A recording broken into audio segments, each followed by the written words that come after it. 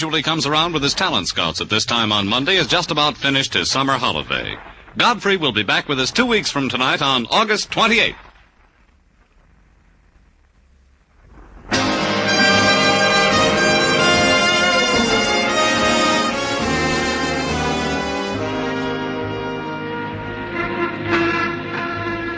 Broadway's my beat, from Times Square to Columbus Circle, the gaudiest, the most violent, the lonesomest mile in the world.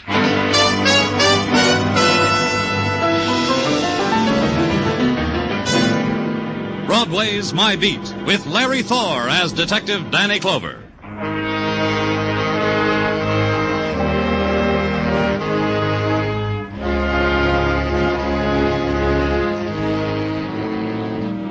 Broadway. It's the shrieking edge of a numb universe that lies in the shadows and licks its wounds. And it's wasteland, a tinseled wasteland that wears the motley, wears the scarlet of neon, the harsh gold of a trumpet scream, the kaleidoscope of color a tear makes when it's held up to the light. There's the color of the desolate wind that sighs through Broadway, nameless and cold. The wind that drifts, touches everything, seeps in through windows and under doors, and lends its quality to whatever room in which it dies. Like the room where I was standing.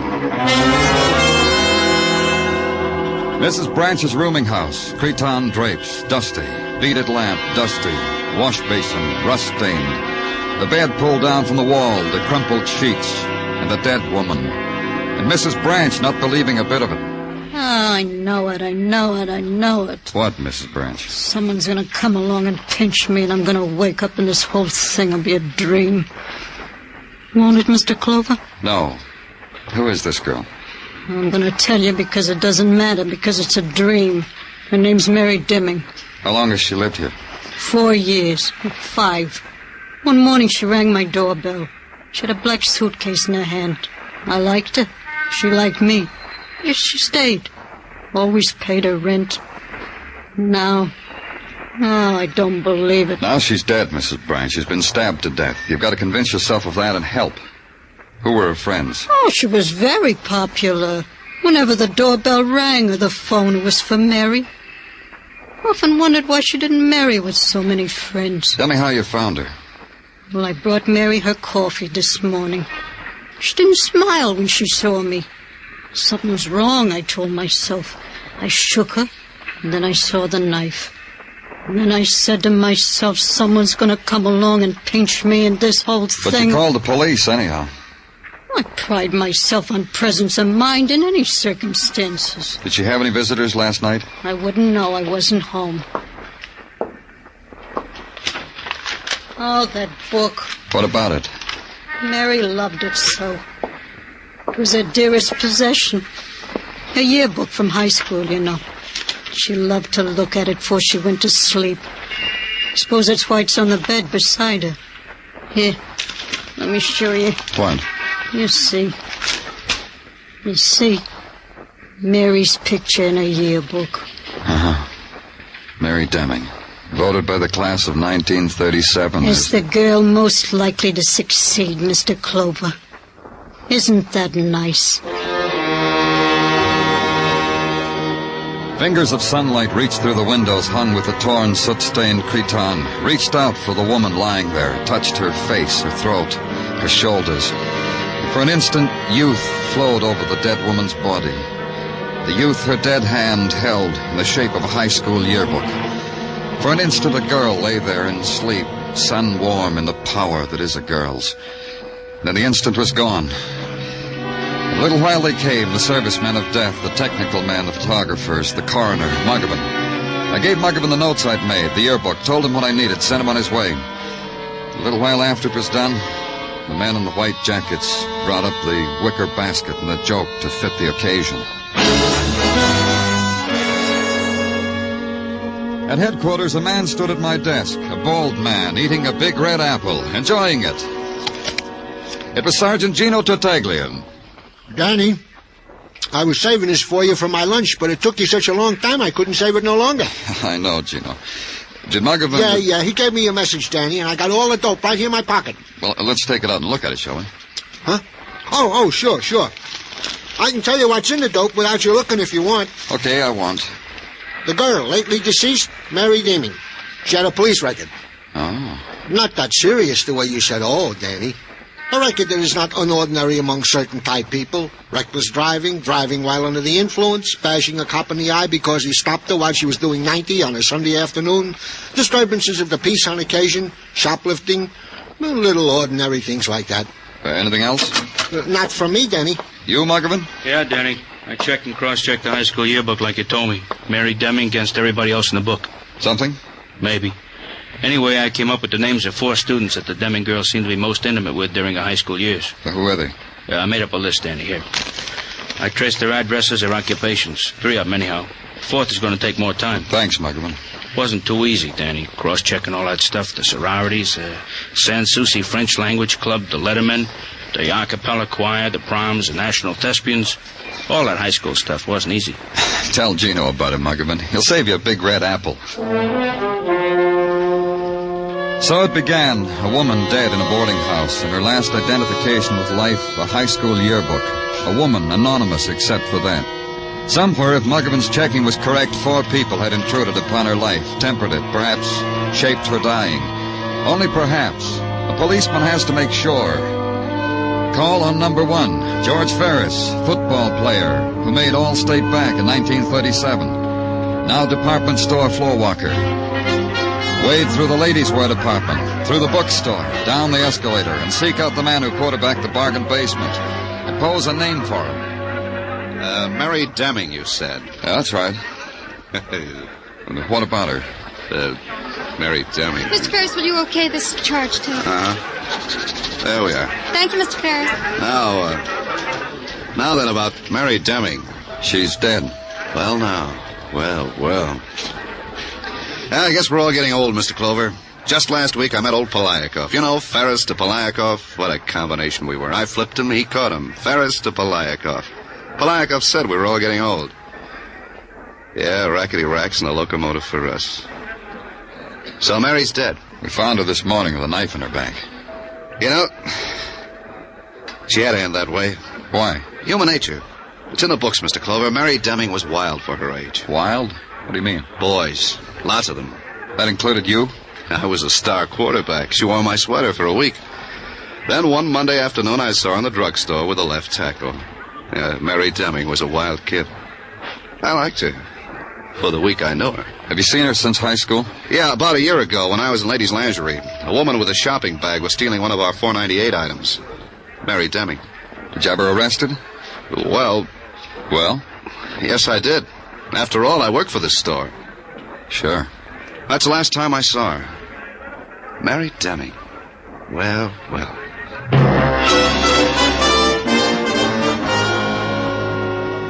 The next on the list Muggavan had compiled from the yearbook was a woman, Lillian Hess, address New Rochelle, occupation unmarried. Her picture came to mind.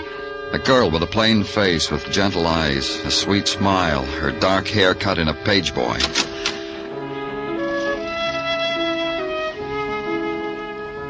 The woman who opened the door was the same girl, the same plain face, the same gentle eyes, the same sweet smile, same cut of hair. Time had only touched the corners of her mouth, had drawn the lips back and down, had brushed her cheeks delicately with shadow, hollowed them slightly. That was all. Even her voice was a girl's voice. What is it? What do you want? I'm Danny Clover of the police. I want to talk to you about Mary Deming. Oh, of course you do. I'm practically the only girlfriend Mary has. Please come in.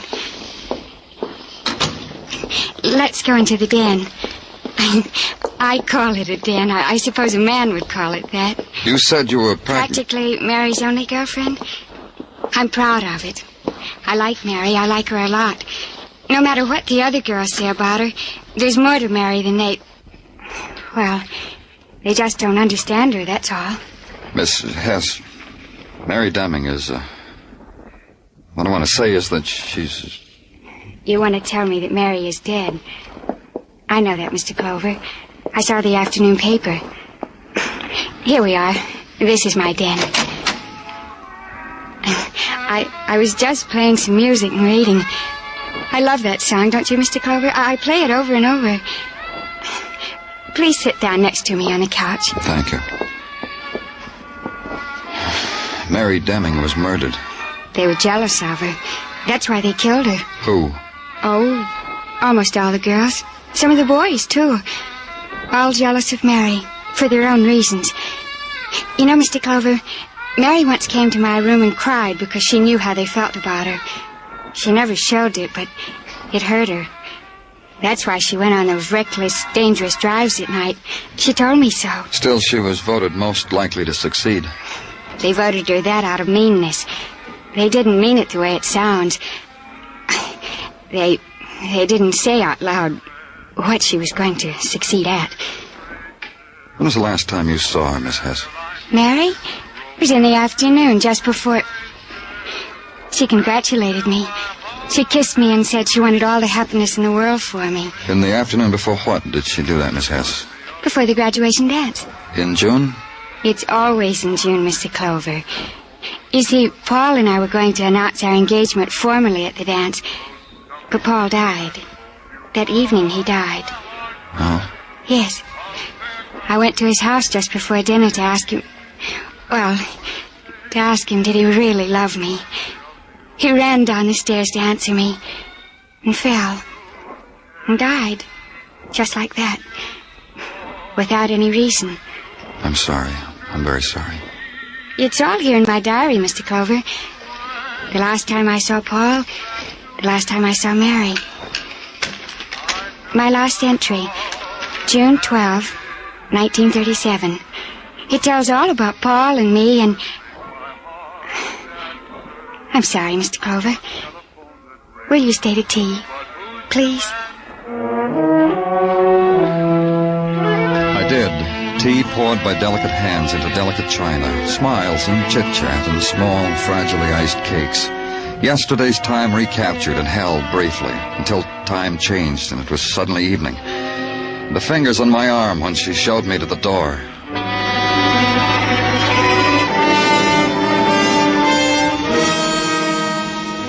Number 3 on the list, Ona Webster, cheerleader, class of 37, the yearbook had said. Now, Ona March, married 5 years before to a Keith March. Address, 8020 Andrews Avenue in the Bronx. You got here. You finally got here. What? You are the police, aren't you? I called. I'm looking for Mrs. Ona March. She's in there, in the bedroom. I told you she would be. Come on. Look, I just came home, went out for a walk. There have been prowlers. Maybe I shouldn't Wait a minute. I don't know what you're talking about. Who are you? Ona's husband. I told the policeman on the phone about my wife. What's the matter with her? She's in there, on the bed. She's been stabbed to death.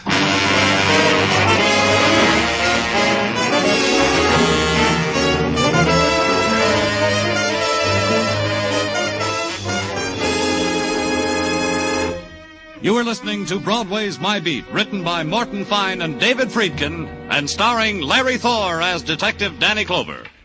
An old friend of yours comes back tomorrow night, Luigi Basco.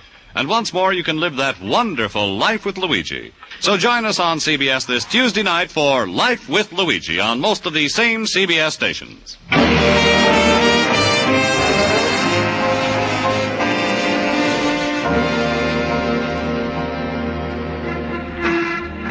There's a special hour on Broadway, the hour between twilight and darkness, dinner time. It's the time of the swarming into the earth because home is at the end of a long tunnel and walk 3 blocks. Or it's the time of the fast look at the Translux, the run out into the streets and say, cooled off, huh? Coffee, hot dogs, cream soda, and a nickel tip. And Broadway tries to gulp its dinner the way it's seen ordinary people gulp their dinner. Wipes up the gravy with a second piece of bread and compares boyfriends, girlfriends, and recurring dreams.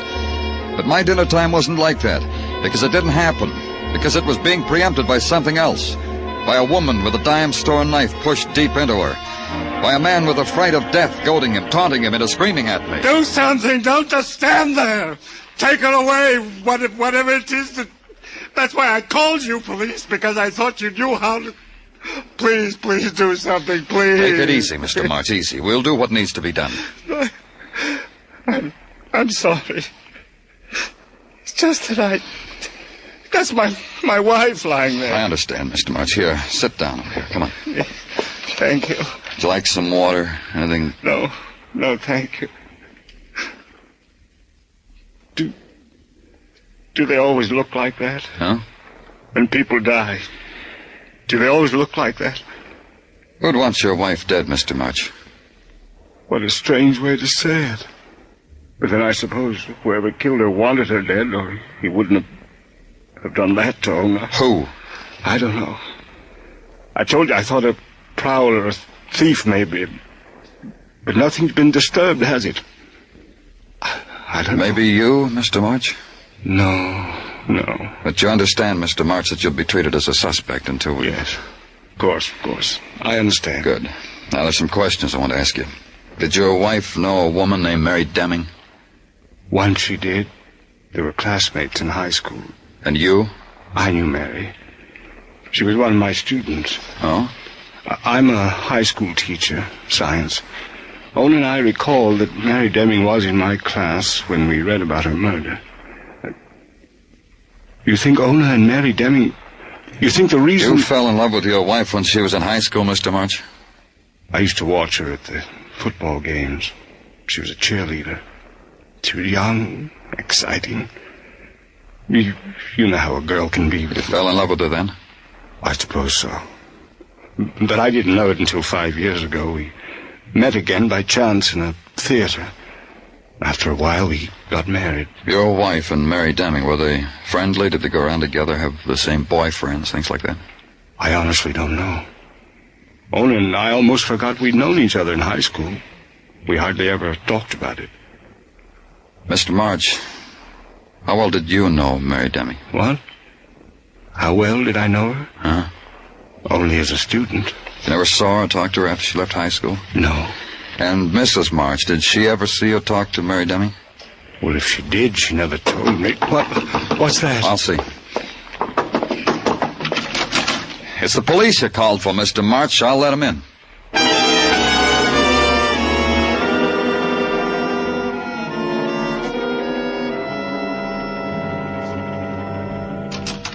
Hi, Danny. Oh, Gino. Come in. I brought you what to eat, Danny. A box lunch for supper. Thanks. Put it down. I'll eat it later. Okay. I already peeked in mine, Danny. I got an apple. How about you? Probably an apple. Box lunches never change. Oh, I don't know. Once I found $1 bill in mine. Gino, Once I found an Easterling sterling silver spoon with which to eat my potato salad. Gino, I guess I'm born lucky. Gino, please, I'm tired. I've had a tough day. 2 people have been killed, and I'm no closer now to the answer than I was when I'm sorry. Do you have anything to tell me, Gino, about Mary Demming or Ona March? No, Danny. I'm sorry. Danny? Yeah? What is it, Muggavan? Found what we were looking for. And what was that? 4th name on the list, the one I couldn't trace down, Milliken Polk. Hey, that Milliken Polk. I was looking through that yearbook. That guy was the genius of the class. Got through high school in 2 years. The type I admire most highly. Where is he, Muggavan? In the penitentiary, Sing Sing, a 3-time loser, for selling oil wells to visiting movie stars and poor Texans. Don't stare at me, Danny. So his education turned him into a con man. So kill me. How come you had such a hard time finding him? Polk had 8 aliases. I tracked down one, he'd suddenly dissolve into another man.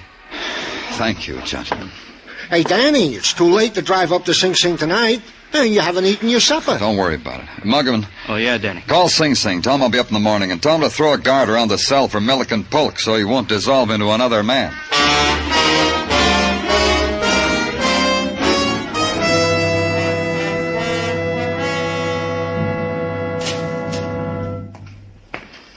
Stand right where you are, sir. Huh? Nothing personal, sir. It's just that the slightest movement, the slightest distraction upsets the delicately balanced mental processes of my student here. Doesn't it, Jerome? Yeah, it does do that, Professor. Just what you said it does. Shall we show the policeman what we've learned today, Jerome? You are a policeman, aren't you, sir? I am, Milliken. Oh, goody. Yeah, let's show the policeman what we learned today, huh, Professor? Go right ahead, Jerome. Today we have learned that energy is equal to mass times the speed of light squared. That's excellent, Jerome. Excellent. Isn't it, sir? Excellent. And now will you tell me about the Pythagorean theory, huh? Please, Professor. Even the slough said I was excellent. Later, Jerome. First we must find out what the slough wants with us. What is it you want with us, sir? Only you, Milliken. Thank you, sir. You may take a recess, Jerome. But the Pythagorean... Take a recess, Jerome. And now, sir, we are in effect alone. What can I do for you? You went to high school with Mary Demming. My congratulations, sir. However did you track me down to this, my private lair? I thought I'd successfully wiped out that puerile phase of my life. Not quite, Professor. Now that you found me, I suppose you want all I can give you on Mary Demming and, let me see, Ona March, Neona Webster. Am I right, sir? How did you... I keep up with things, newspapers, magazines. I'm the institution's librarian. I assumed it was only a matter of time before one of you would appear asking me what you're asking me. You assumed right. So? I don't suppose you would arrange for this favor a little time off, say, a furlough, so to speak? I thought not, sir.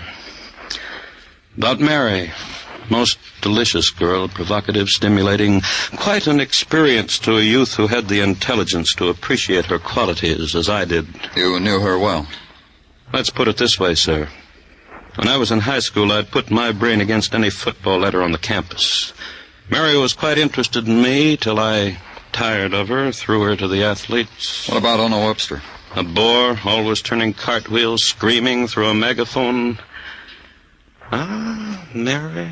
You really liked Mary, huh, Professor? There were so many things about Mary, too, like the way she could wriggle out of trouble. All these years, in trouble, out of trouble, like putting on and taking off a nightgown. Always somebody to take care of Mary. You have any theories, Milliken, as to who might want the girls dead? I haven't wasted my brains on it, sir. For the past 5 years, I've been occupied with Jerome here. Now, Professor, now you're going to tell me about the Pythagorean theory? Now, Jerome. I'm sorry, sir. I'm calling my class to order. Goodbye, sir. And the things Milliken Polk had told me had their own place with the fragments I'd gathered up about two women. Ona March, cheerleader. Mary Demming, most likely to succeed. Classmates of the year 1937. Ona, the respectable wife of a respectable man who lived in a respectable house. Mary, a woman whose youth fled in a hurry, because Mary was in a hurry. Too much of one. Back at headquarters, I went over her police record again. Reckless driving, 1937, license revoked.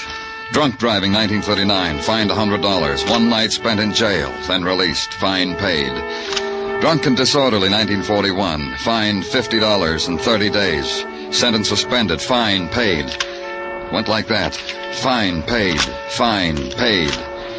Then a felony a year ago, shoplifting, but a lenient judge changed it to read petty theft. Fine $500 and probation, fine paid. The fine was always paid. Go back again and start all over. In 1939, the money for the fine was furnished by Joe Sage, bail bondsman. And in 1940 by Joe Sage, all of them, every one of them. Maybe Joe Sage had a fragment to hand me, too. Yeah, what is it? Oh, hello, Danny. I didn't recognize you. Light in here. Maybe it's because you haven't been in here so long. I need some help, Joe. For you, the house? Thanks. About a client of yours. Except about clients. Oh, Danny, you know in this bail bonding profession we ain't required to give information about clients. Like a doctor, like a lawyer, Danny. Look, you're talking to me, Joe. You know as well as I we can subpoena your books. Sure you could. With a good reason. Try murder. Which of my clients do you wish to ask me about, Danny? Mary Demming. Like the back of my hand. I know her that well. Good. You tell me all about it. Sure. Here is a dame who used to get herself into trouble peck after peck. Drunk driving, disturbing, heisting underwear. Little things, but you could count on her. And her fines got paid every time. I'm just trying to find out how Mary could afford to pay you back. You know I went her fines, huh? Uh-huh. Because I had a standing order. About 10 years ago, a man came to me and he said, this girl, Mary Demming, ever gets into trouble, help her. This man said he would personally guarantee I would be paid back. What man? The professor. High school teacher. He wrote after the word business on my client's card. Named Keith March? Name, Keith March. Why do you ask me questions when you know the answers?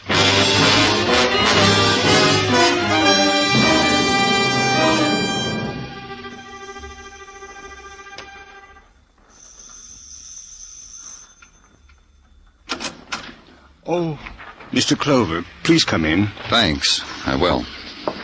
I was expecting you sooner. I came back to check something with you. Yes? You said you hardly knew Mary Demming. You only knew her as a student. Would you like to add to that, Mr. March? No. Why should I? You were in love with her, weren't you?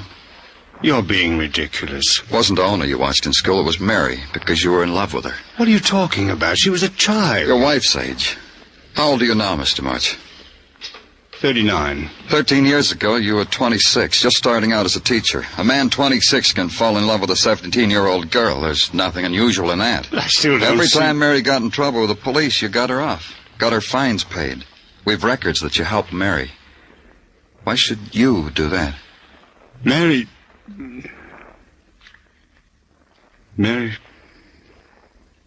the kind of a girl who never looks twice at a man like me.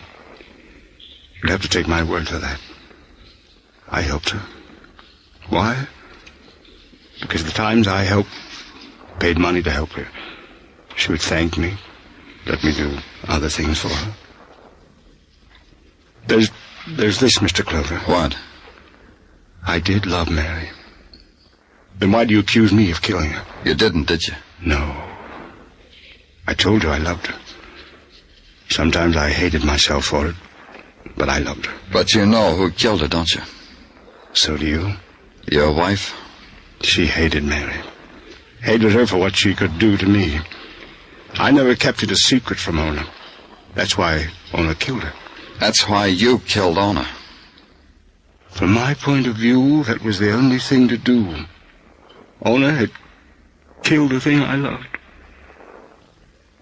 After Mary was dead, nothing had any value. Not even taking another life.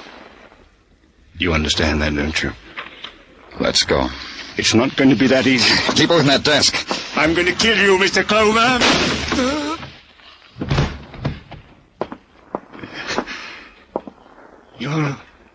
You're a fool, Mr. Clover.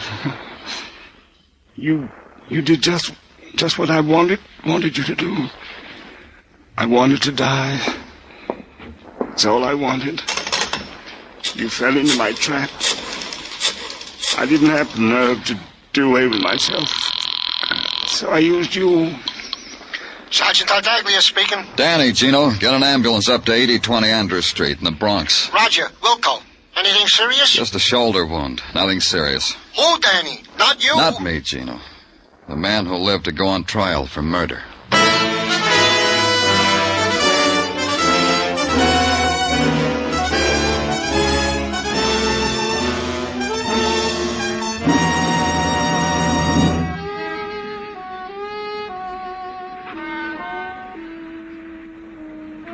It's the gathering place of all the sleepless nights, this Broadway, and all the unwept tears. The place to come to. Erase what's happened, start all over, make a memory. The street is littered with odds and ends. Fit them together in any design you want. Only nothing slips into place. It's Broadway, the gaudiest, the most violent, the lonesomest mile in the world. Broadway. My beat.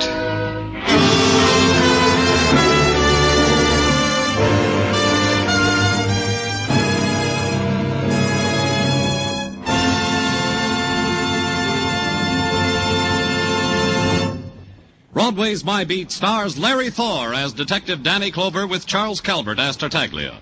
The program was produced and directed by Elliott Lewis with musical score composed and conducted by Alexander Courage. Included in tonight's cast were Jay Novello, Hy Averback, Peggy Weber, Sammy Hill, Lou Merrill, and Jack Crucian. There's always plenty of fun on hand when you hear Columbia's Monday night program, Too Many Cooks. The hilarious adventures of a father, mother, and their 10 children. Stay tuned now for Too Many Cooks, which follows immediately on most of these same CBS stations. Bob Stevenson speaking. This is CBS, where you live life with Luigi on Tuesday night, the Columbia Broadcasting System.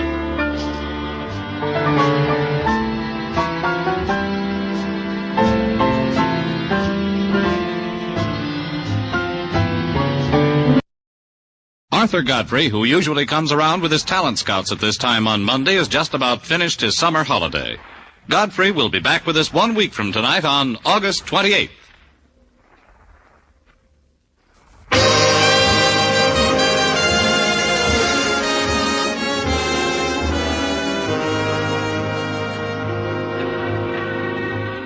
Broadway's My Beat, from Times Square to Columbus Circle, the gaudiest, the most violent, the lonesomest mile in the world.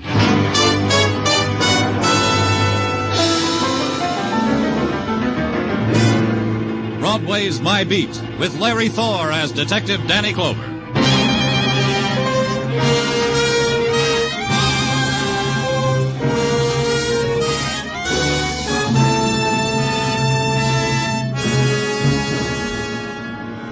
Broadway.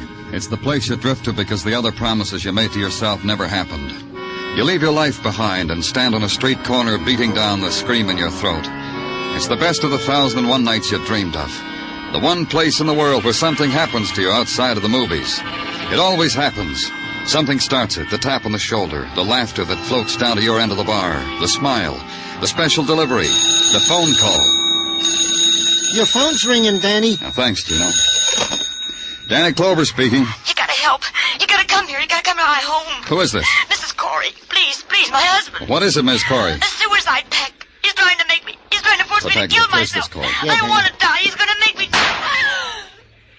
Hello. Hello.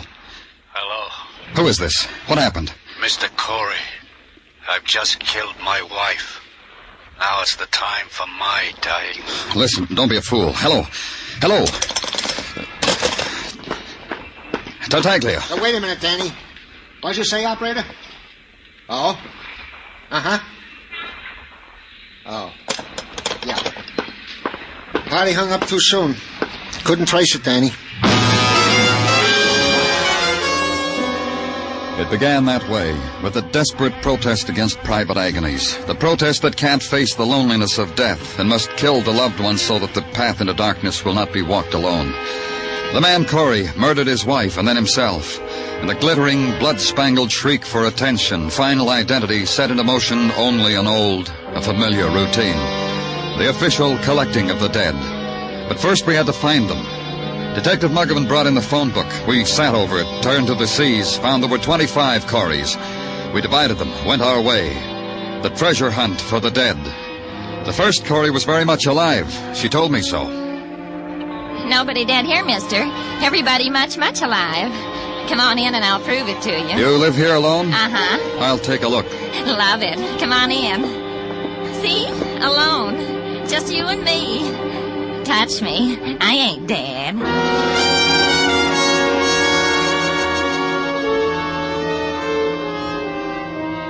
Yeah, sure. My name's Corey. Why do you have to know? Man named Corey killed his wife, said he was going to kill himself. Killed his wife, huh? Guts? That takes guts. Where's your wife, Mr. Corey? She's in the kitchen washing out my work pants so I can go out and look for work. Come on, I'll show it to you.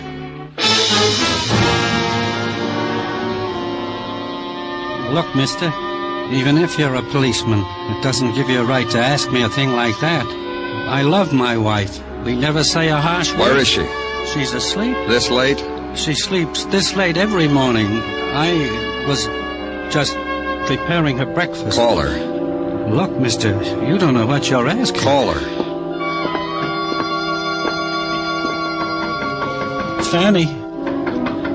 Fanny, wake up for a minute. It's a policeman. He wants to know, did we have a suicide pact? Fanny. Suicide pact? Tell him no, but thank him for the suggestion.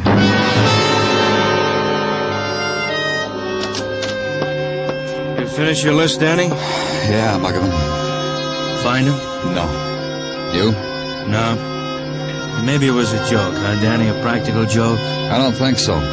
Did you finish your list? No, I got 2 more to go. I'll take them. The reason I didn't finish, Danny, I had to come back to headquarters to... I just got tired. Forget it. Give them to me. Yeah, here, Danny. 2 more. Maybe Muggavan was right. Maybe it had been a joke. Someone's grisly idea of a joke to play on the gullible police. There are people like that.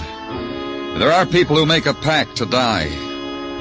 The first Corey on Muggavan's remaining list of 2 was an invalid, a bedridden woman tended by her middle-aged bachelor son. He asked me to stay and chat with them. It was such an interesting thing to have happen to them. At the last place, the manager of a plush apartment house just off the park told me, indeed, yes, indeed, he had a Mr. and Mrs. Corey. Oh, yes, indeed. They've been with us, 5 years, I should say. What apartment are they in? 3A. You understand, of course, that solicitors and peddlers are not allowed on the premises. No? I'm from the police. See? Police. Police. What is your interest in Mr. and Mrs. Corey? You're perfectly right. Which way is 3A? Down this center hall. But we'll announce ourselves first, shall we?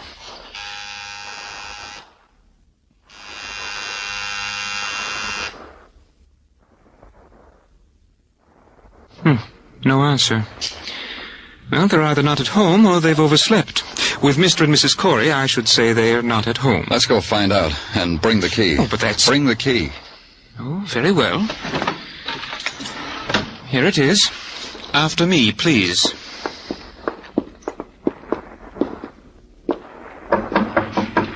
Mr. Corey. Mr. Corey, I'm sorry, but there's someone from the police. Mr. Corey? Mrs. Corey? Open it. But Open it.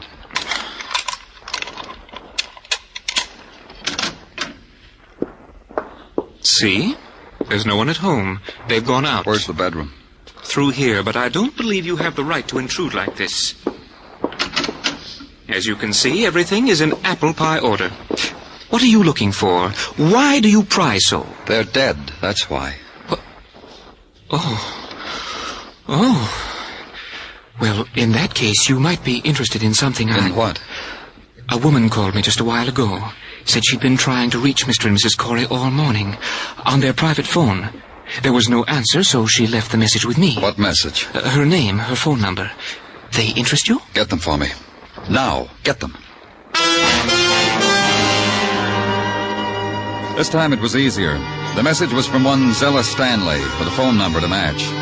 As easy as investing a nickel in the nearest phone booth and telling Zella Stanley you were the police. Asking her if she had been calling the Coreys and would she be home, and I wanted to talk with her. Miss Stanley was in turn non-committal, puzzled, cooperative. Please come up, Mr. Clover. The address is 1520 West 46th, apartment 2A.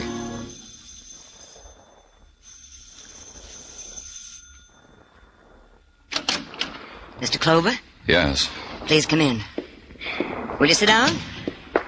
Let me get these things out of here. I was so tired when I came home last night, I undressed walking into the bedroom. Now, won't you sit down? Thank you. About Mr. and Ms. Corey. Now, don't put me on the defensive, Mr. Clover. I want to help you with whatever it is, so just let me tell you. Good. Go ahead. I've been calling Alice all morning. That's Alice Corey. That's right. There's been no answer at her apartment. Is that something unusual? Not in itself. I've called people before, and I suppose you have. Called them, and no one answers. Was it important that you get in touch with Mrs. Corey? Not in itself. I just wanted to talk to her. I see. Just a kind of, good morning, Alice. How are you? Is that it? Something like that. Just let me tell you. Will that be all right, Mr. Clover? Yeah, it'll be just fine. Yes. Well, I was at the Coreys last night for bridge. There was something in that house that had never been there before. What? Please. Oh, sorry. Something was wrong. No laughter between the two. Silence, mostly. And now and then a bitter word. I've known them for years. The Coreys have been the cliché of matrimonial bliss. It embarrassed me. I left early. May I? Of course. You said you were playing bridge. You, Mr. Corey, Mrs. Corey. Who else? And Tom's partner. Tom Corey's partner. His business partner, Henry. Henry who, Miss Stanley? Henry Fairchild. Fairchild of Corey and Fairchild, you know. No, I don't, Miss Stanley. A factory. They make small things, electrical parts or something. I don't know. Tell me a bit more about last night. Well, just that Tom was depressed. Alice looked, well, frightened. I never seen Alice look frightened, but I think that's what it was. Henry did everything he could to brighten things up. It didn't work. You go ask him. Ask Henry. Henry Fairchild of Corey and Fairchild. Ask him.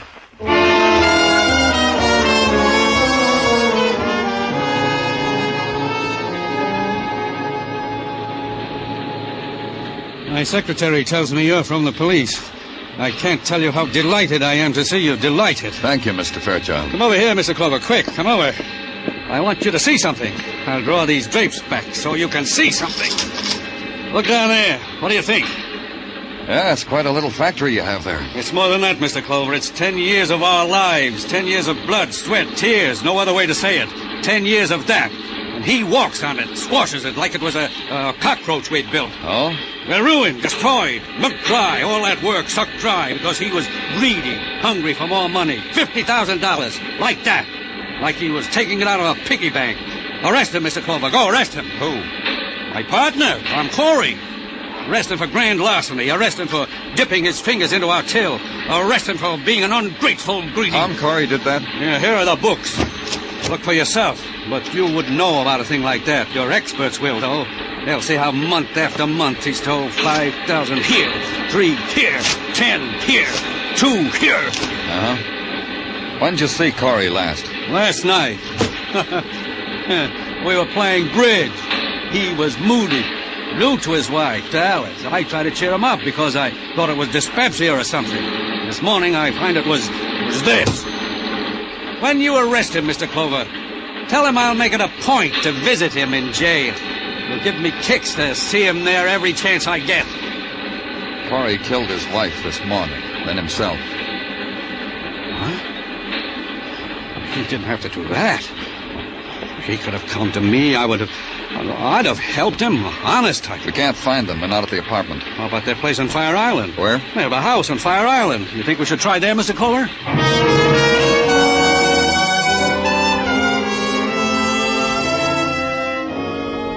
We did. Mr. Fairchild drove me out to the landing dock, hired the power launch that took us to Fire Island. Then the short walk across the bone-white sands and a small cottage. The front of it was draped with a yellowed fishing net and life preservers whitewashed for the season. Starfish had been nailed over the door. The top of the door was glass porthole, and the door was open. First time this has ever happened. What? Leaving that door open like this. Come on. Where's the phone? In the other room, Mr. Clover. Uh-huh. Yeah. What? Oh. Dead. Shot through the heart. Poor Alice. She had nothing to do with it. Poor... What about her husband? What? Where is he if he shot himself? Where is he? That's what I said, Mr. Fairchild. Where is he? Wait a minute. Blood here on the floor. See it? Trailing toward the back door.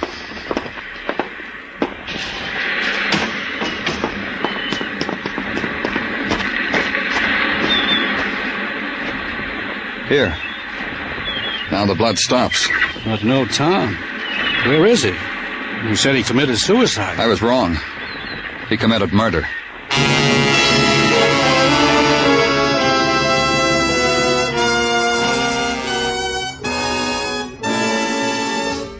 You were listening to Broadway's My Beat, written by Morton Fine and David Friedkin, and starring Larry Thor as Detective Danny Glover. Next week, along about this time, Arthur Godfrey and his talent scouts will be on hand again to delight and entertain you. You'll find that Godfrey's amateur but knowing scouting have dug up some wonderful new discoveries for you, and they'll be here Monday after Monday all season long.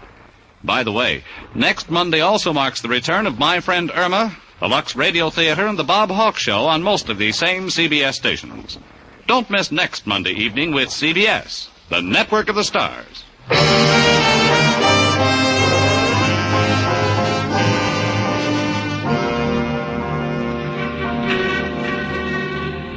There's this about Broadway. It wants everything neat and in place. A word misspelled on a spectacular can stop traffic. A girl lamenting a run in her nylons, likewise, and for longer. The scream of the loudspeakers has to be adjusted just so. And the deep, anguished weeping in a darkened doorway, not too much. Even death and violence have to meet Broadway's standards. The death of Alice Corey by a bullet through the heart, that would measure up. This violence committed upon her by her husband, it would measure up too. Very poignant, very Class A. We've stood in line for worse, huh, kid? A man makes a pact with his wife to commit double suicide, kills his wife, only wounds himself. That's hard to do when you're hungry for dying. and harder still to be wounded and disappear from an island. If I'd wanted to kill myself, I'd have succeeded. How could Tom only have wounded himself, Mr. Clover? Maybe that's all he intended to do. Meant to murder Alice? A policeman has to consider the possibility, Mr. Fairchild. Well, then how, what I asked you before, how could he have only wounded himself? He shot Mrs. Corey in the heart. He must have thought that was the best way, in the heart. When he shot himself, he must have flinched, a reflex against his own death. He flinched. He saw he wasn't dead. He liked it that way. It's been that way before. But you said he committed... Murder? That's right. When someone kills someone else like that, we call it murder. Is there anywhere else on the island he might be, Mr. Fairchild? No, we've covered all of it. Places I never knew existed. I don't mind telling you, I'm tired, Mr. Clover. And he must have crossed over to the mainland. You know these people at the landing dock, Mr. Fairchild? Well, most of them. Call out and ask if anyone took Tom Corey across. All right. Did anyone here take Tom Corey across today? Did anyone take... Oh, Graham did, Mr. Fairchild. Where is he? Just the other side of the landing. See his boat? Let's go, Fairchild.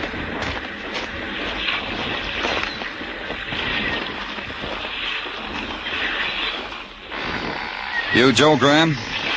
Hi there, Mr. Fairchild. Hello, Joe. This is Mr. Clover, Joe. He's a detective. He wants I want to know if you took Tom Corey across today. You want to know, too, Mr. Fairchild? We do, Joe. Yeah, I took Tom across. When? You say something, Mr. Fairchild? When did you take him across, Joe? Early today, around noon, Mr. Fairchild. Did he say anything to you? Tell your friend I'm a very sociable man, Mr. Fairchild. People talk to me. I talk to people.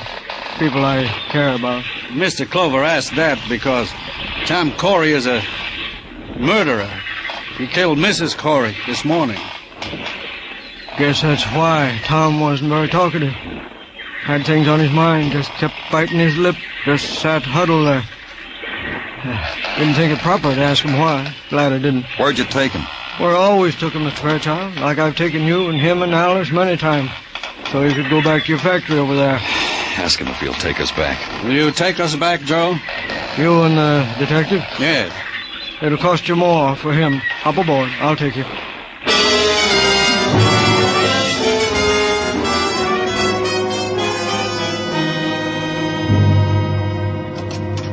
Danny? Come on in, Gino. What's on your mind? It came through, Danny. I'm going to miss you. Why are you going to miss me, Gino? What came through? But Captain Julius okayed your vacation request, and so did the inspector, and so did the commissioner. Then back again through the inspector and Captain Julius. So, here it is. Where you going, Danny? I haven't made up my mind. I've been mulling over the travel folders, me and Mrs. Tartaglia, and we feel the place for you is Mexico. Mexico, huh? See, in Ensenada, in Mexico, in the Riviera Pacifico. Imagine you with a serape over your shoulder, huaraches on your feet, and a la cucaracha on your lips. See, Mexico, mon amigo. Me amigo. And we are friends, aren't we? Gino... Lieutenant Clover? Yes. What is it? I'm Dr. Haskell. They told me to come right in. Of course. What is it, Doctor? They said you'd want to see me, that you were working on something that might have something to do with what I want to see you about. All right. What is it? About 20 minutes ago, a man forced his way into my office. I say forced himself because he had a gun. What did the man look like? Oh, about 40, strongly built. I wrote it all down here because I knew you'd want to know. Here. Oh. I knew you'd ask me. Uh-huh. About 20 minutes ago, he came to see you about a bullet wound, didn't he? Yes. How did you know? We're looking for this man. How badly is he hurt? He'll die. Unless a miracle. But then I'm only a doctor. I gave him plasma, extracted the bullet, shot into the heart. He wouldn't let me give him anesthetic. He's hurt. Unless he's found immediately, he'll die. You let him go? I told you he had a gun. Oh, I see. Where do you live, Doctor? Here's my card. Thank you. Is there anything else you want to tell me? No, I believe that's all. It just came in, Danny, over the teletype. What did? Item about a woman you talked to earlier, Zella Stanley. Off the dime, Muggerman. What about her? She was found in her apartment, shot to death.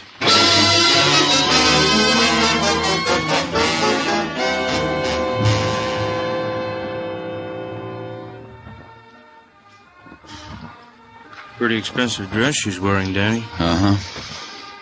She must have been very pretty once. Zella. Knew a girl in high school. Her name is Zella. Well, she's lying. He must have shot her the minute she opened the door, huh? Yeah. Take the other room, Muggavan. I'll go through this one. Okay, Danny. Danny? Yeah? The radio? Radio phonograph combo. Also very expensive. The bed also, the furnishings. Wonder how she managed. Maybe she was rich, huh? Maybe.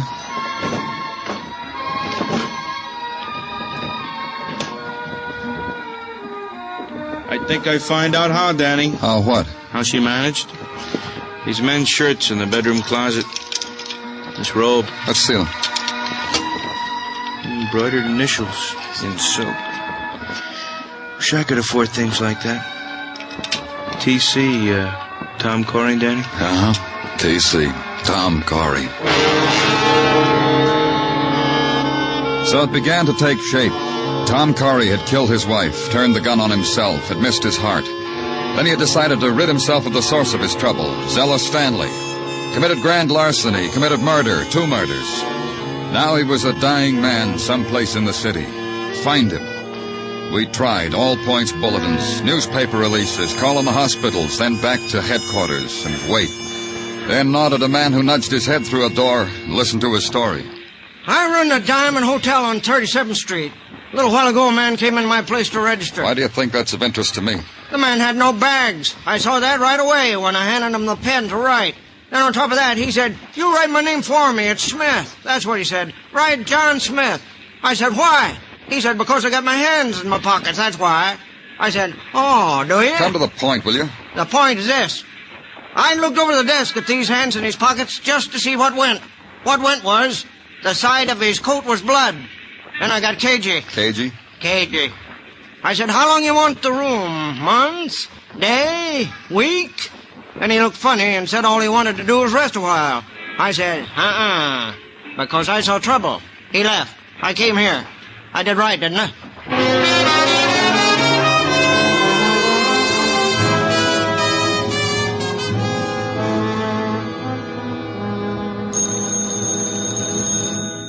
Danny Clover speaking. There's a man in my house. Who is this? Mrs. Barry. I live on West 57th Street, 1209.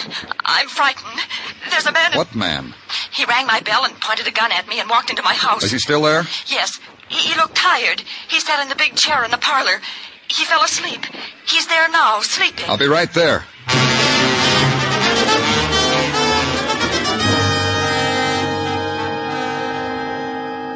Can't you understand? He's gone. But just 10 minutes ago, you called. 10 minutes ago, he was sitting in that chair sleeping. He woke up and left. He had a gun. All right. All right, he says. He had a gun pointed at my nose. What did you want me to do? Hit him over the head with a candlestick? Not me. He left. Look, left blood, too. All over my rug.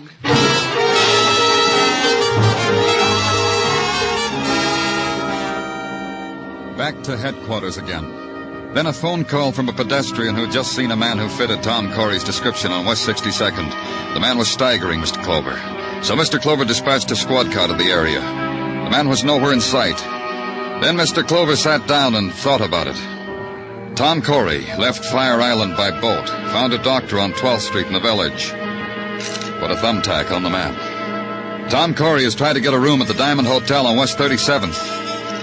Thumbtack. Tom Corey had murdered Zella Stanley, West 46th. Thumbtack. Tom Corey had been asleep in a parlor on West 57th. Thumbtack. Then a phone. Man, probably Tom Corey, was seen staggering on West 62nd. Thumbtack. Tom Corey was headed uptown. Tom Corey was crazed with pain. Then a recheck of my notebook. Tom Corey had a partner named Henry Fairchild. Henry Fairchild lived uptown. He lived on West 70th. Maybe I could get there before Tom Corey.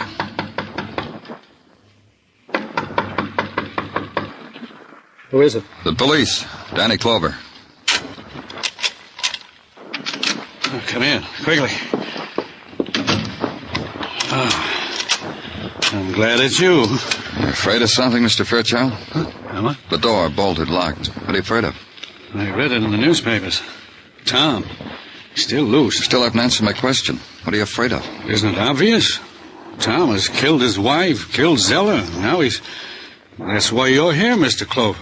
You know Tom is on his way. I figure he is. I'm just wondering why you figured it. You just said it's obvious.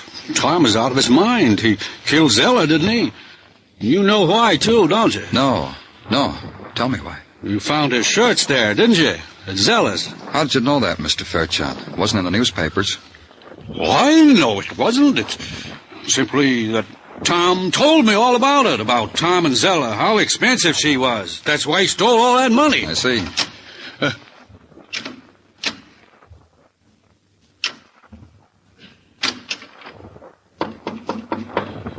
Mr. Clover. Put down that gun. Give it to me. I said give it to me. Now stand right where you are. I'll take care of it.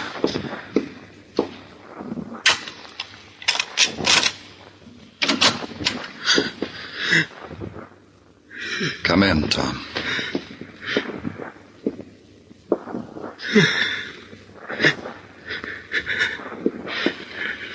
Shoot him. Shoot him, he'll kill me. I'll take that gun, Corey. Come on, Corey. I'll help you. Sit down over here. There. Don't believe him, Mr. Clover. Don't believe anything Corey says. He's going to tell you I killed his wife, that I shot him, that I stole the money. Ridiculous things, crazy things, because he's crazy now. Tom? Of course, Tom. He's crazy. He's going to say that Zella and I arranged the whole thing to make it look like a suicide pact, that I killed Zella. Tom. That's right. Tom's dead. He just confessed to a dead man.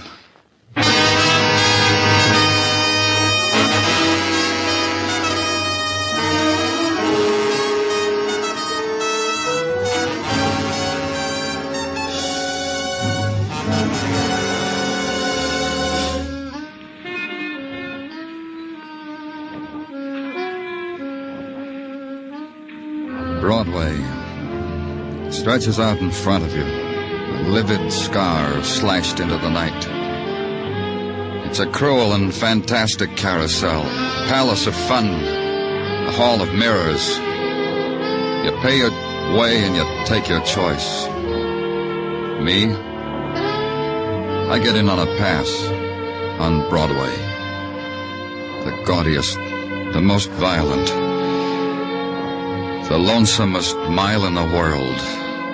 Broadway, my beat.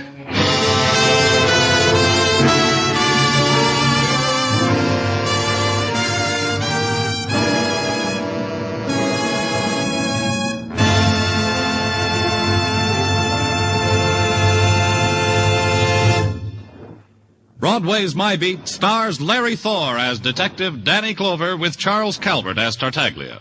The program was produced and directed by Elliott Lewis, with musical score composed and conducted by Alexander Courage. Included in tonight's cast were Herb Butterfield, Janet Logan, Ann Stone, Junius Matthews, Byron Kane, and Jack Crucian.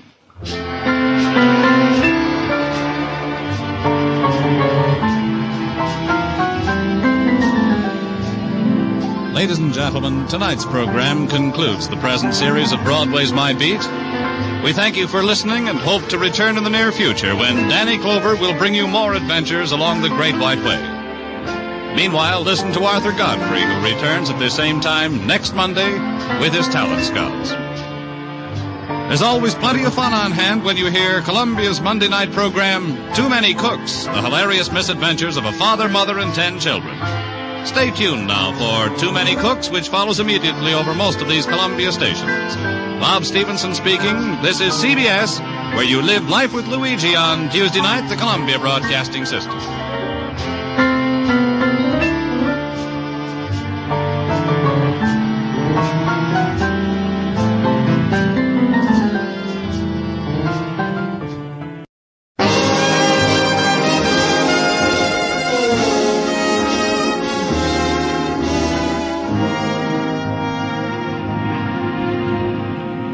Broadway's My Beat, from Times Square to Columbus Circle, the gaudiest, the most violent, the lonesomest mile in the world.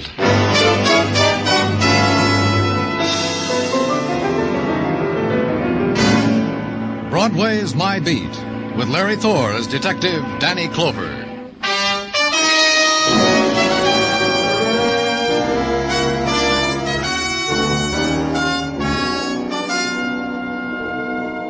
Broadway, where you walk through the October evening and hold close the things you want to save for memories. Then Broadway's as innocent and nostalgic as music drifting from a carousel. And you move on. You get hit in the face by a guy fishing for nickels under a grating.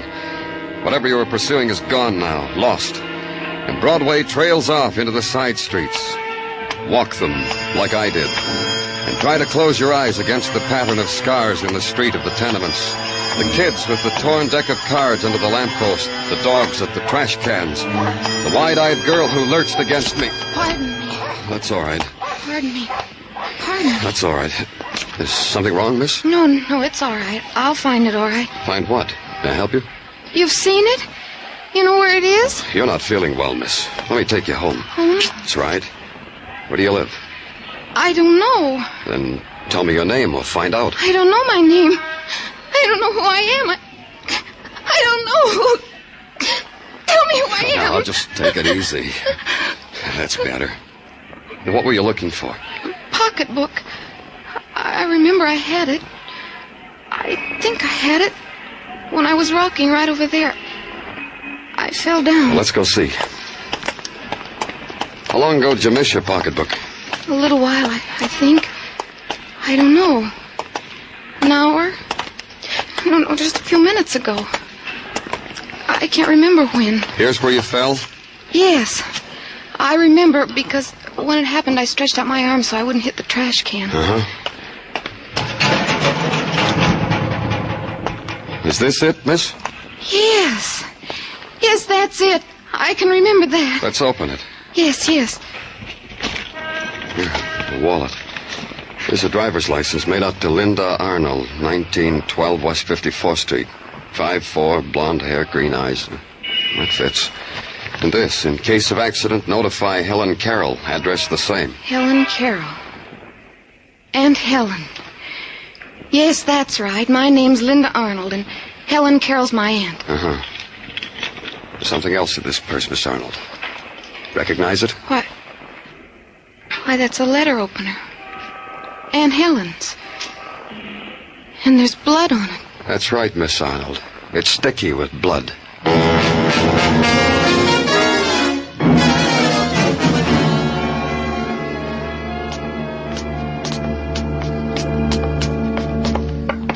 Which is your apartment, Miss Arnold?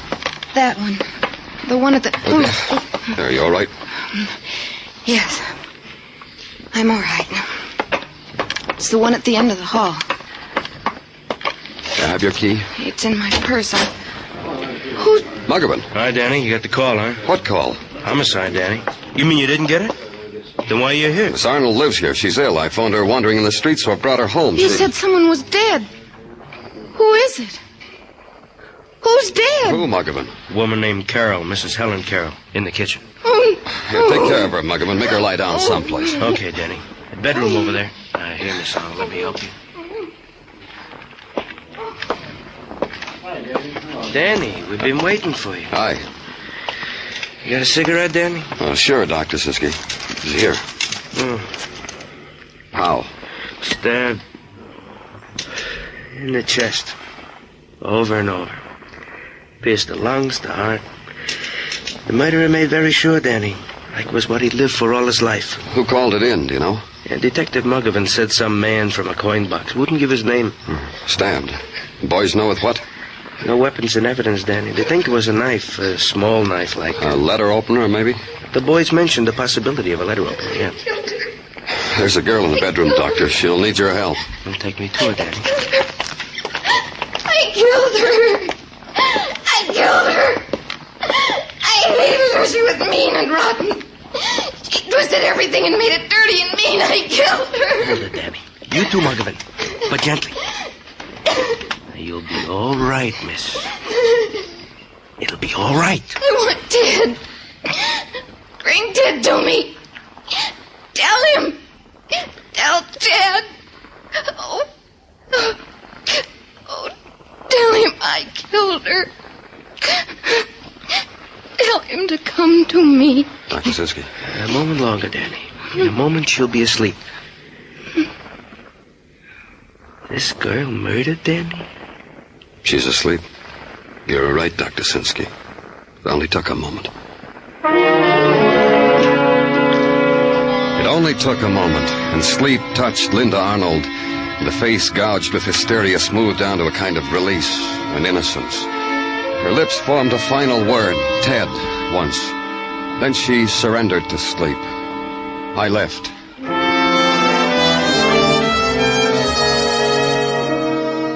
Routine, then. Questions. Questions prefaced with the word Ted. And answers from people who lived in the apartment house. Ted? I guess that's her boyfriend that always comes calling, mister. The good-looking boy in the uniform. Then a woman who opened the door for me before I knocked told me, Ted, you mean Ted Raymond, mister. Linda's boyfriend. About his uniform, mister. I guess that's because he drives a bus. And more questions. And find out Ted Raymond drove a bus for cross-country tours. Go to the depot. Ted was off yesterday, but here's his address. But Ted wasn't home when I got there. Assign a man to call me when Ted got in. The next morning at 10, a phone call. Ted Raymond had been out all night. He just got in. I went there.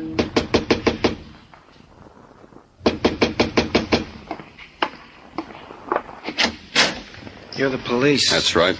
Danny Clover. Come on in. Thanks. How'd you know I was... You were the police? How did I know? One of your boys was outside this house when I came in. He was trying to look like a maple tree, like the one that's outside, real detective-y looking. Fat man with a cigar trying to look like a maple tree. I came home, he went across the street and made a call, then you came. Have a chair. Thanks. You know why I'm here? Sure. Uh-huh. That's why you were packing that bag over in the bed. Maybe I was doing the wrong thing. I don't know the etiquette about getting arrested. Do they furnish prisoners with small and necessary items like razor and toothbrush and combs and brushes, huh? Go ahead. Look, that's what I'm packing. Look and then arrest me. Arrest you for what? Come on. Now don't get cagey on me. Arrest me for murder. I killed Helen Carroll. Where were you all last night, Ted? Killing Helen Carroll and walking the streets atoning to myself for my crime. How'd you make out? Fine. She needed to be killed. All her money. Linda never got a cent of it. Kill her Aunt Helen, marry Linda, be rich. Logic. But now I'm caught. How'd you kill her? I stabbed her. With what? How do I know with what? I picked up something and stabbed her. Let's go, Mr. Clover. Take me down to headquarters, get me a secretary, and I'll dictate my confession. It could have ended there with the boy's confession and arrest. Could have been easy. Easy to erase the words of a girl, the cries of a girl uttered in anguish and hysteria, the sickness of the lost. Easy to put out of mind the blood on a letter opener found in her purse, found behind a trash can. A girl wandering aimlessly in the twilight. That never happened. But you know it did, all of it. So you make a call to Dr. Sinsky and he tells you the girl is in the police hospital. Yes, she can talk to you. She's been asking for you. And the girl sitting upright in the bed is a girl who was never lost, who never cried, except alone. I've waited for you to come back, Mr. Clover. You're better now. Feel all right? Look at me. What do you think? You look fine. I tried. I made them bring me lipstick and powder. And this negligee. It's one I've been saving. You like it? You consider this an occasion, Miss Arnold? Isn't it? Can you remember what you told me when I brought you home the other night, when we found your aunt? I remember it exactly, word for word. I said it killed her because I hated her. My aunt was mean, Mr. Clover, and rotten. That's why I killed her. This makes it an occasion, doesn't it? You lived with your aunt? Ever since I was in pigtails. Ever since I was 12. I think it began the first night I stayed in her house. Yeah. That's right. That's when it began. What began? The hate. The loathing. Why? Because she made me cry. Because she put me in a dark room and let me cry all night. You'd done something wrong? Mm-hmm. I did wrong. My mother and father were dead. That's what I did wrong. There was no one to take me except a school friend of my mother's. I call her Aunt Helen. That's what I did wrong. And after that? Have you ever had to live on the charity of a bitter old woman, Mr. Clover? It could have been so nice. She was that rich, $100,000, Alfred said. $100,000, and we ate out of paper bags we dressed in. Alfred. Who's he? Alfred Carroll, my uncle. My aunt's husband. Poor thing. We didn't even know about him. Where is he? I don't know. But find him, Mr. Clover. He'll be so relieved that I've killed her, so happy. I'd like to see his face. Find him for me, please. We will. We'll put out an all-points bulletin. Thank you. Now you'll put me in a cell, I suppose. I'm well enough for you to do that. Ted Raymond says he killed your aunt. You're not fooled, are you? He said that because he loves me. Turn your back, Mr. Clover. I'll get dressed so you can put me away.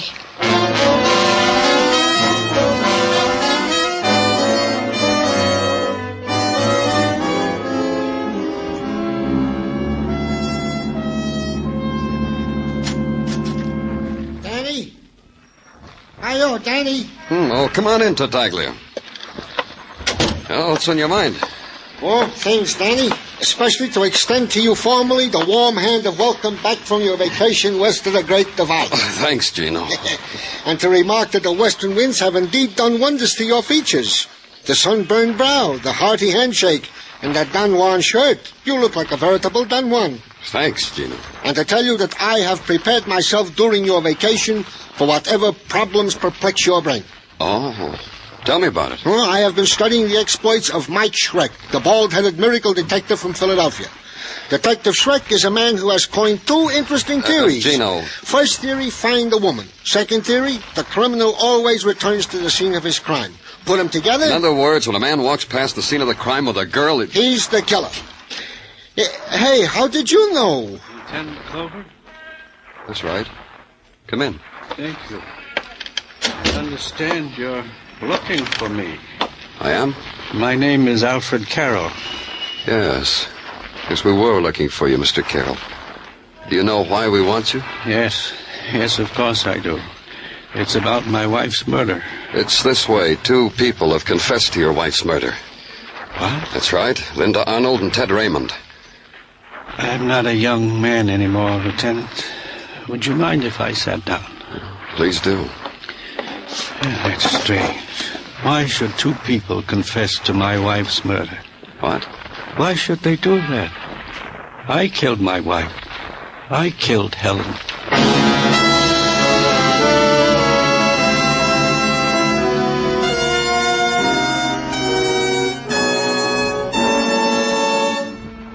You're listening to Broadway's My Beat, written by Morton Fine and David Friedkin, and starring Larry Thor as Detective Danny Clover.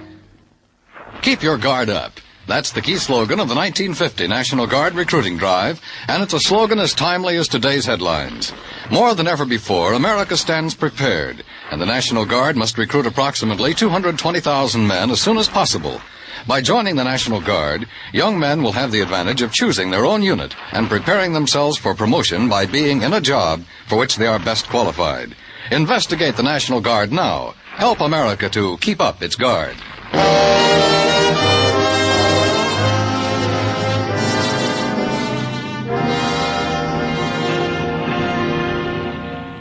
In the late October afternoon, Broadway stands on a corner, sips its coffee, snaps at a coney, and sums up the day. Some days are better than others. You know because the Translux says it was. Our men in Korea are doing fine, it says. A horse out in far Hollywood paid 90 for two, it says. But you went on it, were you, kid? For the rich, they run, again. Get this item, look what it says. 3 people confessed to murder of Helen Carroll. A field day for the police, huh, kid? 3 tries, 3 scores. Coming up in the world, the police.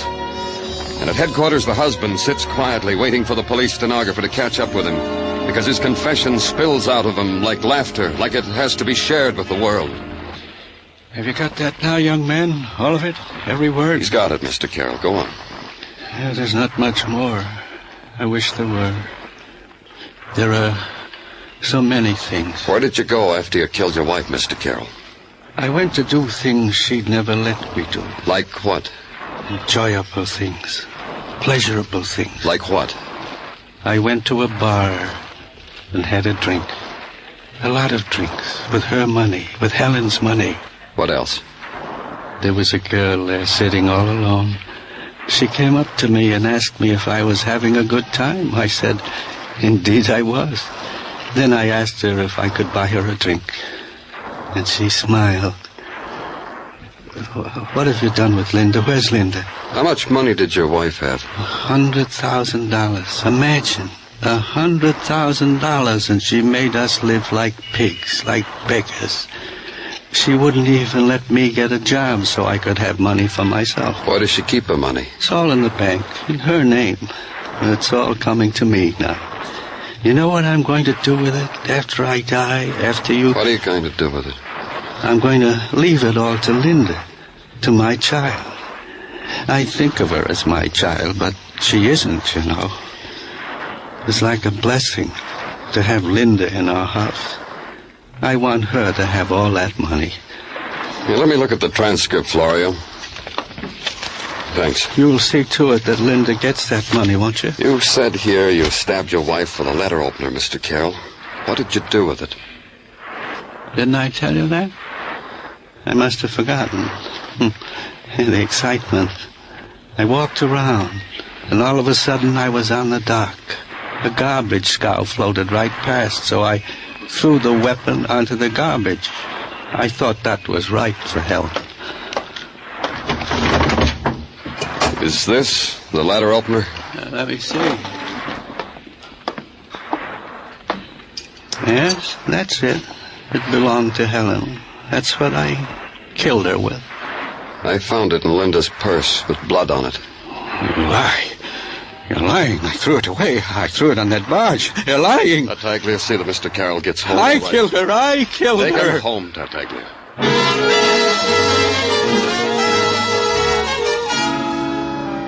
There it was. 3 people confessed to a single murder. An elderly man, Alfred Carroll, said he killed his wife, but the details of the killing were too cloudy. A young woman, Linda Arnold, said she did it, killing done in a mental blackout. A young man, Ted Raymond, swore he was the killer. Take a premise, consider it. Make up your mind that one of the suspects was the murderer. But who? All had motive. As far as I could gather, all had opportunity. That was the Joker. Routine again, and questions again. The knocking on doors and tipping the hat and flashing the badge and intrude into lives of people who thought the word murder was reserved for headlines only. A person like Mrs. Westfall, for instance, landlady and purveyor of towels and clean sheets for Ted Raymond. You're talking about Ted Raymond, ain't you? That's right. Ted drives a bus. What are you looking at, Mrs. Westfall? Gettle Fettelberg. Look at her walking down the street. Gittled in her uppity ways. It's just October and she's got out the raccoon coat already. Look at her. Ted Raymond. He drives a bus driver. Jockey for a bus. Look at Gittle. Do you know whether he made any phone calls? On my phone, where he always makes them. Broke a date with his girl. I heard him because I was peeping with my ear. Then what'd he do? I don't know. Maybe he went to work where he works at the bus depot. I'll bet it's not even real raccoon.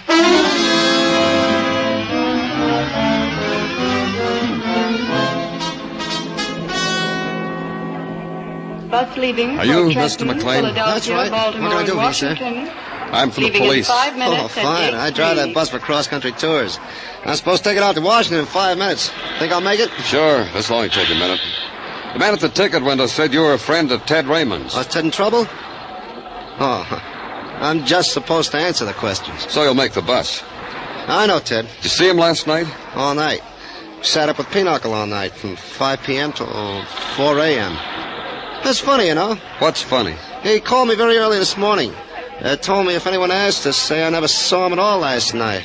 But you're a policeman. Yeah, better catch your bus, Mr. McLean. Baltimore and Washington, leaving in 4.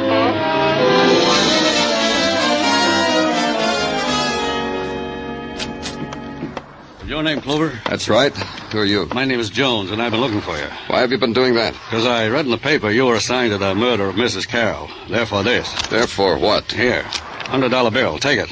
You see, I didn't spend a cent of it. Look, Mr. Jones, what's this all about? It's about that boy, Ted Raymond. He gave me the $100, and I'm giving it to you. Why are you doing that? Because I'm the superintendent of the apartment house in which Mrs. Carroll was slain. Ted Raymond gave me the $100 early this morning. He said to tell anyone that asked that he was lurking around the apartment house at the time of the murder. I see.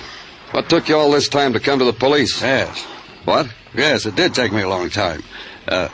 What happens to the $100 bill now, Mr. Clover?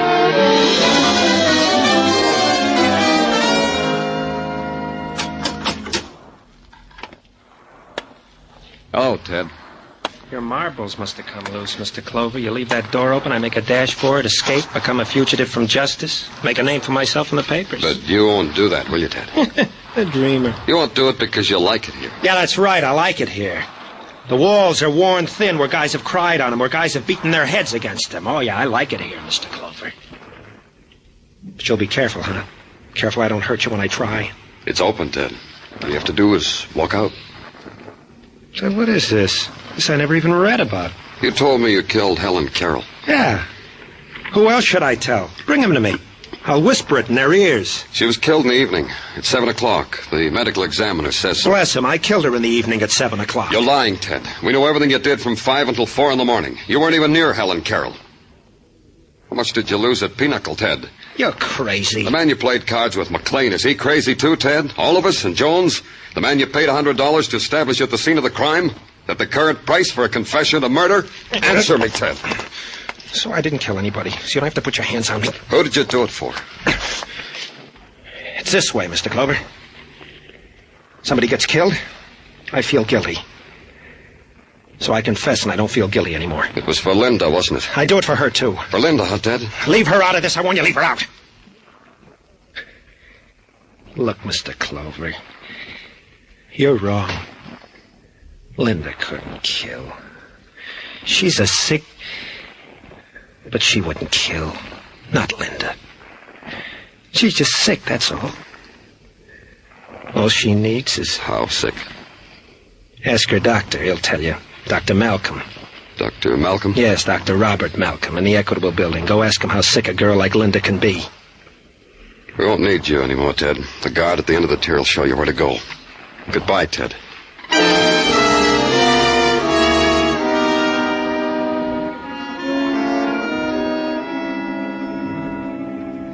The case of Linda Arnold is not a very exciting one, Mr. Clover. I don't want to write a magazine article, Dr. Malcolm. I'm just trying to clear up a murder. I'll wager the material you police come in contact Look, Doctor. Of course, Linda Arnold.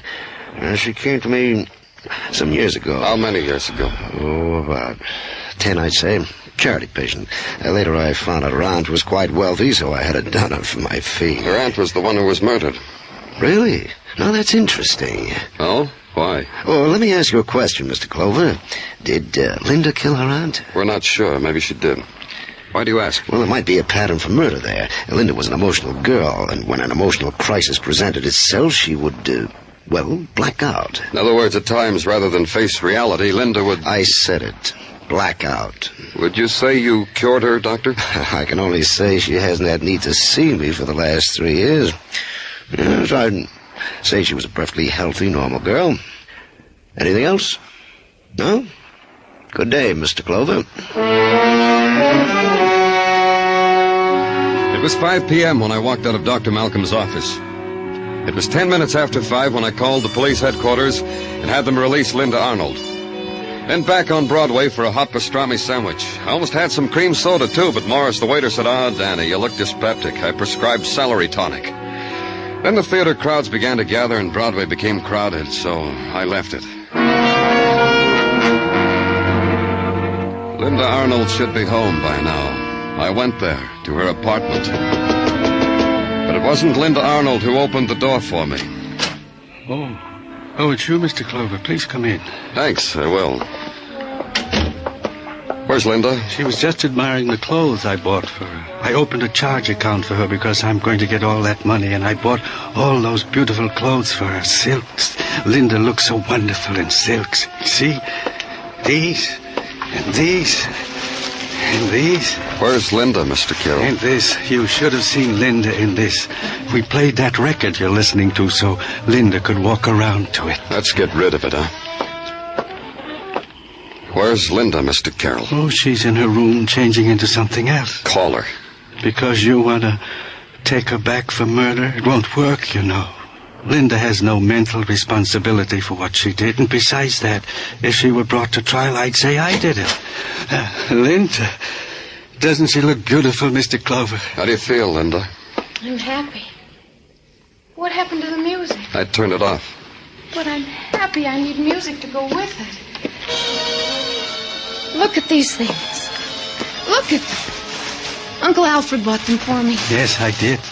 Didn't I, Linda? Ted signed his confession, Linda. What? Yes, the district attorney's going to arraign him tomorrow morning. That's wonderful. Ted did that? Isn't that wonderful, Linda? I asked you, isn't that wonderful? Ted's in jail? Now we have nothing to worry about, don't you see, Linda? Yes. Yes, Uncle Alfred. Linda, don't call me Uncle. I'm not your uncle, Linda. Linda, you're so lovely, lovely. Oh, Linda. You. Take your hands off me. You old man. You. Take your hands off me. How dare you talk to me like that? Get out of here. Get out of my sight. How dare you? I killed for you. Planned this whole thing for you. The years I waited for you. You. Old man. Old man. Leave her alone. I'll show you. Take her, Mr. Clover. Take her. Me too. Alfred, you're crazy. Listen to me, Mr. Clover. I planned it all. It was I who told her to walk around, to be found in a daze with a knife in her purse. No jury would convict her. I killed my wife, and Linda helped me to do it. Linda? All those beautiful things.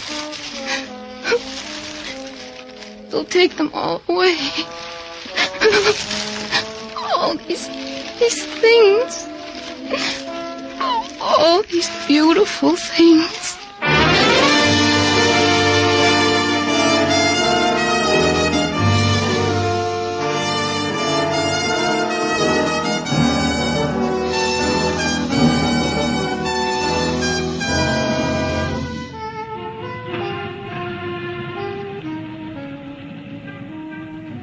In the time of autumn, twilight sighs down on Broadway.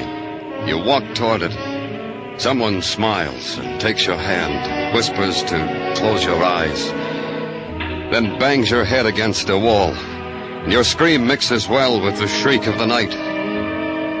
It's Broadway, the gaudiest, the most violent, the lonesomest mile in the world. Broadway, my beat.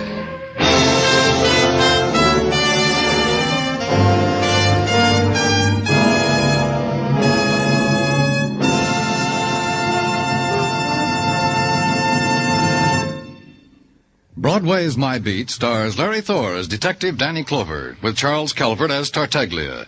The program was produced and directed by Elliott Lewis, with musical score composed and conducted by Alexander Courage. Included in tonight's cast were Joyce McCluskey, Herb Butterfield, Peggy Weber, Lou Krugman, David Ellis, and Jack Crucian. Jack Smith, Dinah Shore, Margaret Whiting, Bob Crosby, the Andrews Sisters, Lowell Thomas, Beulah, Ed Murrow. Anywhere else, they'd make up an all-star list for a week. But at CBS, the Stars address, you can hear them every evening, Monday through Friday. Dan Cubberly speaking. This is CBS, where yours truly, Johnny Dollar, brings adventure Saturday nights on the Columbia Broadcasting System.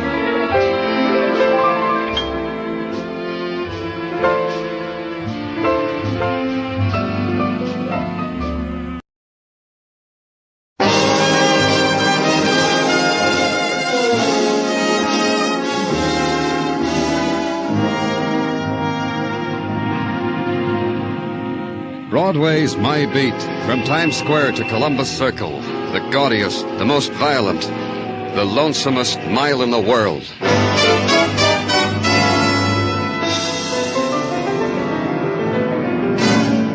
Broadway's My Beat, with Larry Thor as Detective Danny Clover.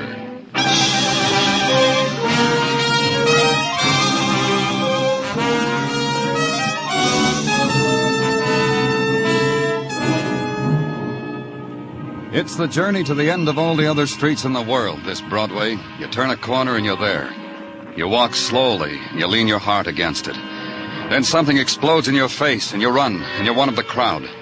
You shop for the kicks, the bargains, and the heartbreak. And inevitably you find it, one or the other, like I did. On the street of the tired apartment houses, a street leased on the premise that both parents should work so they can come home, smile bravely at each other, beat their children, then snore. It was 7 p.m. when I walked up to the second-floor landing of the El Royale Apartments in answer to a call. Detective Muggavan was waiting for me. There he is, Danny, on the floor over by the railing. Uh-huh. Who is he? Hey, why don't you people break it up? Go on, get back to your apartments. You read all about it in the paper. Who is he, Muggavan? Name's Harold Clark. Lives apartment 2C. Married, no children. Dead from 238 slugs in his chest. That's who he is. Who killed him? Tenant named Lloyd Ramey. Had the apartment right here, 2A. Blasted Mr. Clark right through the door. 2 shots connected with both. Here, see? 2 shots right through the door, here and here. Uh-huh. What about Lloyd Ramey? Killer? Nothing. He shot Clark and took a fire escape exit through his own room. What else, Muggavan? What about the rest of the tenants? They know anything about Ramey? I asked them. They shake their heads. No. Okay, ask them some more. You said Clark was married. His wife is home. Thanks.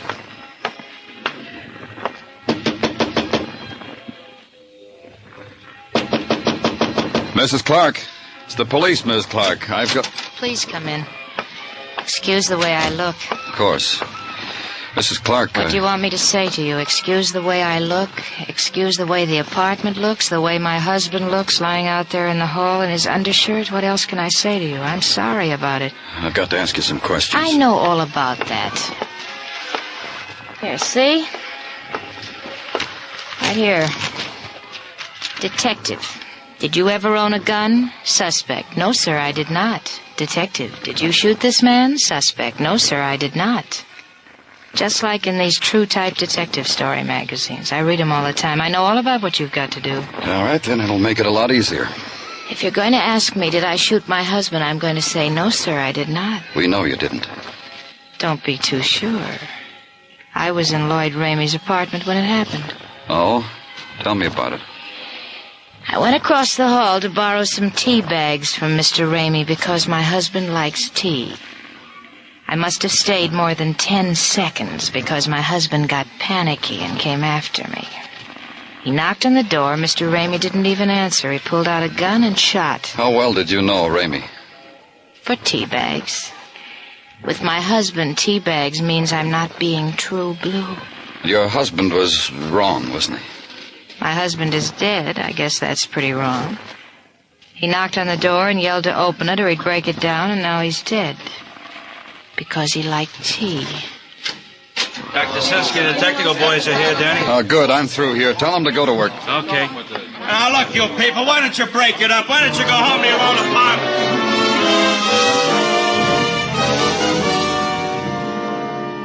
They stood there, the tenants of the El Royale apartment, summoned by the violence, drawn by the clamor of the violent dead, drawn by the cold wind that had touched their throats and led them to the warmth of the spectacle. A child's harsh voice ordered his father to hoist him to his shoulder so he could see better. The father slapped him hard across the mouth. The child wailed and scurried down the corridor, and the father looked after him, his eyes filled with pain and confusion. And then emptying of these things, forgetting the child, remembering death.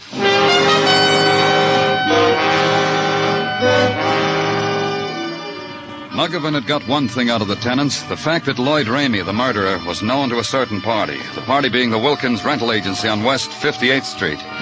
The forms you had to fill out to get an apartment from them, your life was on a piece of paper in a wooden file box. Go ask Mr. Wilkins about Lloyd Ramey. He'll have it in the box. Mr. Wilkins did. Committed murder, did he? It just goes to show you, Mr. Clover, you never know, you never know. You found it? I found it. It's right here to hand. Man tries his best, Mr. Clover. Tries to find a select clientele for his clients. Tries to judge a man by his clothes, his shifting eyes, the woman hanging on his arm. Good wrist, bad wrist. Man asks himself... Mr. Wilkins. Please, you're eating into my time. Permit me to eat into yours. Things they put on the questionnaire on the form so often lie, sheer lie. All I want is... I know. Information on one of my tenants, a murderer. Whenever you feel up to it, Mr. Wilkins. Thank you. According to my files, Lloyd Ramey is a man I never set eyes upon. But you just told me that... I know. But sometimes in my profession, as it must be in yours, there are extenuating circumstances. Like what, Mr. Wilkins? Like this letter from Lloyd Ramey. Let me see it. Patience, Mr. Clover.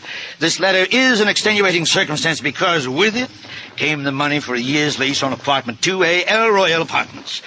We find questionnaires, personal interviews unnecessary when a gentleman has the foresight to... What else does it have? A few well-wrought phrases stating that he, Mr. Lloyd Ramey, had seen our ad in the news, had gone to the apartment, found it suitable to his needs, and enclosed fined 8 years' rent. Dated September 3rd, 1950. From that day forward, we rejected all other applicants. Give it to me. I must, I suppose, hate to part with it. This letterhead... It brought joy into our lives here at the agency. Isn't it joyful? Yes, Berkey Siegmiller, tattoos. And the slogan, what you want, where you want it. Joyful, huh?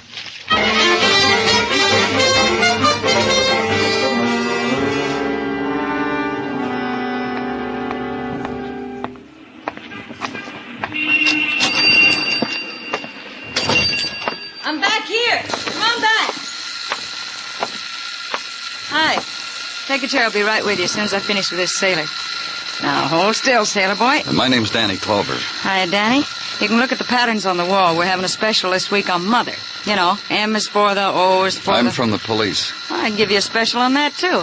P is for the, O is for the... What's the matter with you, sailor boy? Be brave. Is your name Berkey Siegmiller? Yeah. Hey, you ain't got that tattoo look in your eye. You don't want to get tattooed, do you? I want some information. Look, sailor boy, if you don't hold still, you're going to have the strangest-looking mermaid on your chest in the Navy. What kind of information you want, Danny? A man came in here about 4 weeks ago and used your stationery. Here. Stationery from your place. Oh, yeah, I recall the request. Man dropped in for a touch-up job of a coiled rattlesnake. And he asked me for a sheet of paper. When I was done, I gave it to him. You got the one I gave him in your hand. Did you ever see the man before? No. What's he done? Murder? That's a new one. Did an admiral once, but never a murderer. Okay, button up your shirt, sailor boy. Have you any idea where I can find this man? There's no use you asking me any more questions, Danny, because I couldn't give you any more answers. Just tattoos. That's all I give.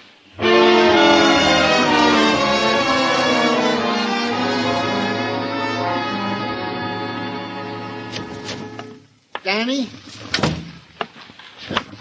Danny, it is I, your ever faithful. Hello, Gino. Likewise, I'm sure. Well? You seem lost, Danny. Huh? Lost in some reverie into which perhaps it is implied that I intrude my face. That's all right. You can stay. Thank you. Well? You sure it's all right? What's eating you? Danny, the rumor is making its way through the nooks and crannies of police headquarters that you have lately visited a tattoo parlor. Oh, rumor is right. Danny, you have not gone and indulged yourself in some mad whim or other. You have not. You don't approve, Gino? Well, it is not for me to approve or not to approve, Danny. It is only that in a like circumstance, Mike Schreck, the bald-headed miracle detective from Philadelphia... is tattooed? You guessed it. In the middle of his forehead, the tattoo of a snow crystal, imprinted there by a high lama hailing from Tibet. Mike Schreck has regretted this indiscretion all his life. So? So? Well, I don't want the same thing to happen to you. This regret. Danny, I won't breathe a word if you... I know I can trust you, Sergeant. Now, in the matter of Lloyd Ramey, you have something for me? Gino. In the matter of Lloyd Ramey... Oh, yeah. In the matter of Lloyd Ramey, the usual standard operating procedure. All points bulletins, terminals watched and relays. Nothing. Hey, you can't just barge in here, lady. You have Hey, it's all right, Gino. Do you want to see me, Miss Park? Not particularly. I only thought that if you were cracking your skull over the murder of my husband, maybe I could help. Sit down, Miss Clark. There isn't time to be la-di-da with me, Mr. Clover. If you want to capture him, you better hurry. He was just beginning the soup course when I spotted him. Lloyd Ramey? Where? Don't panic yourself, Mr. Clover. Not Lloyd Ramey. but a man who was often a caller at the apartment of Lloyd Ramey. Ramey was such a secretive type, I took mental notes on his callers. Where is this man? Beginning a meal at the Hotel Adams. I dropped in there myself for a bite. While waiting for a table, I spotted him. Who could eat? I ran quick to you with a hot clue clutched tight in my little hand. You want it? You'll point him out to me, won't you, Mrs. Clark? Why else do you think I missed my dinner?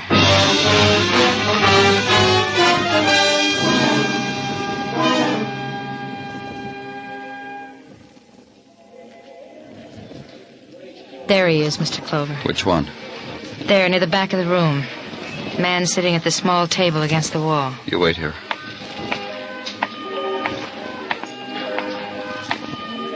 Mind if I sit down, mister?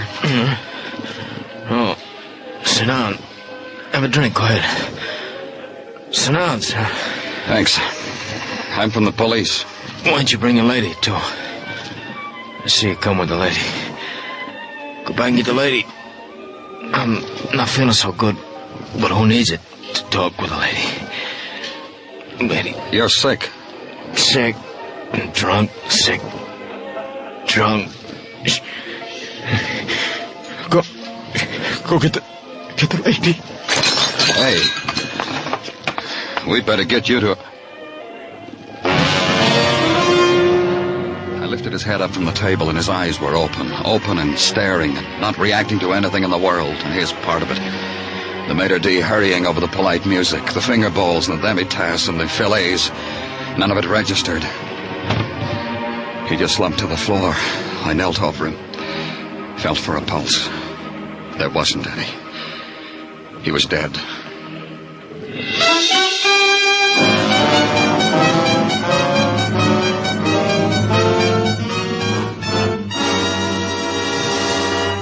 You are listening to Broadway's My Beat, written by Morton Fine and David Friedkin and starring Larry Thor as Detective Danny Clover.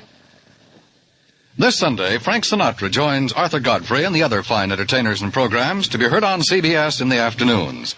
His new show is called Meet Frank Sinatra, and you'll hear members of Frank's studio audience being interviewed by The Voice and telling him their favorite songs. At their request, Frank either will sing the song himself or play a famous record. Meet Frank Sinatra will bring you a surefire entertainment for a whole hour, starting this Sunday afternoon on most of these same CBS stations.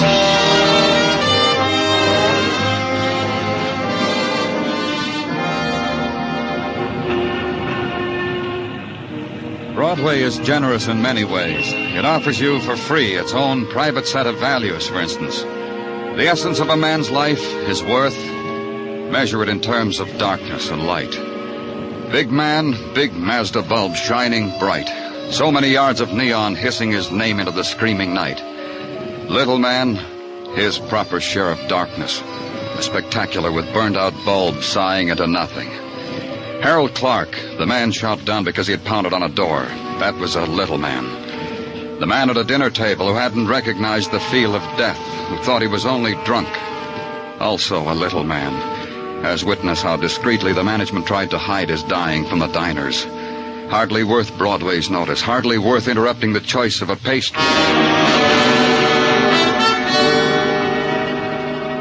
But at police headquarters he found his importance. Under a microscope, in a test tube, a hooded light bulb shining down on his death, giving it shape, shining down on the white-coated figure who ran it through his fingers, analyzed it. This is it, Danny. This is what did it to him. The cliché of poison. It bores you, huh, Gordon? Well, if you ask me, Danny, I'll tell you. Such an unoriginal poison, cheap, common. It can be boring. How was it administered? I've been waiting for you to ask me. Get off it, Gordon. Well, you surprised me, Danny. I should have thought it was normal routine that you ask questions at the hotel bar. It was slipped into his drink. I have proof positive. You didn't ask questions? If it makes you any happier, yeah, I did. The bartender couldn't remember him. Couldn't remember anybody. That's why he's worked this so long, he said, because he couldn't remember faces. Tough. That makes it tough on you, doesn't it, Danny? You think Lloyd Ramey did our fellow in? What else have you got, Gordon? It's all over there in that pile. Help yourself. You do it, Gordon. Because you're a lieutenant? Still? All right. I'll do it for you, Lieutenant. His clothes, tailored, his wallet, alligator, his driving license, wrapped in cellophane. It says he had brown eyes, was 5'11", age 36. It says he lived at 2354 East 47th, that his name was Henry Gaynor. You can stop me any time, Lieutenant. Nothing else? Nothing. Except this package of orange lifesavers. Have one, Danny. Come on, have one. I'll analyze them. They're harmless. Orangey. Goodbye, Gordon. Not at all. Lloyd Rainey, Lieutenant. How are you doing on that one? Oh, you're very welcome, Lieutenant.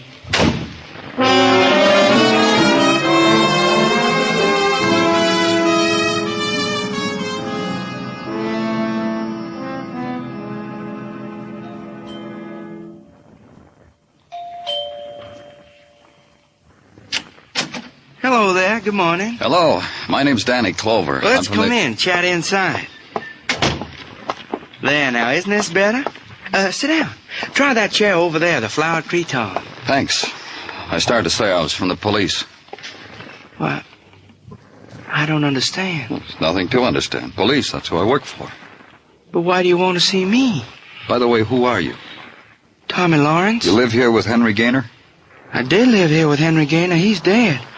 I read about it in the late editions. Oh, that's why. Henry's dead, and you're the police, and you've come here. Oh, that's why. That's why. Tell me about Henry. Well, I advertised in the paper for a clean-living man to share this apartment.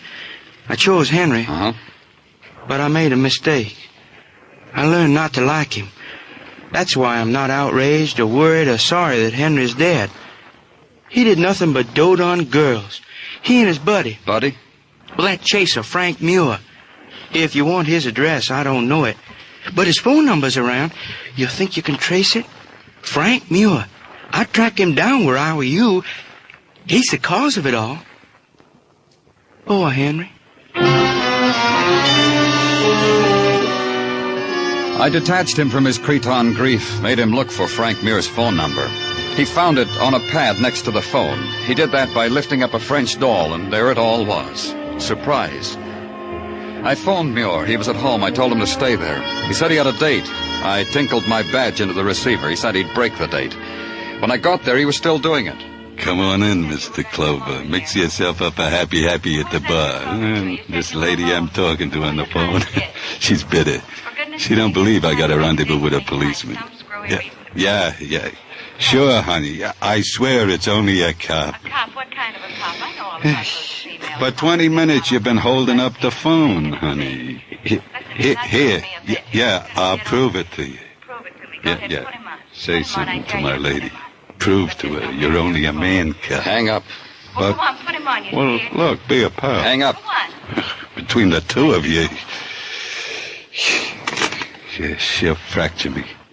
I don't do this sort of things to ladies normally. You understand, Mr. Clover? You had a friend, Henry Gaynor. You can say that again. Had is just the word.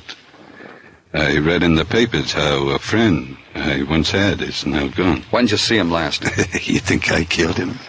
When Henry and me had such snazzy times together on blind dates? On with your eyes open dates? When did you see him last? On the occasion when I turned over Mrs. Ellen Clark to him. What? You heard me. That was 3, maybe 4 Saturdays ago. I make it 4. Mrs. Clark was one of your lady friends, like...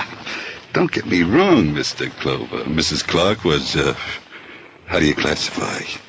A smile filled with hidden meanings. The touch of a knee under a checkered tablecloth. That was all Mrs. Clark was to me. That's why you handed her over to your buddy? Wrong again. You see that plaster cast up there on the mantelpiece? That's courtesy of irate husband, Mr. Clark. He found me once with his missus waiting to catch a bus. He clobbered me, broke my arm. Care to autograph it, Mr. Clover? All my friends have. No? Oh, you'll excuse me. It's undoubtedly...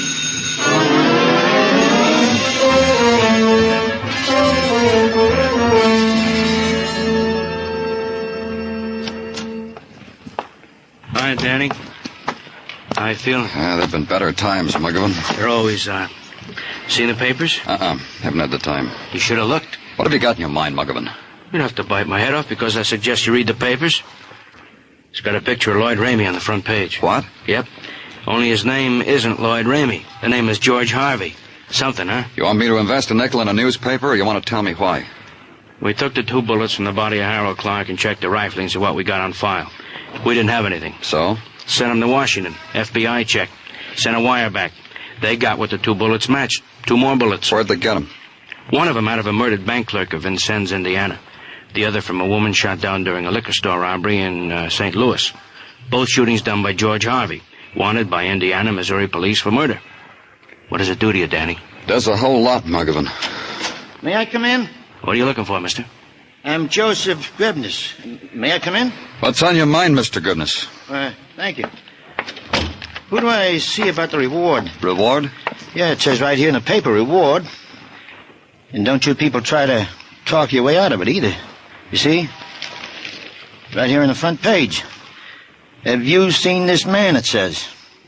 I've seen this man.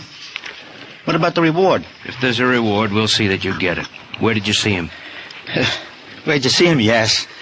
Where's the reward? The man in charge of the reward department's just stepped out. I'll wait. Sure, wait. But if George Harvey escapes while you're waiting, you'll be held for... What'll he be held for, Muggavan? Aiding and abetting a criminal. Aiding and abetting a criminal. Aiding and abetting a criminal. The man whose picture appears in the paper moved in this morning next door to me. Hotel Hobart, into the hall, 3rd floor. No, I'll just wait.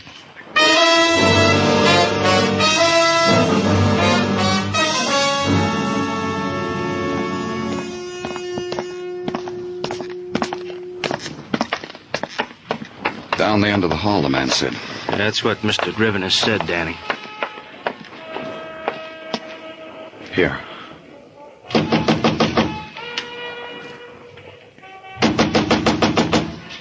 Yeah?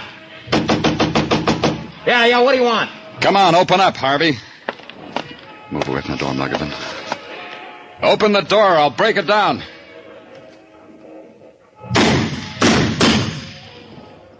You cops still there? Or are you dead? Shoot the lock off the door, Muggavan. I'll kick it open. Let's go.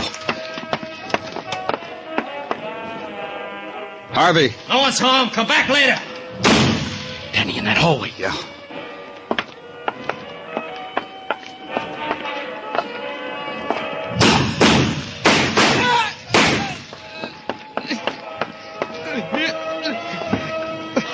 You better call an ambulance, Muggavan. Okay, Danny. Turn the radio on.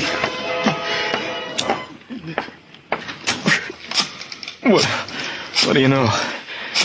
There was somebody home. Can you talk, Harvey? I just talked, didn't I? You cops been chasing me all over the country just to chat with me. Advertised me in post offices, detective magazines, and the radio. Why did you kill Harold Clark? You pounded on my door. You saw what happened. I thought he was a cop. Yell open the door, I'll break it down. Cops talk like that. Did you poison a man named Henry Gaynor? I'm losing blood, cop. Pity me. Did you poison a man named Henry Gaynor? Poison? Never in my life. Henry Gaynor? Never in my life. One more question, Harvey. Was Mrs. Clark in your apartment when you killed her husband? You kidding? That's one of the tough things about running all the time. You never have time for a dame. She wasn't in my apartment. You're sure? I'm confessing a murder, mister. But don't try to book me for a dame in my apartment. Because Mrs. Clark wasn't there.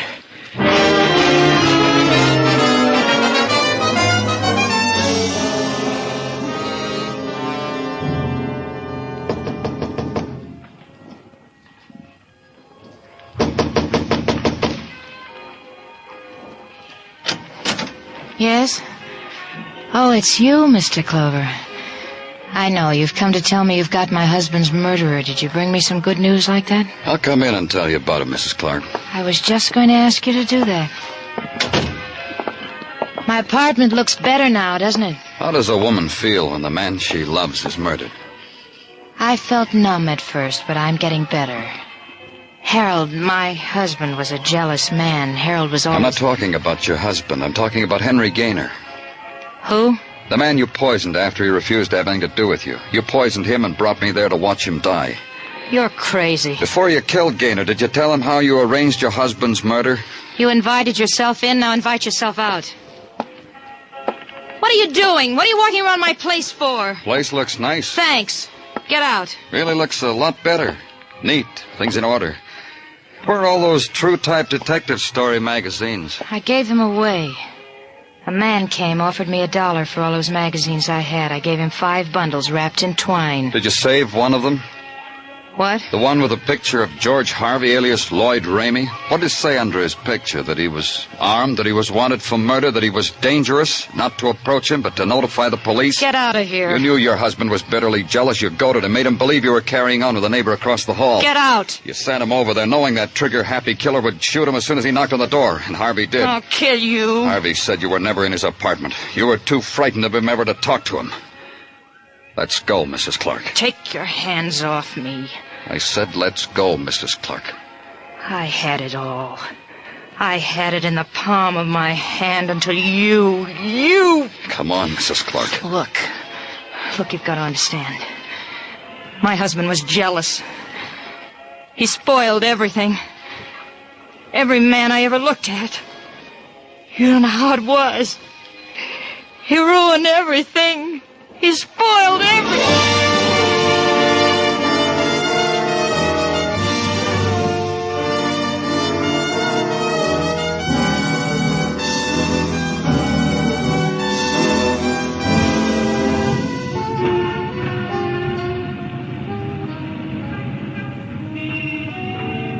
It's the street of the hunter, Broadway, and the smile that's dropped at the tip of a hat.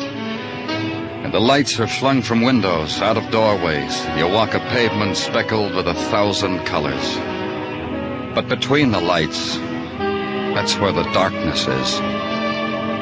It's Broadway, the gaudiest, the most violent, the lonesomest mile in the world. Broadway, my beat.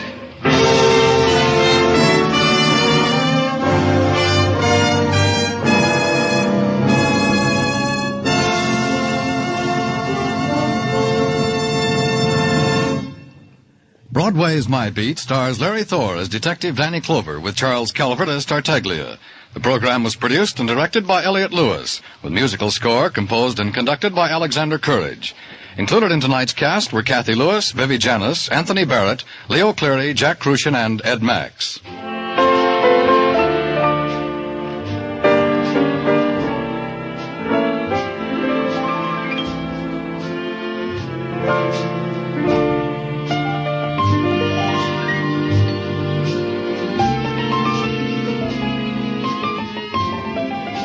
Jack Smith, Dinah Shore, Margaret Whiting, Bob Crosby, the Andrews Sisters, Lowell Thomas, Beulah, Ed Murrow. Anywhere else, they'd make up an all-star list for a week. But at CBS, the Stars address, you can hear them every evening, Monday through Friday.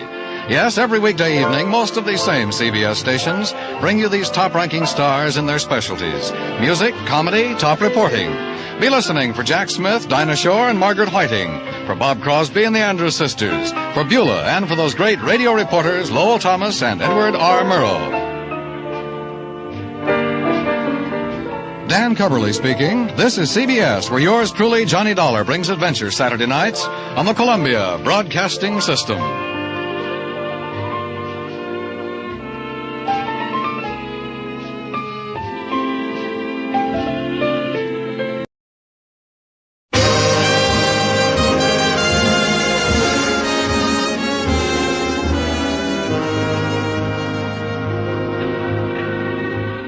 Broadway's My Beat, from Times Square to Columbus Circle, the gaudiest, the most violent, the lonesomest mile in the world.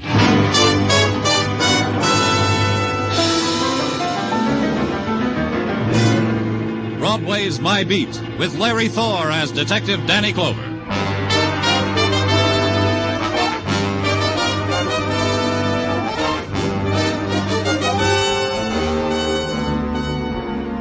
Broadway, it's the neon avenue of beggars, the gleaming alley where you dart and search and revel in the blaze of fury. You sidestep the gutters of night, try to close your heart against the carnival scream that rises high above Broadway, shatters, then prowls through the city. but it's no good. It holds you close.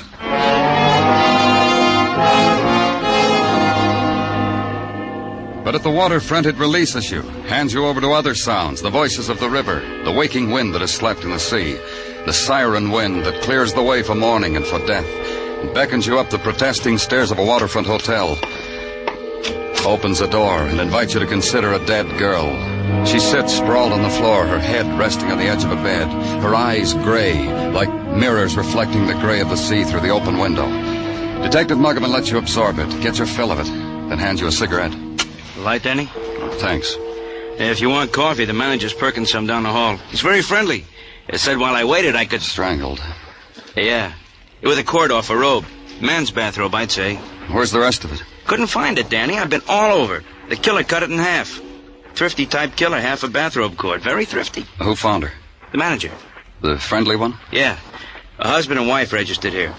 Early this morning, husband woke manager out of a sweet dream, told him to bring breakfast to his wife in a half an hour. The manager did. But she wasn't hungry. She was that way. So the manager ate the breakfast himself. You said her husband? Yeah, Robert Burton, husband. Registered here last night with his wife, Laura Burton. No baggage, paid in advance. You're not reacting, Danny. You said something? Yeah, I did. I said Laura Burton. You didn't react. She dies different from other people? Easy, Danny. I only meant it's funny you haven't heard about Laura Burton. You know, the heiress. Daddy made millions of baby food. Educated in watering places. Educated by counts and dukes and ski instructors. Married a few of them. Funny I haven't heard. Where's her husband? I told you. He ordered a breakfast, took a walk, fed a seagull. That's the last anyone saw him. He was talking to a seagull. Yeah. Oh, well. What's the matter with you? With all that money. A Park Avenue mansion. She dies like this.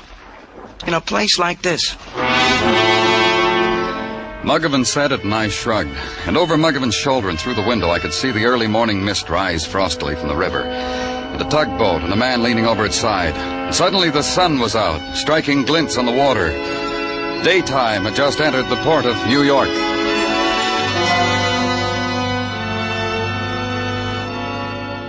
Laura Burton, heiress, Laura Burton, strangled in a $1-a-night hotel. Find out why. Go to the Park Avenue address of Laura Burton. Be suitably impressed by the paneled oak doors, the musical chimes. The butler who took my badge and placed it on a silver tray disappeared, then returned and gave it back to me between his thumb and forefinger and told me to sit. Then 15 minutes of considering the 17th century tapestries and wondering how George killed such a big dragon with such a small sword. Then just as I was about to figure it, someone tapped me on the shoulder, and I had to leave George to his own devices. You like tapestries? Not especially. I was just... Oh, because if you did, I've got some in the study that would make your back teeth rattle. Oh, some other time, maybe. Right now... You're a policeman, aren't you? What policeman? Clover. Danny Clover, homicide. I'm Muriel Carlson. What can I do for you? I asked to see Robert Burton, Laura Burton's husband. And you're from homicide? That's right. Wonderful. Who did Robert murder? We just want to talk to him. We're not sure he committed murder, Miss Carlson. But it's possible that he did. Did he kill Laura? Laura is dead. Shot? Strangled? Beaten? Poisoned? Strangled. Well, I only ask because, well, I'm Laura's sister, and if any of my friends ask me how Laura died, I can tell them. That's all your sister's dying does to you, huh? Oh, it's much more than that, Mr. Clover. It's a release. For years I've been wondering how Laura would die. It's been bothering me. Now I can think of something else. Where'd she die? In a waterfront hotel. Then Robert killed her, of course. I say of course because there's no doubt about it. Laura was always running off to places like waterfront hotels with him, so she could get to know him better. Or maybe her own canopied furniture boarder. You know, I thought Laura's second husband would kill her. Now it turns out her fourth husband. Well, what do you know? Where will I find him? Robert? Robert, the man with the muscles, the man with the flat stomach and the fat mouth. Robert, fourth husband, Robert the stevedore. Where will I find him? I wouldn't know. But Robert could never get waterfront out of his hair. Literally. You could smell it. Am I being helpful, Mr. Clover? Then the glee at what I'd brought her couldn't be held back. It bubbled up, spilled out of her mouth, shaped itself into a girlish giggle.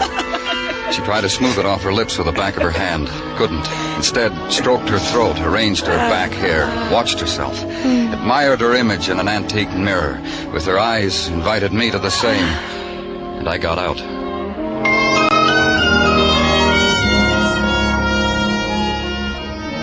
Then the routine pattern began to spin itself out. The APB's all-points bulletin on one Robert Burton, suspicion of murder.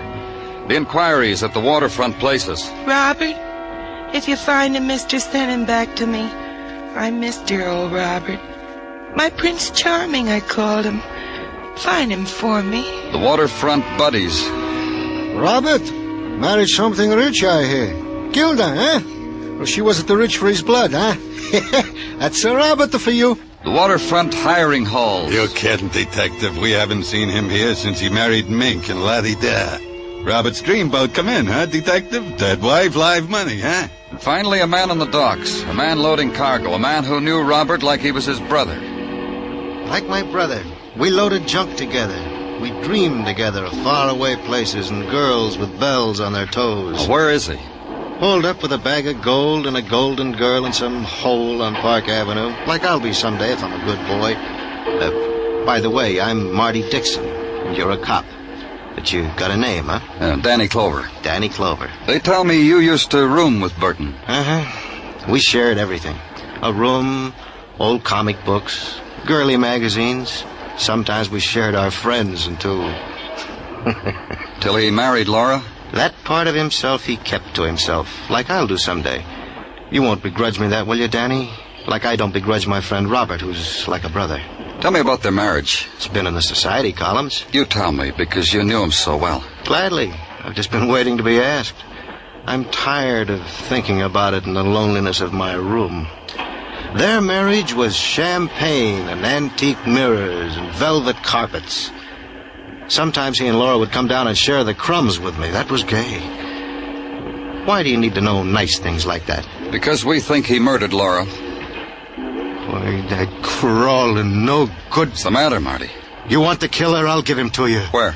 I'll give him to you because that he shares with me. He comes to me, says he's in a little trouble. Will I put him up for a couple of days? Sure, I'll put him up. Where? In my room, 1823 West 6. You know something, Danny? I'm glad you found me. Cross my heart, I'm glad.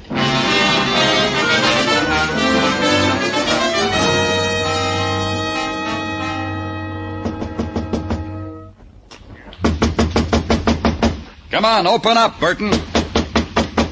Open. Who is it? Police. You got the wrong room. Open the door. No? Okay, Burton.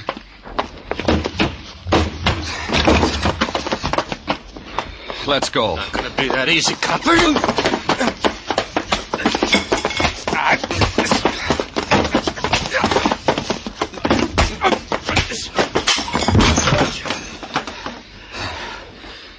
Like I said, Burton. Let's go.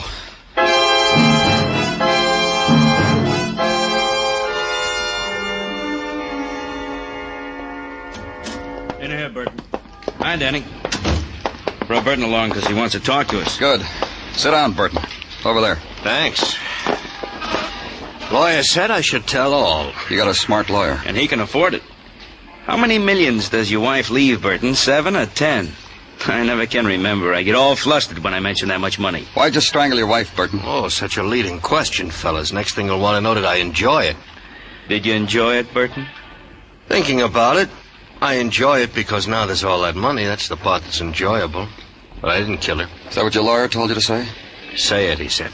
If you didn't do it, my boy, he said, say it. How about that bathrobe cord? Whose bathrobe? Mine, fellas. Who registered at the hotel with your wife? I did, fellas. I've been telling the police that for 6 hours. You got a pretty nice place on Park Avenue, Burton. Why pick a flea bag? Salt air, fellas. The commonplace things. Laura and I enjoyed it. I'm a different man near the waterfront. Laura enjoyed it. Okay, Burton, what happened?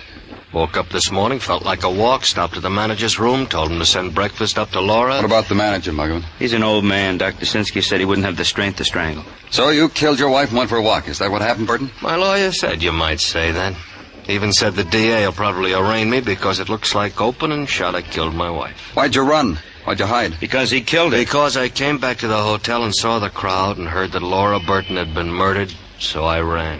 What'd you do with the other half of the bathrobe cord?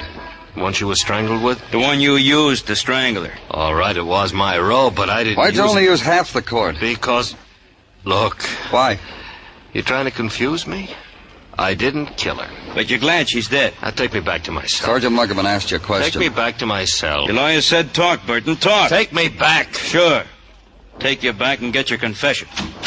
Danny? Oh, what is it, Petunia? Homicide call just came in. Waterfront. Call said tell Clover to get down here. I'm busy, Gino. Call came through the DA's office, Danny. Said you. I got a squad car waiting. You gonna take it? Sure, Gino. That's all I've got to do.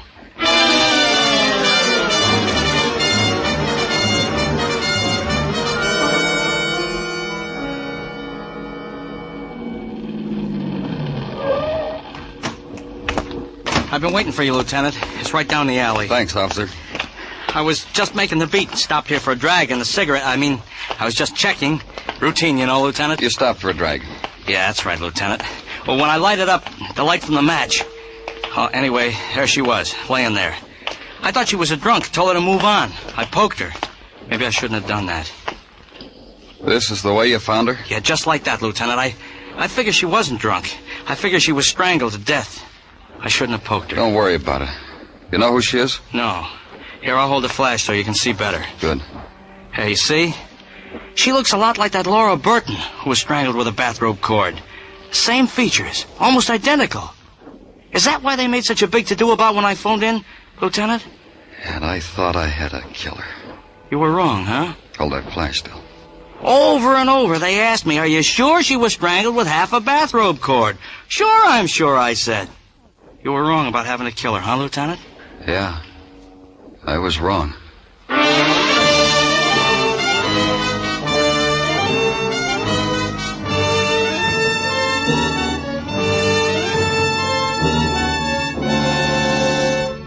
You were listening to Broadway's My Beat, written by Morton Fine and David Friedkin, and starring Larry Thor as Detective Danny Clover. The election news. You'll hear it best on CBS next Tuesday, November 7, with its world-famous reporter Edward R. Murrow heading up the staff. CBS News will bring you the latest up-to-the-minute returns in state and important local contests. Be sure you get the election news fastest and the most accurately next Tuesday night. You'll hear it best on CBS.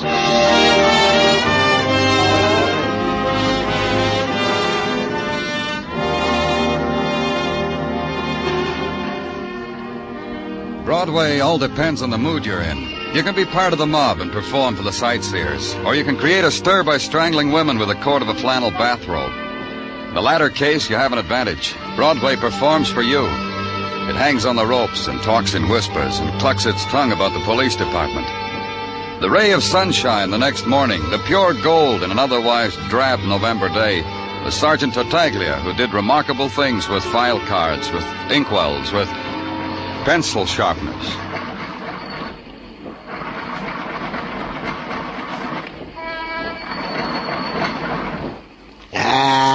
What's the matter, Gino? This pencil sharpener, Danny. A veritable ogre of pencils. Chews them up and gives no points in return. I've been waiting for you to come in, and I've been sharpening your pencils. I'm here now, Gino. Huh? Well, you said you were waiting for me. You got something to tell me? Roger. Then tell me. Wilco. Of the matter of the girl who was strangled in an alley. Her name was Annalise Sisler, a name known most especially to Precinct 45 for various and sundry misdemeanors. Go on. Technical ask that it be pointed out to you that Miss Sisler had physical attributes which were also observed on Laura Burton, also deceased. Uh-huh. Such as, to wit, maybe the killer strangled the wrong woman the first time because both were blonde, both had blue eyes, both approximately the same age, same height, same weight, both strangled, and both by opposite ends of the identical bathrobe cord.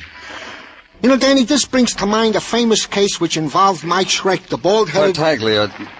Well, it was almost the miracle detective from Philadelphia's undoing, Danny.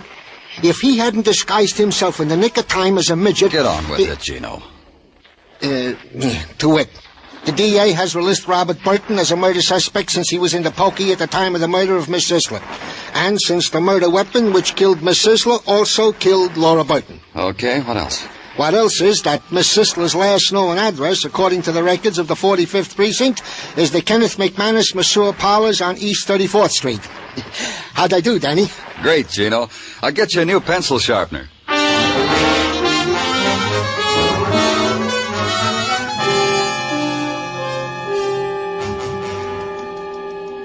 Sure you wouldn't care to grab yourself a steam, Mr. Clover?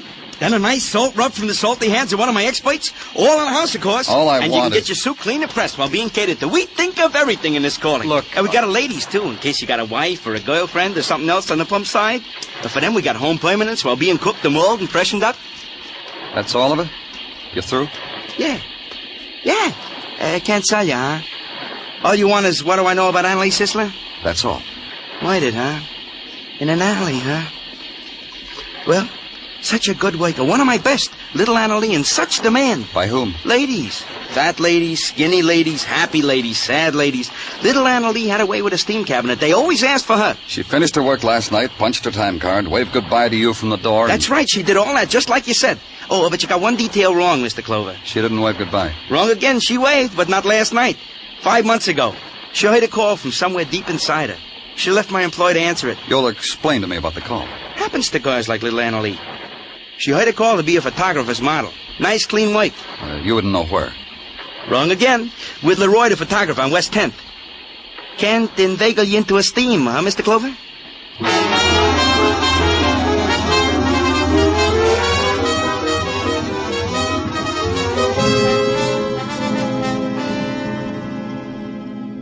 My receptionist secretary said you were different from the other people who come to study with me. How much are you different? This much, Leroy. I've photographed those, too. Police badges, yes, in my formative stage, when I was desperate, naive about subject matter. But now you're doing better, huh, Leroy? Oh, much, much.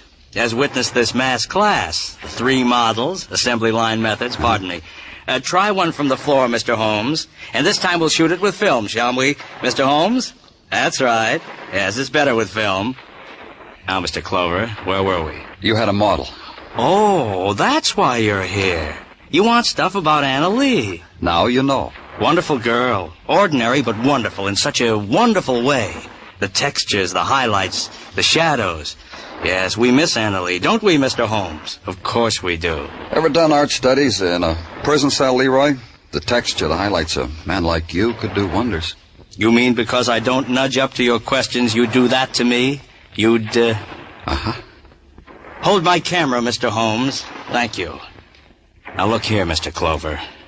I don't believe it. Oh, I'm not going to hit you, don't fear. I'm just going to tell you off. Anna Lee Sisler was our favorite model. We've lost her. We've mourned for her for 5 weeks now. What? 5 weeks ago, she said she had something much better than us. I pleaded with her, tried to bribe her to come back to us, even went to her apartment, my arms full of goodies. She slammed the door in my face. Her apartment, where is it? 1923's 32nd top floor in the rear. Wonderful subject matter, but you don't care. All you care about is murder, spoiling things like that. That's right. Yes. You can give him back his camera, Mr. Holmes. Leroy just told me off. East 32nd, top floor, in the rear. And a door open. And a woman in the room, her back to you, not hearing you walk in. A woman intent on grubbing through the open drawers of a bureau, finding things, holding them close for an instant, tossing them on a pile of stuff already on the floor, grubbing for more. Then finally aware of your presence, trying to still the greed trembling in her fingers and her body. What do you want here? What are you doing here? Spying. Get out. This is Miss Sisler's apartment, isn't it? What of it? She's got no use for all this now. She didn't deserve things like this anyway. But you do. Yes, I do. All my life I deserved them. Now they're mine, and you can't take them away. Let's have a look. I'll call the police. I'm the police. And you? I own this place. I run it. Rent rooms to girls like her. Clean up after. That gives you the right to steal from a dead girl like her? Not stealing. Only taking what she would have given me anyway if she'd known she's going to die. Anna was a girl like that. Generous. Didn't care about her things. And they're expensive. Silk. Imported. Never had anything like that. Not next to my body, I haven't. Just watched her put 'em on sometimes. All right. Don't take 'em away, mister. She'd have given 'em to me, I swear it. I swear it.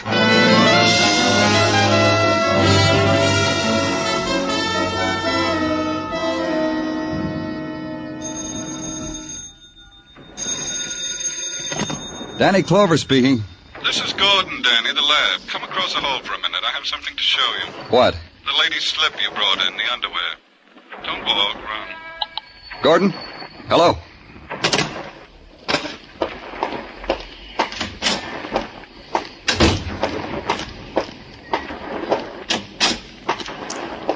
Did you walk or run, Danny?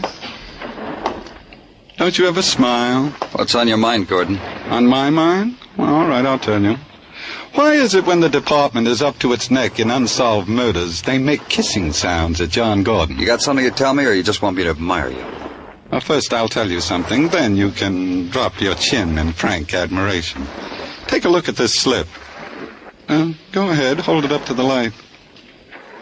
See what I mean? I see a black silk slip. A real expensive black silk slip. Feel it. Go ahead, right here. See what I mean? No, you don't see. That roughness is thread. Something was sewn on that slip and torn off. A laundry mark? Oh, Danny, what you don't know about slips. A laundry mark on a slip sewn here? Sewn here was a French word, toujours. And sewn here was a name, Laura. The stitches were pulled out, but they left their pattern. Now you want to admire me, Danny? Tartaglia. Hey, Gino, where are you? What do you want, Danny? Call the Seaboard Shipping Line, Gino. Get the dock foreman and ask for Marty Dixon. Well, suppose they won't call Marty to the phone, Danny. Dixon's just a stevedore. That's what I'm counting on. Leave word. Tell him it's urgent. Say Robert Burton wants to see Dixon as soon as Dixon gets off from work. Roger, Danny. And also, Wilco. It was 4 o'clock when Muggavan called in. He'd just seen the dock foreman at the Seaboard Shipping Line hand Marty Dixon a note. It was a few minutes past 5:30 when Muggavan called back again. The quitting whistle had just blown down to the waterfront, and Marty Dixon had just punched his time clock. It'd take him 25 minutes to get to Burton's mansion on Park Avenue. It took me 10 minutes. Robert Burton said he was glad to see me. We could talk in privacy. Laura's sister was judging a dog show on Long Island, and he'd given the servants the day off to grieve his wife's death. So we can talk in privacy, Danny, but you know what? What? You didn't have to come back and apologize for the rough way you fellas treated me. I understand these things. I didn't come back for that. Oh. Got something on your mind, Danny? Tell me, I can fix it. I got nothing but money. $8 million and change. $8 million. And that's what the taxes skimmed off. Tell me, Danny. I know who murdered your wife. And you want a reward. How much you want, Danny? That's besides the gold watch you already got in mind. How do you want it engraved, Danny? And a matching gold cigarette case, too, anything. Because I'm indebted to you, fella. Don't you want to know who murdered your wife? I figure you'll tell me when the time is right, fella. Tell me and let's forget all about it, huh? I'll tell you, fella. You did. You murdered your wife. Oh, Danny. You know better. How could I have killed Laura? Same guy who killed her strangled that girl in the alley. Even the DA knows that. What's the matter? Is he on your back for a killer? No. Matter of fact, he gave me permission to pick you up for murder. All this magnificence around here make your head spin, huh, fella? You tried to give me trouble before, Burton. Remember what it got you? Well, this time I got something better. I heard you've been admiring that tapestry, Danny. It's worth maybe 60 G's. How would you like to use something like that for a bath towel and not worry about it, huh? Like it, wouldn't you, Danny? You would, wouldn't you? Tell me, how do you figure I killed my wife? Like we told you before. Strangled her in that flea bag. Your pal, Marty Dixon, wants to come in, Burton. How come you're so good, Danny? You stand here, talk to me, hear some chimes, and know it's Marty. How do you do things like that, fella? Open the door for him, Burton. Yeah, I will. What do you know? Hi, Marty, come on in. You're real good, Danny. Hello, Marty. What goes on here? It's this way, Marty. The DA's on my back. I need a killer. Isn't that right, fella? Yeah. Yeah, that's the way it is, Marty. What does he know, Burton? Let me. I know Burton strangled his wife with half that cord. Gave you the other half so you could strangle that Sisler girl. Had it all arranged. How could the DA indict Burton when it was obvious the killer was still on the loose? You know a lot. How is it that you know a lot? That Sisler girl had an expensive slip that once belonged to Laura Burton.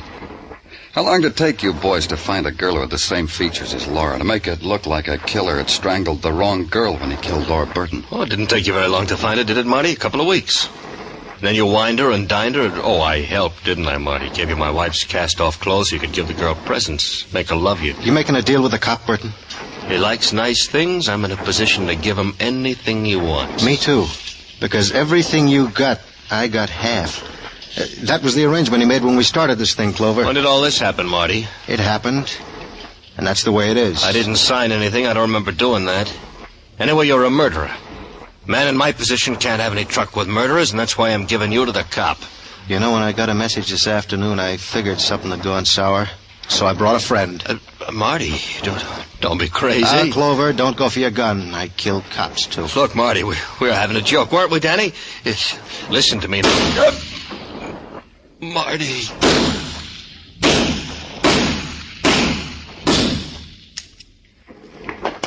You don't have to rough me, Clover. The gun's empty. Let's go, Marty. Sure. You want to know something? What? I feel real good. I'm going to the electric chair, and I feel real good. How many men get the opportunity to die for half of $8 million?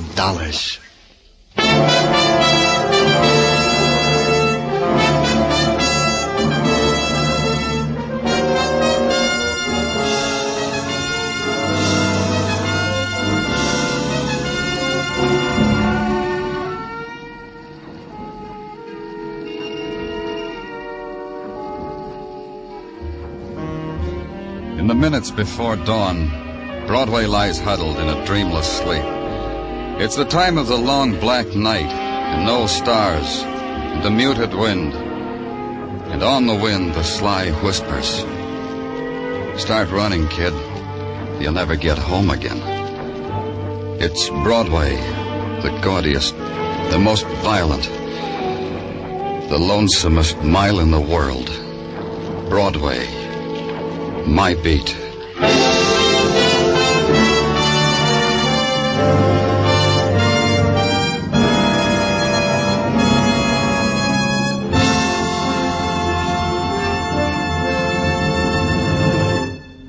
Broadway's My Beat stars Larry Thor as Detective Danny Clover with Charles Calvert as Tartaglia.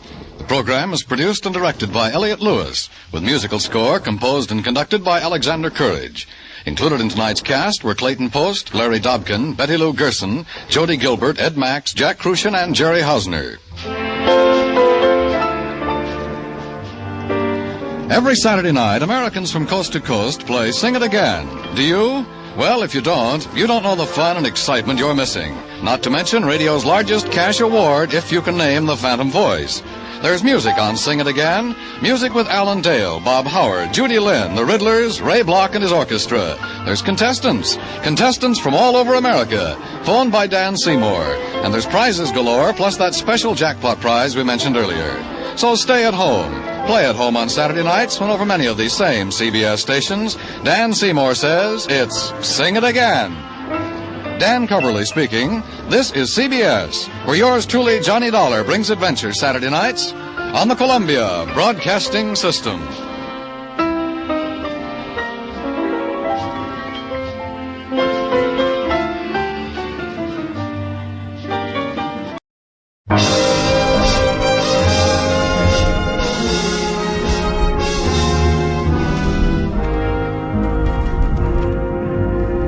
Broadway's My Beat, from Times Square to Columbus Circle, the gaudiest, the most violent, the lonesomest mile in the world.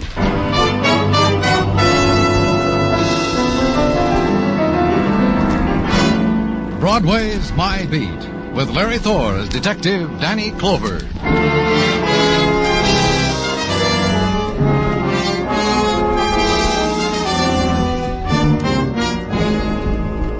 Broadway takes its nighttime out of the river. The autumn mists rise from the water, skirl down the furious avenues of the city, and moisten the shadows. And for an instant, Broadway is stunned. Night has come too swiftly. It's suddenly November, and the people of the time clock go home to dinner in darkness. And I watched it from my window at headquarters, the crowd, fragments breaking off here and there to try its luck in this doorway and that. Wiped my hand across the frosting glass and considered it. That's why I didn't hear the man when he came in. Huh? Man's lying dead. Who are you? What are you talking about? I'm Finch. Room service. Hotel Haddon. Finch. What are you trying to tell me about a man lying dead? In the penthouse. Hotel Haddon. I walked in to deliver the drinks. Noted that the drapes were drawn. He noted that the spread had not been drawn back. He noted that he hadn't taken off his shoes. I noted that he was dead. How could you tell? He didn't move when I tapped him on the shoulder. He didn't breathe. Either inhale or exhale. That's being dead. And you notified the manager? Did you hear me say I did that? No, but... No, of course you didn't. I'm reporting it directly to the police. So it'll be on the records that I found the man. Finch found him. Finch. F-I-N-C-H. Alan Finch. You'll tell the papers that. Danny Clover speaking. Homicide, Danny. Call just came in. Where? Penthouse, Hotel Haddon. You gonna take it? Right away, Tartaglia. Finch. F-I-N-C-H. Alan Finch. Don't forget it.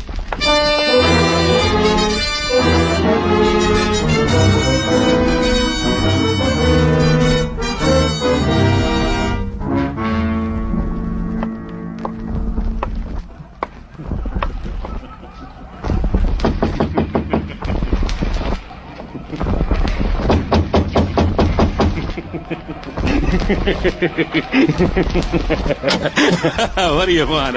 Oh, it's you, Daddy. I'm glad it's you. Makes you happy, huh, Morrow? Yeah, come on in. That comic on television, he kills me. You ever watch him, Danny? You should. Look at him.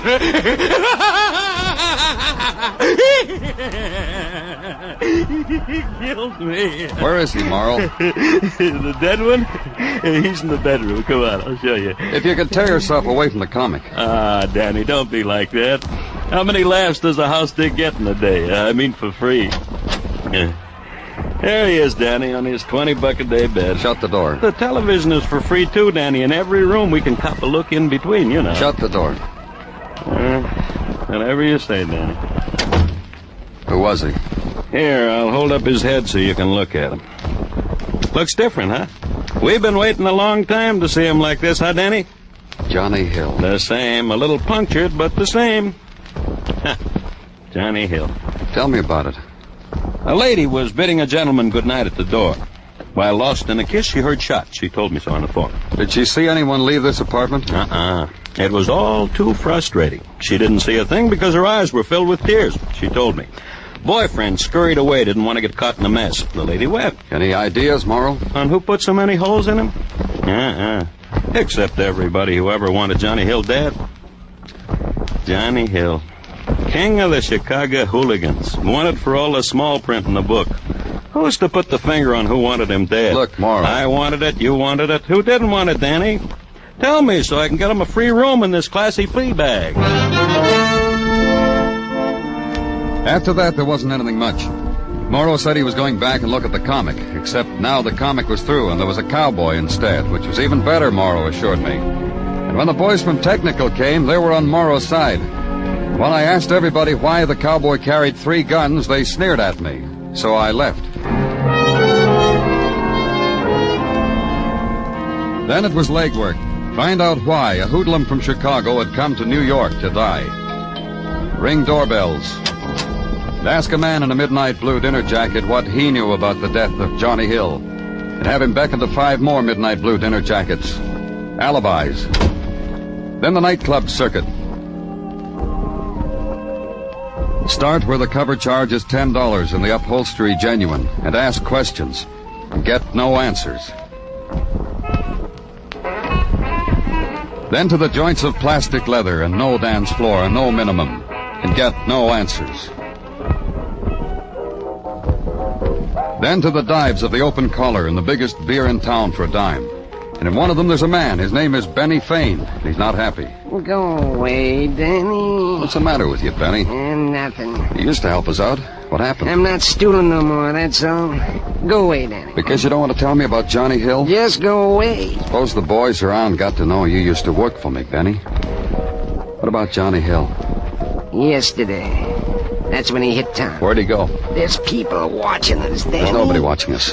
Where'd he go? He checked in at the Haddon. They went to where they all go, Danny, the Griffin Club. Please go away, Danny. That's all you know? I swear on the missus. The missus is doing time at the state reformatory. Yeah, but she'll be out in 10 years. The Griffin Club, Danny.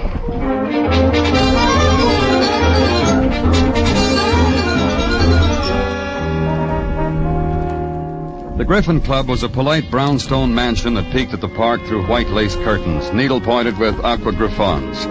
Its decor, late Prohibition. Its membership, lovely ladies and equally elegant gentlemen. Their amusement, conversation of latter-day hooligans who have become quality folk. I knew that because when I walked in, the tinkle stopped. The whisper of silk took over, and I was looked at as if I were a cheap wine spilled on the fawn-colored rug. A lady rose quickly to wipe away the stain I was making in their drawing room. I'm afraid you've made a mistake. We are only for members. We suggest the wise, right? Don't you know me, Betsy? You're full of them, aren't you? Mistakes. I'm Mrs. Crane, Vice President in charge of accepting and rejecting. Oh, sure you are, Betsy. All right, so I know you. You're running out of your class, aren't you, Danny? I don't think so. Johnny Hill made me a member. You were having a lovely time till you walked in. You turned it sour. But I recall that's the way you are. I said Johnny Hill, and you didn't even drop your fan. Drop it, Betsy, so I'll have to pick it up for you. He's in Chicago. In the morgue. But you know that, don't you, Betsy? You finally made it. I'm glad for Johnny. You'll tell him. Before that, he did all the normal things for him. Checked in at the Haddon penthouse, came here, then back to the Haddon. Died in his bed. Normal for Johnny. I'll tell my friends how it was. Thanks, Danny. They've been itching to know. And you'll tell me the things that Johnny did here, won't you, Betsy? For old time's sake? Grab a handful of canapes, Danny. Take some to your friends, because we're through reminiscing. Wait, I'll get you a brown paper bag. I couldn't go without you, Betsy. You've got nothing. Not on me, not on the club. Only a murdered Johnny Hill. You know how these things work, Betsy. We hold you on suspicion. A day, a month, as long as you want. What happens to your vice presidency then? It took me a long time. It's mine. No part of it belongs to anyone else. Sure. Think how hard you worked for it, Betsy. I rocked myself to sleep thinking about it. All right. Johnny came in here about 4 o'clock last night. Alone? For a while alone. For about an hour he nibbled at the caviar, the entertainment. Then he got bored. Called Nick Joyner. Nick was here? Johnny called him, didn't he? Johnny calls, people come. Used to. They played cards, then something must have happened because they started calling each other names. So I called Johnny's boy to break it up. He came, he did. Johnny's boy, who is it now? Harry Bishop. Where? 1923 East 47. I've been awfully good to you, Danny. It didn't cost you a cent. Not a penny. Clutch it close to you, because that's all you get. Goodbye forever, Danny.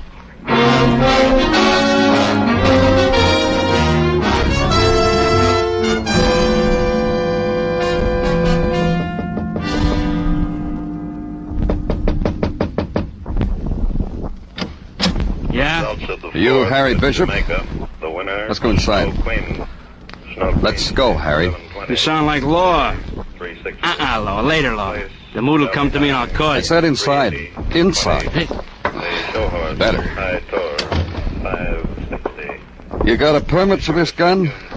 Gun, Harry, on the bed. Holy smokes, a gun. Did you shoot Johnny Hill with it? Yeah, have yourself a sniff.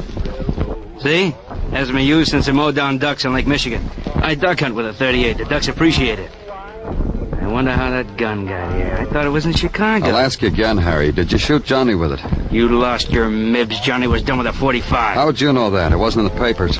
Nick carried a 45. Nick Joyner, the guy who shot Johnny. You're sure of it, huh? Johnny was killed with a 45, wasn't he? That's right. See? Nick Joyner. What happened at the Griffin Club last night? A card game with peckled cards. Johnny dropped maybe 50 G's. Nick won it with peckled cards. Maybe Johnny wasn't going to stand for it. Maybe Nick beat him to it. You took Johnny home after the game? Back to the Haddon. Tucked him in.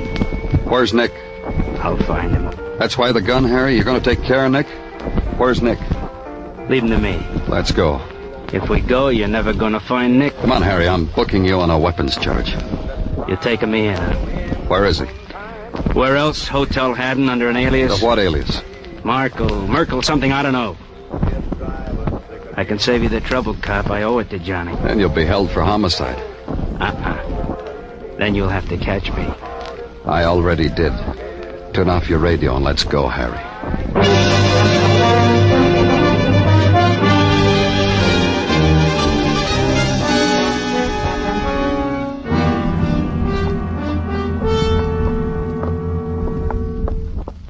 imagine Nick Joyner living under an alias. Merkel.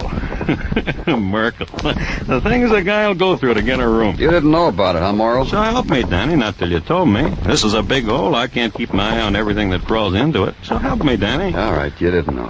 You think Nick's the one who got to Johnny? I ask you a civil question. The least you can do is... This it? Huh? Yeah, 1218. A room reserved for shoe salesmen, usually. Must be slow in shoes.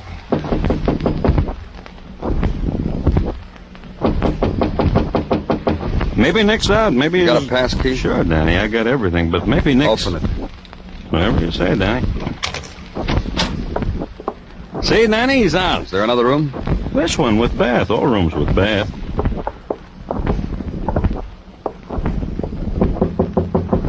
Nick, I'm sorry to barge in, but guess who? Hey, Danny's in the shower.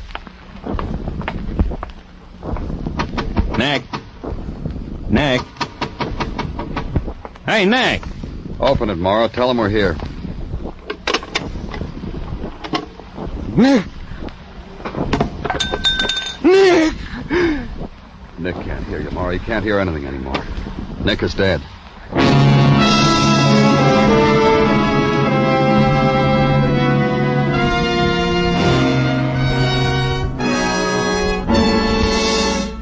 You are listening to Broadway's My Beat, written by Morton Fine and David Friedkin, and starring Larry Thor as Detective Danny Clover. How's for trying to sing it again this Saturday night? $5,000 in cold, hard cash and $10,000 in fine prizes are waiting for the CBS listener who can solve the new Phantom Voice mystery. Dan Seymour will be on hand with those coast-to-coast phone calls, and Alan Dale, Judy Lynn, Bob Howard, and the Riddlers will be making music. It's an hour of fun and song to entertain you and perhaps pay off every Saturday night on most of these same CBS stations. Here, sing it again this Saturday, won't you?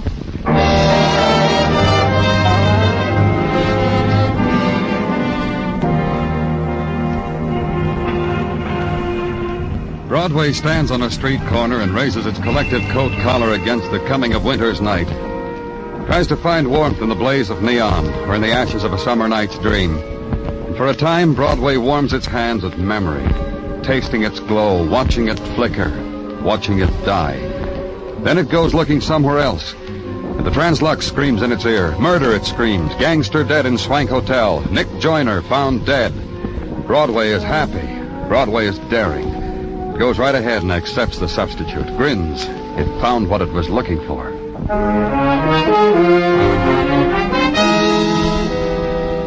And at police headquarters the next day, the probing over the murder of two men, Johnny Hill and Nick Joyner. And assisting at the probe, a man with an apple in his mouth.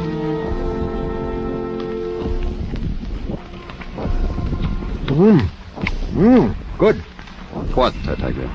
I was merely remarking that this apple is, good. Try on a bite, Danny. Some other time. Roger. I will save you a piece in wax paper. Look for it around the water cooler, Danny. That way it'll keep cool. Anything else you're saving for me, Gino? No, nothing. Oh, you mean... Uh-huh. Oh, you didn't have to mention it, Danny. I was coming out with it anyway. I'm sorry. You're forgiven. If I don't forgive you, who should I? All right, Danny, all right. In the matter of the killing of Johnny Hill, hailing from Chicago... You'll tell me, huh? Well, it goes without saying. Established by technical, said Johnny Hill was undone by a revolver caliber .45. I know that. They've checked on the bullets. Found them to stem from a gun owned by Nick Joyner, hailing lately from this city. That means that... Permit me to finish your thought, Danny. That means that without a shadow of a doubt, or as Mike Schreck, the bald-headed miracle detective from Philadelphia would have it, it means that Johnny of Chicago was undone by Nick of this city because of an argument over a friendly game of cards. You know, Danny, Mike Schreck coined a phrase for such cases. Open and shut. That's Schreck. Now you'll tell me about Nick Joyner. Oh, need you ask? Nick Joyner was undone by a poison, the title of which can be found in any child's chemistry magazine. What else? Danny, we found someone who might be sorry Nick is dead. That's what else. Who? His missus. Mrs. Claire Joyner of 902 Benton Road, Forest Hills. You know, I think I'll pen a note to Schreck about this. Why? Well, it's a riddle to his liking, Danny. Look, if Nick killed Johnny, who killed Nick? All Johnny's friends are in the cooler or in Chicago. That leaves a large question mark. You know, you don't mind if I write to Shrek about it, huh, Danny? Bye, Danny.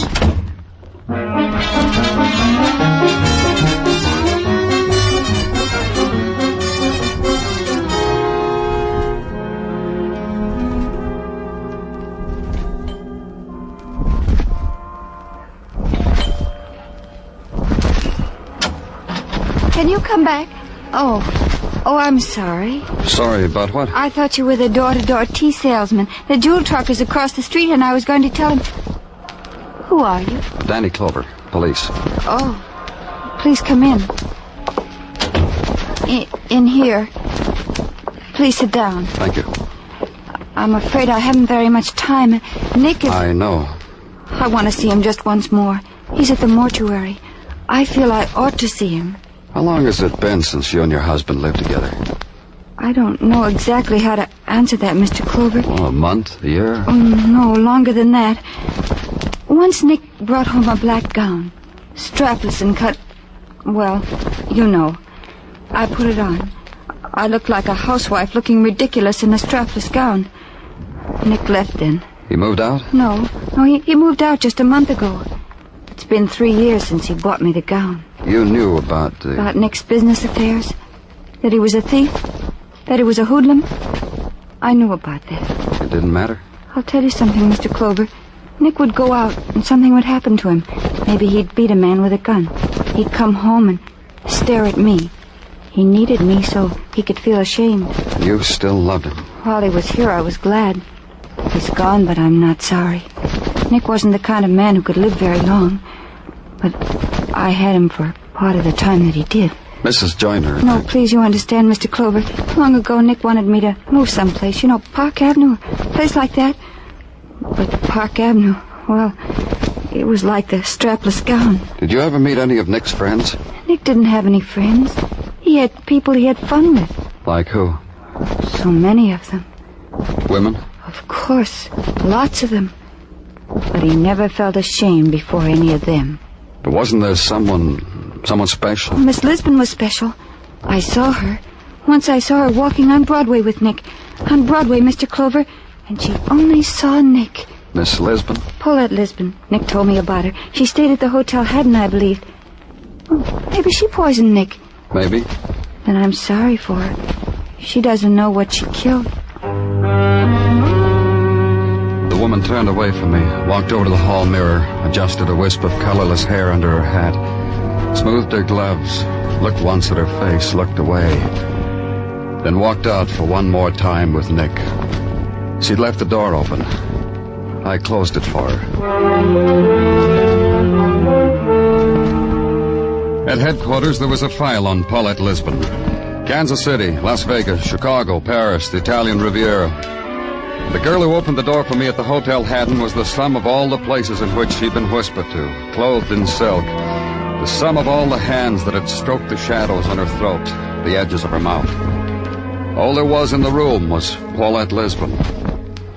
Thank you. For what? For the way you look at me. I thank you. Miss Lisbon, Nick looked at me like that sometimes. Other men makes a girl feel good. I mean good. You liked Nick? Nick brought me pretty flowers. These on my neck, on my arm, those boxes on the dressing table. Sure, I like Nick. Then maybe you'll help us find his killer. You really want him? The killer, I mean? So many people are celebrating Nick's dying all over town. I know because I've been invited. You're not going? No. No, I think Nick would like me to grieve a little. After that, I'm on my own. He told me so lots of times. He was poisoned. Maybe you can tell me why. I can give you a lot of whys, but don't ask me who. You'd tell me if you knew. Cross my heart and hope to die. Who needed him dead? You, the citizens, the people of the country. My Nicky was a stain. That brings us to you. I needed him alive. Girl like me doesn't know where her next Nick is coming from. Would you open it for me, Danny, please? This robe, the guest might whisper. Miss Lisbon, Oh, it's you. I know you. Come on in, Finch. Hey, you don't keep a promise. I even spelled my name for you. What'd you bring me this time, Finch? Oh, you'd be so pleased, Miss Lisbon. I stole it from the kitchen. Hunk of pheasant. And this cold wine. I stole it for you. There's no charge. Well, there's some bills on my dresser, Finch. Help yourself. Oh, you know I don't do it for that, Miss Lisbon. You know, you just help yourself to these goodies. Have some, Danny? It's on the house. It always is with Finch. No, thanks. They killed your Mr. Joyner, didn't they, Miss Lisbon? Yeah, they had to be brave to kill a man like Mr. Joyner. If you like it that way. You just call me to clean up the mess when you're through. Bye, Miss Lisbon. Oh, there are so many kinds. All different. Sure you won't have some, Danny? A funeral feast? No. Then throw it away for me, will you, Danny, please? Out the window was fun. Lots of fun.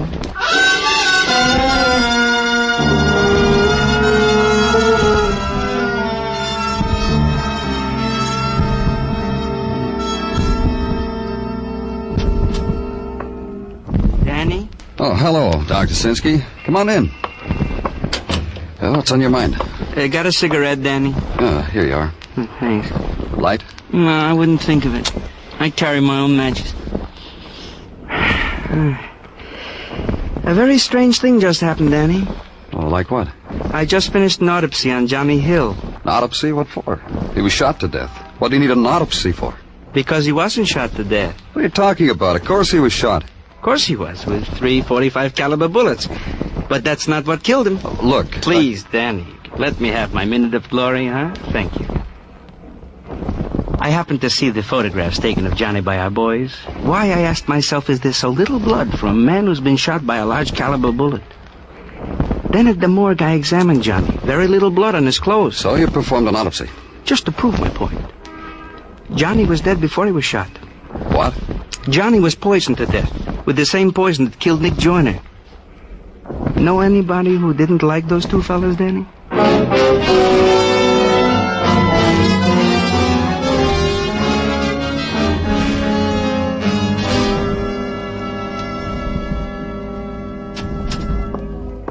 Here he is, Danny. Oh, sit down. Me? Him. You leave, Morgan. Oh, Danny, I lend you my office. Be polite. Out. Okay. I said you can sit down. I'm not in the habit of sitting down. Room service, remember? Finch, room service. Tell me about yourself, Finch. I told you. Room service. I mean, how you live, your friends, what you do outside of the hotel. You're interested? Yeah, I am. Well, thanks. Yeah, I'll tell you. How do I live? Oh, I work 8 hours, read a lot, go to the movies a lot. Write letters to the newspapers. They printed some of them. Spell your name right? Always. I have such a simple name to remember. Maybe that's why everybody forgets it. What about your friends? No, I've tried that. People don't measure up. Does Miss Lisbon measure up? She's beautiful. I'd like her to admire me, but really doesn't matter. Don't you care what people think about you, Finch? It used to bother me. I used to try. When I was younger, I took physical culture exercises and correspondence courses and personality, but I never finished. I don't know, somehow. Well, I don't know. Now you don't care. Oh, people are stupid. They don't know what goes on inside of other people. Me. Why are you asking me these things, Mr. Clover? Because I admire you. Oh, thank you. Here. Oh, see, let me show you something. I have it right here in my coat pocket. It's a letter I'm writing to the Times. Read it. Tell me about it. It's about those 2 men who were murdered in this hotel. Society ought to thank whoever did it. Give them a medal. Don't you think so, Mr. Clark?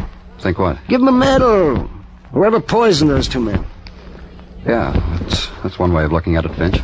See, you know, Mr. Clover, you and I think alike. You can understand a man. I think we can be great friends. Uh-huh. I think I would have hated Nick Joyner myself. Yeah, that's right. Tell me about it. Well, if I would have poisoned a big man like Johnny Hill, and if someone would have come along and taken all the credit for it by emptying his gun into Johnny... Oh, what kind of courage did that take? Killing a dead man. Maybe Nick didn't know Johnny was dead. He probably just thought Johnny was sleeping. Oh, that doesn't make any difference. Nick got all the glory for killing Johnny. And you couldn't stand that, could you? You wanted that glory. What's that? You killed them both, didn't you? Johnny and Nick. What's that? Poisoned Johnny because of how important it would make you feel inside yourself. You could walk the streets and look at the people and know they didn't know how important you are. I didn't say that, Mr. Glover. And Nick messed it up for you. So you had to kill Nick. No, that's not right, Mr. Glover. You said they were both poisoned. How'd you know? I just found out. Now, listen to me, You reported the first murder to me yesterday. You took great pains to give me details. But you didn't say he was shot because you didn't know he was. You've got to listen. No. You listen to me. Think about it, Finch. Helen Finch kills two big, notorious gangsters. Look, Mr. Glover. Think about it, Finch. Your picture in all the papers, your name and all the headlines. Helen Finch. Not just letters to the editor. Pictures. Headlines. Personal interviews? About how I did it? Sure. Of course. Maybe a picture of Miss Lisbon and me. And she'll be crying. Let's go tell the papers about it, Finch. Finch. Helen Finch. F-I-N-C-H. Finch.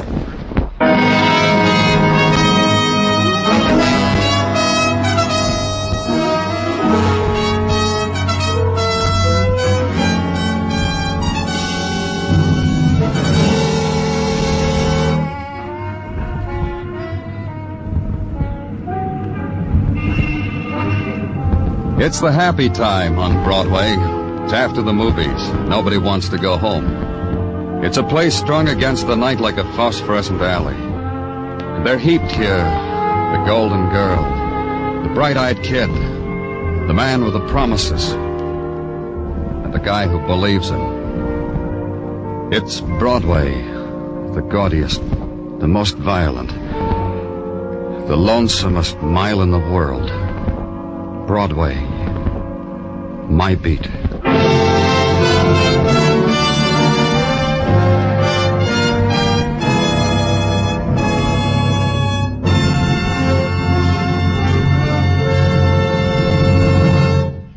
Broadway's My Beat stars Larry Thor as Detective Danny Clover with Charles Calvert as Tartaglia. The program is produced and directed by Elliott Lewis with musical score composed and conducted by Alexander Courage. Included in tonight's cast were Howard McNear, Marlo Dwyer, Gigi Pearson, Adrian Marden, Lou Merrill, and Jack Crucian. We Americans have a valuable heritage, a heritage of individual freedom that includes the freedom to worship as we wish at the church or synagogue of our own choice. By attending church regularly, we can gain the moral and spiritual strength to meet the many problems which confront us today. Help support your church and attend regularly with your family.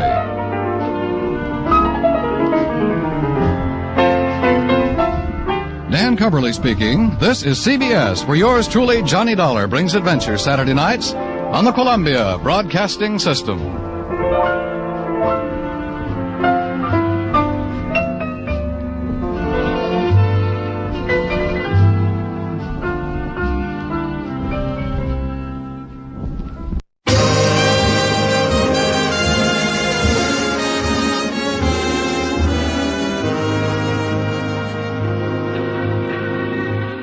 Broadway's My Beat, from Times Square to Columbus Circle, the gaudiest, the most violent, the lonesomest mile in the world.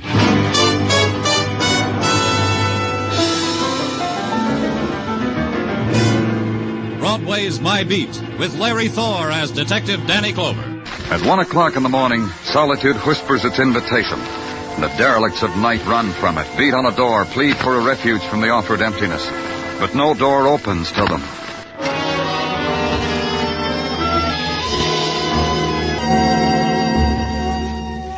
At headquarters, you consider it through a grime-stained window. Turn away from it. Find on your desk a slip of paper that hadn't been there before.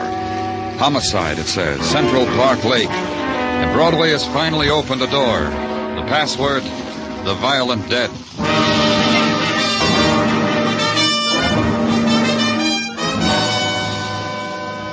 There's the lake and the facade of the city embracing it. There's a shadow covering a dead girl with its coat. The puny effort to thaw the veil of frost on the girl's forehead. Then the shadow rises, shakes its head, and it's Muggavan. I don't know, Danny. Sometimes it's, You know, Danny, I got a nephew, 3 years old. He comes here during the daytime to play, to feed the ducks. Yeah. Who is she? We don't know. They're dragging the lake now for any identification she might have had on her. So far, nothing. Drowned? Here, come here, I'll show you. See? A knife wound. Where it is, it probably killed her instantly. Then they threw her in the lake. Who reported it? A guy and his girl. They were, smooching. They looked up, saw the body floating in the water. They reported the precinct near the house. Anything? We questioned them. Why didn't they report it right away? They had an argument about it, they said. Didn't want to get into a mess, they said. Then the girl said she told her boyfriend we better report it, so they did. Who were they? Smoochers, nothing else, Danny. We're positive. You made no comment, Danny. On what? The way this girl is dressed. The expensive evening gown, the expensive mink fur coat. I know it's real mink because my wife talks in her sleep about mink like that. So? So a lot, Danny. A girl as expensive, as beautiful as this one. Somebody will come asking for her. It's the least they could do, huh, Danny?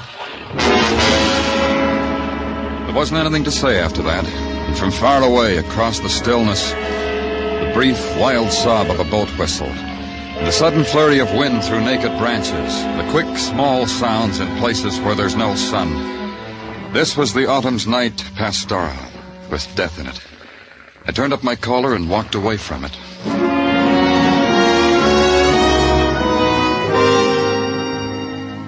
The next morning it was back to headquarters. Received the report that so far nothing had been found on the bottom of the lake to identify the dead girl. Go downstairs to the place where it's never daytime, the morgue, the 3 people waiting there. The quiet audience sensing the etiquette of stillness in the presence of the dead. All right, you, the lady over there. Muggavan? We want you to be sure, ma'am. I'm sure. Well? No, it's not my sister. That way out, ma'am? Now, the gentleman. My wife was blonde. Is this your wife? Take it easy. I haven't seen Aggie in 3 years. This girl is 5'6", weight 124, approximately 22 years of age. Aggie's gonna turn up here one of these days. I'll make book on it. But you ain't done it yet. This ain't Aggie. Through that door over there, please. You're next, lady.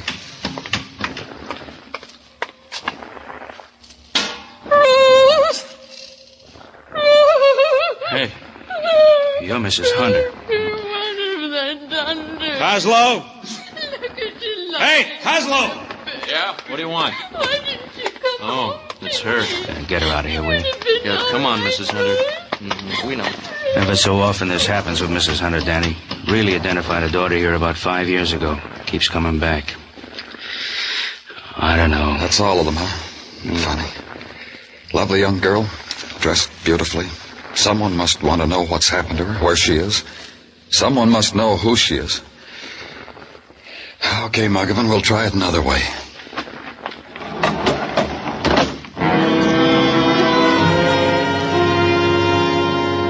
Another way was to check with the men in technical. Maybe they had something. They had. The dress the girl had worn to die in was an exclusive, made exclusively for one woman in an exclusive shop just off Park Avenue. The coat, too. The girl had good taste, they told me, and the money to indulge it, and the beauty to grace it. Beyond that, all they had was a shrug. So I packed it, shrug and all, in a cardboard suitcase. And on top of it, the portrait of the girl taken in death, and closed the cover, snapped the lock.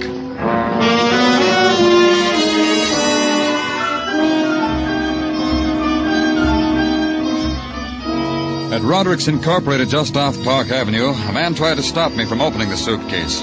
Maybe I should have been proud. It was Roderick Incorporated himself. My good fellow, the hours for salesmen are between 9 and 10 of a morning. They are? And on Tuesdays and Thursdays of a week. Now that you've been briefed, you may scurry off. And take that thing with you. This could interest you, Roderick. Why? Because I'm a policeman. Don't turn pale, Roderick. You don't match the color scheme that way. Whatever would a policeman want with Roderick? This picture, Roderick. Look at it. Oh, stunning girl. But so dead. You know her? No.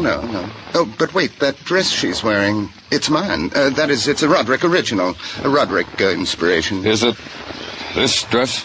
Oh, but of course, and the coat, too. Who else could have molded those lines? You molded them for this girl? Oh, no, never. Obviously, your dead girl is a thief. I created these things for Gladys Hampton, the advertising executive. Surely you've seen her in these things in Harper's. Where else can I see her? She has a place on 5th. a tired mansion.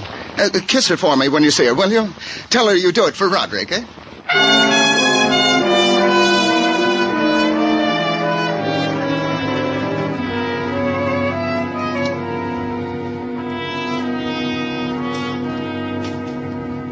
If you don't mind, Mr. Clover, let's get this over as quickly as possible, shall we? All you have to do is cooperate, Miss Hampton. Cooperate? I've just come home from Vermont. Just this morning. I've got work to do. Cooperating with police is not on the agenda. I want to show you something. These clothes, this coat, this dress. Where'd you get them? Have you ever seen them before? I'll tell you why I have. I paid a lot of money for them. They're mine. What are you doing with them? Well, look at this. Go ahead. Take a look at this picture. That's Joan. What's this all about? Who's Joan? Joan is Joan. Joan Fuller, my maid. What's happened? Didn't you miss her when you came home today? No, she didn't know when I was coming back. What's happened to her? We found her in Central Park Lake, murdered. I'm not going to like the publicity about this. That's how sorry you are, huh? I don't allow myself those kind of luxuries. I'm too busy. Tell me about Joan. Well, she's worked for me for 2 years. She came from Muncie, Indiana. She was efficient. She lived here. I paid her well. I couldn't tell you more than that. How is it she was wearing your clothes? Well, before I left for the weekend, she said a young man she knew from Muncie was in town. She wanted to dress well for him. Would I lend her some clothes? I would and did. What young man from Muncie? How do I know what young man from Muncie? I suppose Muncie has its share of young men, else eventually there'd be no Muncie. Did you get a look at him? Well, he was coming in while I was going out. He was nice looking. I'd probably remember him if I saw him again, but I couldn't describe him. You see, I'm being of no help to you. Besides, I'm busy. Please, close both doors to the vestibule as you go out, Mr. Clover. I did, and walked out into the street holding the crumbs she'd given me. The identity of the dead girl. A girl who had borrowed her employer's clothes to impress a young man from Muncie. A girl whose final embrace was holding close the bitter waters of a lake.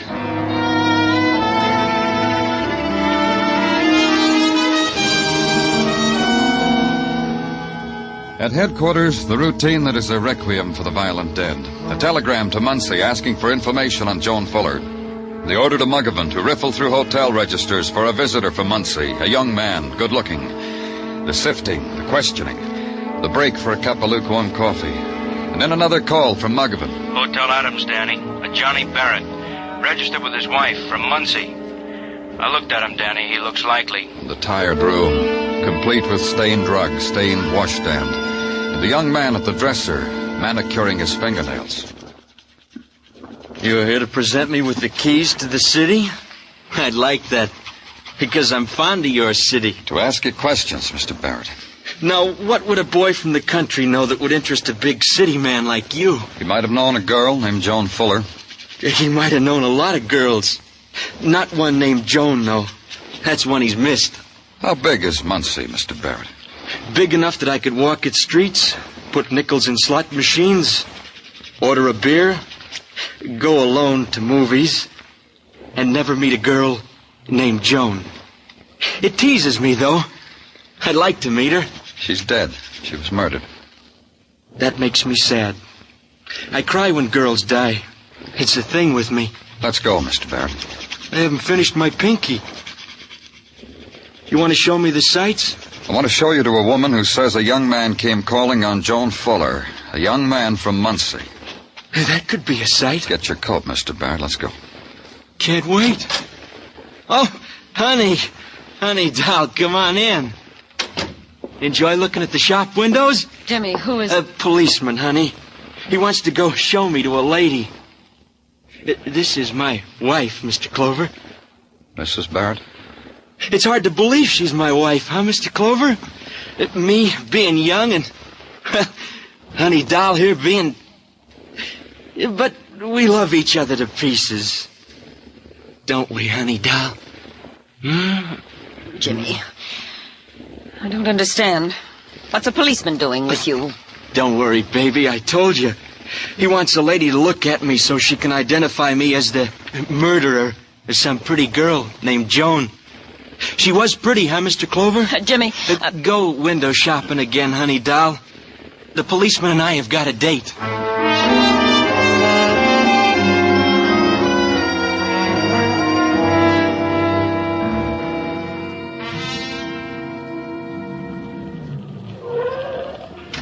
Let's go, Jimmy. Sure, let's go. This house. Nice house. Ever been here before? No. Bet you wish I had, though. Nice chimes. Pretty. Nice. Funny. Vestibule door's open a bit. Miss Hampton liked her doors closed. Oh, you wouldn't peek, would you? Yeah, I would. Stuck. It'll only open half. Hey, look. What there was to look at was a vestibule floor, a tile mosaic in a simple block pattern. Clean, gleaming. Even the blood that spread across it had a new quality to it. Miss Hampton's blood. Miss Hampton lying there. I knelt beside her. Miss Hampton with a knife in her heart. Miss Hampton dead.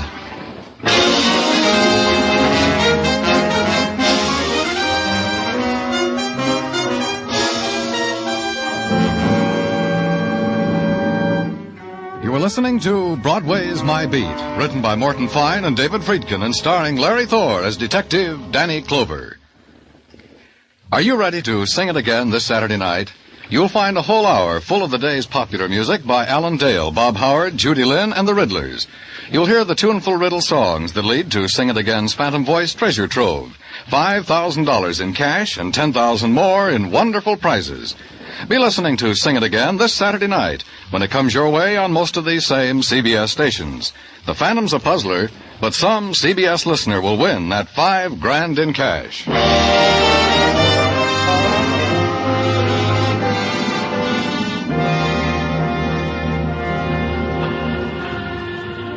When it's November and the winter is a-comin' in, Broadway is a place of regret. The dreams are dying, and it's a long time before April will come again. The orange juice stands put glass doors between themselves and the pavement, serve hot coffee as a buffer against the wind and loneliness. Somebody leaves a newspaper on the stool beside you, not very neat, folded badly. There's a small bit of blackberry pie on the item that tells about a girl who floated face downward in the lake. You flip back a page and consider the minor headline concerning a woman named Gladys Hampton, also murdered. And flip another one and see how they ran at Hialeah. You take your time. Outside it's pavements, and outside it's cold. I didn't have it so good. I got my coffee out of a paper cup, and Sergeant Tartaglia had put too much cream in it. Or as he put it... Too much cream, huh? And not enough sugar. You always get them mixed up, Danny. Why is this? We all have our bad days, Gino. Only I seem to have them more frequent than most. Have you noticed? Let's get on with it. You got anything for me? Yeah, Danny, yeah. In the matter of Jimmy Barrett, the young man from Muncie, it has been established by the coroner that he could not have killed Gladys Hampton since, at the moment of her demise, Jimmy was with you. What about an alibi for last night when Joan Fuller was killed? He claims that he was doing the town up with his wife and cannot tell us what time he was where. What? He cannot tell us what time he was where, Danny. How does he like our pokey, Gino? Not very much. He's screaming for his wife. Also, he wrote the little verse on the wire to tell us how much he didn't like it. It starts off... Tell me later, Gino. I'm going out. Where, Danny? To see a man's wife.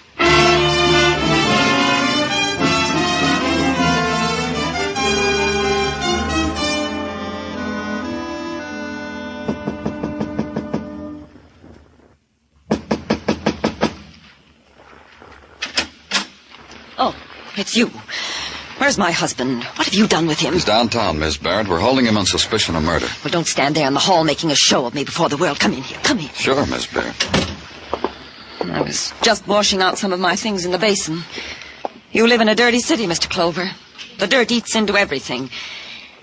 What right have you to do a thing like that to Jimmy? What right? Because we think he murdered a girl named Joan Fuller. Girl I read about? Girl from Muncie? Jimmy never knew her. He never knew anything like her. Not like her. You know that much about your husband, Mrs. Barrett? I'm a middle-aged woman, Mr. Clover. I know things about my husband that no girl ever knew. Why did you and Jimmy come to New York, Miss Barrett? You won't say any of the things people say when I tell them. Jimmy and I are on our honeymoon. Mrs. Barrett. He loves me. You saw how much he loves me. The sweet names he calls me. I saw, Mrs. Barrett. Took me a long time to bring Jimmy around to me, Mr. Clover, to the things I wanted. I'm not going to lose him to you. If you'll help us, maybe we can give him back. This is a trick. You're trying to trick me. You want me to say something about him that'll make him dead. Something that can save him. Oh, what can I tell you that will do that? Did he ever leave you alone on your honeymoon? Go off somewhere alone? Never. Why, Jimmy waits on me hand and foot. That's what first attracted me to him back home. How polite he was. How considerate. When he could have had any girl. Here, Mrs. Barrett. Has he left you alone here? I told you no. He was alone when I found him. Oh, that was different. I went window shopping. I like to do that alone. I like to come back and tell him the things I saw. All the useless, expensive, frilly things that are no use to anyone. Just good to look at sometimes. You've done that other times? Back home, in Muncie, not here. One more question, Miss Barrett. Did you know Joan Fuller? No, I didn't know her. My husband didn't know her. I haven't told you anything that'll save him, have I? No. But I will. You'll see. I hired a lawyer. He's getting a writ. He'll bring Jimmy back to me. You'll see. Wait till I tell Jimmy how you treated me. Just you wait. I'll wait. Don't take Jimmy back home with you, Mrs. Barrett. We'll want you both here.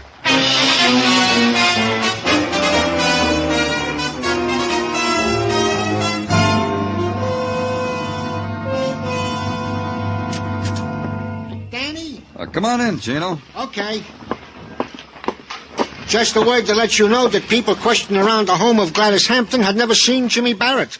Also, that Jimmy is released on a writ. Yeah, I was threatened with it. And to tell you that outside is a gentleman from Muncie, Indiana. Another one? Yeah, Danny.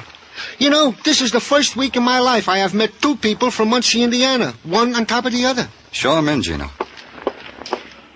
This way in to see Danny Clover, Mr. Fuller. Sit down, Mr. Fuller. Thank you.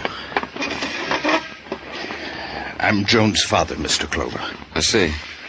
I'm very sorry about what... Thank you, but of course you're not sorry. If we mean the same thing by that word. You're a policeman on homicide, and your job's got to do with dead people. People get used to death almost as easy as they do to cigarettes. The sorrow of Joan's death belongs to me, not to you. Forgive me, I made a speech. How did you know your daughter was dead? You notified the Muncie police, they notified me.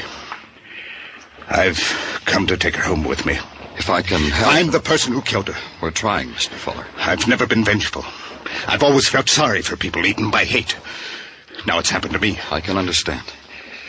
Tell me, Mr. Fuller, do you know a man named Jimmy Barrett from Muncie? Of course. Joan knew him, too. Pardon me a second. Battaglia. Roger, Danny. There's a man tailing Jimmy Barrett, isn't there? Yeah, Danny. Get in touch with him. Find out where Jimmy is. Roger. Over. We were talking about Jimmy Barrett, Mr. Fuller. Tell me about him. Well, Jimmy married a woman somewhat older than he. Rather wealthy woman. Why do you ask? He's honeymooning in New York. How well did your daughter know him?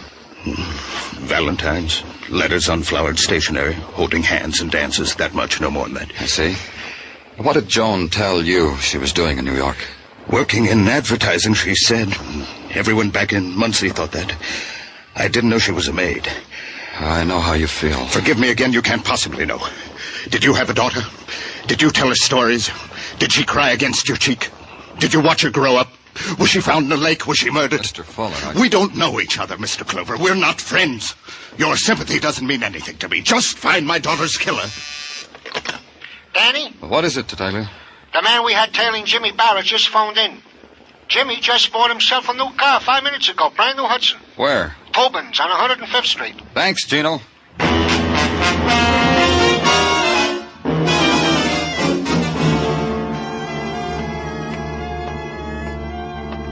You're primed to buy a new car, mister? You're just tantalizing yourself with this new model. I want to, Sure you want to. Everybody wants to. There's no feeling like the feeling of running your hand over this new all-leather upholstery. Save it. I'm from the police. That makes you different? That gives you desires different from other people's desires? A man named James Barrett was just in. Oh, I'll never forget him. He bought a new car off of me not a half hour ago, paid me cash, drove away on a dream. Cash? $2,500. He just took $2,500 out of his pocket and gave it to you? Well, not exactly. Let me give you a vivid description of it. I found it very thrilling. It thrilled me, too. He looked at the car, asked me how much it was as I stood there, and I told him. Then he runs across the street to the bank, runs back with $2,500 clutched in his wet fist. So you see why he wasn't exactly. He pulled it out of his pocket. He was clutching it in his wet fist. Bank across the street, huh? Yeah. Hey, what's the matter? He got it from the bank. It can't be counterfeit, can it? Don't give me heart failure like that. Hit me in the face with it. It's not counterfeit, is it?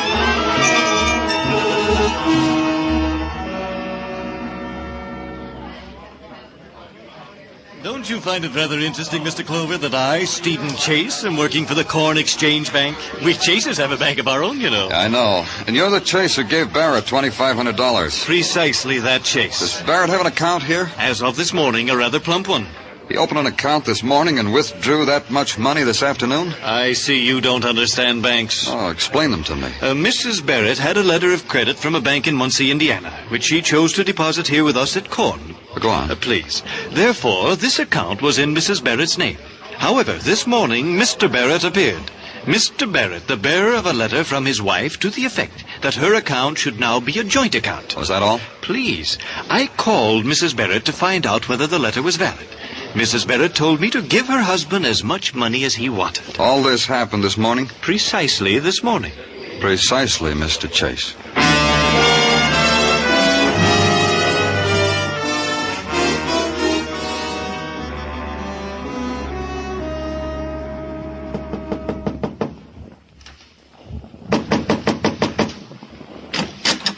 Oh, hiya, Danny. Just going out. Want to go out with us? No, I'm coming in.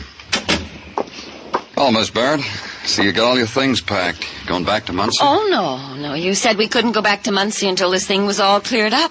We're going to find a nicer place to live. Yeah, me and the Honey Doll are going to branch out. Nothing but a ball from now on. We're really going to live. Aren't we, Honey Doll? Yeah, whatever you want, Jimmy. Tell me what you want, Jimmy. What I want? Get out of this crummy hole. New clothes for Honey Doll. And for me. Drapes. Double-breasted. I understand you got a new car. It's got New York talking, huh? We're talking about it down at headquarters. Jimmy, the man said he'd show us the penthouse at 9 o'clock. It's almost that now.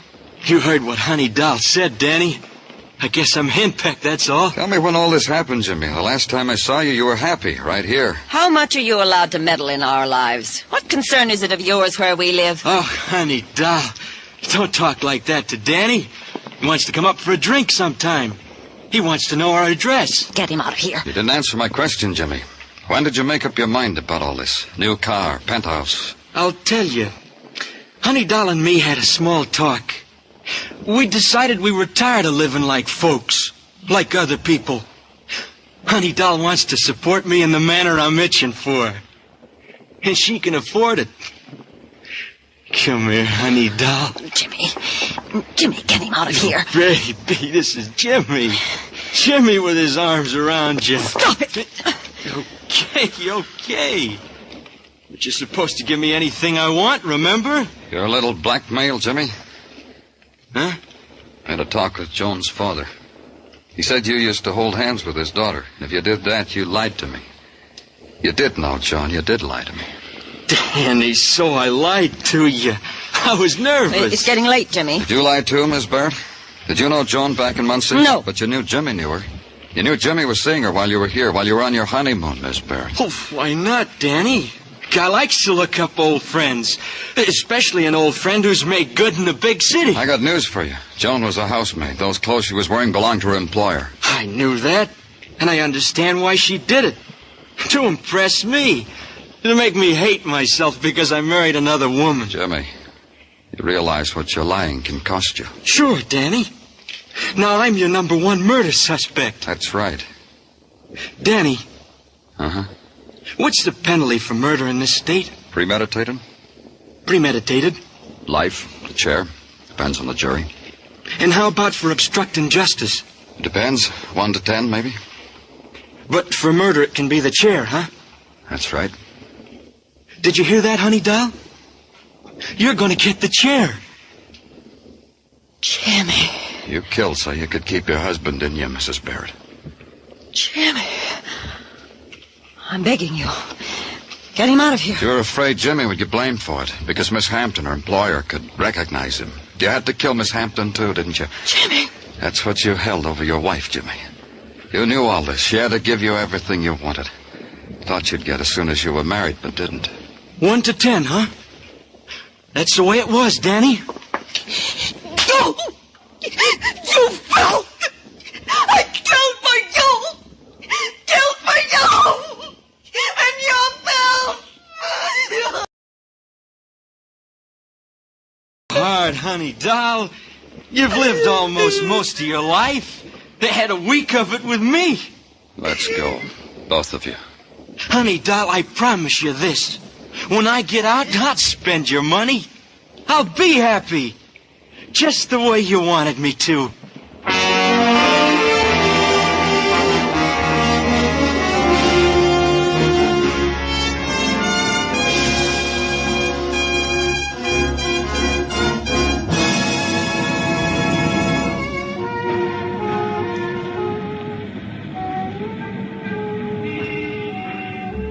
Broadway looks good now.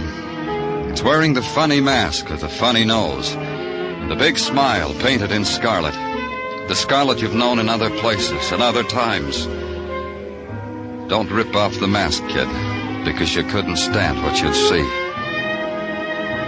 It's Broadway, the gaudiest, the most violent, the lonesomest mile in the world. Broadway, my beat.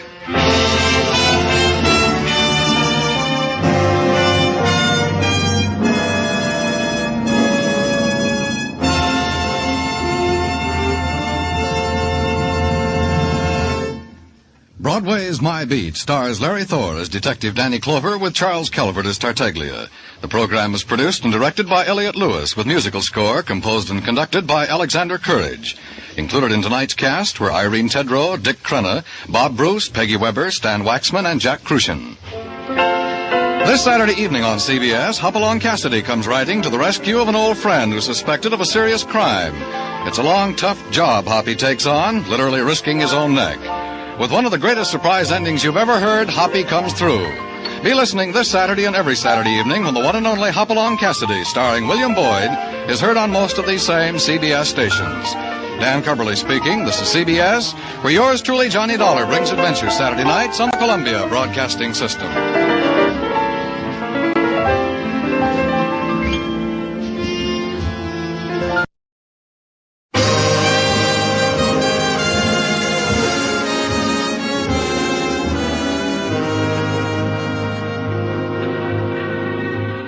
Broadway's My Beat, from Times Square to Columbus Circle, the gaudiest, the most violent, the lonesomest mile in the world.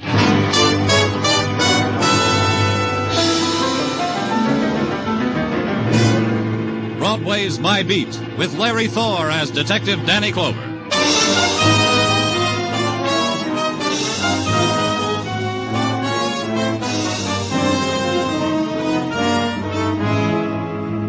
When it's December and the winter has caught hold, Broadway comes up with a miracle. Silver trees grow out of the sidewalks. Men with beards and red velvet suits suddenly appear from out of the Bowery and dedicate themselves to being jolly. And reindeer roam the tundra of the spectaculars. It's a time of Crosby records, noses against department store windows, and wishing you'd kept up the Christmas Club payments. Everybody's happy. Even the finance company sends you season's greetings.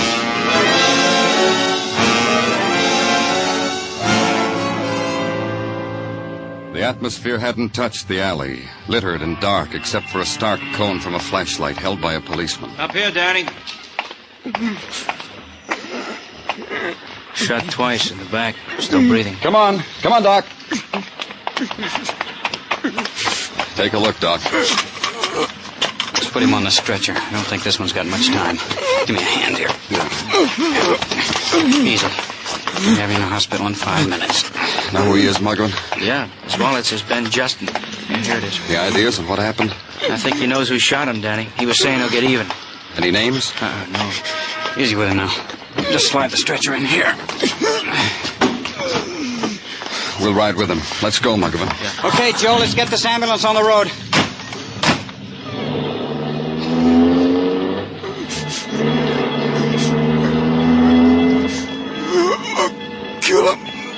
Kill him with my bare. Who are you going to kill, Ben? Watch it, Danny. Flatten Here, hold the bottle up like this. Yeah. Is it all right if I talk to him? You better hurry. Who shot you, Ben? Can you hear me, Ben? Ben? Wait a second. Hey, Joe, you can take it easy. Take your time. He's dead, Danny.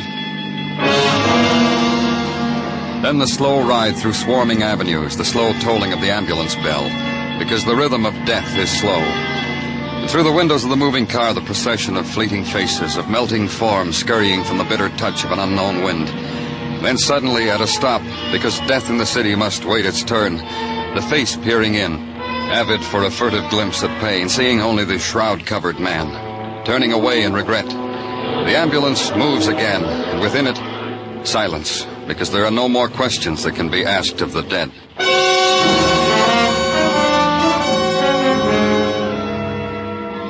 At headquarters, the setting up of a file on Ben Justin. The word murdered, neatly typed in triplicate. Then the fragments of his life drifting in to be pieced together, to be entered under the correct heading, on the correct line. Ben Justin lived in an apartment on West 86th. He was married to a woman named Evelyn. Go there. Ask her the question the dying man wouldn't answer. Ben didn't tell you? He was bleeding to death and he wouldn't tell you who killed him? No, Miss Justin. I like him for that. There are a lot of other reasons, but this one's the best. Then you will want to help us find his murderer. No, that's your job. That's what you get paid for. They shot him down in an alley. Sorry, but that's how I feel about things. You get what you work for in this world. No one can do it for you. You want Ben's killer?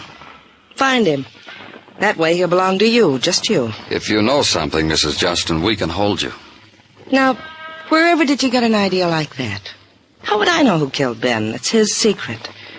He's taking it to his grave with him. Maybe I didn't tell you. Ben's last words were that he would kill him with his bare hands. Ben can't do that now, can he? But you can do something, Mrs. Justin.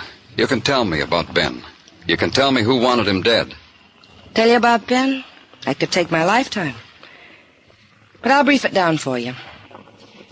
Ben did good by me, dressed me in fancy clothes, showy, showed me off to his friends. Didn't mind if one made a play for me. Grinned it off.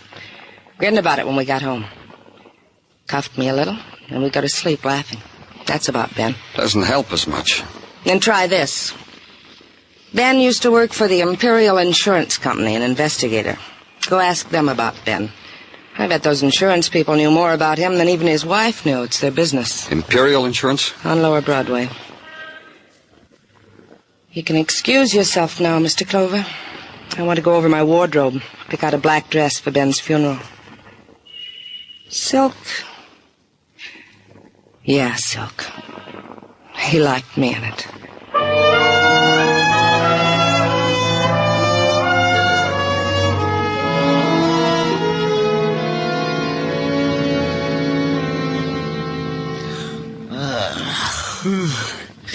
Yeah, it's very intriguing what you tell me, Mr. Clover. Look, why don't we go downstairs and chat about it over a cup of coffee? Now, Mr. Cogan.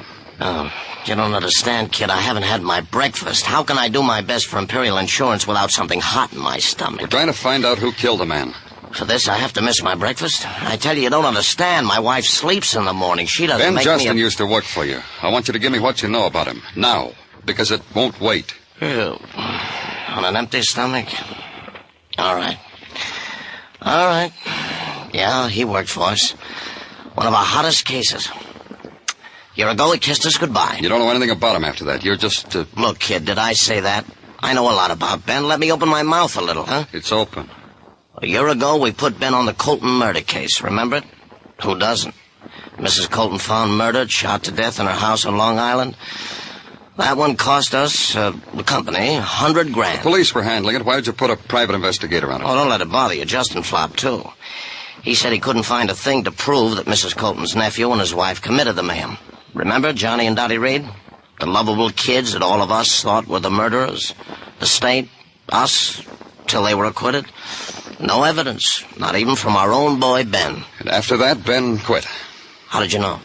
Oh, I told you, yeah. He turned in a memo that we should pay the kids the $100,000 insurance the aunt left the boy. Shook hands all around, resigned. Then right away we find out he was making merry with the Reed kids, all over town, in their home. How do you know that? It was a password in our office, how Ben and his wife were always in the company of the kids. Why? The kids were acquitted? They have the right to make their own friends? For $100,000, we keep trying. The Do I get coffee now? Yeah, here's a dime. Let it be on me.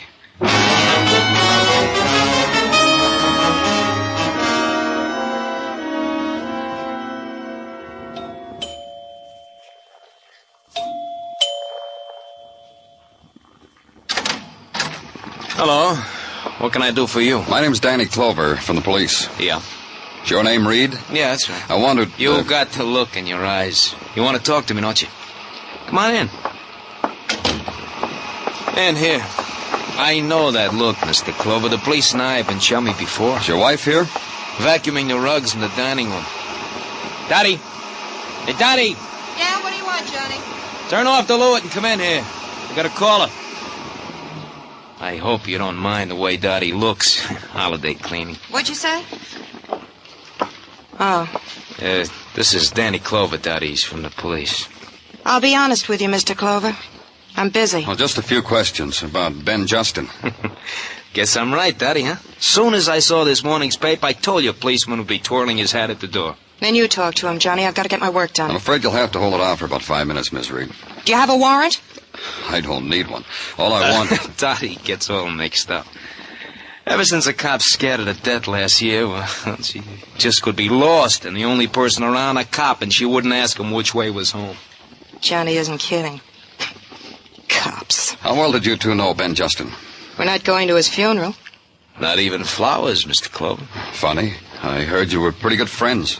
2 weeks ago, Johnny and I took turns yawning in his face. He still wouldn't go home. Then he used to drop in here often. Maybe a couple times a month.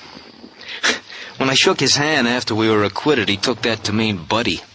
He couldn't get through his head out of shaking anybody's hand. Ben Justin tried to send you to the chair. I don't understand. Neither did we. You inherited a lot of money when your aunt was killed, didn't you, Mr. Reed? You people can't leave us alone, can you? Hey, you shouldn't have asked that, Mr. Clover. Dottie's going to be upset all day. It's going to be like this for the rest of our lives. Dottie. No matter what we do, where we go, it's going to be the same way. Get him out of here, Johnny. Get him out of here. You heard him, Mr. Clover. You better get out. Dottie's busy.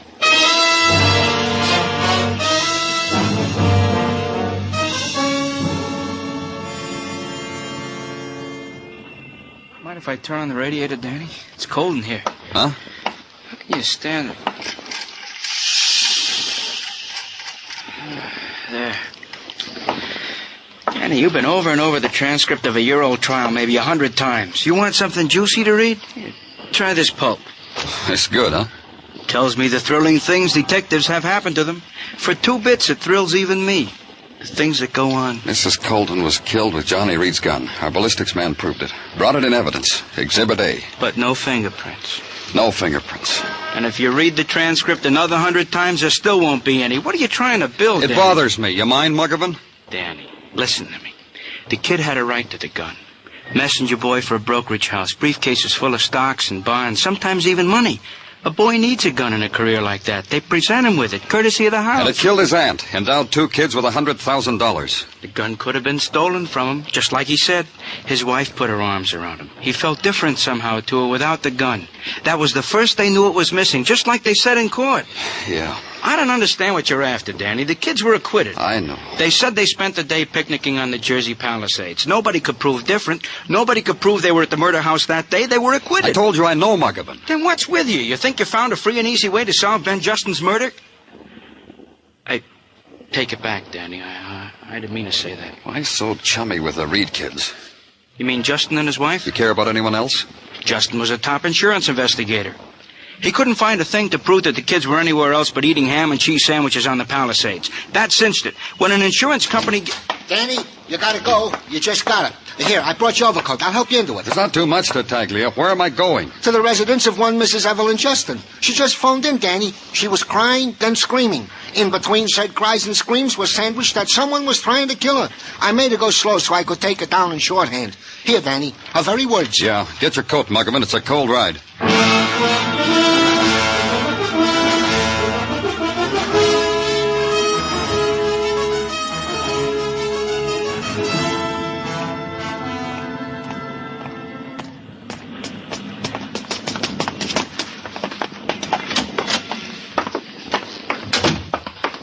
Down this hall, Muggavan. Come on. Right behind you. Wish I'd taken that call. Sounds real quiet in there. Locked, Danny. Lean on the bell, Muggavan. Yeah. Danny, something happened. Kick it in. Mrs. Justin! Watch it, Danny. The place is a furnace. Mrs. Justin! Danny, you can't go in there. Don't be crazy. Yeah. I don't understand. What happened? We ring the bell, we blow the place up.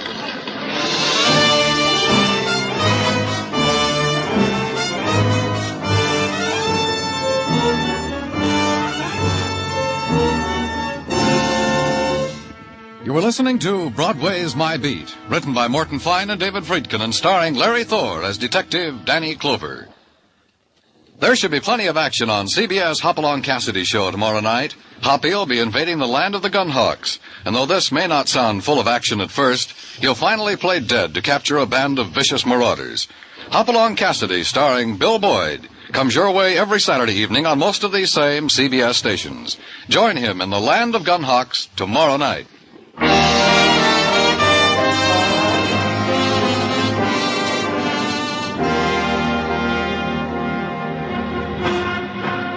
On the eve of the holiday, Broadway opens wide its loudspeakers, takes last year's tinsel off a back shelf, considers its tarnish, shrugs and hangs it in a doorway, in a shop window, just above the summer resort sports shirt sprinkled with artificial snow and decked with dust-covered holly.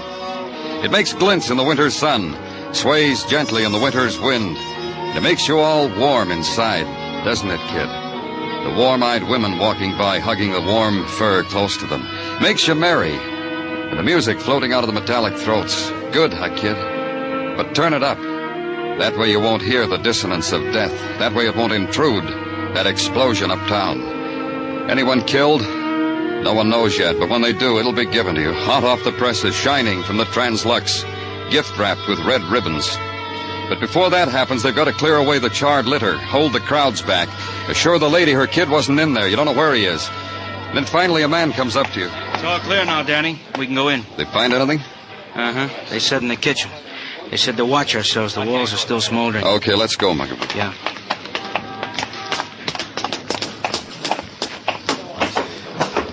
He said in the kitchen. Uh-huh. Watch it, Danny. The doorway don't look any... Come on. Not much left, is there, Danny? You were here before. Not much left, huh? Broken, up in smoke. Hey. Yeah. Mrs. Justin? Yep. Explosion must have done it, huh, Danny? The way she... She was beaten up first. Slugged. See? Here. Here. Yeah. They made sure, huh, Danny? If we hadn't rung the doorbell, maybe the... Call it in, Muggavan. To homicide.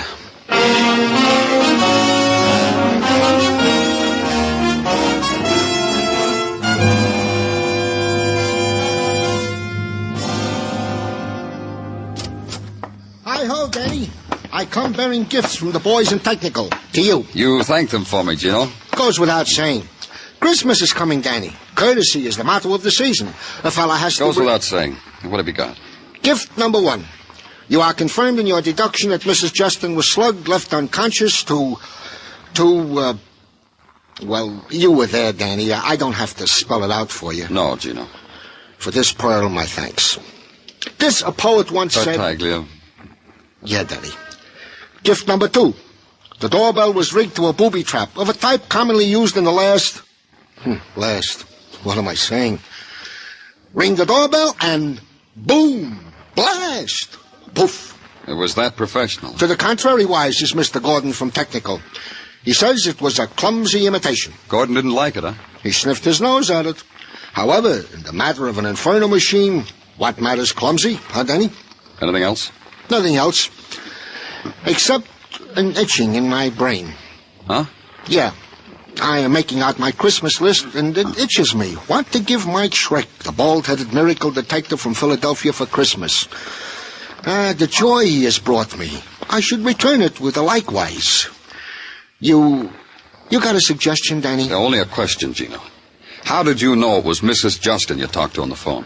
Well, she told me, Danny. Several times she told me. Well, what reason would I have to disbelieve what a lady tells me? You're trying to make out I'm a Gulliver, Danny? You know... Pardon me, Gina. Likewise, I'm sure. When they tell you their name, see if you... Danny Clover speaking. This is Swifty Crenshaw of the 34th Street Post Office, Mr. Clover. They referred me to you. Why? Oh, because I'm holding some undelivered mail from Mrs. Evelyn Justin. Bet you'd love to get your hands on it. Yeah, I would. Fine. Just ask for Swifty Crenshaw. Everybody knows me. Bye now. Who was it, Danny? A Swifty Crenshaw from the post office. Cren? See? See how you too can be a Gulliver, Danny?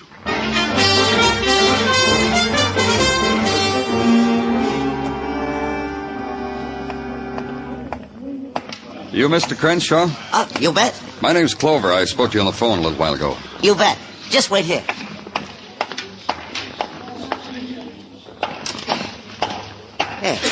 Here you are. The mail addressed to Mrs. Ben Justin. There's not much there. Circulars, a few Christmas cards from people who heed our message to mail early. One there that's sealed, and the sender tried to mail it third class. Postage due on that one, but I guess we can forget it, huh? I can save you trouble turning over that postcard. It's for a free grease job with 15 gallons of gas. That other is for a book overdue at the library. You've been having yourself a time, haven't you, Mr. Crenshaw? You bet. What's in this envelope? How do I know? It's no use holding an envelope like that up to the light. It's manila. It's postmarked yesterday. Addressed to Mrs. Ben Justin. P.O. Box 626, 34th Street Station, New York, New York. Return address? The same. She addressed it to herself? What's in it? You bet, Mr. Crenshaw.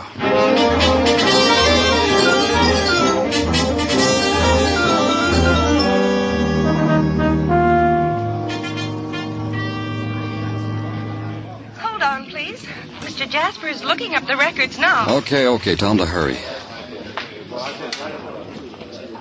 Mr. Jasper will speak to you. Good. Mr. Jasper on the phone. What about it, Jasper? You say you have a carbon copy of a subscription form for today's Lady magazine? Where did you get it? In an envelope. Come on, your girl said you were looking it up, Jasper. The form is used by your company, signed with the initials DF. Who is DF? Donald Fraser. He would have gotten 400 points if he'd handed the subscription in. But why didn't he? Where does Donald Fraser live? 19 West 16th. He's a pretty good... Yeah. Thanks.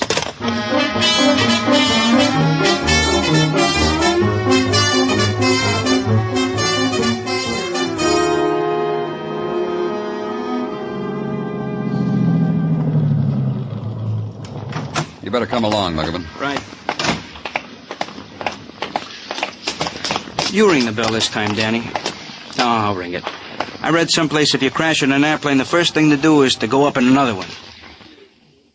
Nah, you ring the bell, Danny. Thanks.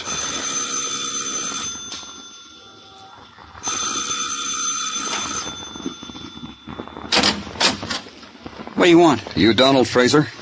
So, what do you want? We're from the police. Didn't you hear, Donald? We're from the police. Let's go inside. Sit down, Donald. You want a cigarette, Donald? I don't smoke. You drink? No, I can't stand the taste. He's got refined taste, Danny. You signed this magazine subscription form, didn't you? Or didn't you? I don't know. You know. You know, don't you? I signed it. All right. You took a magazine subscription on November 2nd, 1949. That's the date on this form. It's also the date Mrs. Colton was shot to death. So, what's that got to do with anything? It's got this to do with it. It's a magazine subscription for Mrs. Colton. You took the subscription. Who signed it? I'll tell you. You're not kidding. Let him alone, Margaret. I came by Mrs. Colton's that morning selling subscriptions. Mrs. Colton said to come back later. She wanted time to make up her mind. When you came back, Johnny Reed was there with his wife. I said leave him alone. Yeah, that's right. They were there that day. The girl yelled up to her aunt that I'd come back. Mrs. Colton said to take the subscription. The girl signed for her. That does it, Danny. Not quite. Donald, then Ben Justin got to you, didn't he? He was investigating the murder and tracked down a lead that a magazine salesman was on the Colton block that day. That right? Yeah, the very next day. Before I had a chance to turn the form in to Mr. Jasper. I shouldn't have done it. I know I shouldn't have done it. For $1,000, the trouble I'm in. I didn't mean to do anything. He talked me into it.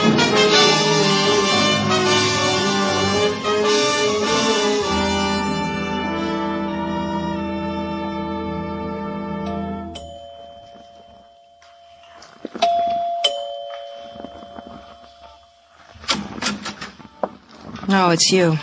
What do you want? Let's go inside, Mrs. Reed. Remember how busy I was yesterday? I'm busier today. That's too bad. I want to talk to you, and I want to talk to your husband. All right, come in. I've got an idea Johnny's going to throw you right out, and I want to watch. Johnny! Johnny! Yeah? Look who's here, Johnny. Huh? Oh. Hiya, Mr. Clover. Can I get you something? I just broke out a quart of beer. No, thanks. I want to talk to you alone. Sure, my pleasure. Go make us some coffee, Daddy. I told him you were going to throw him out, Johnny. You're making a liar out of me. Just get the coffee, Daddy. Then you'll throw him out? If he annoys me. All right, Johnny. Now, what's a good word, Mr. Clover? What have you been doing with yourself lately, Johnny? Oh, this and that. I got enough money. I'm lucky with the horses. The money gets used up and replenished. I envy you. Yeah, got a system. That's fine. I'm glad to hear of it. Is this what you come all the way out here to talk to me about? You impressed me the last time I talked to you. You kidding? No, I'm not. Say, you think Dottie needs any help with the coffee? Probably. She's all thumbs. But she doesn't like you, Mr. Clover. Maybe if I help her with the coffee. Yeah. Why don't you do that? Help her with the coffee. Mine's with cream, Mr. Clover. 2 sugars. What do you want? I just came in to tell you to get your hat and coat. That sounds familiar. That's right. You're under arrest. You're doing all right, Mr. Clover. You're under arrest for murder. Let me tell you why it sounds familiar, Mr. Clover. Because it's happened before. What happened before? A year ago, when Johnny and I were arrested for the murder of his aunt, the police separated Johnny and me. Then one cop came to me and said Johnny'd confessed. That way I was supposed to break down. They did the same thing to Johnny. Oh, as a policeman, you're a real nothing, Mr. Clover. A real nothing. Hey, let me laugh with you, huh? Say, you remember what they tried on us before, Johnny, trying to make us confess? Well, your friend Clover just tried it again. Oh, Clover. All right, you had your fun. Don't you think you ought to go home now? I haven't had my coffee yet. Daddy makes such lousy coffee. It really isn't worth it. You know, I don't understand you. Throw him out, Johnny. That's what I mean. I came here to give you something for Christmas. Maybe I'm a little early. Maybe I should come back. If you're giving, we're receiving. What do you got? This. The magazine subscription form that your wife signed last year in your aunt's house. Where'd you get it? From Mrs. Justin's post office box at 34th Street Station. You got it figured, huh, Mr. Clover? Sure. It's proof that the two of you were at Ms. Colton's the day she was murdered. The piece of evidence the DA didn't have at your trial. Johnny, they can't try us again, can they? You, planning to reopen the trial with new evidence, Danny? It won't be necessary. Justin bought this subscription form from the salesman. He was blackmailing you with it. Then a little while ago, he got afraid of you two, passed it on to his wife. That's where she had it, huh? That's where she mailed it for safekeeping after you killed her husband. You thought you destroyed it when your wife called headquarters and had me set off that booby trap. And now you got it. Merry Christmas, Danny. How much you want? How much were you paying Justin before you killed him? Don't bargain. How much? All of it. Everything you got. I want you to sign a confession, you and your wife. Let me sit down and think about it. Serve the coffee, Daddy. You gonna stir it with that gun? No. I'm gonna kill you with the gun. You want 1 slug or 2? Johnny! This will put you out of your misery, Johnny. You can have half of it, Mr. Clover. All of it. You can have anything you want. I've got what I want. Let's get your coat, Mrs. Reed.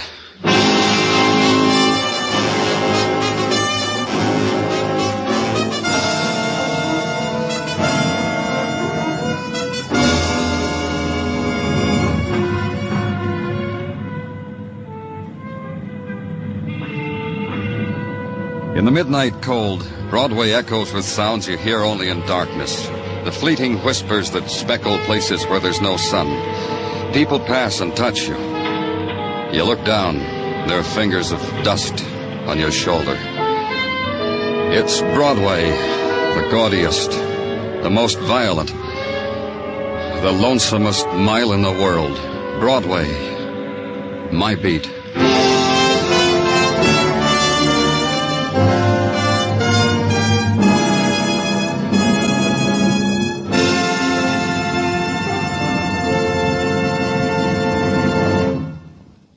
Broadway's My Beat stars Larry Thor as Detective Danny Clover with Charles Calvert as Tartaglia. The program is produced and directed by Elliott Lewis, with musical score composed and conducted by Alexander Courage. Included in tonight's cast were Anthony Barrett, Sam Edwards, Virginia Gregg, Michael Ann Barrett, Sidney Miller, and Jack Crucian. Now, here's Larry Thor. Ladies and gentlemen, tonight's program concludes the present series of Broadway's My Beat. We thank you for listening and hope to return to the air in the near future when Danny Clover will bring you more adventures along the Great White Way.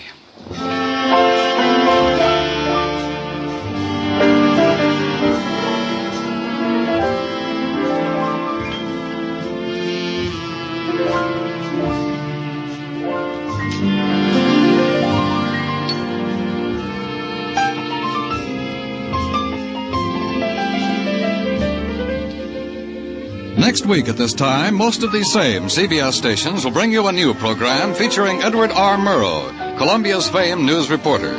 This new program will be called Report to the Nation, and during its 60 minutes, Mr. Murrow will bring you not only important war and political news, but also summaries of all that's bright and new in the world of music, the theater, sports, and the other colorful, varied fields of American life.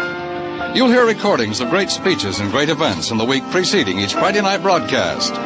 Report to the Nation will report the news for CBS listeners in this unprecedented series of broadcasts. Be listening for Report to the Nation next Friday evening on CBS. Dan Coverly speaking. This is CBS, the Stars Address, the Columbia Broadcasting System.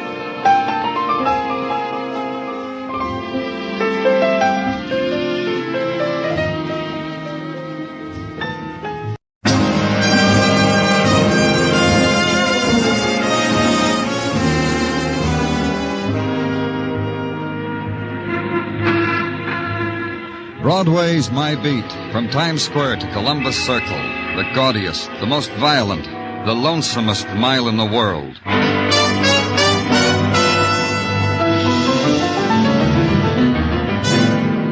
Broadway's My Beat, with Larry Thor as Detective Danny Clover.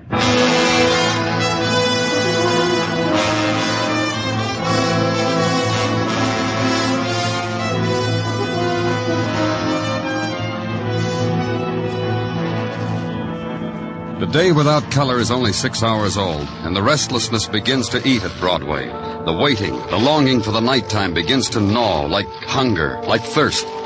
Because Broadway's night is a banquet loaded with delicacies. The scarlet wine of neon, the forbidden fruit of a trumpet scream, the lukewarm stew offered on a tin plate through an alley doorway. But Broadway's day, that's the drab time, kid, the empty time. The time of leaning against sun-warmed stone and waiting. And you wait with the rest of Broadway because it'll come. Something will come.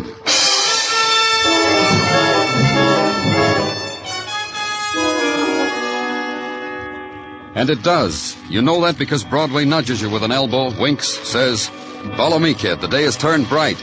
And it's not far away where the day is bright, on 39th Street, just off 7th Avenue, in the Garment Center. The crowd is already there ahead of you, toothpicking its last bite of lunch, digesting the spectacle of a man sprawled on the pavement. The dress rack he'd been pushing lay beneath him. There was a scissors in his back. His blood sketched a new pattern on the bright, flowered silk prints. And the man, heavy in the shoulders, pushing a space into the crowd so you can be close to it, so he can fill you in on it. You got here fast, Danny. I was shown the way. Who is he, Muggerman? His wallet says he's Thomas Hart. His Social Security card, YMCA membership, it all says he was Thomas Hart. These people know him. I've been calling him by name. He don't answer for 20 minutes now, I'd say. Any of them see it happen? No, I asked around. They were all busy with shop talk, with wife and kid talk, with union talk. First thing they noticed was Sinclair Stylecraft's new sample spring line was spilled in the gutter. They kept the cabs and trucks from running over the dresses. Sinclair what? Sinclair Stylecraft. See? On the dress labels. Huh?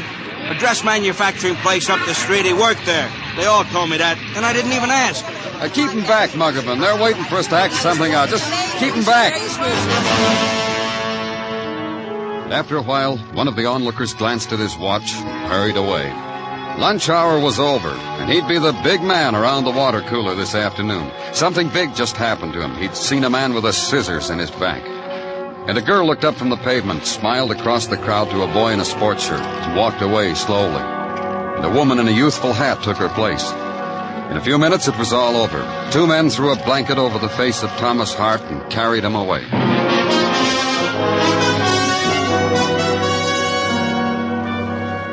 Then, work to do. Thomas Hart worked for Sinclair Stylecraft. Ladies and Mrs. Dresses, down the street.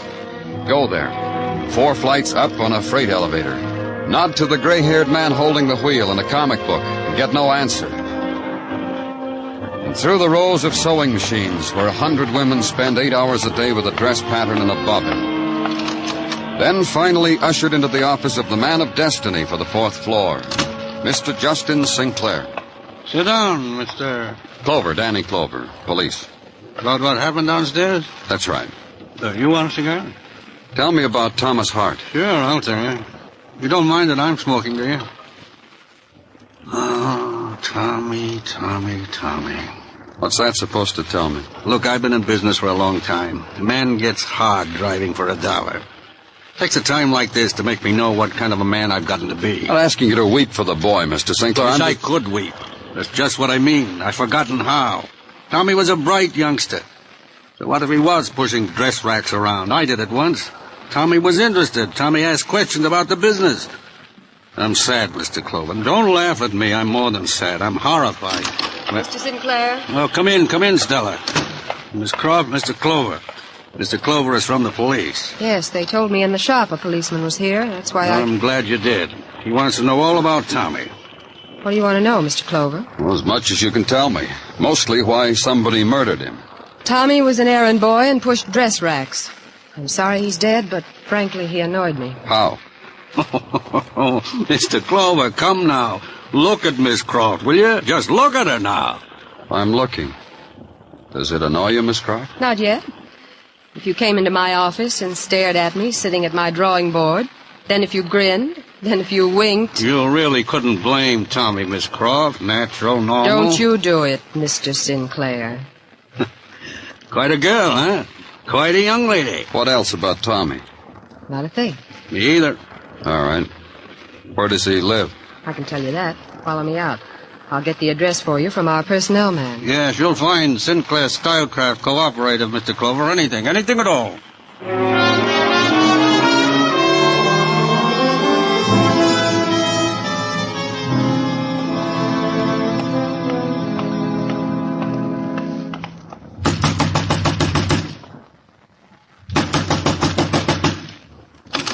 Next time, knock soft, mister. You want something from Jonesy, the keeper of the garbage pails, the collective wrench will knock soft. They told me Thomas Hart lived here. Show me his room. Tommy? Tommy's dead. It's been the topic of the day for the tenants how Tommy's dead. You don't need nobody in his room. Now he's dead. Can't use him. Look closely, Jonesy. This is how a policeman looks who wants something. Huh? I don't care what your sickness is. Next time, knock soft. Come on. You knew Tommy? No, sure I knew him. He never wrapped his leavings in the newspaper, not even a greasy brown paper bag. What else do you need to know about a man? But sometimes you'd open your door and peep at his callers. Sure I peep. You don't peep when you get the check? Back off, Jonesy. Who'd you see? Who? Well, once it was a guy with a dirty white apron and a sack of beer cans. Up these stairs he went whistling. Give me a minute, I'll tell you what he was whistling. No one else? Sure, someone else. With silk stockings and high-strapped shoes. But living as I live in a basement apartment, it got away from me before I could see the face. That never took a moment's happiness away from me, not seeing her face. What do I care? Yeah. Tommy's room. Phew. Crummy tenant, wasn't it? Crumbs bring exterminators. Exterminators cost the management money. Take your hands off Tommy's suitcase. Something in this shirt pocket. What, nose tissues? Tommy was always with nose tissues. I forgot to tell you. Money. 20s, 10s. $500. All's in there is a wash basin. That calendar you're looking at, I got piled downstairs. You can take your choice. Don't rob a dead man's dream. There's an address scribbled into the picture. Directions. Let me see. Out of the way. That's address, all right. You think, Knock soft, Jonesy. You want something, knock soft.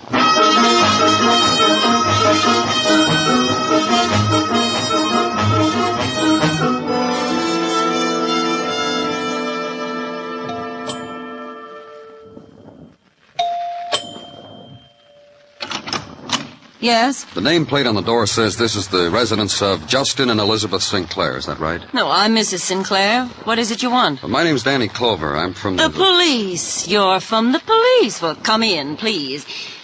My husband phoned and said a policeman might be around. Oh, my.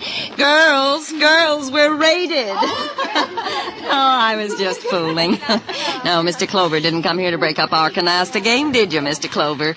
We're only playing for a 20th. This is Mrs. Westfall, Mrs. Meston, and Miss Natalie. Now, Miss Natalie does our hair after the game. She wins Can we talk someplace, Mrs. Sinclair? Of course we can. Deal me out, girls. In here. We'll close the door so we won't be disturbed. Now tell me all about it. All right. I came from Tommy Hart's room a little while ago. He had some directions penciled on a calendar. The directions brought me here. Well, but I don't understand. Tommy's dead. Maybe Tommy scribbled those directions before he was murdered, huh? Oh, of course. Surely. Then Tommy must have been here on some occasion or another. Well, of course he was. What was the occasion? Dinner? You'd think I'd get someone in to cook dinner, wouldn't you? But I didn't. I never do. No, I still cook, Mr. Clover, like I did before all this happened. All this, the French provincial furniture and the set of books and sending my son to private school and... When was the last time Tommy was here? Didn't my husband tell you? Why, it was last night. Just last night, Tommy was sitting in that chair you're sitting in now, with that girl draped over him, lighting his cigars and waiting on him hand and foot. What girl did that? Well, the girl Tommy brought with him to dinner. That bleached blonde from the shipping department. In my house, imagine. Why my husband tolerates What was the girl's name? Jenny Morrow, I think. And she works for your husband? I told you she did. In the shipping department. Checker or something, I don't know. He invited Tommy over because Tommy's bright, and maybe someday he could learn the business, but why the girl, I don't know. What else can you tell me about Tommy? He ate everything that was put on the plate in front of him. What else? What else? Mr. Clover, I'm a married woman. I've got a son taller than me and... She took me by the hand to prove it. Back to the canasta table. The son was doing fine, wasn't he, girls? Wasn't he? And her life with Mr. Sinclair was all a girl could ask for, wasn't it, girls? And what right had a policeman to come nosing around spoiling everything? The card game, the hairdos, making the canapes grow cold, letting the ginger ale turn flat just because someone stuck a pair of scissors in her husband's errand boy. So I explained the rights of the dead, and the girls cried. Scooped up the cards, shuffled, redealt, and I got up.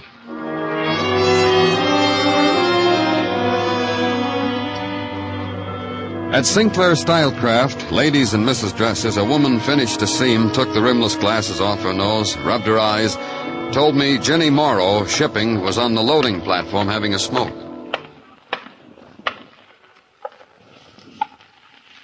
You can keep looking at me, mister. The view is for free.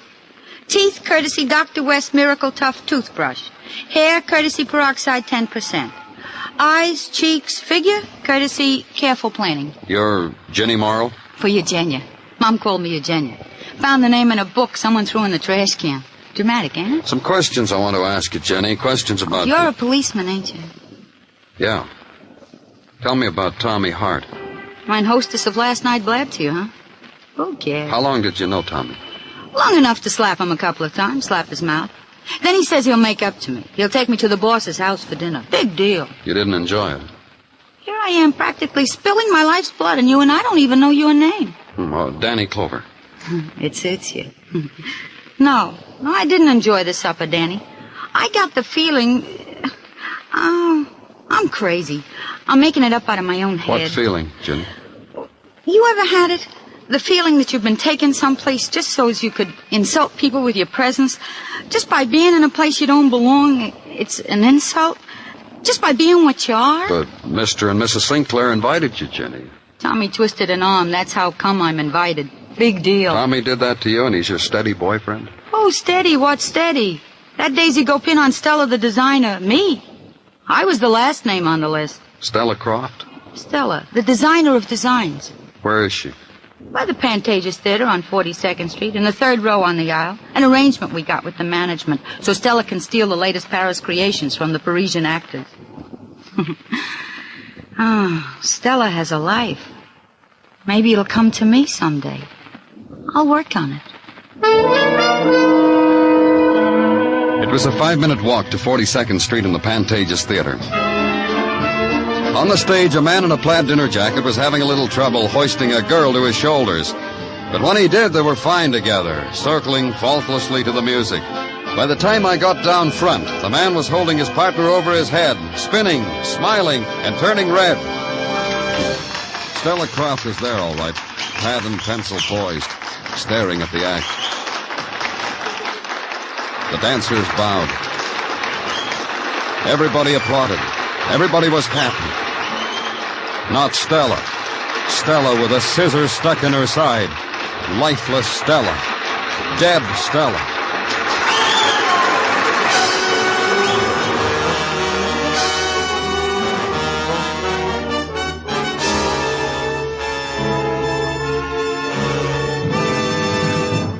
You are listening to Broadway's My Beat, written by Morton Fine and David Friedkin, and starring Larry Thor as Detective Danny Clover. Every Sunday evening, CBS brings you two of its top comedy stars, Jack Benny and Eve Arden. It makes no difference where you live, whom you know, what your job is. Everyone immediately feels at home with Eve Arden's romantic, harassed schoolteacher, and with Jack's careful spending, perennially youthful portrait of himself. CBS cordially invites you to join them this Sunday again when Eve Arden plays our Miss Brooks on most of these same stations, and Jack Benny and his gang are heard on them all. Now the second act of Elliott Lewis's production of Broadway's My Beat.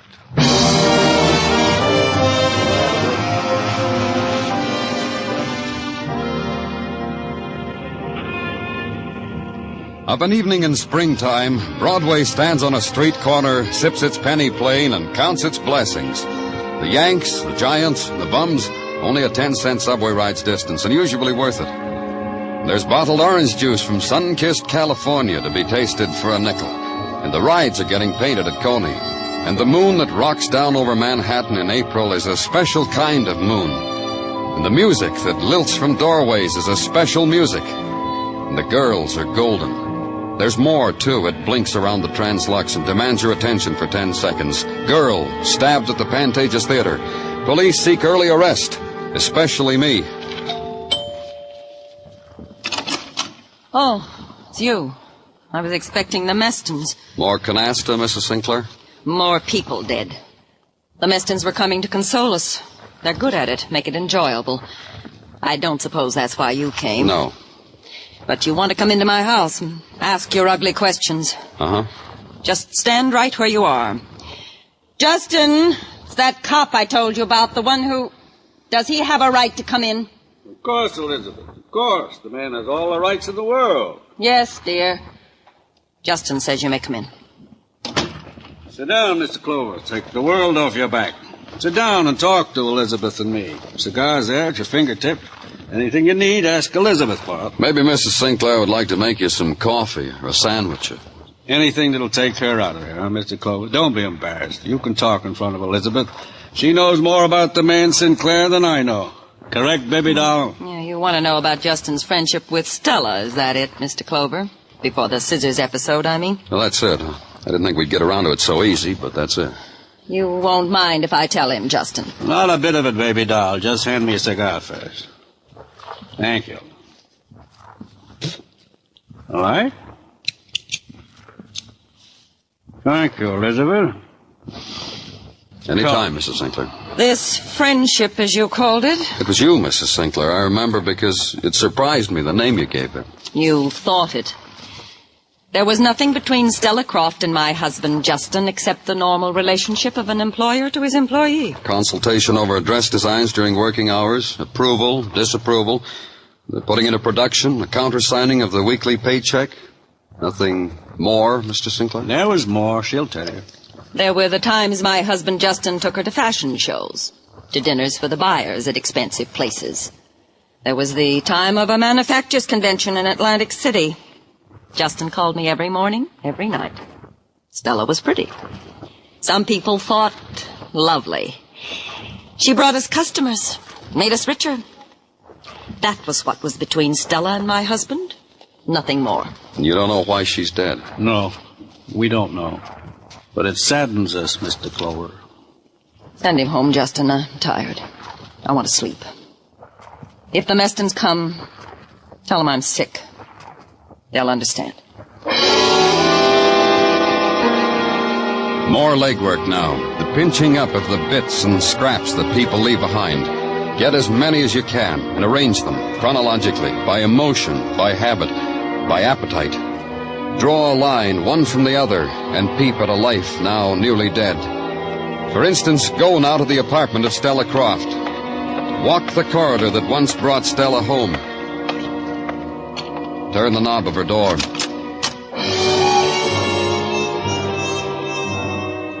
The girl in the room was wearing slacks. She watched me close the door and blew a smoke ring from her cigarette. Watched it die. Then she smiled at me. Hi, Danny. What are you doing here, Jenny? Oh, taking the tour. Seeing how a girl lives when she works in the front office of Sinclair Stylecraft. Gosh, quilted blue satin. How did you get in here? Did you see the superintendent downstairs? Yeah. Did his eyes light up when he saw you? Huh? Jenny, how well did you know Stella Croft? Who gets to know a dame like that if you're another dame? Look, Danny, I'm not the type to be a Pollyanna. My mother told me, Jenny, never be a Pollyanna. Stand on your own 2 feet. You don't like somebody, don't like them. And that's how I felt about Stella, to a T. Because she had all this, because she was going out with Mr. Sinclair? So I was jealous. But this apartment is something to get jealous about. You going to try your luck with Sinclair? He's already noticed, Danny. The day that I wore that black velveteen with the peasant blouse, he spent practically the whole morning in the shipping department giving me a personal supervise. You want me for anything more, Danny? No. Just be around where I can find you, Jenny. Oh, sure, Danny. I really would, Danny. I'd drop all my appointments.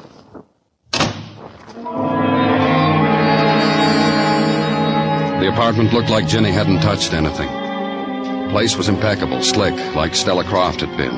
Lacquered furniture, highly waxed, and full-length mirrors. I walked back into her bedroom, around it, fingering this and that. The small, intimate souvenirs a girl like Stella collects. Then over to a Pullman closet, opened it. Wondered for an instant why a woman needed so many shoes. Wondered why it hurt so much. The brightness of it, the pain, the sharpness slipping so easily into my back. Then gave it up because I couldn't hold on to it.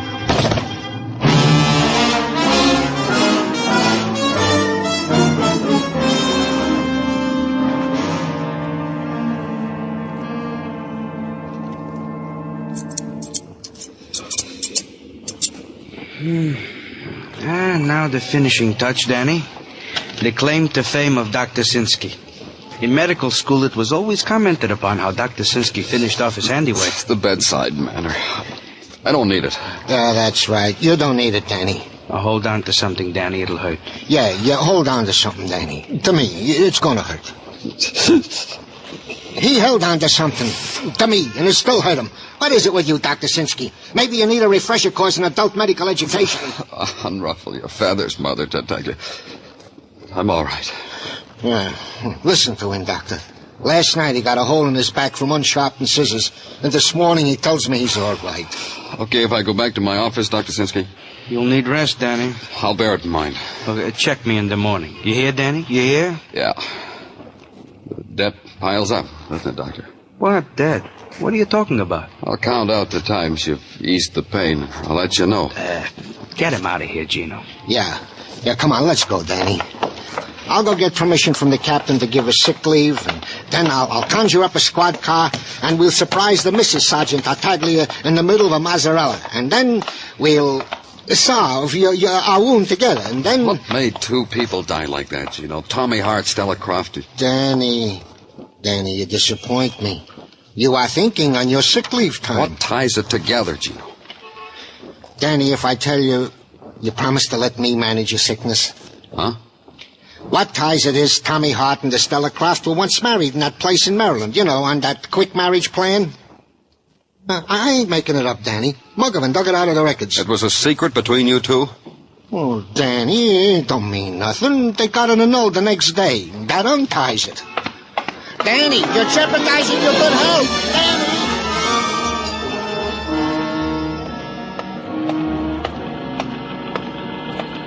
Good morning. Yes, sir. Can I help you?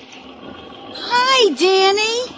Hey, look at me. Yeah, look at you. Since when did they move you out of the shipping department into the reception desk? Since this a.m. I told you. I got supervised into it. Oh. Tell Mr. Sinclair I want to see him. Sure, Danny. Watch me. See?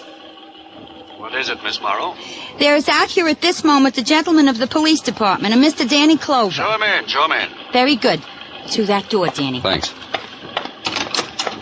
Hello, Mr. Sinclair. I'm a busy man, Mr. Clover, but I always have time to talk to you. Mr. Sinclair, how much of your affairs can you get in order in the next 15 minutes?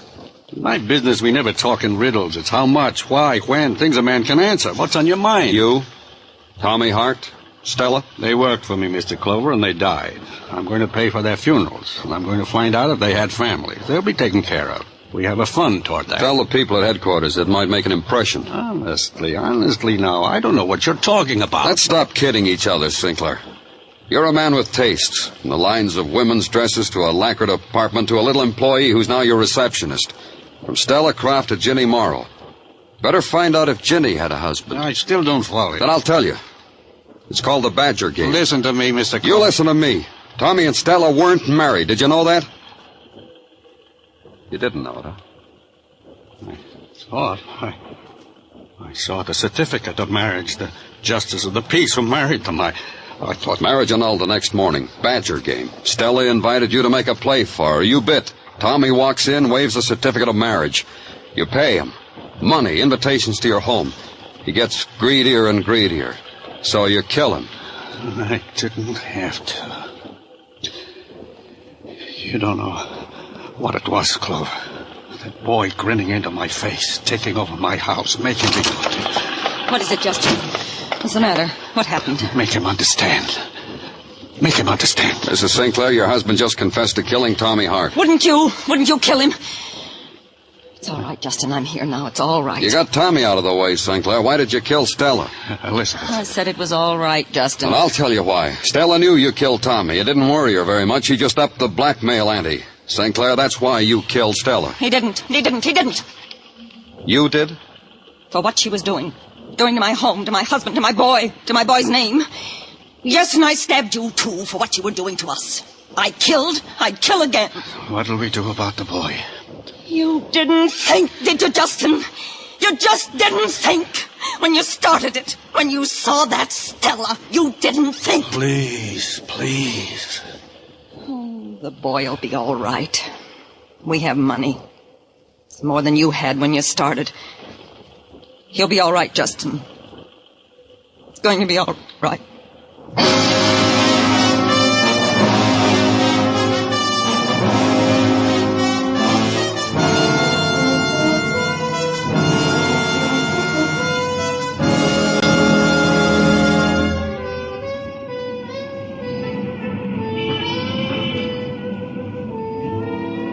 In the April night, Broadway echoes with sounds heard only in darkness. The whispers that speckle places where there's no sun. There's a touch on your coat, you turn. There's no one, nothing. Only the trail of dust on your shoulder. It's Broadway, the gaudiest, the most violent, the lonesomest mile in the world. Broadway, my beat.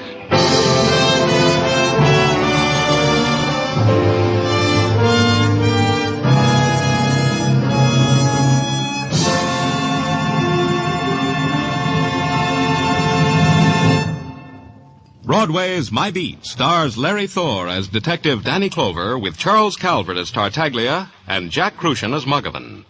The program was produced and directed by Elliott Lewis with musical score composed and conducted by Alexander Courage.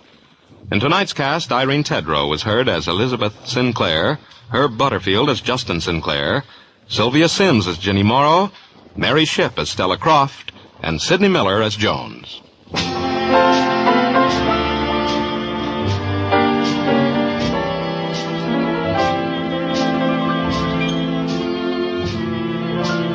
If you're in the mood for mysteries, you can try CBS almost any old evening. And there's a top-notch thriller on hand for you. Tomorrow and every Sunday, it's Charlie Wilde. Monday nights, the top Hollywood stars appear in original thrillers on the Hollywood Star Playhouse. Thursdays, there's a swell night for mystery and thrills on CBS. Suspense, Mr. Keen, and the FBI and Peace and War are heard on most of these same stations. Stay tuned now for Sing It Again, which follows immediately on most of these same CBS stations.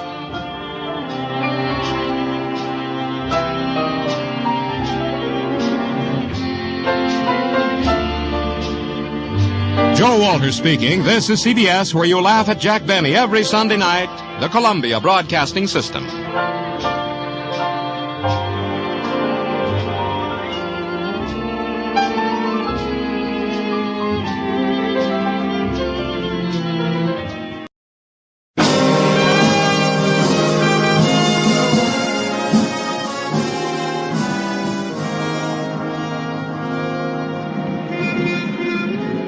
Broadway's My Beat, from Times Square to Columbus Circle, the gaudiest, the most violent, the lonesomest mile in the world.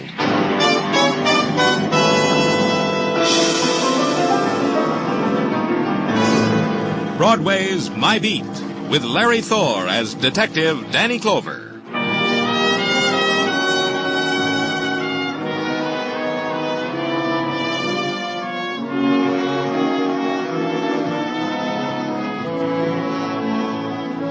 In springtime's early morning, Broadway depends upon the mood you're in. Now the seesaw of color is gone, the riot of night sounds is stilled, and the revelers have found their sleep. There's nothing here but litter and mist, and the beginning sunlight. But it's the start of an April day. That's something. You walk into it. And there's something else. The man standing against the lamppost, staring, hands locked in back of him, and last night's newspaper trapped against his leg. Walk past him quickly, kid. It's better to start the day with a cup of coffee.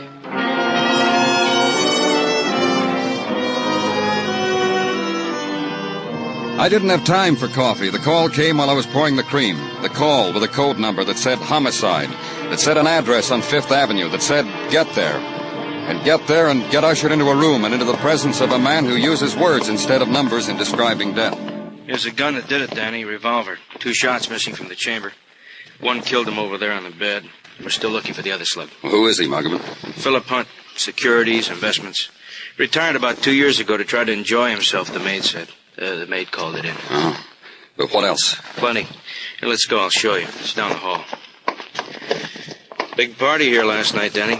Glasses, scotch, bourbon, gin, cigarette butts, gold-tipped, cork-tipped, lipstick-tipped. Oh, this too. Oh, pocket lighter. Fancy one. Give me a light, will you? Thanks. Yeah, real fancy. And Evans. Catchy engraving on it. From Barbara to Willard. It'll have to be traced. Mm-hmm. Found it in the bathroom in the shower stall. Doorbell. Maid'll get it. In here, Danny, the library. Who are they?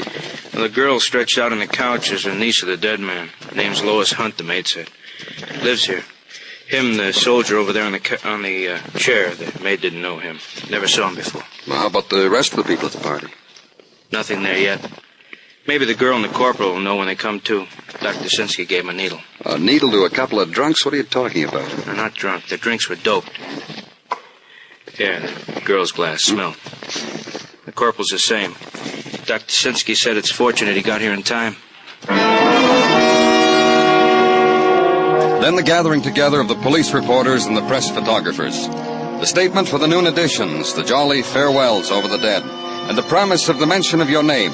The bribe for more detail, more, you know what, Danny, gotta compete with the comics, kid. And the walking away from it.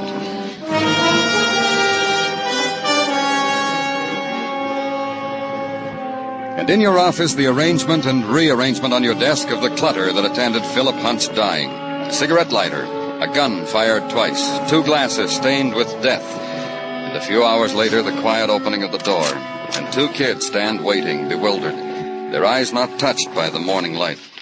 Dr. Sinsky said it was all right for you to interrogate us now. He said... Oh, come in, Miss Hunt. Corporal. Sit down. Thanks. You sure you feel all right, Miss Hunt? No, I'm fine. Just a little dazed. I've had other mornings like this. Maybe not quite so sad. Uncle Phil dead. You, Corporal?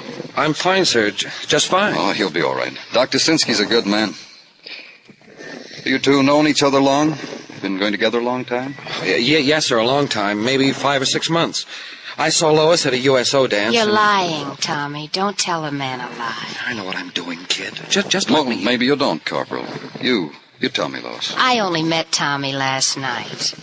He was sitting at a bar, lonely, kind of lost. Made him so attractive. I'm rich. I bought his drinks. Then you took him to the party at your home. Well, there wasn't a party. We made it up as we went along. You know, bar hop. Picked up people who said funny things. I took them home because I wanted to celebrate Tommy, the nice corporal. It wasn't a pickup, sir. Lois is a fine girl. She's Sure not... I am, Tommy. You're sweet. Was your uncle at the party, Lois? We crashed in on him just as he was getting ready for bed. We all kissed him goodnight. That's how gay we were. We all kissed my uncle goodnight. That's how you left him, going to bed? Yes, sir. Then you rejoined the party? Yes, sir. Well, this gun... Is that the one that killed my Uncle Phil? You know the gun? It's given to my Uncle Phil by his employees. They know how he loved guns. You know the gun, Corporal? Yes, sir. Lois took it out of the case so I could show the party how a soldier uses a gun. Who'd you show your tricks to, Tommy? Who else was at the party? I don't know, sir. Honest, I How don't know. could he know them if I didn't? They were strangers, funny party strangers. We had fun. Yes, sir, just fun. Then I passed out. And Lois was sitting there already passed out, with a book in her lap. She'd been reading poetry to me, and she passed out. And I laughed, I remember, and... Danny, Pardon me. Danny, they have traced the cigarette lighter from descriptions distributed hither and yon by calm, efficient men on the beat. Oh, you'll tell me, huh, Sergeant Tartaglia? Sold by Tiffany's to one Willard Jordan, 2346 East 80. Steady customer by Tiffany's. Me, I only gaze in their windows on Sundays. All right, I'll check. Do that, Danny. And also bid adieu to Miss Hunt. Her wealthy lawyer has put up bail for her. And the corporal? No, arrangements have been made with the military. Him we can keep. Bail is only for the likes of Miss Hunt. Yeah, take care of things. Be calm and efficient while I'm out, Tartaglia.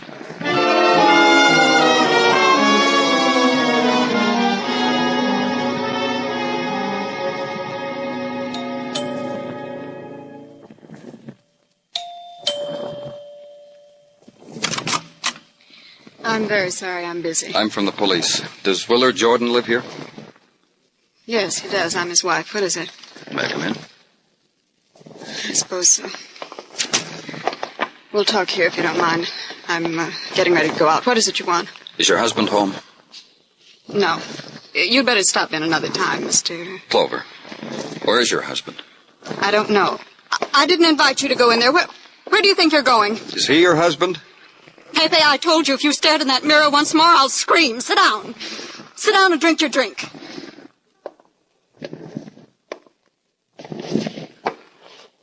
And don't you move. And don't you open your mouth. Not your husband, huh? Then who? Pepe. You must know, Mr. Clover, he's a model for my husband.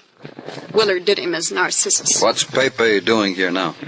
Waiting. He dropped in to see Willard. Willard's going to paint him for his summer show. When's the last time you saw your husband, Mrs. Jordan? Early yesterday morning. I handed him his sketch pad when he walked out of the door. Now, you tell me something. Why is it so important for a policeman to talk to my husband? He was at a party last night where a murder was committed. You think Willard did it? Willard? I didn't say that. I just want to talk to him, that's all. Willard commit a murder? Pepe. Pepe, one more time and out you go. Doesn't it worry you that your husband didn't come home last night? Why should it worry me?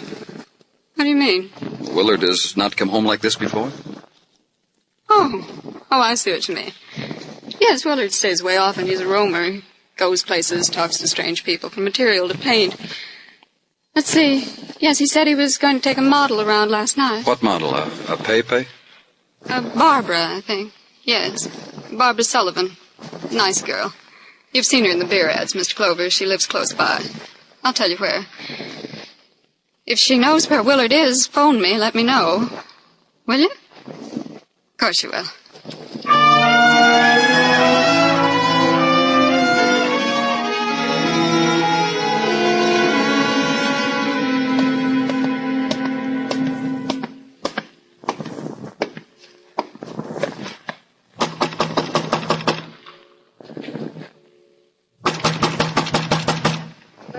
Slip it under the door. I'm trying to get some sleep. Open up, Miss Sullivan. It's the police.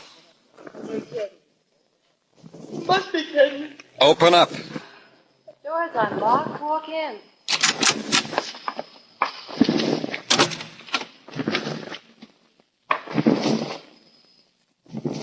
This is me. In last night's frock. This morning's iPads.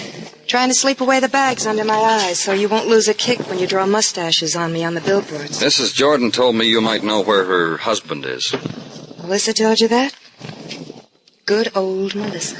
We want Willard for suspicion of murder. What? You were with him last night, with Willard. Where is Willard now? Sleeping off a jag under a cold water tap in the shower stall of a Fifth Avenue mansion. I know. I threw him there myself. Everything I do myself. He's not there anymore. We peeked. Well, then go look for a man with wet coat and pants. Dry the gutter on 3rd Avenue and 28th. Willard's favorite, his pride and joy. That's where you left him? I left him in the shower stall. I told you that 2 yards ago. You threw Willard in the shower, went home. What time did all these good things happen to you? Maybe 2, 3, 4 in the morning. I don't remember. All was on my mind was my beauty sleep.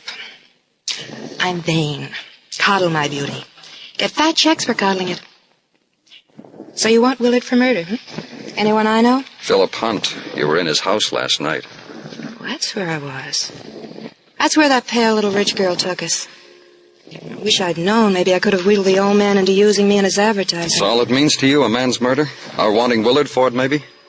Come to me with a Hollywood contract, mister, and I'll show you what things can mean to me. I'll change overnight for you. I'll live for it.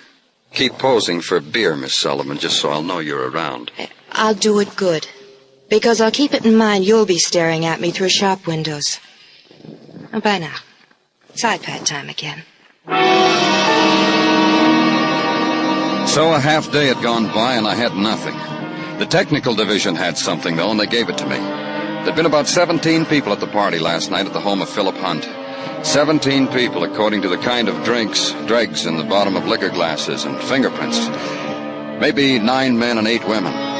So far, I had talked to 3 of the 17. Result, shrugs and bleary answers. Result, nothing. Back now to the home of Philip Hunt and talk to his niece again. Outside this time, in the small garden. Sit in a wrought iron chair and watch Lois Hunt take her 3 o'clock scotch and soda. Sure you won't have one, Mr. Clover? No, thanks. Listen to me, Lois. All I want you to do is try to remember who else was here last night. Somebody who had a motive for killing your uncle. I had a motive. Money. I inherit most of the estate. How's Soldier Boy Tommy? Nice kid. I'm going to visit him tomorrow. You mean you just picked these people up and brought them home? Oh, sure. Grab bag. You never know. Miss Lars!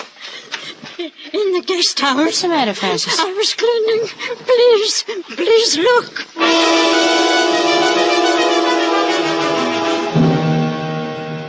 The guest house was just across the garden and up a few steps.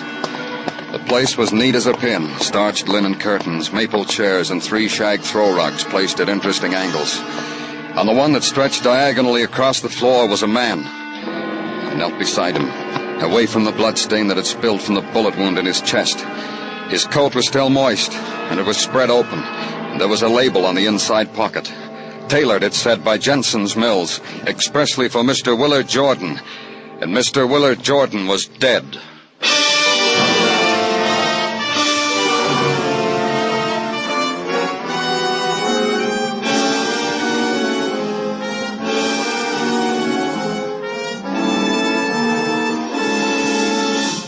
You are listening to Broadway's My Beat, written by Morton Fine and David Friedkin, and starring Larry Thor as Detective Danny Clover. With the kids of the Beverly Hills Beavers to the right of him and those two curious revenue agents to the left of him, Jack Benny meets plenty of trouble this Sunday night on CBS. Be listening, be laughing with the Jack Benny Show tomorrow night. And be with us, too, for the fun with Eve Arden as our Miss Brooks on most of these same CBS stations.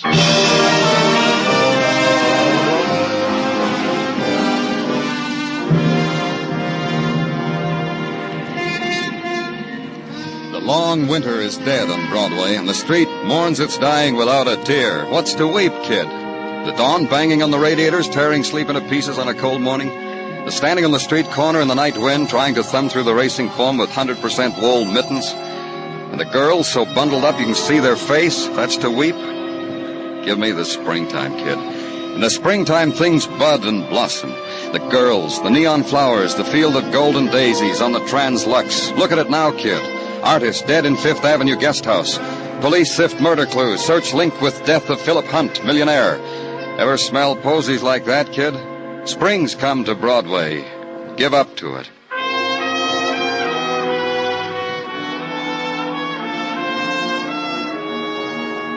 And at police headquarters, that's just what Sergeant Tartaglia did. He gave up to it. Danny, the missus has been slipping the sulfur with the molasses into my pizzas lately. It's that time of the year again. Goody. Tastes good that way? The way Mrs. Tartaglia makes a pizza, Danny, no harm could come to it, no matter what felony she commits to it. Which reminds me, when you coming to partake of a springtime pizza? Oh, soon, Gino, as soon as I can. A promise? Goody. I have also by mail so invited Lady Jane Pugh, the ne'er-do-well lady detective from London town. She's coming? No, she has not as yet replied with her RSVP. On an English caper, no doubt. What else? I will notify you, Danny, when she accepts. You do that, Gino. Now, firstly, and to the forefront. The boys in technical have deduced that the bullet that killed Willard Jordan, artist, sprang from the same gun that did likewise to Philip Hunt. Thanks for telling me. I thought you would relish it. Secondly, and in the background, Major Robert E. Woodcock, retired. Try me again, Gino. I haven't had my sulfur and molasses. Major Robert E. Woodcock, retired. Partook of breakfast every morning of his retirement with the late deceased Philip Hunt. A fact established by Sergeant Muggerman while questioning the housemaid. Every morning, huh? Mm-hmm. That's interesting, Gino. Only a stab in the dark, but if a fellow wanted to talk to this Major Woodcock... He would go to the Union Club where the retired major resides. Naturally. Naturally.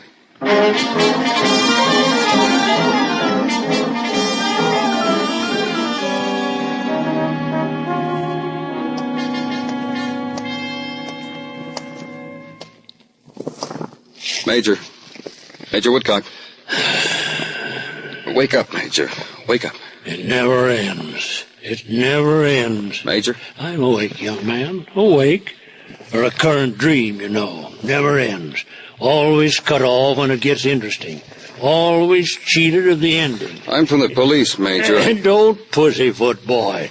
You're from the police. Be proud of it. Nothing to be ashamed of. Walk on tiger's feet. About Philip Hunt. My friend. My old friend. Chaperoned a mademoiselle around Paris in the old army days. Together, Phil and I. Many sunny days to remember.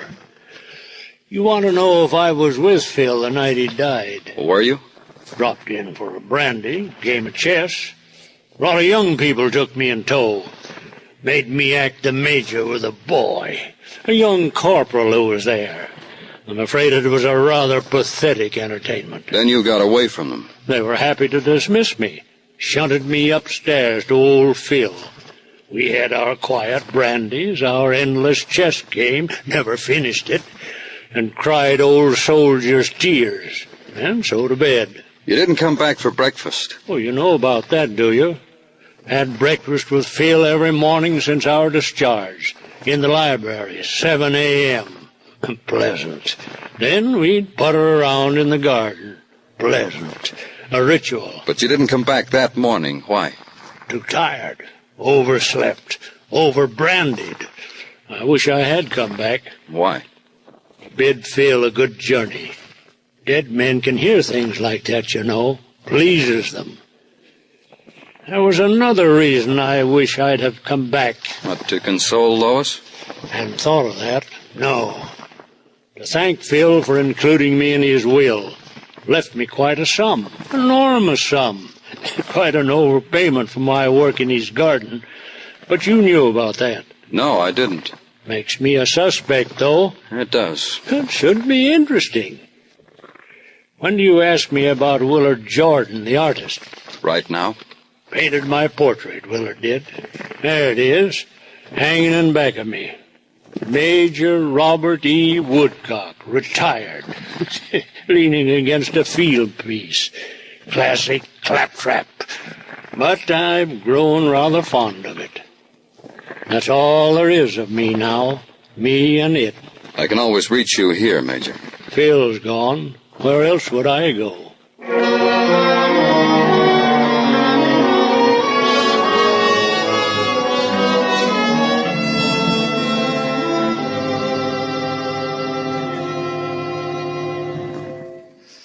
Doesn't matter to you that I'm a widow now, does it? You have to ask me questions. That's right, Mrs. Jordan. I won't answer them. I don't have to answer them. Please get out and let me alone. You told me you weren't at Lois Hunt's house last night. What? You heard what I said. All right. I was at Lois Hunt's house last night. I know. It was a terrible party. Pepe take you to the party? Pepe never goes to parties. He spills things on people's rugs, so I went alone. Did Lois pick you up at a bar? I never go to bars. Then you were following your husband. So what? So what? It's your right, Mrs. Jordan. Of course it is. I was his wife.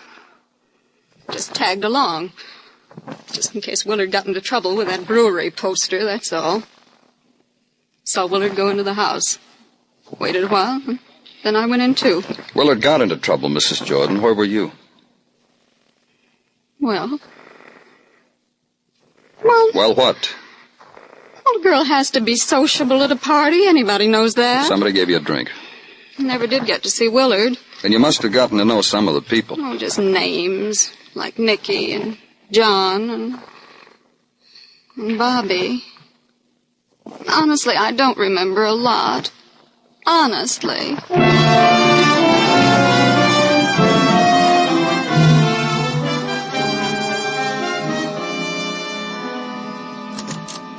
Can I see you, Danny? Oh, sure, Muggavan. Come on in. What have you got? Got a report here from the fingerprint department. You know what's strange, Danny? The gun's got the prints of 17 people on it. Well, maybe it did have once, not anymore. Wiped clean. What's the drama for, Muggavan? Why don't you just say it didn't have any prints on it? Because it has prints on it. The most beautiful set of prints as possible. The entire hand of Lois Hunt. Here's a photostat. Without a blemish or a smear. Killer Lois Hunt, huh? You think so? I'm asking you, Danny. No, I don't think so. Somebody doped a drink and pressed her hand against the gun. If Lois had handled the gun to kill both men, she'd have handled it twice. Then there would have been 2 sets of prints, not 1. Yeah. Killer tried to plant a frame, huh? I don't know, maybe. Oh, what else? Nothing. Just these. Photographs of the Hunt mansion. Interiors, exteriors. 6 of the people who were at the party last night are outside. You want me to bring them in? Yeah, 1 at a time. Okay. Wait a minute. Come back here, Muggavan. Have you talked to that corporal lately? A couple of times. Sticks to his story. Passed out right after the girl did. She'd been reading to him, isn't that what he said? Yeah, poetry. Even told me the name of the book. Sonnets from... Look at this picture, Muggavan. Huh? Library where the kids were found dope. Boy sitting here, girl there. Yeah. See any book near them? Now, look at this one. Picture of Hunt, dead in his bedroom. Squint, Muggavan. What's the name of the book? Yeah.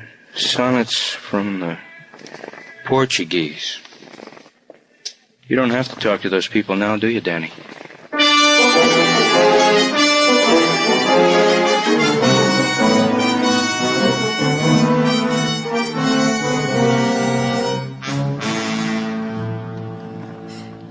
Miss Lois is upstairs in her room. I'll tell her you're here. Take me to her, please. This way. What time did you find Miss Lois and that soldier in the library, Francis? It's about 6:15. I told that other policeman that. 6:15. Isn't that pretty early? Sure, it's early. I do it every morning. Clean up in the library so Mr. Hunt and that major could have their breakfast. Saw Miss Lois and the soldier passed out and went to tell Mr. Hunt. You saw Mr. Hunt dead and called the police. I told that other policeman that, too. Miss Lois? What is it? Policeman. Hello, Mr. Clover. Come on in. That'll be all, Francis. Well, come to tell me something about that soldier boy, Tommy Milo? I'm going to try to do everything I can for him. You want a drink? That gun that killed your uncle and Willard Jordan had your prints on it. Aren't you warm? I am. Just a second, William. The casement open, it's much more pleasant, don't you think? Now, what did you say? The gun had your prints on it. Didn't it have everyone's? We all handled the gun. Why just my prints? Because you wiped off everybody's prints and put your own on it. Ooh, I must have been loaded. Why'd I do that? To make me think what I thought, that you'd been framed. And someone had put the gun in your hand when you'd passed out. You've come to tell me you don't think that? What were you reading to Tommy when that dope drink caught up with you? Some sonnets, I think. Everybody else had left, so I thought sonnets were just the thing. Corny, huh? You were reading the sonnets and all of a sudden you felt dizzy and you went to sleep. Is that what happened? Exactly. I told you. But the book wasn't there when we found you, Lois. What? Where was it? On the night table next to your uncle. But I was drugged. How would it get there? You put it there. That was an oversight, Lois. You carried it up to your uncle's room. But I was drugged. You know that. The doctor knows that. I was drugged. Later, you put on an act for Tommy, pretended to pass out, waited for the drug you'd put in his drink to work on him. Then you got up, killed your uncle. Came back, then drugged your own drink. Don't tell me what I did. If I'd done that, I would have died. The doctor said that drug was deadly. Your own doctor. You didn't have anything to worry about. Frances, your maid, always cleaned up the library at 6 o'clock. You knew she'd yell for help. Now tell me about Willard Jordan, Lois. Don't talk to me like that. Don't tell me what to do. Willard Jordan came back, didn't he? He was looking for his cigarette lighter. You know everything. You and Uncle Phil. Came back and saw Tommy lying there alone. Then you appeared. You had a gun in your hand. You're so smart. You walked Willard to the guest house, killed him because you had to. Smart. Uncle was smart. Told me what to do, why I had to do it. It wasn't just the money. You had that. Your uncle gave you everything you wanted. Like I was a little girl, like I didn't know my own mind, just the way you're talking to me. Let's go, Lois. No. Come on. No, I won't go. I'm going to kill myself. Get away from that window, Lois. I'm going to do it. I'm going to jump. I don't care. I'm going to jump. Listen to me. Don't you come near me. I'm going to die. You'll be sorry, all of you. When I'm lying down there, you'll be sorry. My friends will come and they'll look at me and they'll be sorry. They'll be... When I grabbed her, she didn't struggle. Just shrieked over and over. When I led her out of the room, she was still shrieking it. And all of a sudden, she stopped. I'll be sorry. Then she looked at me, bewildered at first, then smiling. An etiquette smile that a girl gives a man after a pleasant dance. Then she touched my cheek. She spoke to me. I don't think my friends would have been sorry, Mr. Clover. I really don't.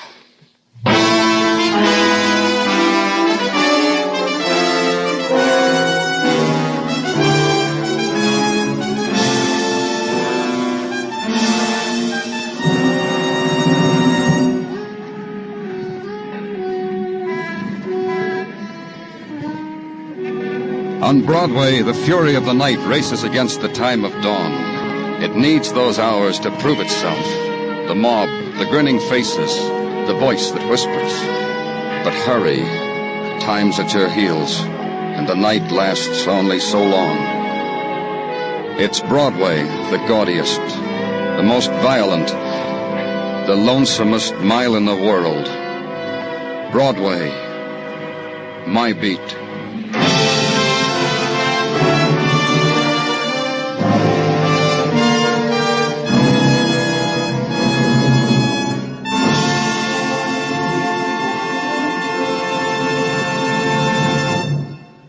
Broadway's My Beat stars Larry Thor as Detective Danny Clover with Charles Calvert as Tartaglia and Jack Crucian as Muggavan.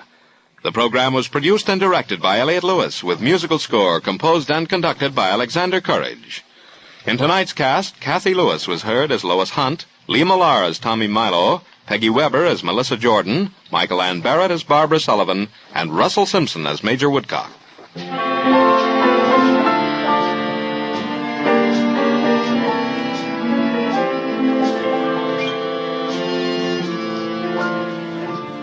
Our defense program today calls for sacrifices, but the better we produce, the fewer those sacrifices will be. To do this most effectively, we must all work together toward top productivity. The free booklet, The Miracle of America, gives the story of the American system and of the benefits which increased productivity through teamwork has brought to all of us. Write Box 10, Times Square Station, New York City for your free booklet, The Miracle of America. Remember, the better we produce, the stronger we grow. Stay tuned now for Sing It Again, which follows immediately over most of these same CBS stations. Joe Walters speaking. This is CBS, where you laugh at Jack Benny every Sunday night, the Columbia Broadcasting System.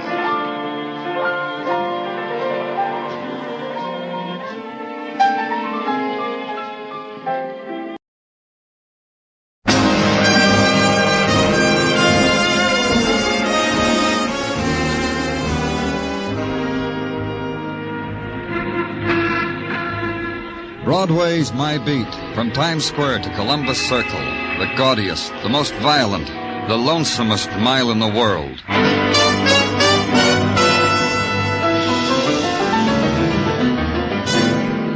Broadway's My Beat, with Larry Thor as Detective Danny Clover.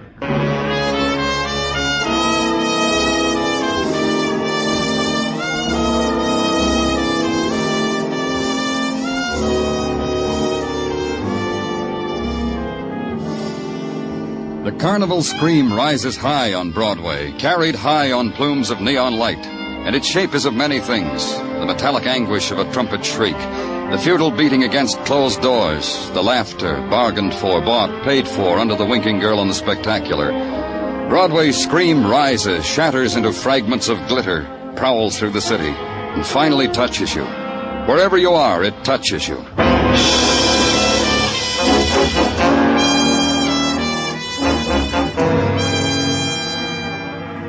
For me, it was a phone call. A girl dying, it said, from a jackknife in a dime a dance palace on Broadway.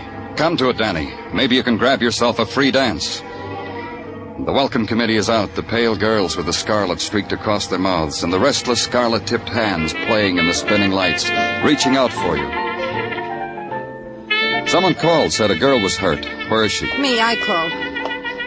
Sure you don't want to dance with one of those girls first? Where is she? Miss Square. You're a square policeman. Come on, I'll take you to her. Georgia's the neat type, don't like to spoil the fun. That's why she picked the lonesome lounge to die in. You got it picked out where you're gonna die. You should. You really should. The lounge with beaded curtains.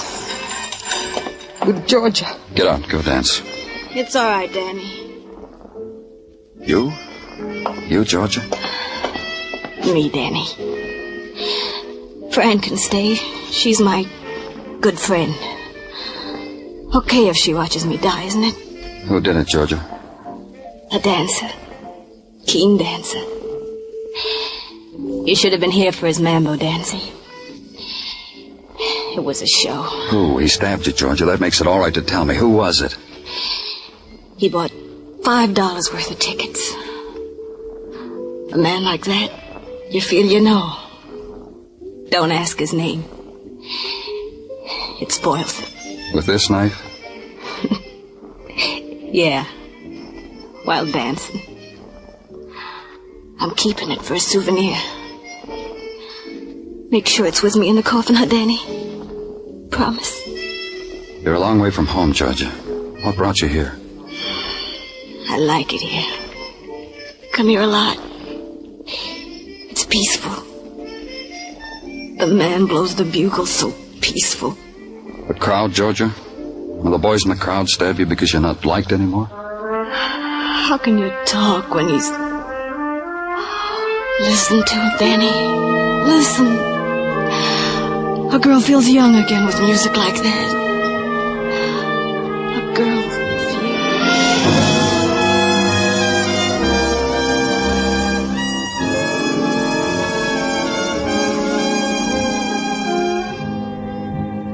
After that, the place got cluttered up.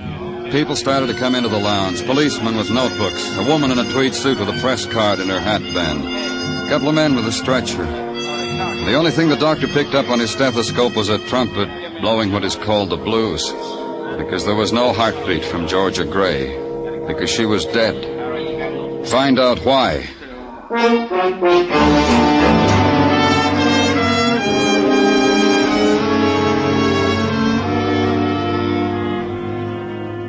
Go now to Mott Street, where it intersects an alley whose name no one remembers. Climb 4 flights of stairs and wonder briefly why the quality of sound and light in a tenement is like nothing else in the world. And walk a corridor where mice and men live together in perfect tolerance. And stop at a door.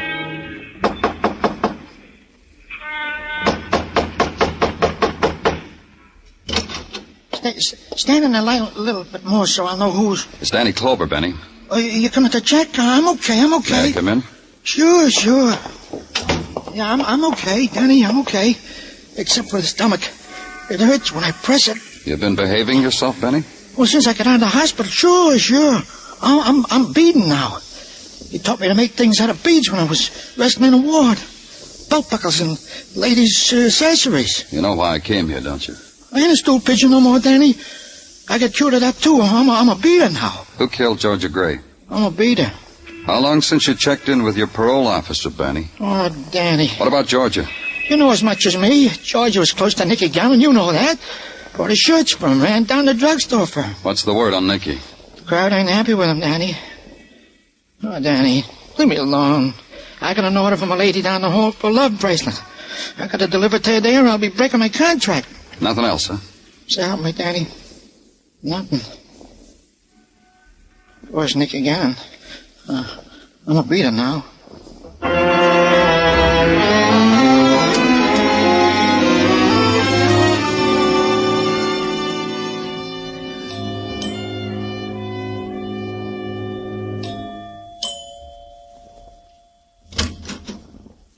Well, you, huh? Off your beaten path, aren't you, Danny? Inside, Nicky. Don't strong-arm, Danny. I was going to invite you in anyway. Georgia Gray, Nicky. She's dead. Word came to me how you closed her eyes. I wish it had been me. Maybe you got there ahead of me, Nicky. Maybe you went dancing, saw Georgia in a place you never thought she'd be. Killed her because she was getting away from you. Oh, you're tired, Danny. Awful tired. No one gets away from me, not even the dead. Come on into the den. I want you to meet my mother. She'll be hurt I don't show her my friends. All right, Nicky. I wouldn't want her to be hurt. You'll wish yours had been like her. Just wait. Mother, look what I brought you, Danny Clover. Sit down, Danny. Have a mint. Nicky has 'em made up special for me. Thanks. Well, special, huh? Nothing too good for my mother. It's always been like that with my son. Up to now. Nicky hasn't been good? He let his girl die in a cheap place. Dancing with another man for pay, for dimes. That cheapens his name. You could have stopped it, Nicky? How could I have known, Mother? I told you. Don't snap at me, Nicky boy. I'll slap your mouth, wash it out with dirt. Georgia liked that hole, Danny. I never understood why. She tried to explain it to me about the music, about dancing. Crazy for dancing. Who understands these things in a girl? When she had everything a girl... Everything you gave her. Everything you worked hard for. You're getting your share, huh, Mother? The funeral, too, Nicky? Will you buy me one like the one you're buying for Georgia? Let me show you the invoices, Danny. I never knew dying came so high. Inflation, huh? Maybe it'll wipe out the taste of what happened to her. Where it happened to her. It's just a maybe, son. Don't build a monument on it. Want to know why they killed her, Danny? You know, Mrs. Gannon? They think my son is finished. Done.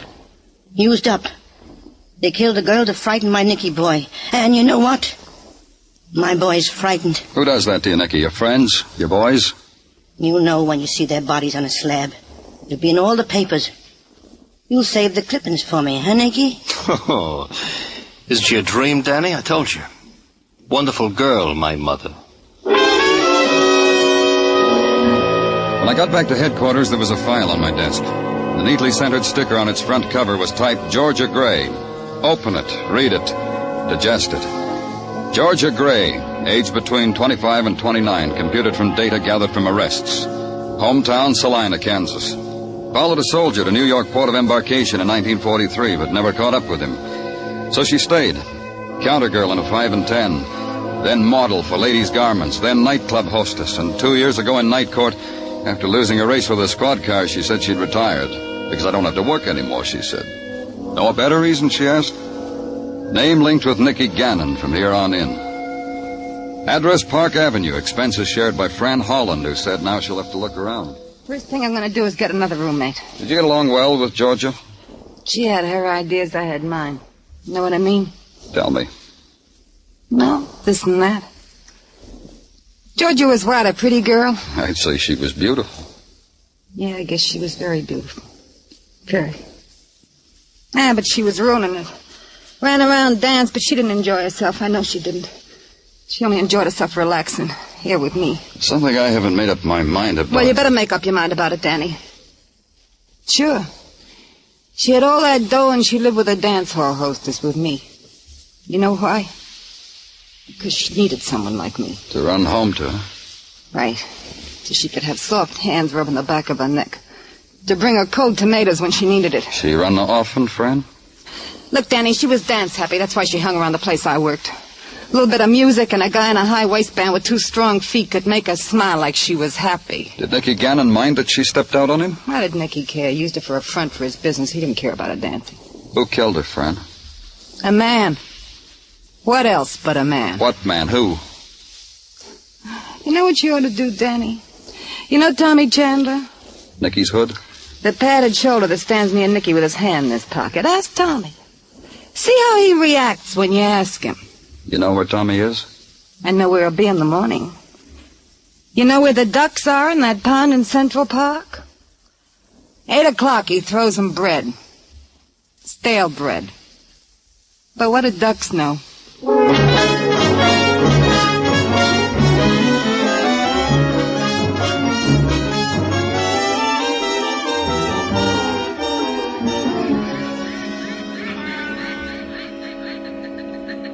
That one over there likes pumpernickel, Danny.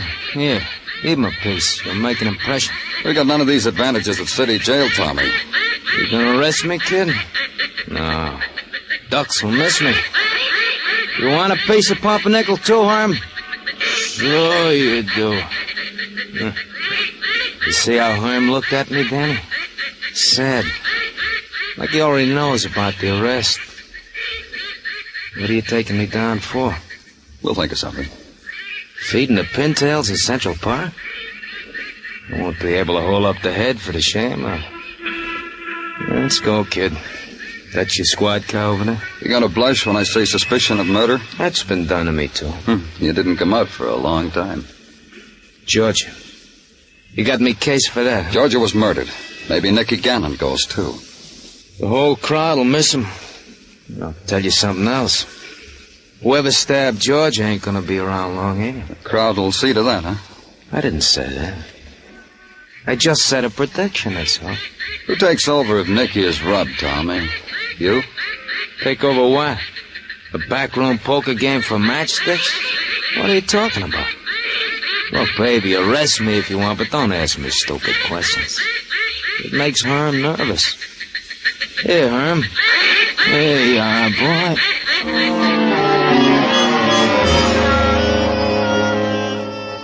Herm looked sad when I took Tommy away from him. All the ducks looked sad. For a minute.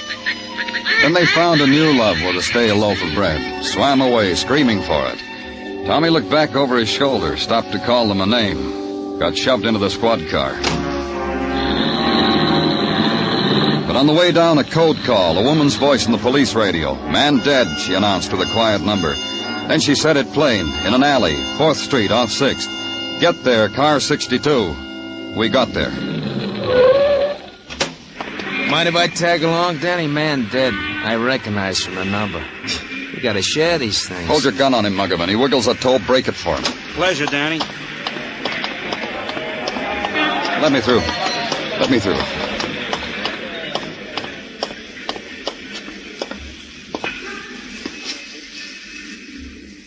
They can't scare you anymore, can they, Nicky? Not anymore. He was propped up against the wall, his head thrown back, his mouth open. Like he was trying to tell someone about it. The furtive dog scrubbing for food in the trash, not listening. The small crowd he'd assembled because the blood sighed across his shirt front, but not listening. Watching an alley wind gather soot at his feet. Watching me lean over him. Watching Nicky Gannon. Dead Nicky Gannon.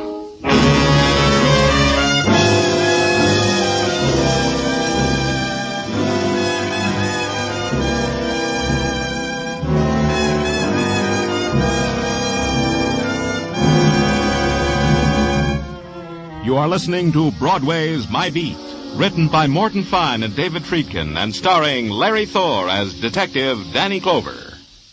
You'll find Jack Benny in the desert this Sunday night on CBS. Jack and his gang are making a safari to entertain the boys at an airbase in Nevada. And for more laughs, there'll be another session with Eve Arden as the gay, romantic, fun-loving schoolteacher, our Miss Brooks, on most of these same CBS stations.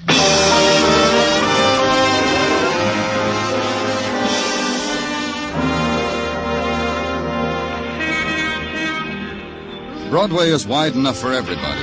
Generals in open touring cars, blondes in taxis, and sailors against lampposts. It's the place to come to, for one reason or another. To be a tourist, or get stared at by the tourists. To make a pitch, buy a bargain, get cheated, insulted, or have your picture taken. And end the day with a memory, depending upon what you wanted, what you got, and what you gave for it. And part of the day's memento of Broadway will be the news item. Nicky Gannon shot down in an alley. Hoodlum slain in new outbreak of mob violence. Police seek clues in killing. Especially me. And another man, a Sergeant Gino Tartaglia, who had once passed a civil service examination. And the medical examiner, Dr. Sinsky, reveals the death was caused by hemorrhage in the pleura, parentheses, lungs, closed parentheses. And that is why Nicky Gannon was done in. Thanks, Gino. Oh, you're quite welcome, I'm sure. Anything else? May I? Yes, you may. Thank you. You know, Danny, this shooting up an alley brings to mind a case which was solved by Lady Jane Pugh, the ne'er-do-well girl detective from London town. Do we have to, Gino? Lady Jane looked at the deceased and flipped her shiny tuppence. Flipped her what? Her shiny tuppence. Lady Jane has a lucky tuppence which she flips before she undertakes a case. That Lady Jane. May I interrupt? Oh, you're the boss. Do you have anything else to tell me about Georgia Gray or Nicky Gannon, please? Oh, indeed I do, Danny, indeed I do. In the murder of Nicky Gannon, Tommy Chandler, our prime suspect, has been released, and without a nickel's worth of bail. What? I have said it. So help me if you're kidding, Gino. Why was he released? Oh, because another fellow has confessed to the deed. You remember Cozy Barrett? Even at this moment, he is with Sergeant Muggovan, confessing all over the place. And that, Danny, is all the news I have for today. Case is solved, huh, Danny?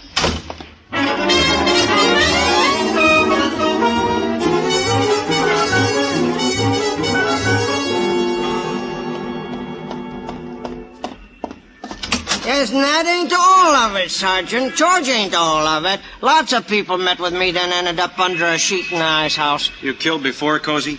Oh, hi, Danny. Come on in. Join the fun. This is a new kick, isn't it, Cozy, for you? Confessing to a murder? Oh, what's the matter? You don't trust me? Read me to him, Sergeant. I'll brief it for you, Danny. Cozy says he took a pocket full of dimes to the Dime a Dance joint where Georgia Gray was. To celebrate the end of a perfect day, he tells me. You danced with her, Cozy? Sure I dance. How else I get close enough to kill? You didn't like the way she danced, huh? Crazy for it. Dream about it. Who else I dance away my hard-earned dough on? That buys you her dying, too, huh? Oh, she gives us insults. And from a foot away at that. But I got close. Eventually I got close. Yeah. Get on the phone, Muggovan. Have a policewoman sent up here with a portable radio. Danny, you all right? You've been working so hard. You got a thing against telephones, Muggovan? Yep. Okay, I'll do it. What you gonna do, Danny? Yes, you got Muggovan. tricks with batteries and portable radios to make people talk? I'm talking. Why you need electricity? Should be right up, Danny. Hey, you gonna put me away, huh, Danny? To the sound of music, huh? You treat me nice because I'm nice to you, huh? Killing. A little out of your line, isn't it, Cozy? I always figured you as more of the purse snatcher type, the jackroll kid, the friend a drunk finds in an alley. And I got a right to come up in the world, ain't I? This gives me class, a reputation, the things a fella needs so he can admire himself in the night. Sure, I understand. Man has to get ahead. You sent for me, Lieutenant? You want this? Yes, come in, please. Turn on the radio. Go on, turn it on to dance music. That'll be all right. Dance with the lady, Cozy. Huh? Go on, dance with her. Hey, you're crazy, Danny. I give myself up to you, and you go crazy. There are people like me, honest. Dance with her, like you did with Georgia. Show me how it was with Georgia. You know I can't dance, Danny. You know I wouldn't go near a dame to dance with her. They laugh in my face when they see me coming. You were never near Georgia Gray, were you? Not even close enough to... Then they promised me they'd get me off, Danny.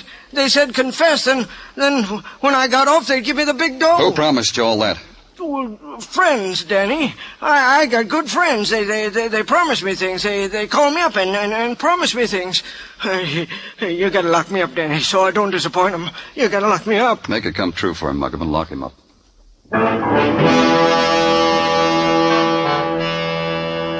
Now the afternoon was 2 hours old, and the gray had turned into a wetness, a drizzle that hung skirling in the air before it touched the pavement. The citizens didn't mind getting wet. It was a sight to see. The funeral procession wasn't very long, not like the good old days when a gangster's death took up a mile of Broadway. Not like the good old days at all. None of the mourners walked, they all rode. And the wreaths were wrapped in cellophane, which not only protected the snapdragons from the rain, but it was more sanitary. I went along because I'd known Nicky Gannon for a long time. The rain let up a little when they lowered him into his grave. And none of the mourners stayed, not even his mother. And I wanted to talk to his mother. Mrs. Gannon? Hello, Danny. You want to ride back to town? I wanted to tell you how sorry I've... You talk like that, you don't ride with me. Come on. My son was a hoodlum. Why should you be sorry for him? We've talked together. We've had a beer together. That's the reason. You cry, not me. Whatever you want. He was your son. My son got scared. Men get scared, a man don't live anymore. And that's all his dying does to you, Mrs. Gannon? Look what I've got, Danny. A thug's funeral on a rainy day. He was your son. He's dead, Danny. I'm not. I'll think about him. Some things will come up in my mind from time to time that I've forgotten about right now. And I'll smile. And I'll think nice about Nicky then. Do you know who killed him? I know. Who? I said I know. The same person who killed Georgia? If I let you out of the car now, you'll get wet. You gonna do anything about the person who killed Nicky? I'm sure of it, Danny. Sure of what? It's gonna rain all day. Funny, ain't it? The paper said it was.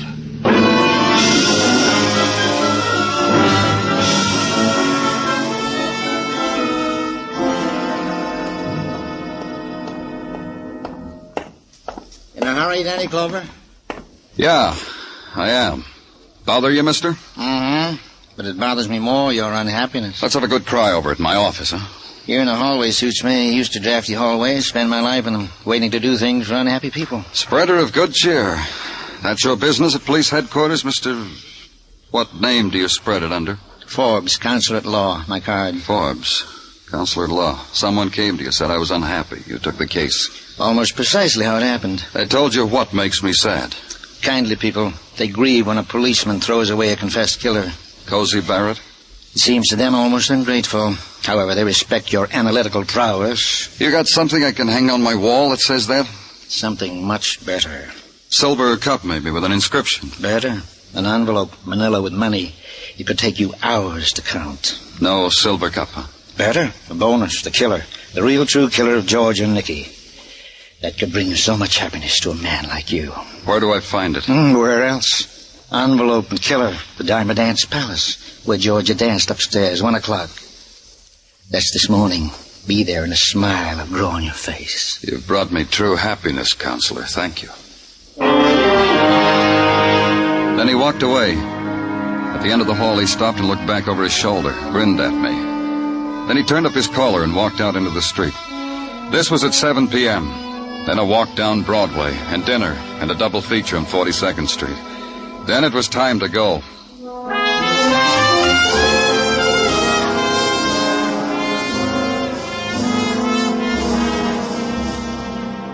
The Diamond Dance Hall was blaring against its time of closing. I walked through it, pushed my way across the floor into a doorway. No one stopped me. Then up a flight of stairs and into a loft littered with old telephone books, cigarette butts, a neatly stacked bundle of year-old newspapers. The only light The light from the spectaculars down the street, spelling out the evening's pleasure. 40 girls, 40, no cover charge. Up front with Willie and Joe continues performance. Chinese food, fried rice, and dancing. And I waited.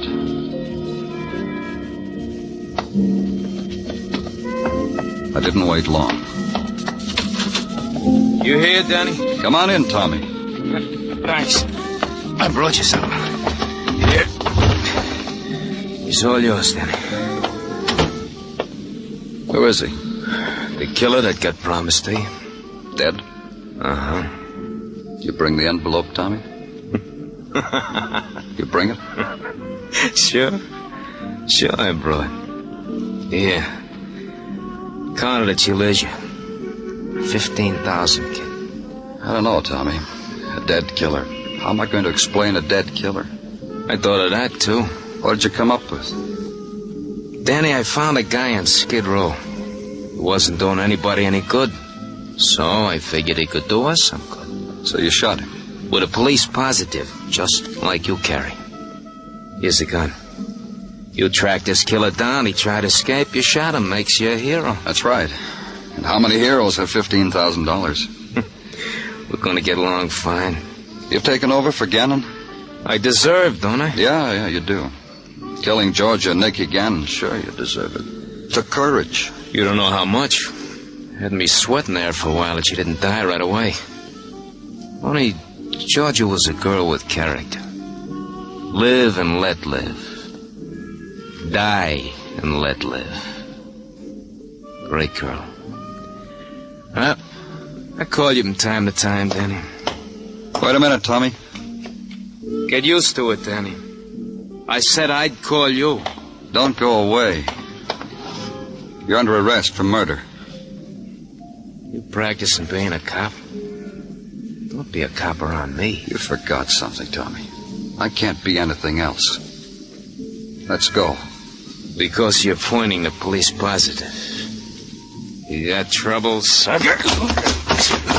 It's that way all over.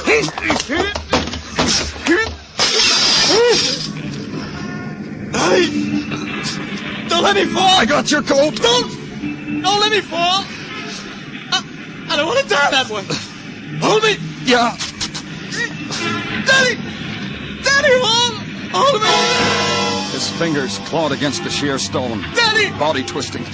Face tortured. Daddy! Pleading for a return to life. Daddy! His body hung there below me, out of reach. Daddy! Then the fabric that held his life together gave way. And the noise of the street came up to meet him. Killed his scream.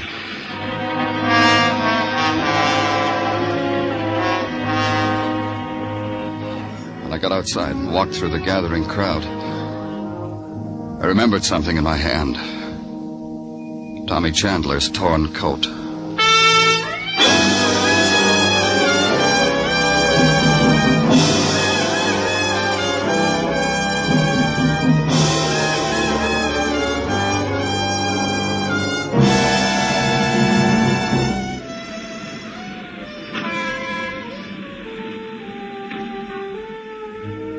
It's the gathering place of all the sleepless nights, this Broadway, and all the unwept tears. The place to come to, erase what's happened, start all over, make a memory, and try to forget it, if you can.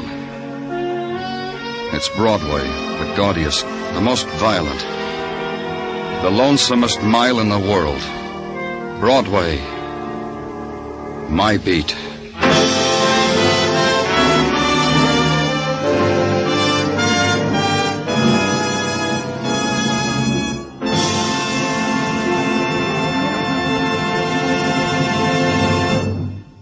Broadway is My Beat stars Larry Thor as Detective Danny Clover with Charles Calvert as Tartaglia and Jack Crucian as Muggavan. The program was produced and directed by Elliott Lewis with musical score composed and conducted by Alexander Courage. In tonight's cast, Anthony Barrett was heard as Tommy Chandler, Frances Cheney as Fran Holland, Martha Wentworth as Mrs. Gannon, Larry Dobkin as Nicky Gannon, Joy Terry as Georgia Gray, Leo Cleary as Benny Fane, and Junius Matthews as Cozy. Every Saturday night on CBS, Jan Murray gets on that coast-to-coast phone and gives away $1,000 at a crack if you can identify the Phantom Voice.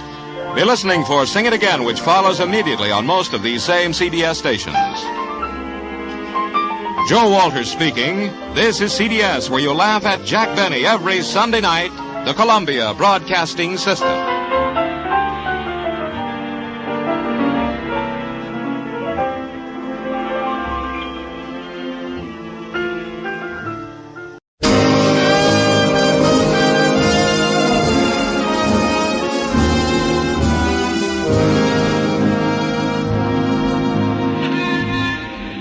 Broadway's My Beat, from Times Square to Columbus Circle, the gaudiest, the most violent, the lonesomest mile in the world.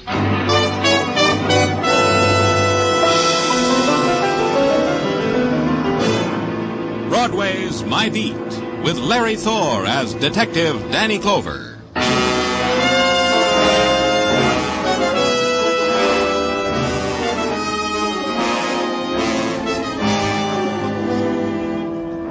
In the early twilight, Broadway is dappled with beginning shadows. It's the time of the small shock.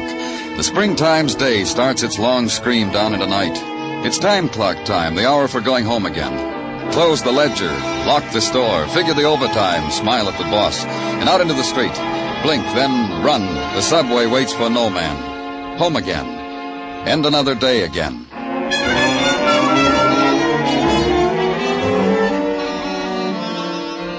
My day was just beginning, north on Broadway and to the east, Central Park around the 80s, and pushed through the crowd whose focus was a park bench that faced the street. All right, come on, break it up there, let him through. And Sergeant Muggerman tells you why you're there. Right over here, Danny. Stand right there near the bench. I found the knife. I didn't pick it up. Who's the boy? Paul Gilbert. Yeah. I haven't been home from school yet. Oh, you'll go home in a squad car, Paul. I promised him with the siren, Danny. Yeah, with the siren. What happened, Paul? How did the knife get there? I saw the man take it out of his own back and throw it down. And then the man staggered away. Did I show you this, Danny? All this blood? Wherever he is, he's hurt real bad. I want you to think for a minute, Paul. What did this man look like? Tall, I guess. Yeah, I guess that's all. He was tall. Most grown-ups are tall, aren't they, Paul? All of them, except for midgets. One more thing, Paul. Was there anyone with this man? Think hard. No, I don't think so. Well, you told me that the other man I saw wasn't with him. The other man in the hat just watched him. Then the man in the hat ran away. He wasn't with him. What did the man in the hat look like? He had a hat. That's all I know. I got scared. I ran. That's right, Danny. Paul ran right into Officer Curcio on the beat. Almost knocked him down. Curcio came back, saw the blood on the bench, the knife, phoned it in. Paul, did you know the man with the knife? No, I usually don't come home from school this way. We had an after-school game with the 8B2 over there on the playground. This is the first game of the intramural. A squad car, Muggerman, for Paul, with a siren.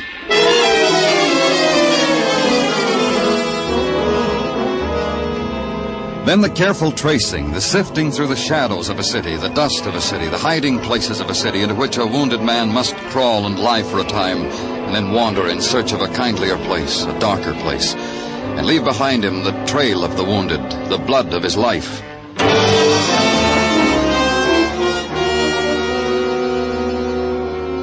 But the man who'd been stabbed had done none of these things. The hospitals told me that, the doctors, the fellow in the neat white jacket in the drugstore across from the park, who, not having a wounded man, offered me a special on shaving cream. Then the legwork of the man on the beat, harvesting the crop of those who had been at the scene of the crime, sorting them, packaging them, parceling them out to me, one by one. Look, mister, how many rides do we have to give you guys? I was calling on my girl. I brought her a box of chocolate-covered peppermints. She was beginning to understand me. We won't keep you long. You don't understand, mister. I don't stick close to my little bird. She busts out of her cage. I've known her to do that when I pop out 2 minutes for a corner newspaper. You were in the park this afternoon, saw a man who was stabbed. Can you describe the man? I was never in no park where an unfortunate got stabbed. An officer took your name. You made him erase it, start all over again because he wasn't spelling it right. So you caught me in a lie. Can you describe the man who was hurt? Describe? Who got a chance to get close to him? Everybody pushing, shoving like it was a parade for a general. I'm lucky I got a peek at the top of his fleeing skull. Oh, that's all. Look, I want to explain why I lied about not being in the park. My girl, the bird, thinks I work for a living. It's a little white lie I used to keep her caged. That's all. You can go.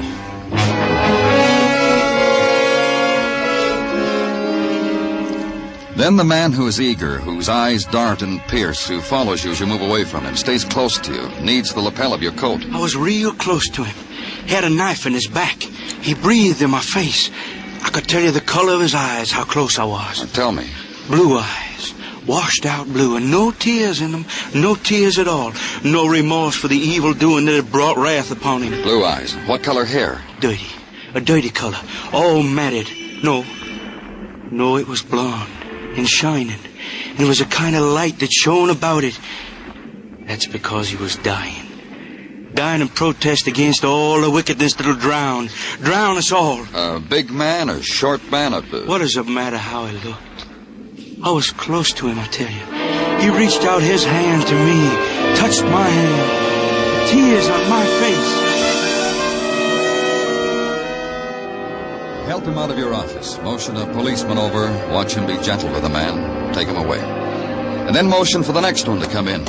Realize, of course, that you're imposing on my time. Not that I mind. It could be a welcome relief from those spoiled monsters I simper and smile at and diaper. You're a nursemaid, Miss Cram, is that right? Call me governess, and call me Virginia. Miss Cram doesn't sound like me at all, don't you think? You take the children to the park every day? From 4 to 5:30, except on rainy days. On rainy days, the children and I stay at home, and I'm permitted callers from 4 to 5:30. That's on rainy days. You told an officer you saw the man who was hurt. I was making conversation. I needed that to get those brats out of my hair. You didn't see him? I wouldn't have gone near him. But I can tell you who did see him, the looker. Who? The looker. All of us in the park know her. She sits in a window across the street on the 5th floor, watches every move we make every day. Sits there and watches. It makes you feel as if you're being spied on, know what I mean? 5th floor, in an apartment on 80th and 5th. Well, you can't miss her. Just stand out in the street for a while. Her eyes will bore right through you. But on a rainy day... I know, you're permitted callers. That's all, Miss Cram.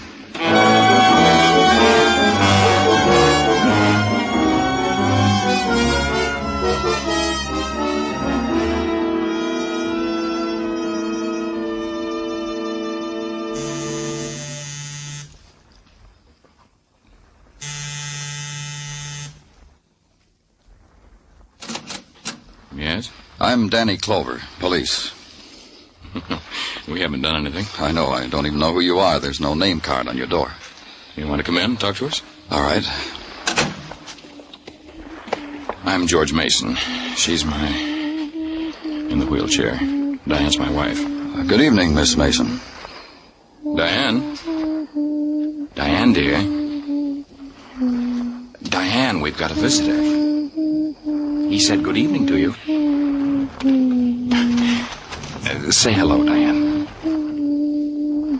This is Mr. Clover. He's from the police. Mr. Mason, there was some trouble earlier across the street from you. Talk to her, will you? I'm trying something.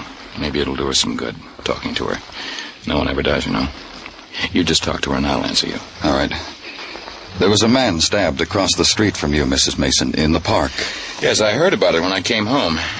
Have you found the man? No. Mrs. Mason, I understand that you sit by a window every day. That's right, that one. She sits there, watches. It's her pleasure. Today? Every day.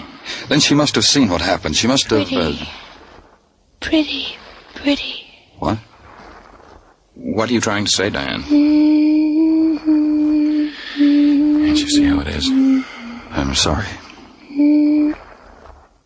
George, Yes. What is it? I saw a man today. I saw a knife today. Is there anything you can do? Can you talk to her? Diane... A man today. A knife today. Yes, well, can you tell me what the man looked like, sweetheart? Knife. Was he a big man? Was he a small man? Was he a nice man? Man. Did you like him?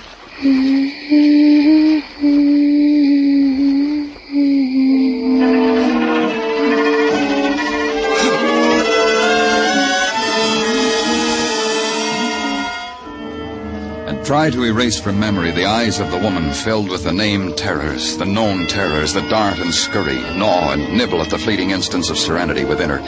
And try to wash away in the city's night screaming the crooning of a tuneless song, and suddenly the known words, a man, a knife. and know that the eyes that absorb all movement, all shadow, all light on faces, and things that pass before them, have seen nothing. Not the man who was stabbed, not the one who did the stabbing. And then the long walk to the darkened room, turn on the shaded light bulb, and search the cupboards for sleep. And finally, it comes.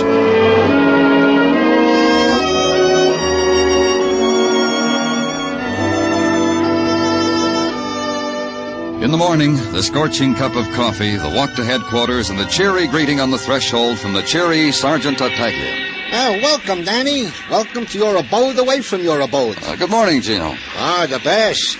The sunniest, the bravest. Not so early. Gino, all I've had is a cup of coffee. For which I am delighted. Huh? For which I am delighted. Come, I will escort you to your office, Danny. You will see there how I have taken the liberty to spread upon your desk a repast. I shouldn't have done it, Gino. A repast consisting of a hot paper container of coffee and a half a dozen cinnamon buns. Voila, the repast. Partake. Looks good. How else should they look? The cinnamon buns were baked in the oven of Mrs. Tartaglia with her own 2 lily whites. Go ahead, partake. Munch if you like. Delicious. Thank Mrs. Tartaglia for me. Goes without saying. And now, to the events of the morning. Okay if I disturb while you munch? Yeah. We of the department have discovered that this park bench upon which an alleged man was allegedly stabbed has been a lucky bench. Or unlucky, depending, of course, on the point of view of whom sat there. You'll explain it to me, Gino? Goes without saying. The lucky part of the bench is that 5 weeks ago, a man found upon it, wrapped in a newspaper, $300. Turned it over to Lost and Found. So? So is that 4 weeks ago, same man turned into Lost and Found from the same bench a like newspaper containing another $300. And we have not seen this pleasant, honest citizen since. Do you have his name? Oh, it goes without... Harry Forster, 1345 West 16th. Want I should keep the cinnamon buns hot for you, Danny? I'll do that, Gino. You go ahead and do that.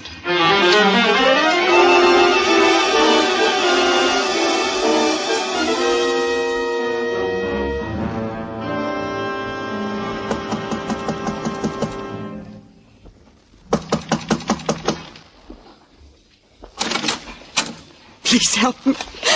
Please come in and help me. What's the matter? My husband.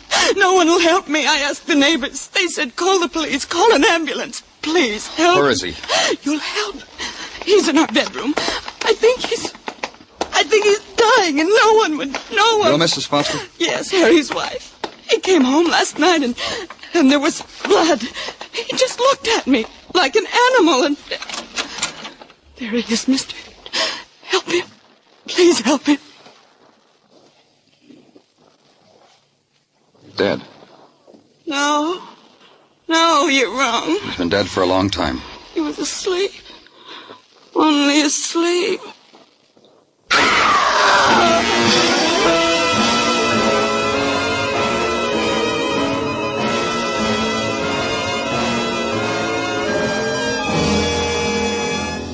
You are listening to Broadway's My Beat, written by Morton Fine and David Friedkin, and starring Larry Thor as Detective Danny Clover.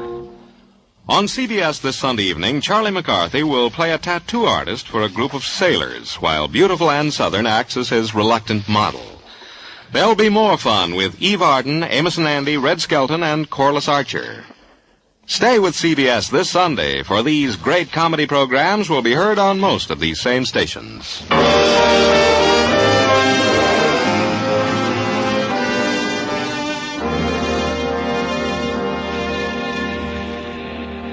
In the Maytime, the sun grins down and pats Broadway's cheek.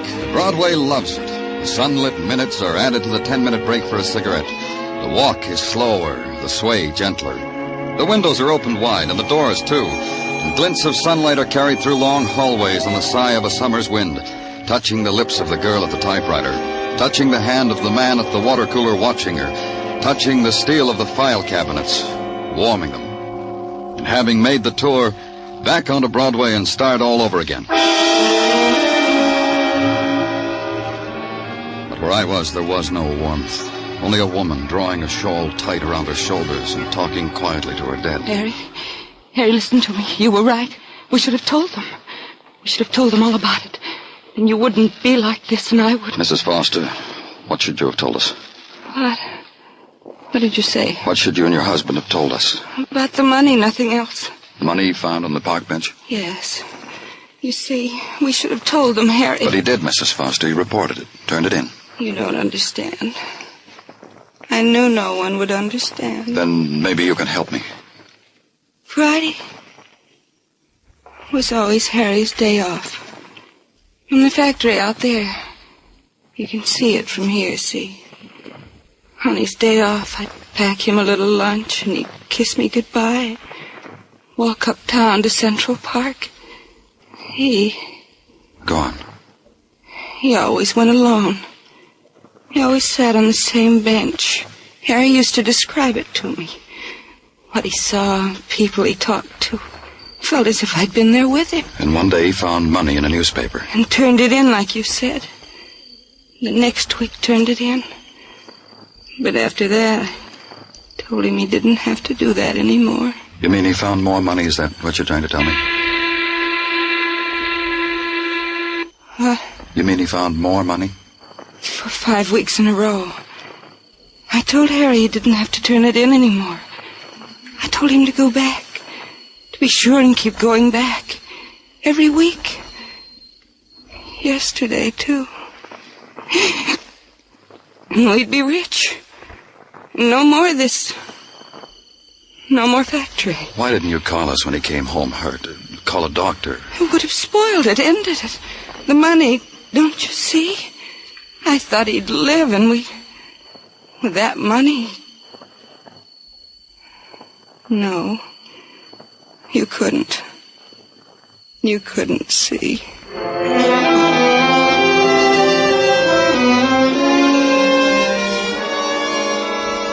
Then she turned from me and walked over to the window, stared out of it. Across her shoulder into the noon sunshine, I could see the factory emptying its lunchtime employees, the crowd breaking off its fragments, to the curb with the lunch pails, to the push carts for the ham on white and coffee. Then the other sound, the feet in the doorway, the entrance of the professionals, coroner, photographer, reporter. The man had been murdered. I left.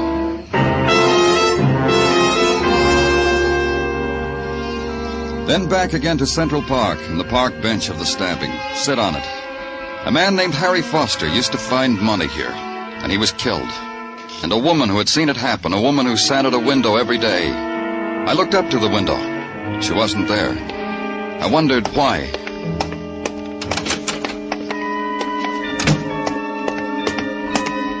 I knew why. She was in the wheelchair. There was a man pushing it carefully down the steps. Can you scooch a little to the side, friend? Oh, need a hand? Yeah, if you want.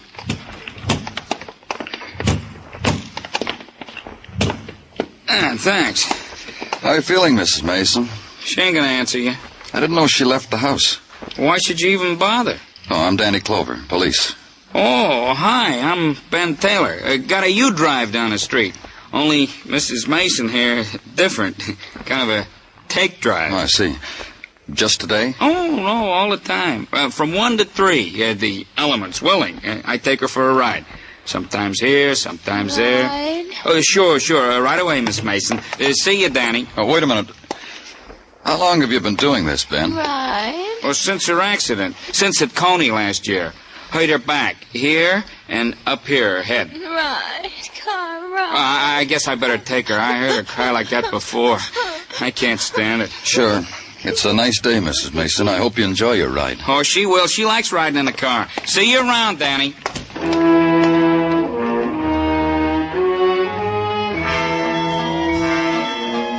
I watched Ben lift her gently out of the wheelchair, lift her into the back of the car, close the door, fold the chair, place it in the car trunk. Then back and saying something to her. She looked up for an instant. Her eyes found me. Then she smiled and shaped a lost word with her lips. They were gone.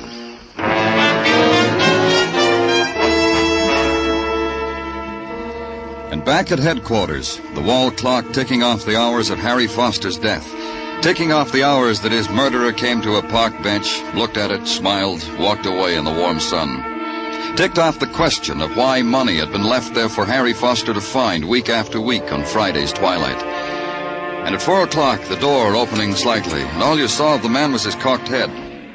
You Mr. Danny Clover? That's right. You want something? Only to know if you're Mr. Danny Clover and to give you what I have in my pocket. They said I should give it to you, you being the interested party and all. What have you got in your pocket? This. An envelope. Stamped and everything. I found it. Give it to me. It's addressed to George Mason. Anybody can see that. That's the husband of that woman. The cripple. The one they call a looker in the papers. The one they think they saw that stabbing. I did right bringing it to you, huh? It's been opened. You opened it?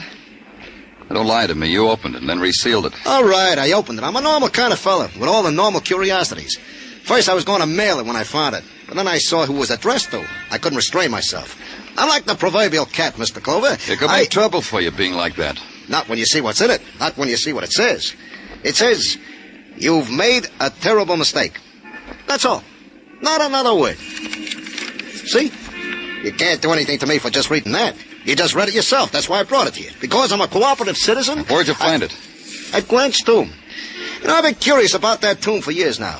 Finally, I took time off to go to study it. Then I found a letter on the steps. And I never did get to really study Grant's tomb. Tough. You'll stick around, huh? Some of our boys want to have a long chat with you. They enjoy curious fellas. Sure, anything you say. I'm nothing if I'm not cooperative. Just nothing. I wouldn't say that, but you stick around, huh?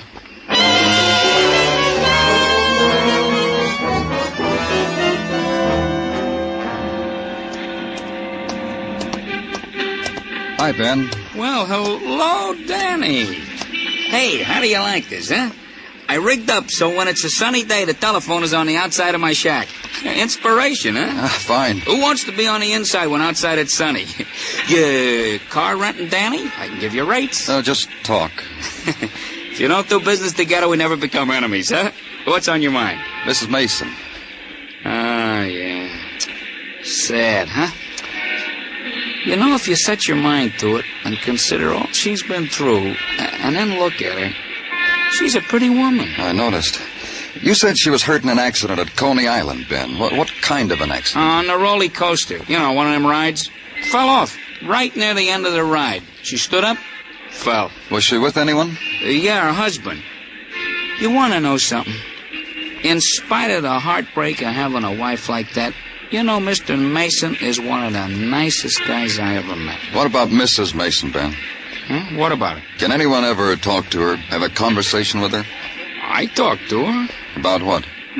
Things. You know, ain't it a pretty day, Mrs. Mason? Is there a draft on you, Mrs. Mason? I talked to her. But she just hums and sings. But you know, I think she's getting better. Maybe I'm contributing. Where'd you go driving today? Down Riverside Drive. You know, the river, Grant's tomb, the churches. Thanks a lot, Ben. Anytime, Danny, anytime at all.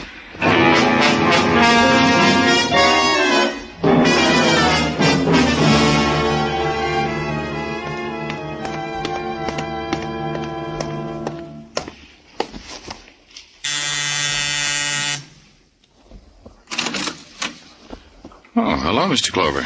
Good evening, Mr. Mason. We're delighted to see you. Please come in. Diane, it's Mr. Clover. Diane looks better, doesn't she, Mr. Clover? Yes, she does. I brought you something, Mr. Mason. Here. Huh? A letter? It's addressed to you. Read it. I don't understand. Read it. Yes, it is. It's addressed to me, but it's been opened. That's right.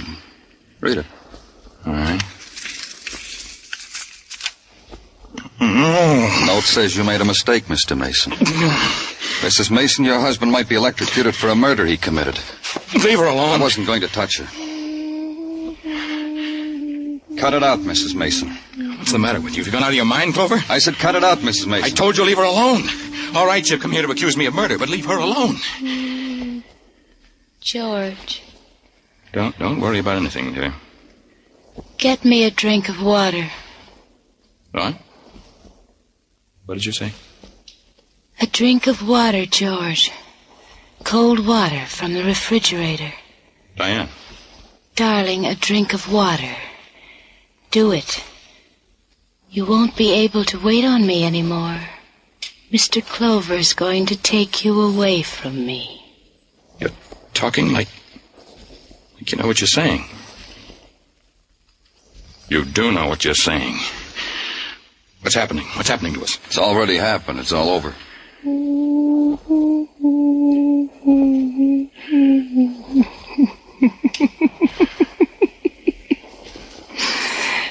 Poor George. Paid off, didn't it, Mrs. Mason? Sitting at the window watching for a man your husband could kill. Simple little man. He came and sat on the same bench every Friday. He got paid for a while. It was you. You wrote that first letter, Diane. And this one. Made me pay blackmail to a man who didn't even know me, didn't know anything about me. It was so simple. Write a letter, put a stamp on it, drop it from the car.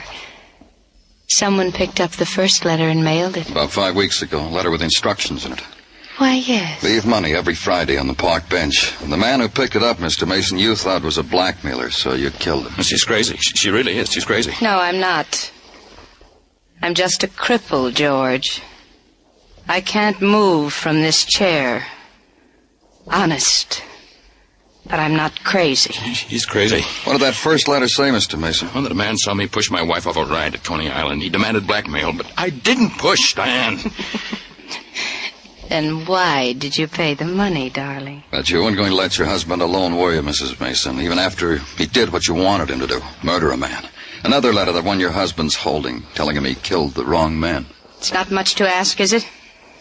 Wanting George to suffer? Look at me. You're an accessory, Mrs. Mason. Am I? What can you do to me?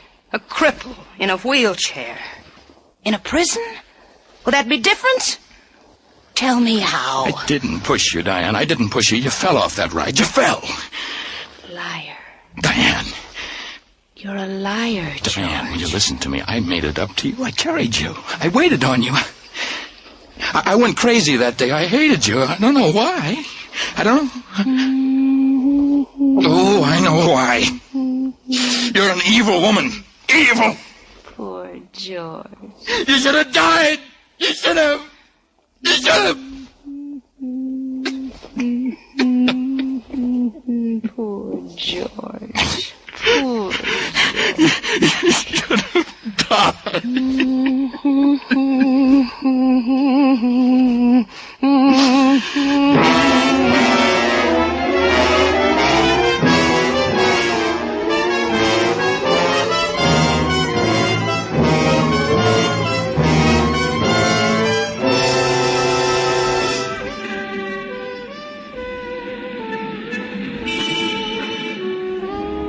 It's night on Broadway now.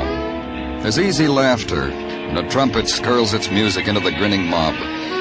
It's top of the evening. Have another drink on me, kid, and let's sit this dance out. It's a street gouged out of a scarlet dream. It's Broadway, the gaudiest, the most violent, the lonesomest mile in the world. Broadway, my beat.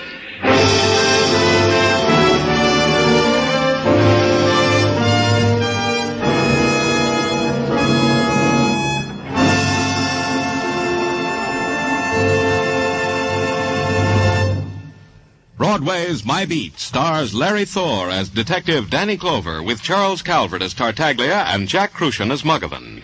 The program was produced and directed by Elliott Lewis with musical score composed and conducted by Alexander Courage. In tonight's story, Lamont Johnson was heard as George Mason, Kathy Lewis as Diane Mason, and Virginia Gregg as Mrs. Foster. Others in the cast were Herb Vigran, Lou Krugman, and Johnny McGovern.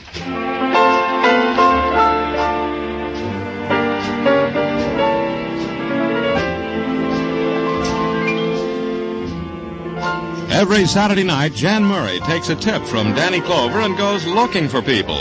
Only Jan's beat is the United States. By coast-to-coast phone, he offers a grand in cold, hard cash if you can identify the phantom voice. So stay tuned now as Jan Murray and Sing It Again follow immediately on most of these same CBS stations.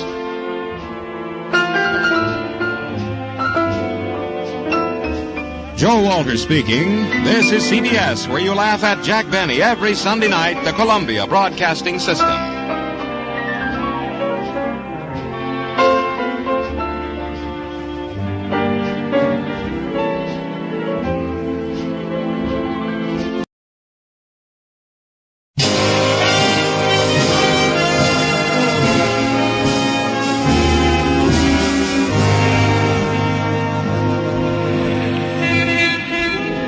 Broadway's My Beat, from Times Square to Columbus Circle, the gaudiest, the most violent, the lonesomest mile in the world.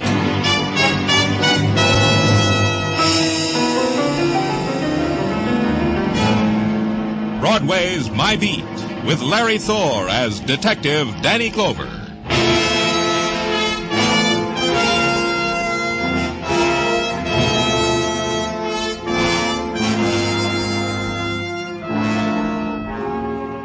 In the mid-afternoon light of Maytime, Broadway shimmers and languor walks the street.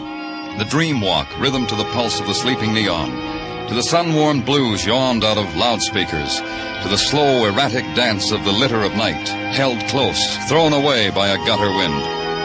And with the rest of Broadway you stand and watch, or follow the crowd, and lend your heart to the whispered cry that this day, this time, will not get away from you. But it does. It always does.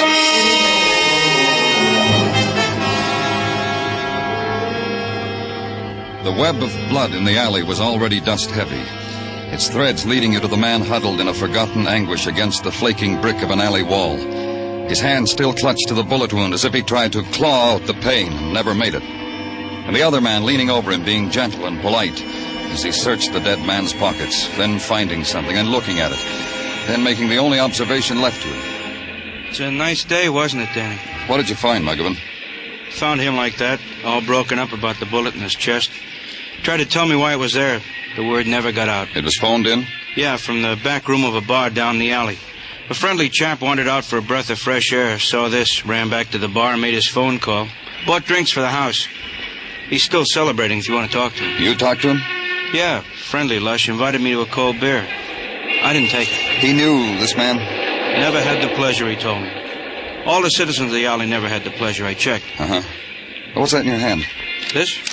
Oh, I almost forgot. It's a ticket for parking made out to a Charles Crandall. Overparked in the loading zone. He can snap his fingers at it now, huh? This your witty day, Muggavan? I tried, Danny. Days like this, I guess I don't make it. Oh, anything else, huh? Oh, not a thing, nothing. Except that expensive watch on his wrist. You have to listen awful close to even hear it ticking. Very expensive. It's running, but in this alley you can't hear it ticking. No wallet, no identification, just the parking ticket, is it? That's all. A wristwatch and a parking ticket. Not much for a grown man to leave behind him, is it, Danny? Then the alley, formerly known only to the chalk writers, the garbage collectors, and the shortcut homers, then the alley became cluttered with new faces, mostly scrubbed. The girl in the picture hat and the Pekingese, a maid in the baby carriage, the dad and his son. Mostly these, interspersed with enough men from the police department so that I could leave. I did.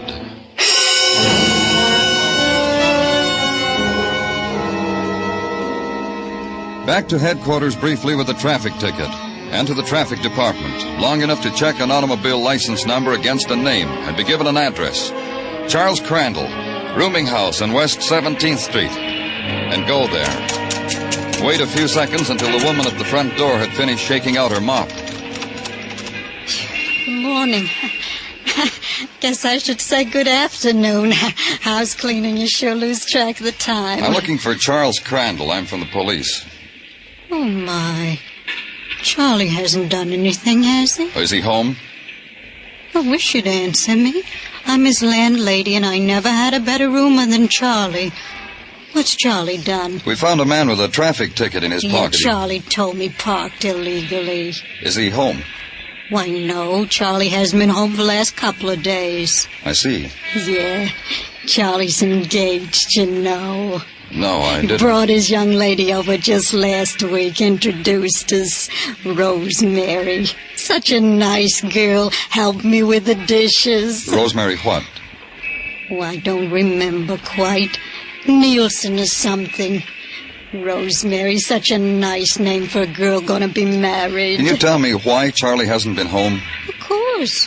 Sometimes he stays at Rosemary's house. Her parents love him like he was their own, like I feel about him. Was Charlie about 5'11", blonde hair, heavily built? But not fat, you understand.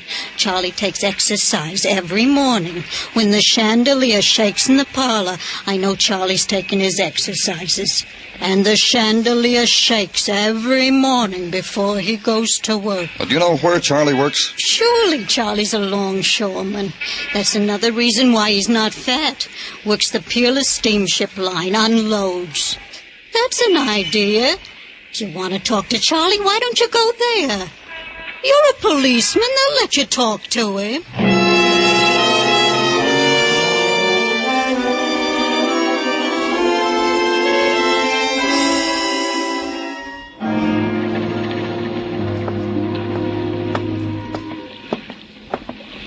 The foreman said your name was Charlie Crandall. Yeah, that's right. I'm from the police. Oh, the parking ticket, huh? I'm not surprised. I am. I didn't think you were alive, Charlie. Come on.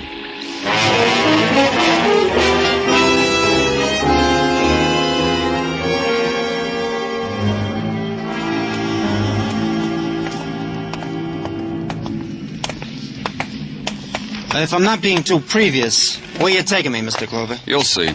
I had parking tickets before.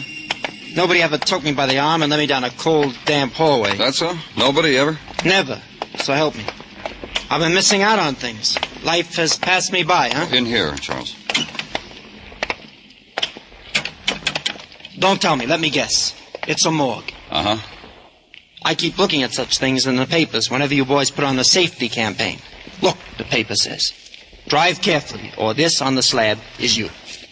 Because I got a lousy parking ticket, you're making me live it? This the new up-to-date method?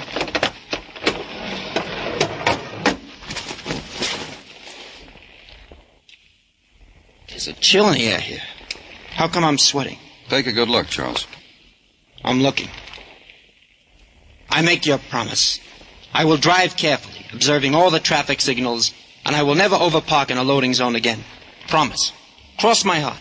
Gypsy blood oath if you want. You know him? Cover him up. Put him back. I've had him. I said something, Charles. You know him?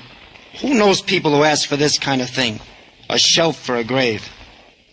I'm grateful to you, though, Mr. Clover. You've introduced me to a new experience. You've given me a memory I never had before. We found this parking ticket on him, Charles. Yours. Huh?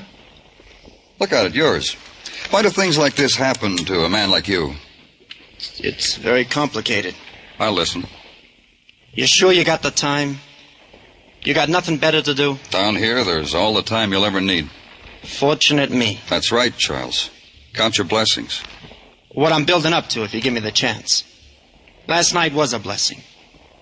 Maybe this, what you're showing me, was a part of it. I wouldn't know. When the mood hits you, the part you know. I'll wait.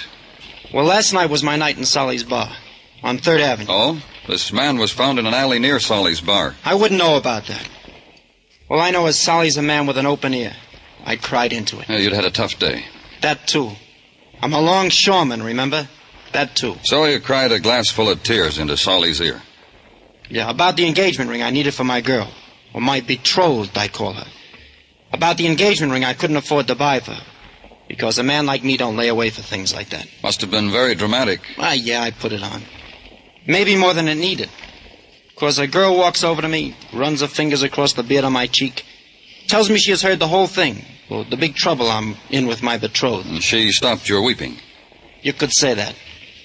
She told me there was a jewelry store, Scully's jewelry store, down the street. To come with her. To pick out any ring in the window I wanted. Like a fairy tale. Yeah, you could say that. So I went with her. Pointed to the fattest ring in the window with the fattest numbers. A star sapphire. She says, meet me again tomorrow. I'll get it for your half price. Good girl to meet in a bar. You'll never dream how good. After that, she takes me back to Solly's. Lets me exchange my other sorrows with her. You had more? Only one more I could call to mind. At the time. The parking ticket. Well, she says, give it to me. I know where to fix it. You believed her? I hear it's been done. And that's the last you saw of the ticket? The gypsy blood oath, if you still want it. Who was the girl? Helen, address Solly's bar on 3rd. Go to her, Mr. Clover. A girl like that can ease many sorrows. Just ask for Helen. They'll know. Don't thumb through any travel folders, huh, Charles? Why should I? I found a home here. Cover him up, huh, Mr. Clover? It's chilly in here. Solly's bar on 3rd Avenue, the boy had said. Go there and ask about a girl named Helen. because Charlie had given her a traffic ticket, and the ticket had turned up on one John Doe, dead on arrival. 3rd Avenue is a tenement 5 stories high and miles long. At 9 o'clock, the night is going full blast. The open-air card games for juveniles only, the doorstep trysting places. And every 7 minutes, the elevated screams. Somewhere between Comchu's Hong Kong hand laundry, special attention paid to pleated dress shirts, and the Blue Star delicatessen, cream soda and hot corned beef 2 bits, somewhere between there was Solly's bar. I walked in. What's yours, friend? Beer, to make a draft.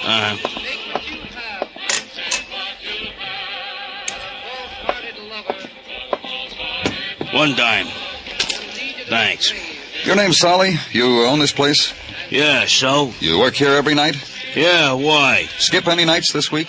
Hey, what's with you, Buster? You spent the dime, drink your beer, listen to the music. I'm looking for Helen. Who? Helen, tall, blonde, you know. Look, Buster. You're here every night, aren't you? You ought to know Helen. I want to show you something, friend. See this? A ball bat. I bought it from a kid who swiped it from the Yanks' dugout. I sawed it off. You want to hear how it goes? That's the way it goes when I slap it on a bar. You want to hear how it sounds otherwise? You want to... Cop, huh?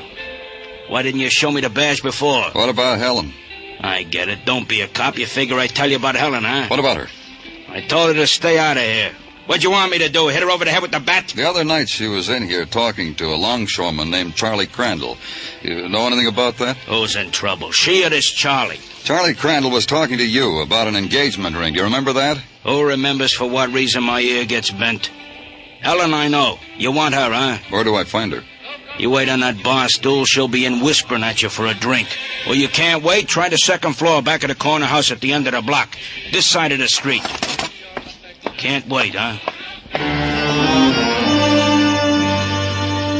Walked down to the corner house, which the sign at the head of the steps said allowed no visitors after 10 o'clock. And the other sign at the end of the corridor.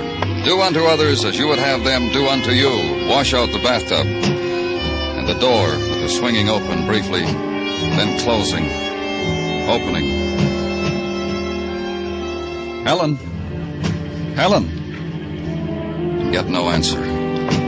The tenement draft swings the door open and presents a room, a torn-apart room. Nothing was in its place. Nothing was undisturbed, except the girl on the bed. The strangled girl with the tumbled blonde hair. The dead girl. The murdered girl.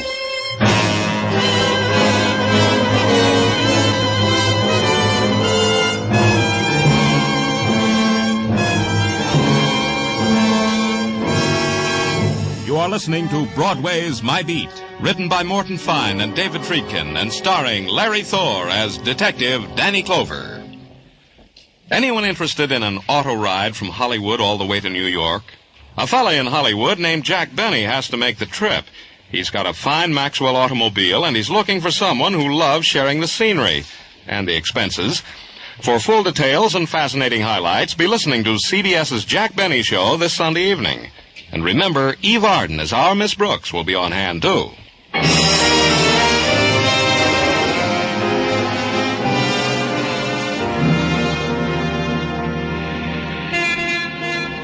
Springtime on Broadway is like springtime on 1,000 other main drags, except for one thing. Mother Nature doesn't function on Broadway. Nothing grows. It gets constructed. But nobody bothers. There's the salary to be earned, baseball scores to be considered, and the weather to be discussed. However, as in all times and places, there are the crackpots. Some even delirious enough to give you odds that Broadway's liable to get blown off the face of the earth. You waste a shrug on that one and flip the newspaper over another page and scan the quarter column on the right-hand side. Girl murdered in tenement house. Police seek link with death of unidentified man, which was straight reporting. I know because I was the policeman directly concerned. Next morning, open the notebook and scan the personal brand of shorthand. See now an item. Charlie Crandall had been taken by the hand and led to the window of Scully's jewelry shop to pick out an engagement ring. Go there, look in the same window, and walk into the store. Good morning. Oh, good morning. I'm Danny Clover from the police. Yes? I'd like to see the manager. Well, Well, I guess I am, until Mr. Scully comes in. What did you want to see him about? I'm his wife, and... Take a look at this picture, Mrs. Scully. Have you ever seen this man before? I might have, but I don't know him. Personally, if that's what you mean. Maybe I've seen him someplace. Who is he? The man we've got in the morgue. Now, take a look at this picture. Young girl. Also in the morgue. How terrible. Do you know her? She could be anybody. Somebody's sister or sweetheart. In the morgue. In a police morgue. Well, what happens to people, Mr. Clover? My, look at him. Hello, honey, like it? Blue coat and brown pants. Well, it's different, George. I took my brown coat to the cleaners on the way to work. It got soiled. Oh, sorry, dear, this gentleman... Oh, this is Mr. Clover, George, from the police. And this is my husband, Mr. Scully. Oh, Mr. Oh, something I can do for you, Mr. Clover? Yeah, just take a look at a couple of pictures. Here, this one. Never saw him. Take a look at this. No, her either. Dangerous characters, huh? George, they're dead. They're in a police morgue. No, I don't know either of them, Mr. Clover. George. I'm talking to the gentleman, Louise. But I'll forget if I don't tell you now. My wife is forgetful, Mr. Clover. That's a good kind of wife to have. What is it, dear? Mrs. Reed was in here for her diamond brooch. I couldn't find it. Why not? Why couldn't you find it? Mrs. Reed was furious. You promised her you'd have the catch repaired by this morning. Well, it's ready. Why couldn't you find it, Louise? I looked. It's not there on the repair rack. I looked all right, but I couldn't find it. Call up Mrs. Reed and tell her your husband's here, Louise. Tell her to stop in for a brooch. Well, do it, Louise. You're not missing anything from this shop, are you, Mr. Scully? Missing what? I don't know. I don't understand what you're talking about. A robbery, anything like that? You're joking. If I had a robbery, I'd know I'd been robbed, wouldn't I? You want anything else, Mr. Clover? No? Then you'll pardon me, won't you? Sure you will.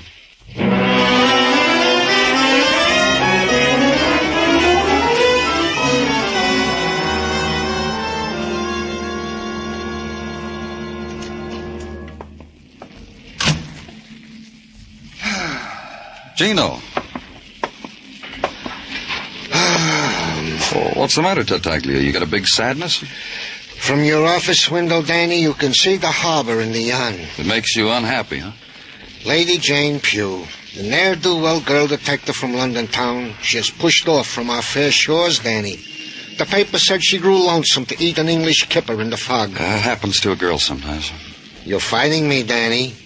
Don't do that at a time like this. There's only one thing to do with a grief like yours, Gino. Tell me, Danny. Don't tease me with it. Tell me. Bury it in work. You mean... I tried, Danny. It don't help.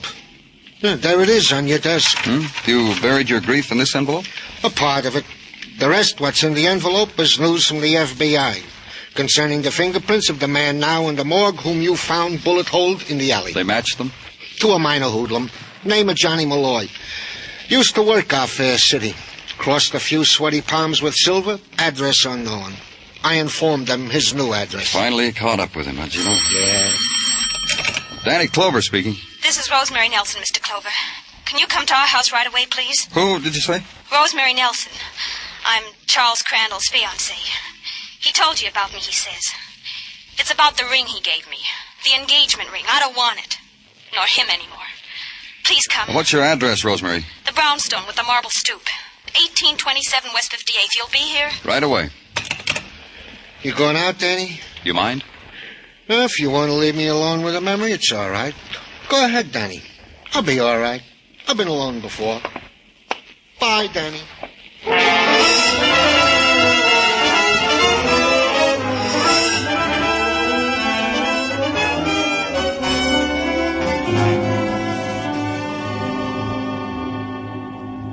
Don't pay any attention to her, Mr. Clover. She's upset. A lover's quarrel upsets a girl like Rosemary. I know. We've had them before. And that's all it is, Rosemary? Just a quarrel that needs a policeman to referee it? Look at this ring, Mr. Clover. Beautiful. Star sapphire, huh? Take it. I don't want it. Give it back to whoever Charlie got it from. You know where I got it from, who I got it from, how I got it. Don't make a tear-stained production out of it. I'm not crying, Charlie. Not anymore. That's one thing I used to like about you. You never gave me a reason to cry. You got a star sapphire, didn't you? Is that what eats you? Because you never had a thing like that before? Because the star shoots pains through your head? Leave me alone. Just you leave me alone, you hear? Rose. Rose, honey. Where'd you get the ring, Charles? Honey, Rose, baby. Listen to me.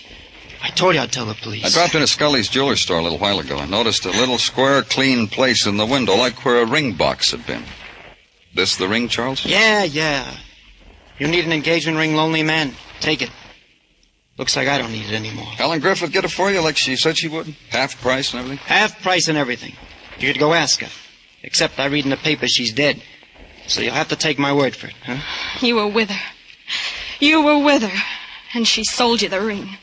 And now she's dead and you want me to wear it. Get him out of here. Get him out. Yeah. Why don't you do that, Mr. Clover? It ain't the same between Rosemary and me anymore. So why don't you do like the pretty girl asks? Let's go, Charles.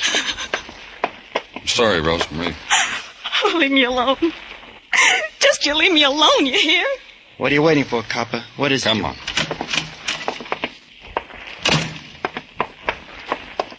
What are you going to hold me on? Suspicion of murder? Until they come up with a new one. Danny? Danny! Over here in the squad car. Woman down at headquarters, Danny, turning the air blue with complaints about Scully the jeweler. Says he... Tell us about it on the way down, Muggavan. It'll pass the time for all of us. You, me, and our boy, Charlie.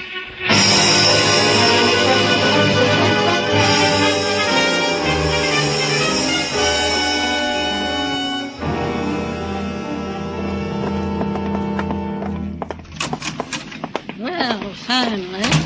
This is Danny Clover, Miss Christie. What am I supposed to do? Put 2 fingers in my mouth and whistle? You made a complaint about a jeweler named Scully. What's the complaint? Don't talk to me like that. What is this, Muggavan? I'll handle it for you, Danny. Now, look, Miss Christie, you told me something about a watch and about Scully's jewelry store. I want you to tell Mr. Clover. What's the matter? You got amnesia, Sonny? Please tell him. It's about my layaway plan. Whirl that around for a while. Danny, this is a mad dream. We lost that one, Muggavan. Try another move. Miss Christie. I told you it's my layaway plan. My layaway plan. You mean you bought something for Mr. Scully on a layaway plan? It dawned on you, boy. What did you lay away, Miss Christie? A watch for a man's wrist. I'm courting. Figured a bull of it make him happy. You still haven't told us what the complaint is. That's Scully. For 11 months now, been paying down on the watch, see? Come in with the last payment in my hot little fist, no watch. Scully tries to sell me another one. That watch have a gold face, gold wristband? And if you flip open its back side, there's 17 jewels visible to the, if you'll pardon the expression, naked eye. Hey, Danny, that sounds like the watch we found on that guy in the alley. Yeah. Entertain her, Muggavan. You heard what the man said, Sonny. Entertain her.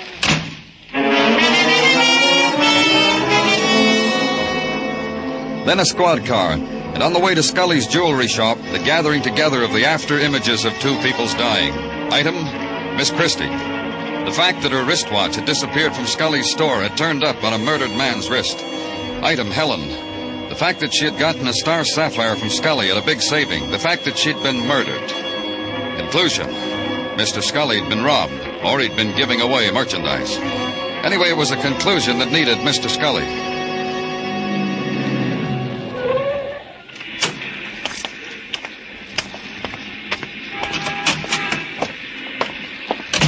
What can I... Oh, hello, Mr. Clover. Is your wife here, Scully? In the back, sorting stock. Get her. Well, if it's important, Mr. Clover, but she's busy. Get her. Mr. Clover... Well, all right. Louise? Louise, come here for a minute. I haven't finished the stock, George. Leave it and come here. Mr. Clover wants you. Who? Mr. Clover, you remember, the policeman. Well, tell him to come back, George. If you stop me in the middle of the stock, I'll forget what I've done. Don't worry about it, Mrs. Scully. It won't take long. But what do you want? I told you I couldn't recognize those people. I know. Your husband couldn't either. Well, what's the matter? Don't you believe us? Yeah, don't you believe us? Tell me something, Mrs. Scully. Did your husband ever locate Mrs. Reed's diamond brooch, the one that needed the catch fixed? Well, why ask her? Ask me. Yeah, I found it. You mean I found it, George? You remember we laughed when I found it in the repair case after looking there a dozen times. I just couldn't understand it. Because when you looked a dozen times, it wasn't there. Tell her where it was, Scully. What are you trying to do to us, Clover? Tell her where the brooch was, Scully, and the wristwatch, and the star sapphire ring. Oh, my. He's crazy, Louise. I don't know what he's trying to do. Oh, my. George. Well, George, I'm not going to lie for you. You might as well know that. After all, you've done something wrong. I know I'm a plain woman, George, and I'm in my 40s, and I make myself forget a lot of things. But not this, George. She doesn't know what she's talking about. You lied to me, George Scully. You said you took your coat to the cleaners, and you never did. When I was in there today, the cleaning man asked me about you. Said you hadn't been in for such a long time. I told you a little white lie, Louise. I lost my coat. Must have lost the keys to the store, too. Is that why we've been using mine? Is that how that hoodlum Johnny Malloy looted your shop, Scully? He walked in and took your coat when you had it off. Well, when it's hot, a man takes off his coat. But your keys were in the pockets. Why didn't you report it to the police? Because you were with that woman again, weren't you, George?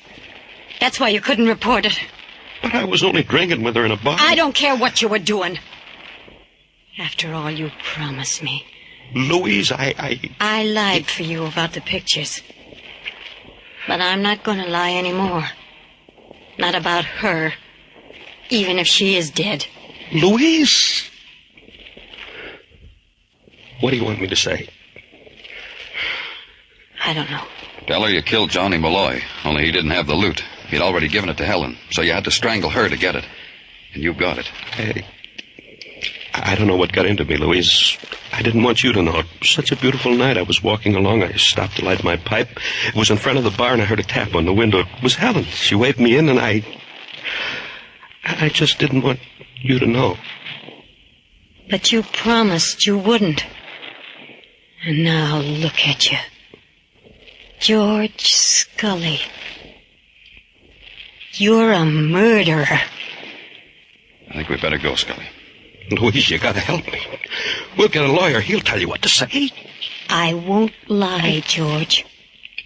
I just am not going to lie anymore.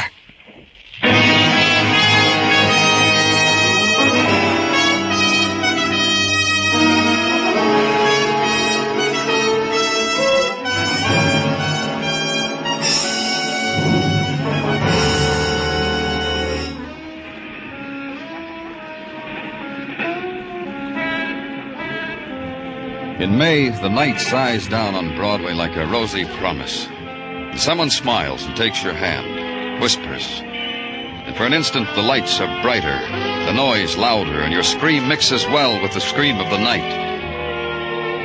It's Broadway, the gaudiest, the most violent, the lonesomest mile in the world. Broadway, my beat.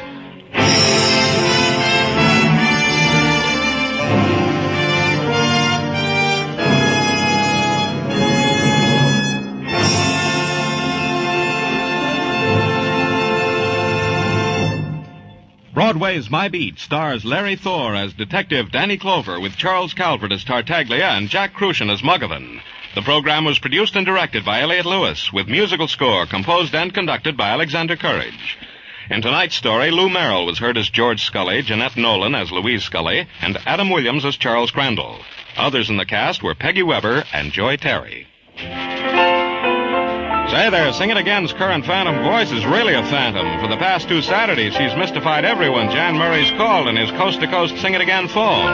Tonight, Jan may call you. If you can name the phantom, she's worth $3,000 in cold, hard cash. So stay tuned now for Sing It Again, which follows immediately on most of these same CBS stations. Joe Walters speaking. This is CBS, where you laugh at Jack Benny every Sunday night, the Columbia Broadcasting System.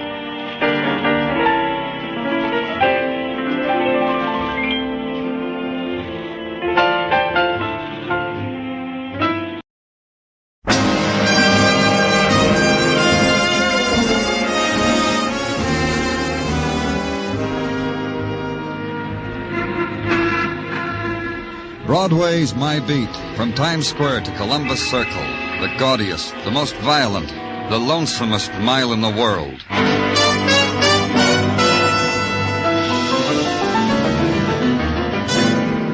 Broadway's My Beat, with Larry Thor as Detective Danny Clover.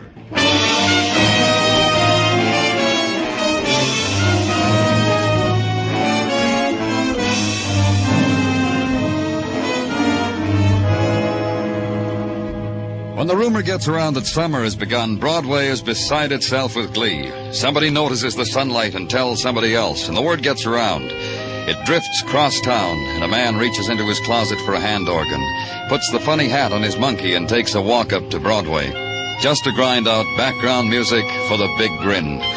It's the time for the dachshund, and the silken ankle, and the flowered print dress.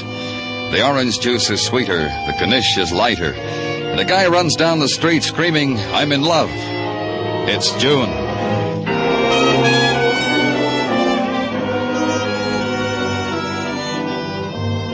And it was June under the Translux, too, a rare day. And the Times Square crowd had gathered there to consider it and take the story of it home to the little woman, Dad and Mom. There was a man lying in the circle of their feet.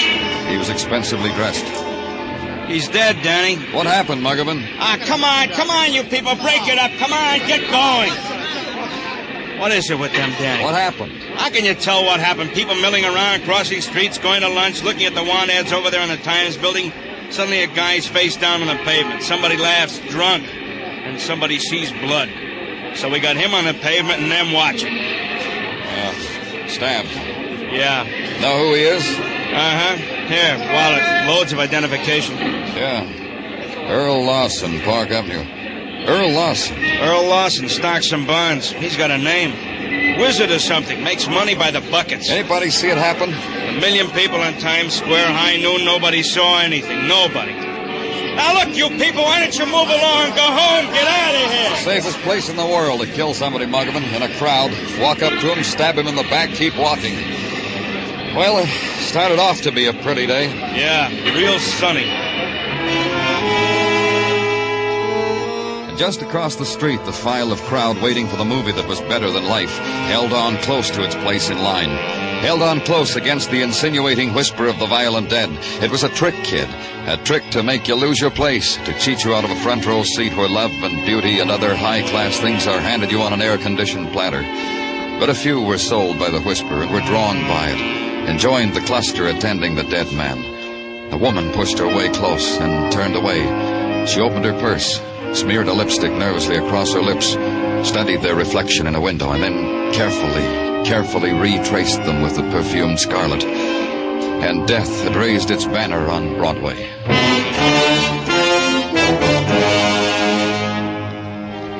The home of the murdered man was a place whose sounds had been geared down to the soft purr of wealth. The swish of the ankle-deep carpets, the flute-like trills of the parakeets taking the noonday sun in exclusive cages. The butler who murmurs you into the library and asks you to wait quietly. You don't dare open a book because turning a page would release a clap of thunder. And finally, when you'll wait no longer, the soft voice at your shoulder. I'm glad you made yourself at home, Mr. Clover. This is a difficult house to do that in. It's quiet, you can say that for it. You're... Harlan Lawson, Dr. Harlan Lawson. Oh, then the book's on this shelf. My one literary effort. All 20 copies. 20 copies of the same drivel. New Freedom, Pennsylvania, the utopia that failed. Nice binding, though, wouldn't you say? Quite. Expensive. That's my brother. He's everything you say. He gave me those when I got my Ph.D. Made a grand gesture of binding my doctor's thesis and burying it 20 times over on this shelf. Every time he fingers the gold lettering, I tell him how grateful I am. You don't get along, you and your brother? We suffer each other. Let's put it that way. He has his world. I have mine. And your world would be? The back alleys of poverty. You see, I'm in the nature of a failure, Mr. Clover. I'm a social worker. Doesn't pay very much. But I take in tears and give in exchange baskets of fruit, my brother's castaway clothing, and the gestures of sympathy they taught me in post-grad humanities. But you keep on living here with your brother, with Earl Lawson. I exist here. Is this why you came, Mr. Clover? To run your hands over my brother's library? To probe into me? Or is it... No. Don't say to me Earl has somehow run afoul of the law. Don't say it, because I wouldn't believe it of Earl. He's dead. He was murdered. Your manner of saying it. You leave me nothing but to believe you. He was stabbed, left lying on the street in Times Square. He must have shuddered that it found him in a place like that. I'd swear he shuddered. Your brother dies, and that's how it hits you? To each his own way, Mr. Clover. You're implying that it was I who killed him? Let's play it that way for a while. I've dreamed the wish sometimes, but I couldn't have killed her. I slept the morning through. Earl's butler will testify to that.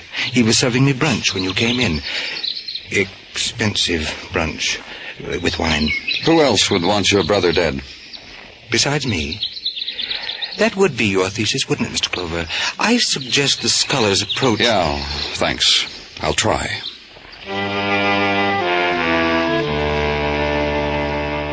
Then back to headquarters and to the desk. Get on the phone, make inquiries, send out to the newspapers for files, read them, digest them, extract them. Start a file of your own. Label it Earl Lawson, homicide. Fill out the form, date of birth, hour of death. Murder by sharp instrument to be filled out in detail by the coroner. And on the lines on the bottom of the page, the incidental information. Jot down the phrases. A self-made man, shrewd financial mind, known enemies, probably many due to financial manipulations. Send out for coffee and the sandwich because it's suddenly nighttime. And read some more. Then your door opens and Sergeant Tartaglia's all business. Lady to see you, Danny. What does she want? She knows who killed Earl Lawson. What? She says she Bring her in. This way to see Danny Clover, ma'am. Thank you. My name is Peggy Drake, Lieutenant. Please sit down. Close the door, Tartaglia. All right, you can stay. Miss Drake, the sergeant said you know... Not exactly. Danny, she told me she knew all about it. She said... What's on your mind, Miss Drake? I have the murderer's picture. Here it is. Yeah. How'd you happen to take this picture? Well, I'm here on vacation. This afternoon was a good day to take pictures, and I was at Times Square. I took a lot of pictures, and, well, this is one of them. You can see for yourself. Yeah. I found a store with 6-hour developing service, and I got them developed. I was looking through them, and I saw this one. That's why... Yeah. Come here, Tartaglia. Now, look at this. Ray Brewer. That's right, Ray Brewer sticking a knife into Earl Lawson on Times Square. Call records, Gino. Get the last known address on Ray Brewer. And anything else they've got interesting. Guess I did help with that. I don't know how much. Records? This man here with a knife. His name is Ray Brewer. A known hoodlum. A record of every misdemeanor on the books. Yeah, I cancel. Wait till my society back home hears about this. I belong to the Literary Society. We have open forums. I suppose this will be in the papers, won't it? Front page, probably. What else is what else? Yeah, what's happened to him lately? Uh-huh. How you making out, Gino? In a minute, Danny. Uh-huh. Yeah, I got all that. We appreciate it, and thank you. Very interesting, if I may comment on the material gathered from records. What's interesting? Up until a week ago, Ray Brewer was confined to the county hospital for incurables. Yeah, I remember he was a pretty sick man. Incurable? His heart. Docs gave him a month to live. But last week he was discharged from the hospital. How come? To die in the bosom of his family, as the records guy phrased it. Where is this family? 1212 West 16th, the man says. Where you going, Danny? See that Miss Drake gets home, Gino. I'm going to pick up a killer.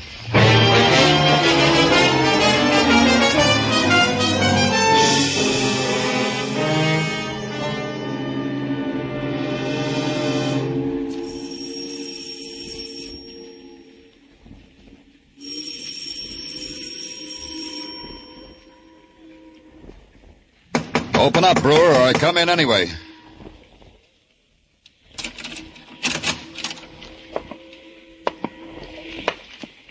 Brewer? Where are you, Brewer?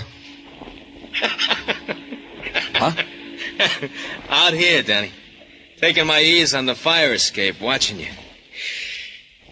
Watching you spill out your strength. Throw away the gun, Ray. They tell me you've got a month. If you throw the gun away, maybe you can live a part of it out. All of it. It's arranged. I live all of it. 30 days, Hathaway Brewer. If I come out after you, Ray, it'll cut your time down to a half minute. You make me shake with fright. Stay where you are, Danny. I'll bring it to you.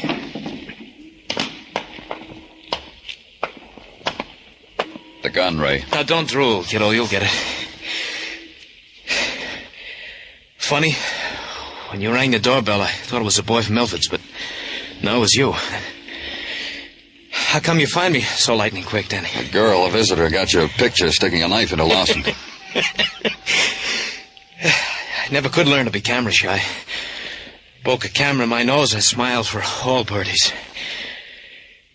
Turn your back to me, Danny. I feel a new smile coming out. Listen to me. You don't turn your back, you bleed in the face. Turn. You did that, you brought sunshine into my short life. One for the road. It splintered through me, puncturing, ripping into the dark cells where pain lay waiting for it. Being released, scurried, darted through me, opening endless doors on endless hurt. These new ones took over, finally. Gave up, because they'd overdone it. I couldn't feel it anymore.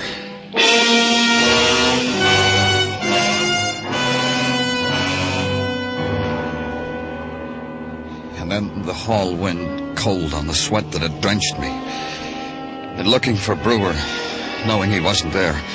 And calling to headquarters and tell them to put out an all-points bulletin on Ray Brewer. And then to Park Avenue to ask a question. Why had Brewer wanted Lawson dead? What had Lawson been to a hoodlum like Brewer? Help me. In my bag. It's in my bag. What? Help me. You didn't help. Down the long hall, I could see the parakeets preening, pecking into their clipped wings. The new stillness of the man lying there with a knife in his back. Dr. Harlan Lawson. Dead. The nap of the thick rug furrowed where his hands had tried to tear life out of it. And suddenly the flute song of the parakeet started again. And it wasn't still anymore.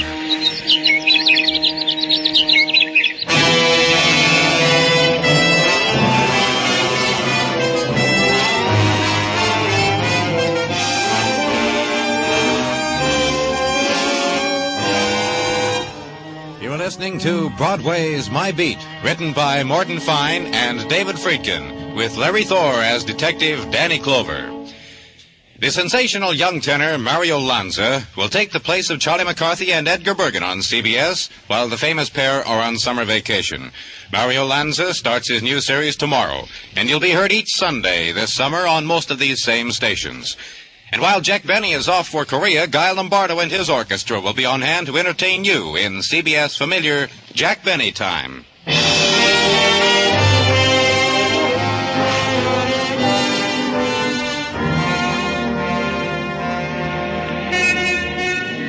Last year's bride mannequins are dusted off, brought out of Broadway's basements, propped up on a rod, and arranged tenderly at the side of last year's groom mannequins. And Broadway knows June is passing through. It presses its nose against the shop window, sighs at the cascade of white satin flowing slowly over the wax figure, sheds a tear at the coronet of cloth lilies of the valley, and blows its nose for the sweetness of it all. It's the time of youth, the 2-week romp in the Catskills, the burial in the sand at Far Rockaway, the breathless ecstasy on the heights of the roller coaster at Coney. And for the stay-at-homes, other sweets, other delights, the subway ball games, the band concerts in the mall, the moon-burned girls in the dark grass, and the my hand in your hand talk about two brothers dead of knife wounds. Summertime talk. At headquarters the next morning, it was difficult to talk about anything because Sergeant Tartaglia had his mouth full of tacks and his fist full of hammer. Building something, Gino? Oh, it's you, Danny. Yeah, you might say I'm building a sight for sore eyes. Oh? You mind if I look? Well, my pleasure. Pardon me for obstructing your view. Nice. I think so also. A pin-up picture of Mrs. T hammered to the door of my closet. This I consider a worthy hobby. Mrs. T? I call Mrs. Tartaglia that whenever I'm in a hurry. Consider her, Danny, in her Catalina swimsuit, Jones Beach underneath her, the Tartaglia progeny forming a garland of angels at her feet. Nice family picture, Gino. You mind taking the tacks out of your mouth now? So's I can tell you about Ray Brewer, huh? So's you can do that. Naturally. Permit me to close the closet door on Mrs. T first. I don't want every Tom, Dick, and... well, nothing on Brewer, Danny. The hoodlum killer is still at large. All points bulletins have been sent. Nothing, huh? Bread and butter, there is something. I forgot. The Milfords, of which the hood spoke to you, is Milford's haberdashery on Madison Avenue. Patrolman Curcio traced it down after thousands other Milfords. It seems... I'll check it. Well, don't go away, Danny. I got something else. Another pin-up? Well, you might say that. Remember that Peggy Drake came in here with the snapshot of Brewer killing Lawson? What about her? Precinct 12 picked her up last night running down East 60th Street in her, you should excuse the expression, negligee. What? Was someone running after her? The precinct boys asked her the same question. She said no. She said she dared herself to do it, then she took the dare. So the boys decided on a small fine and let her go. A lonely girl in the big city, sometimes it hits them that way. All right if I leave now? You always leave me, Danny. I'm used to it. Go, Danny.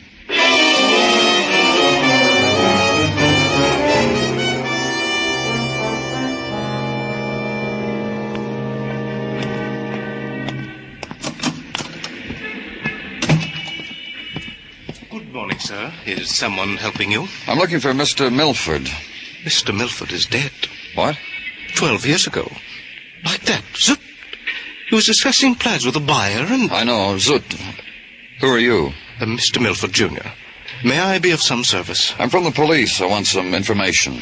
Oh, what is it you want? The police department called you a while ago. You said you had some dealing with a man named Ray Brewer.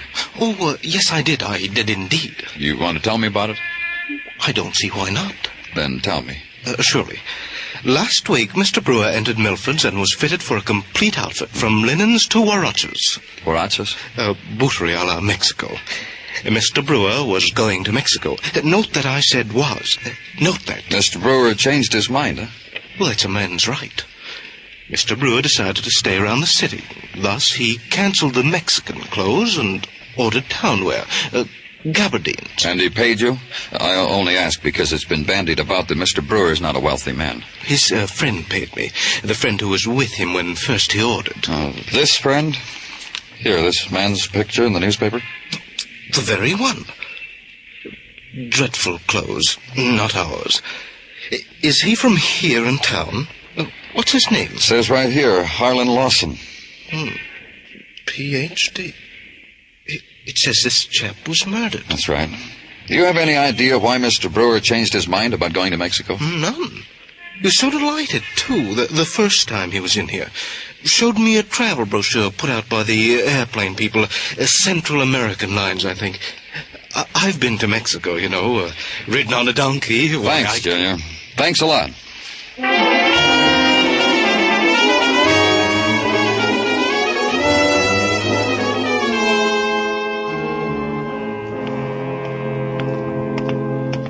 May I be of service to you, senor? I think so. I'm from the police, Danny Clover. Oh, my privilege. You wish to tour Central America to observe our police methods? It can be easily arranged. I will speak to the Latin consul. I just want to know about Ray Brewer. Brewer? The name has a familiarity. Si, Senor Brewer. The man who wished to live out his days in Mexico, the land of tradition and romance. He's a murderer. Do you think he'll make it? What a dying man sets his heart to do is difficult to restrain him from, senor. This from my father I learned. But Senor Brewer will not make Mexico by way of Central American lines, senor. Of this I am certain. Tell me why. Because only yesterday he canceled the ticket. It took me so long to prepare. He canceled the tour I had mapped for him. Acapulco, Zapateca, the floating gardens. When Brewer came in here to arrange his trip, was he alone? With another gentleman who subsidized the excursion. This one? In the newspaper picture? See, this one. Dr. Lawson, a gentleman of refinement. Now dead, I perceive. Yeah. Brewer didn't give you an address by any chance? Oh, no. He simply took the cancellation money, told me he preferred your city. As who would not? You peddle tickets to romantic places and you like it better here, huh? Who would not? Why pay extra fare, senor? Romance is where you find it.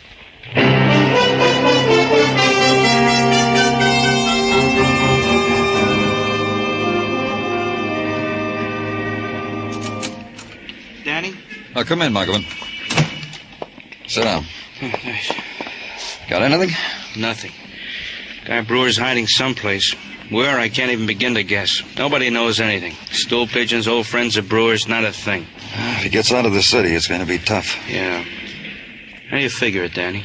Figure what? Well, this, the case, the killing of the Lawson brothers. You know what I mean. You piece it all together, it comes out easy. Show me. Sure.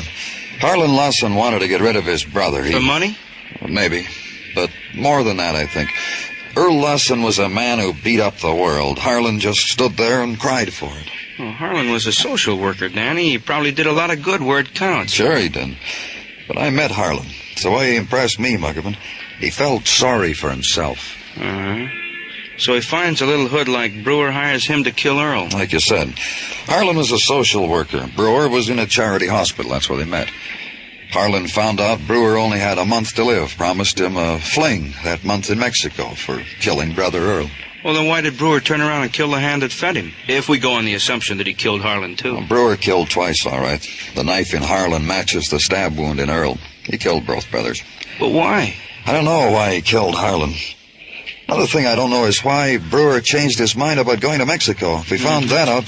Danny, all I can say is, thank goodness. Well, say it and sit down in a corner. Muggavan and I were discussing It's about Peggy Drake. Peggy Drake? Say, isn't she the girl? Yeah, the girl who took the snapshot. She should have taken a snapshot and left the city. What?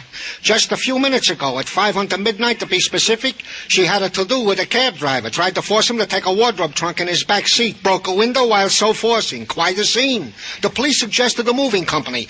And what? Well, give me a breathing spell, Danny. And Officer Padyunik suggested his father-in-law and stood guard over the trunk until his father-in-law, the Murphy Movers, hauled it away.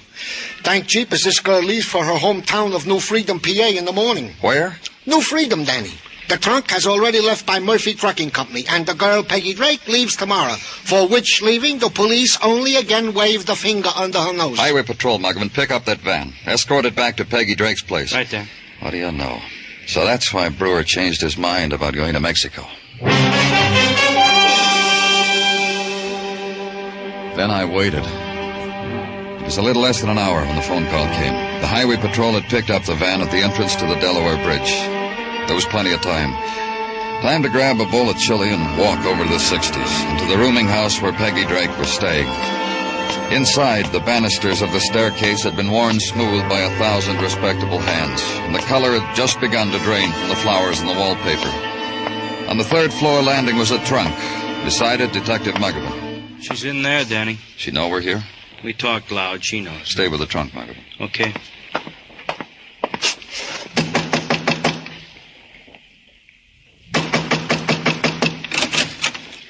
Oh, it's you, Mr. Clover. Glad you're here. Come in. Please, come in. What goes on in your town? I don't understand you people. Something wrong, Peggy? There was all that noise a little while ago. I opened my door a bit. I saw my trunk. Explain it to me, Mr. Clover. You were sending it back to New Freedom, huh? Of course, where I live, where I came from. That's where you met Harlan, wasn't it? What's he got to do with it? I need some sleep, Mr. Clover. My bus leaves early tomorrow. You're not leaving.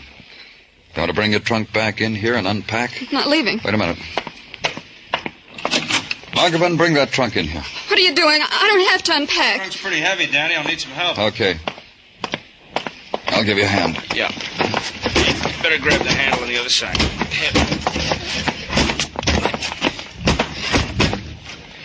Okay, Danny? Uh-huh. Wait outside. Yeah.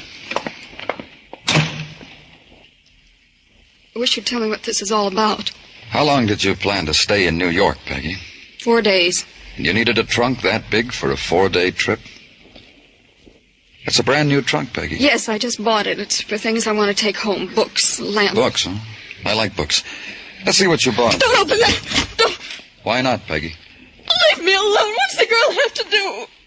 I come here for a good time. I'd say you had quite a busy trip. Running down the street at night in a negligee. I had something to drink. I didn't know what I was doing. Then creating a stir with his trunk with a cab driver. It wasn't my fault. People here aren't helpful. Peggy, we're looking for a man, Ray Brewer. We want him for 2 murders. Brewer? You know him, Peggy. You took his picture. Brought it to me. Well, that's right. I remember his name. I'm sure you do. Let's open the trunk, Peggy. No. Don't. Get it out of here. Take it away. Later. You took the picture, Peggy, because you knew the murder was going to be committed. The murder you planned so well with Harlan. Get it out of here. Just get it out. Gave us a picture of the murderer. You figured by the time we found who he was, traced him, he'd be roaming around Mexico. By the time we got to him, he'd be dead. Because Ray Brewer only had a month to live. I didn't do anything. I didn't kill anybody. It was Harlan. One thing is bothering me, Peggy. Why Brewer changed his mind about going to Mexico. He saw me taking his picture. We didn't tell him we were going to do that. You double-crossed him, huh? That's why he killed Harlan. That's why he was going to kill you. I ran from him. It's like a nightmare. Somebody grabbed me by the shoulders and choked me. And I was in the middle of the street. Dressed. When you finally got back here, Ray Brewer was dead. He didn't live his month. His heart gave out. Let's open the trunk, baby.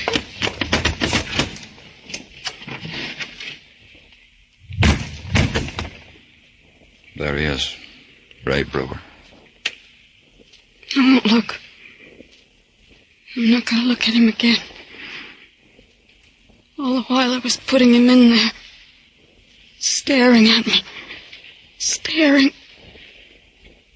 And I couldn't get the trunk closed. His hand. I was alone. All alone. His face. Staring at me.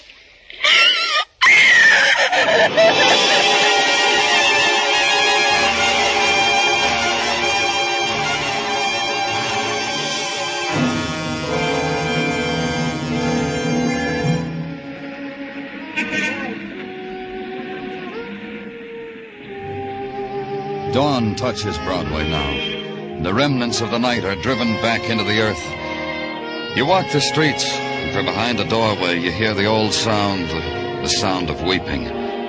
You know the nighttime will never leave. It's found its refuge. It's Broadway, the gaudiest, the most violent, the lonesomest mile in the world. Broadway, my beat.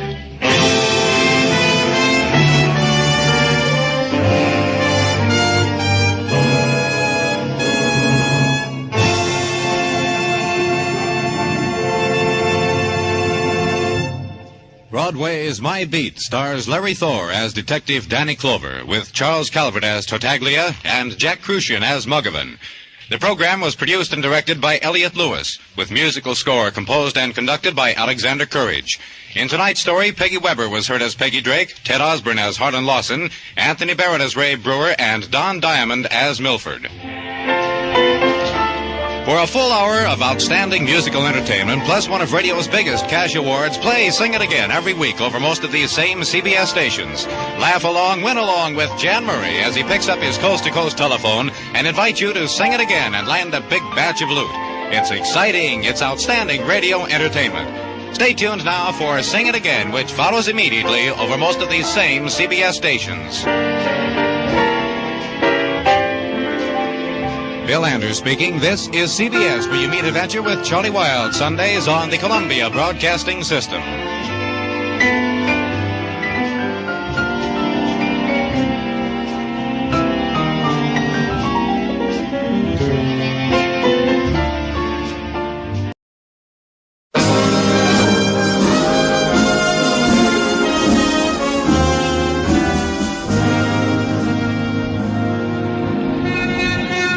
Broadway's My Beat, from Times Square to Columbus Circle, the gaudiest, the most violent, the lonesomest mile in the world.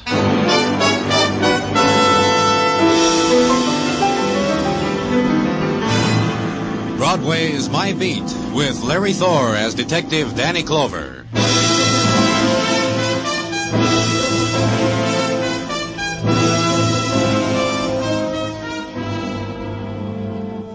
The summer evening flows gently over Broadway, and the carousel sounds of the street's carnival begin.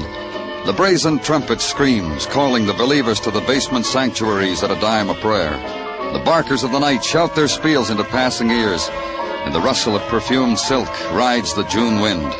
You're shoved and pushed and mauled. And there's no bitterness, because the taste of night melts in your mouth. You ride the rides, walk the midway, toss the hoop to win the Cupid. You try not to notice the plucking at your sleeve. But finally you turn. Your palm is crossed with violence. You hold on to it until the man in the tweed jacket and the gray flannel slacks takes it away from you. Gives death back to the other man, its owner. Sprawled across the silk sheets of his bed, the blood from his bullet wound draining the sleep out of him.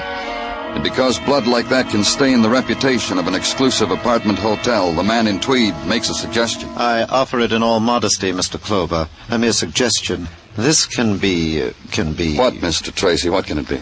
Handled discreetly, of course. You can do that. You have the power, the know-how. Keep it out of the papers. Treat the frightful mess with velvet gloves. Anything else? Nothing more I can think of at the moment. Not that I can bring to mind at the snap of your fingers. That's good. Now you can do something for me. Understand me, Mr. Clover. Managing this place is all-consuming. I spent years at school, here and abroad, learning the quirks, the ins and outs of the profession, All that education, maybe you can spell out for me the murdered man's name. Did I forget to introduce you? Pity. The fellow over there on our bed was once Frank Dunn, a bartender, of all things. A rather crude chap, I thought. But genteel enough to pay the tab in this slick joint of yours. They do bartenders like Dunn well at the trade winds, I hear. The club on West 52nd? I wouldn't know where the place was. Do you mind? Tell me more about Dunn.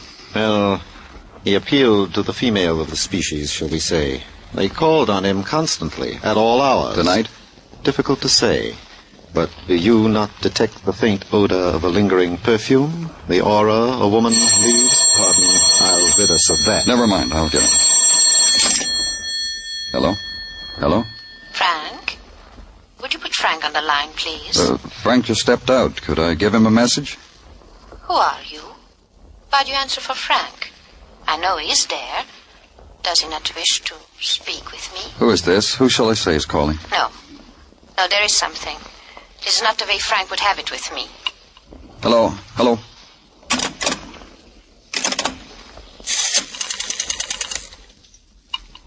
Yes, please? This is the police, operator. Trace that call. And the call was traced. Drugstore on 43rd and Broadway. A phone booth there. The third one from the left as you pass the Chiron reducing display. Only who knows who's been using the phone, the clerk in the white coat asked me. You don't have to have friends in Washington to use the phone, mister. You need a dime, that's all. Anyway, what was she, a spy or something? So if that's all, he had work to do. He left. So did I.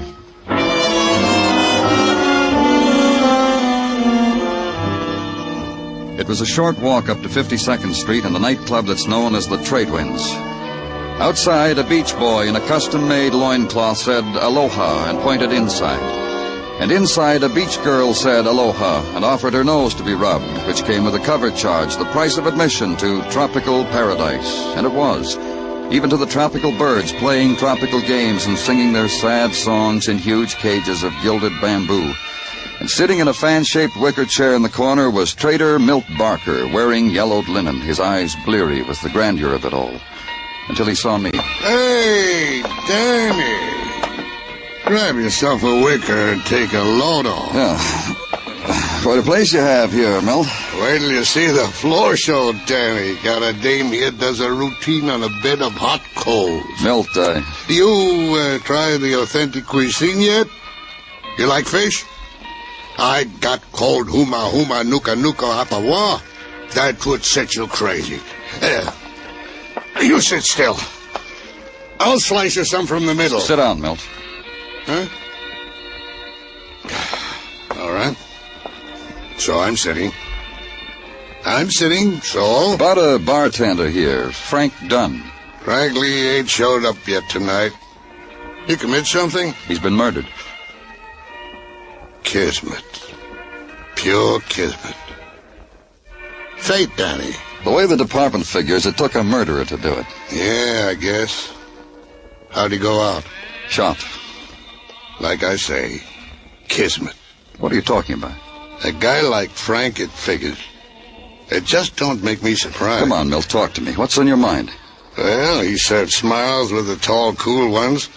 When Frank wiped the bar in front of a female patronesses, it had a meaning all its own. Personality. Keep talking. Well, Danny, a guy like him... Well, a dame would be embarrassed leaving less than a fin or a phone number for a tip. Did he cause any trouble here? Frank? No. An operator with a head on him. Wait until the male escort was occupied elsewhere, then... Well, Frank would drop a small onion in a cocktail glass in such a way that patronesses would leave teeth marks on the bar. Like, for instance... Well, for instance, who? Louise Hathaway is current, Danny. You know, the dame who is Mrs. to Edward Hathaway, the guy who manufactures hardware. You know Hathaway's hardware, nails, hose. Yeah, tell me more about Mrs. Hathaway. She's current. That's all I know, honest. Come on, Danny. Eat some of my cuisine. I'll make you a regular lava.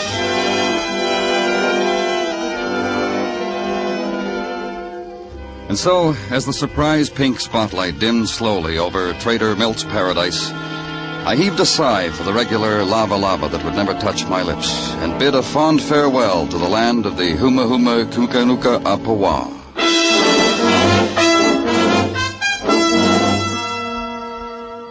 At the Park Avenue apartment of Mr. and Mrs. Edward Hathaway, a maid in gray silk and high-spiked heels told me they were out for the evening.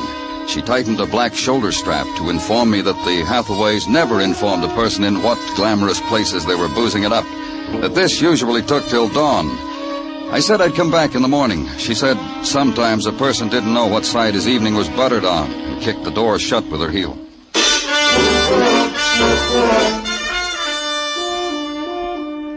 I guess I didn't wait the polite and proper interval after dawn, because the girl who opened the door to me this time was still yawning. Another thing, the long night had left no scar on her kind of beauty. Well, can't it wait? Whatever you want, can't it wait? You're Louise Hathaway? Uh-huh. Sleepy Louise. Tired Louise. If you weren't a stranger, you could rock me back to sleep. I need it so. I'm from the police, Danny Clover. Oh, you're the one Celeste told me about. Celeste the maid. What do you think of her? She thought much of you. Come on in. Tell me about it. Celeste's in bed. I let her stay because we dragged her out of it when we came in. Couldn't find the keys. You know how it is. But I'll drag her out again to whip up some eggs for us, if you like. No, thanks. Big night last night, huh? Ah, the biggest. You build a lovely city here, officer. Lovely and fair. And at night, it glistens. Frank Dunn, was he a part of the night? You just played the only sad note there is, officer. Frank wasn't in it. Not anywhere. Why do you play a sad note like that to me? Because he's dead. Murdered. I don't think I'd ever let you rock me to sleep. You're cruel. And Frank, what about him? I wouldn't know about him, wise man. Once it got bad and I tried to... Frank winked, grinned, splashed whiskey on my dress. That's all, huh? Just a clumsy bartender. So much more you'll never know. Once I was at the Trade Winds having dinner with hubby mine, and there was a phone call for me, and I took it, and it was Frank calling me from the bar. And hubby mine didn't know why I suddenly turned happy. He had sense enough not to ask. Your husband knows how you felt about Frank? I don't know. I don't care. I always made him tip Frank a lot of money, take him with us after he was through work. Well, it's going to be cheaper for hubby mine with Frank gone. And for me,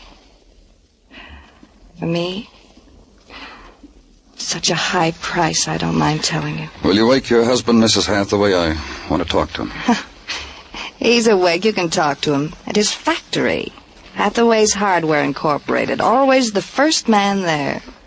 Sleeps an hour after I've kept him up the night. And off to the factory. Off to make a bed of nails for me. Just stay here in case we want you, Mrs. Hathaway. So you can talk more to me about Frank? It'll be a pleasure. Deep and fair. A pleasure. Any time.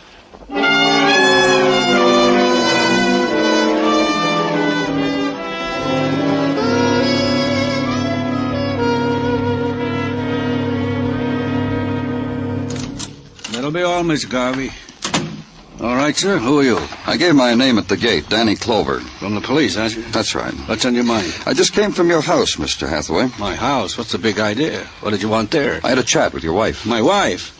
You don't go to my house, policeman. No more. You understand that? You don't bother Louise. You want something? You got a ticket to sell? You got something that gives you worry? You come to me. Louise don't get bothered by police. She gets bothered, Hathaway, any time the department feels the need. Yeah, you think so, huh? You get bothered, too, mister. Go ahead, call your lawyer. Say murder to him, because that's what you and your wife are involved in. Murder? Call your lawyer, Hathaway.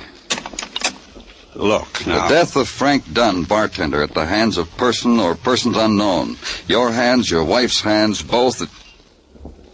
I thought you were kidding. I'm not kidding. Louise is a kid. I got a young wife, Clover. Wild sometimes. Country kid come to the city wild. And not excusing her, understand? I like to watch it. She knew Frank Dunn. So she knew Frank Dunn. So I know Frank Dunn. 1,000 people know Frank Dunn.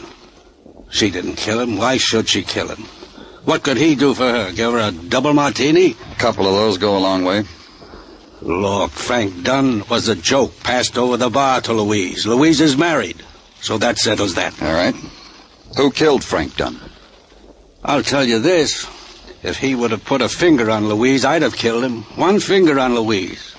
I've told her that time and time again. And she and Lily think it's... Lily.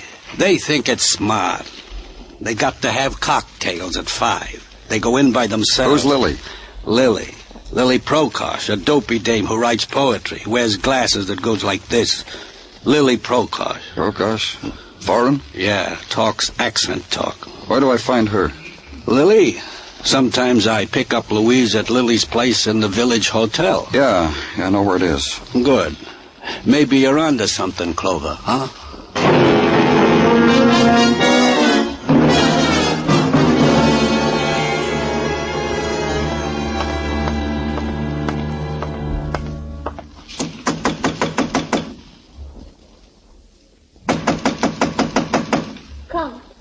Come, please. Fell asleep here on the couch. I dreamed. Lily? It was painful. I opened my eyes and the knife was in me. Here.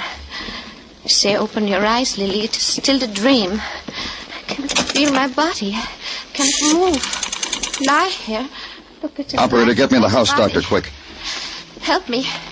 Help me. Wait a minute, operator.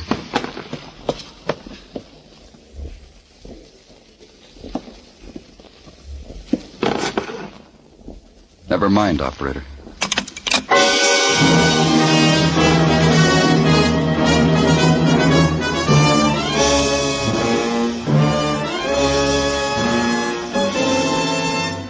You're listening to Broadway's My Beat, written by Morton Fine and David Friedkin, with Larry Thor as Detective Danny Clover. This combination is your open sesame to Sunday night musical delight. CBS Guy Lombardo time, featuring the sweetest music this side of heaven, and the Mario Lanza Show. Enjoy Guy Lombardo's music. Enjoy vocals, old and new, by Mario Lanza. Mario, singing sensation, called both the new Caruso and the hottest singer in a decade, may be heard Sunday nights on most of these same CBS stations.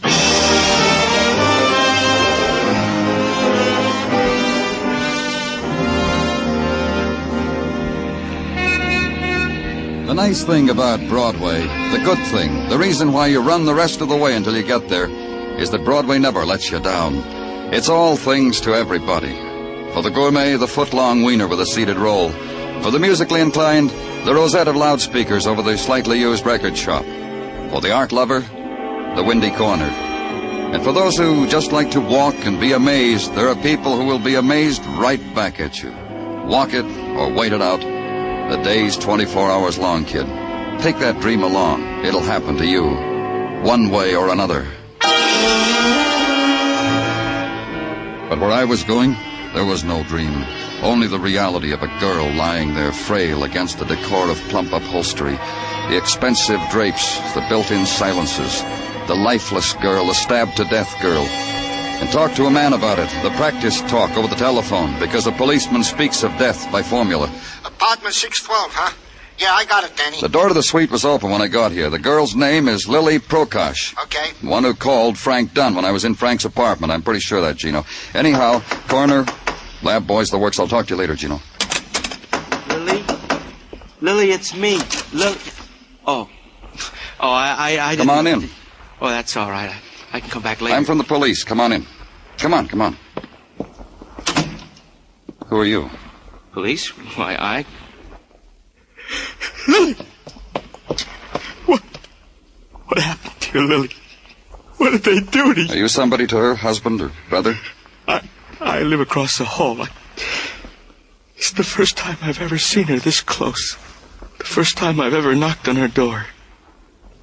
I had a little speech. I was going to tell her what my name is. What do you know about her? I listened for her every day. Yesterday when she came in, What time was that? About 6 p.m. Did she go out again? No. I know because I spent all that time making up my mind to knock on the door and tell her I was a neighbor and what my name was. That's all you can tell me about her? Yes.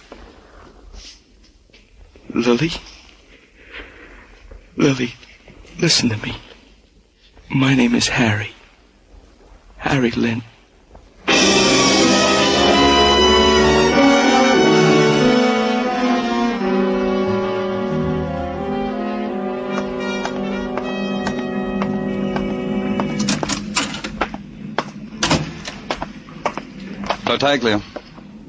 Tartaglia. Huh? Oh, it's you, Danny. The way I was standing here in the corner daydreaming, I'm not surprised I did not hear you come in. Dreaming? Because of the talent I discovered only last night in our little 6-year-old girl, Aida. Oh, tell me about the talent. Oh, Danny, the way my little Aida plays the piano. Plays good, huh? Well, not only good, Danny, but she plays the piano underhand. What? And by ear. By ear.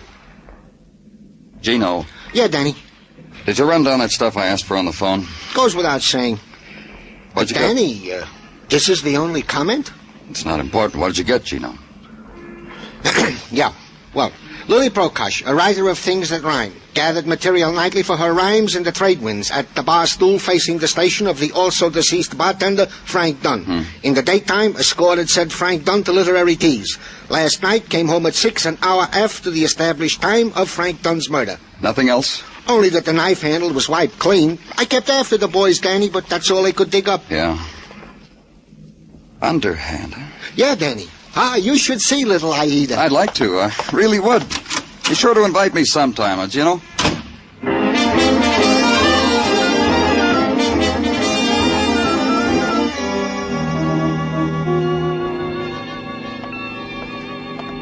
I see the wicker chair is still open, Milt. Danny, sit in it, kid.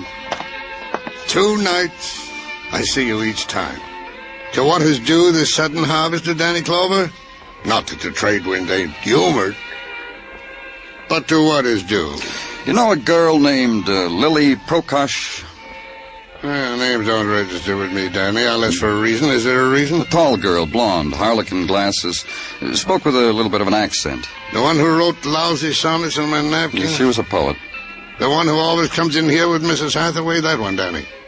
Well, what about her? You tell me. Lily Prokosh and Frank Dunn. Hey, yeah. Yeah, what? The other day. What are you talking about? The other day, yesterday, the day Frank met his kismet. She was in here with Mrs. Hathaway about 5:30. Asked for Frank. I told her he wasn't to work yet. I started to tell her where Frank lived, but she said never mind, she already knew. Left. And then what? Then what? Yes, she left.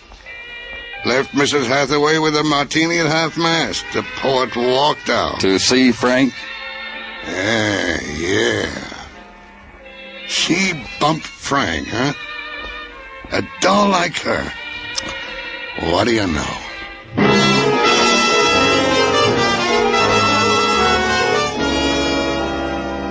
And then start all over again. Back to the room where I'd first seen Frank Dunn with his blood on the monogrammed sheets. Back to the room where this particular set of violence had begun to shape itself. And touch once more the things that had belonged to a man who had been well loved. The gold money clip with his initials written in chipped emerald, the gold cigarette case, the gold keychain, the silk robe that hung in the scented closet. And on none of these things the mark of an identity, the whisper of a killer's name. And all of it with the man in tweed at your elbow, commenting, snickering, fingering the imagined price tag. This little trinket must have cost one of them a good deal of her rainy day savings. Put it down. Dead, don't touch. Is that it, Mr. Clover? Exactly that. There's an etiquette about these things, I've been wondering, Mr. Clover. My brow is furrowed with wonder. I noticed. Hardly touches me, though. Sorry, Tracy. I've been wondering why you asked me to partake with you of this, what shall I say, this chamber of horrors. Because you're a liar, Mr. Tracy.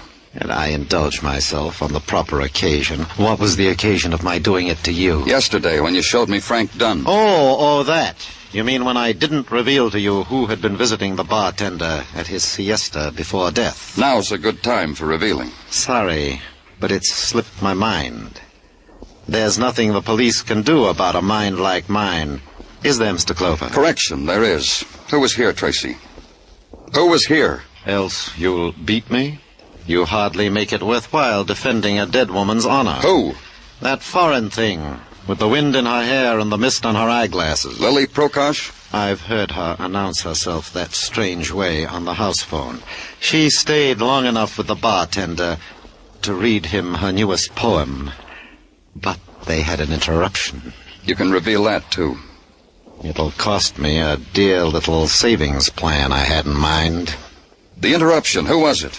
Lovely, frolicsome thing. Never been here before. Knocked on the bartender's door, was waved away, it seems. Tapped on my office door. Asked if I had a deck of cards. Wanted to play away love's bitterness. Sympathized. Played against her. Won 40 cents.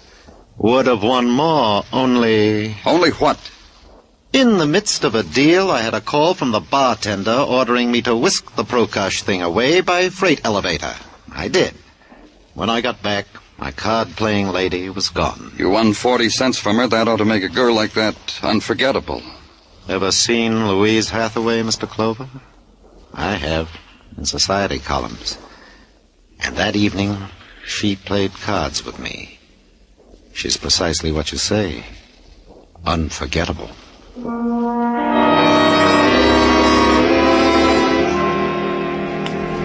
And walk the night streets and try to figure, why did Louise Hathaway call on Frank Dunn and, not being able to see him, content herself with playing cards with a hotel manager? Why had she gone to see Frank? She knew her friend Lily Prokosh was there. A lot of whys. And keep on walking, east from Broadway to Park and up to the 70s, and stop in front of the canopied apartment house, pause, smoke a cigarette, then go in, and on the second floor ring a bell.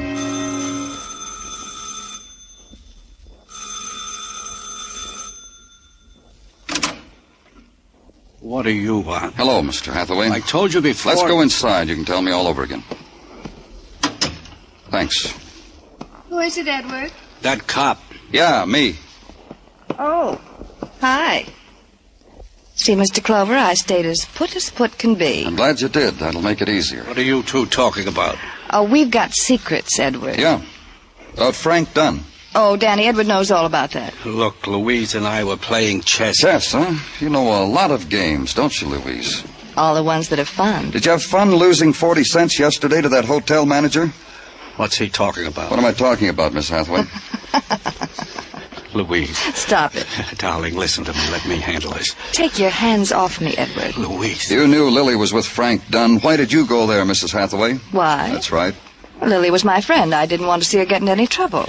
I told you to let me handle it, Louise. Stop it. Stop it. You see, like I told you, Mr. Clover, she's wild. Louise, you're in a little trouble now. Let me handle it. Take your hands off me. Can't you understand? Take your hands off.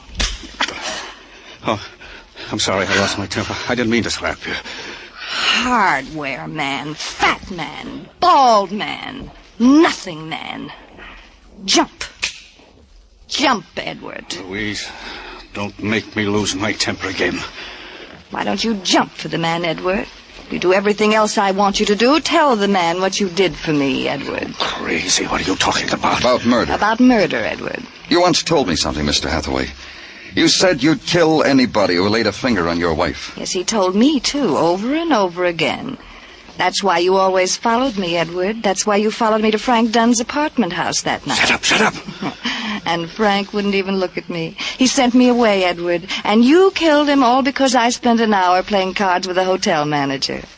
I was never with Frank, Edward. Never. But you killed him for me. Go ahead. Jump for the man. I followed you. I always follow you. I couldn't stand it. You're going to see that man. Take the hardware man away, Mr. Clover. You too. What? For killing Lily. You couldn't have Frank. Lily was luckier. So you killed Lily. Oh, no, Edward did that for me, too. Didn't you, Edward? Didn't you, Edward? No, I didn't. I followed you to Lily's. Her door was open, wasn't it?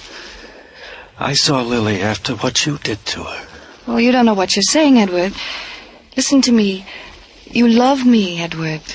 I'm going to have to sign a confession, Louise. What I just said about following you to Lily's, I don't have to admit that. Sign my name to it. I could deny I ever said it. I don't know whether I will or not. I'll have to think about it. I love you. Honestly. Truly, Edward.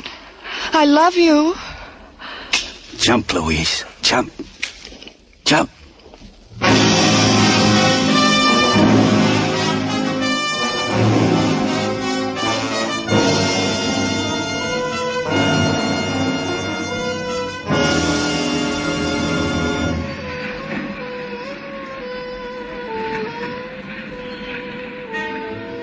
Broadway's quiet now. It's the 4 o'clock in the morning hour, the hour without color. But in a while, dawn will dip down, and there'll be fury again, and roar again, and crowd. The restless wandering, the puppet dance, the running after nothing at all. It's Broadway, the gaudiest, the most violent, the lonesomest mile in the world. Broadway, my beat.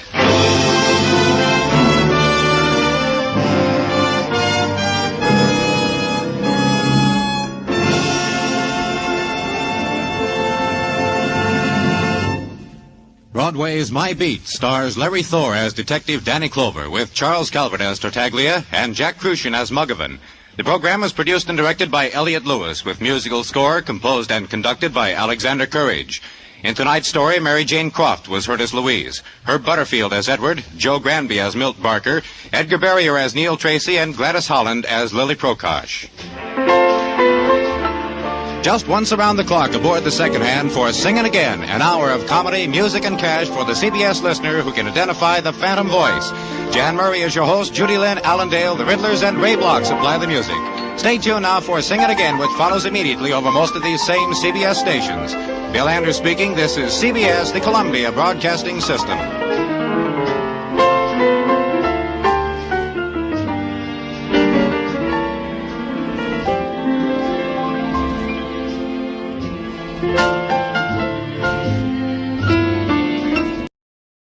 We delay the start of our scheduled program to bring you a bulletin from CBS News. Washington. The State Department has issued a statement in response to the proposal by Jacob Malik, the Soviet delegate to the United Nations, for a ceasefire in Korea. The State Department said that if Malik's proposal is more than propaganda, adequate means for discussion and end to the conflict are available. The State Department said we are ready to play our part. This bulletin has come to you from CBS News. We now resume our regular program.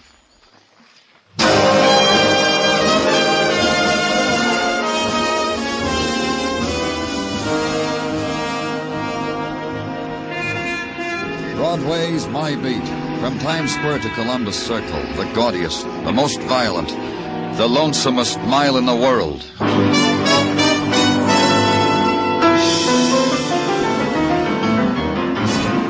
Broadway's My Beat, with Larry Thor as Detective Danny Clover.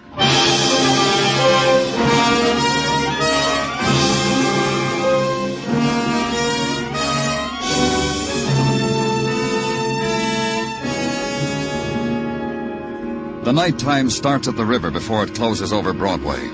A wind drifts in with the moistened shadows, flings them into the street, flattens them against the gutter, picks a man waiting for a bus and wraps darkness around him. And a light comes on, and another, and down the street there where the crowd is gathered against the traffic signal, high above them a neon sputters, flames. The spectaculars dance. Somebody runs into the street and yells, "Come on," and everybody does. Night has come to Broadway.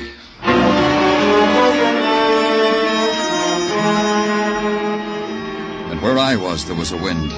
The built-in wind, a thing composed of poor ventilation, tears, shed and unshed, and bottled chemicals.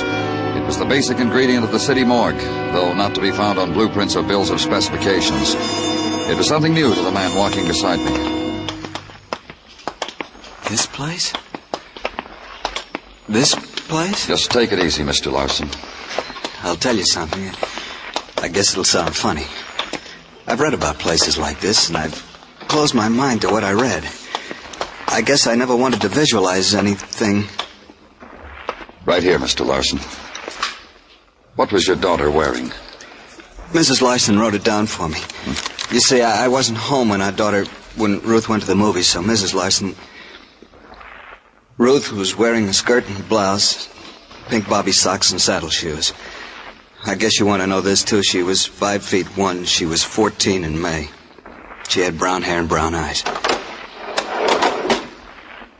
And I want you to know, Mr. Clover, I guess all fathers feel the same way. My Ruth was... Well, our friend said she was a remarkable child. We're going to send it to... Under that sheet. This girl was found in a vacant lot between your home and the theater your wife mentioned when she called. How... I mean...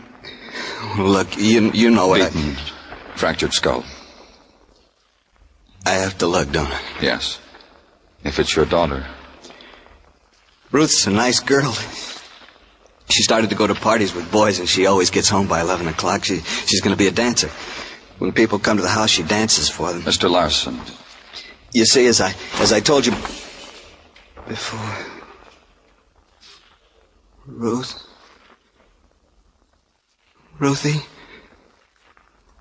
Oh, Ruthie.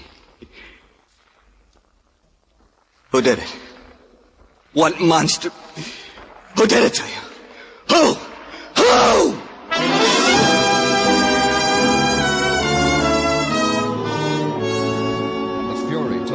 The man, trembling with it, shivering with it, scurried from wall to wall, enraged at the wound the death of his child had clawed across his heart, torn inside his throat. The helpless, futile rage of the animal whose small range of understanding has been kicked, beaten, thrown against the barbed wall of violence. Not once more did he look at his child. Now try only to wipe out the memory, try to strangle the long-ago laughter and sobs that the child had let echo through him. And finally, the collapse, the heap on the concrete floor. And you call quietly to the officer on duty to help you lift the man, carry him to a place where he can sleep away the fury of his dead.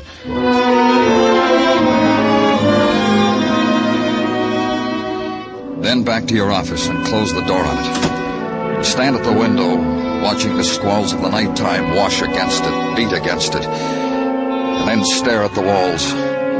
Then hear the door open for it, to let it all in again. Danny? Danny? What do you want? Well, Dr. Sinsky's report. He was busy on another. He asked me to bring it to you, so... Leave it on my desk. All right.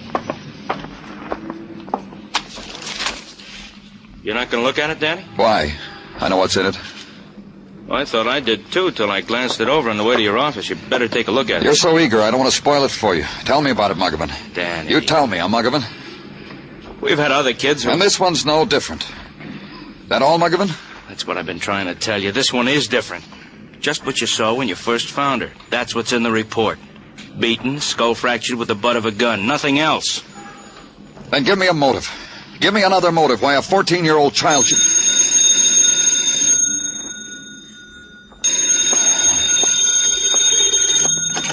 Clover speaking. Sergeant Tartaglia at this end.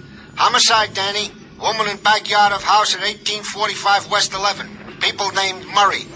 Upstairs wants you on it. Shall I tell him you're agreeable, Danny? Tell him I'm... Bring me a motive, Muggavan. Upstairs wants me to run an errand.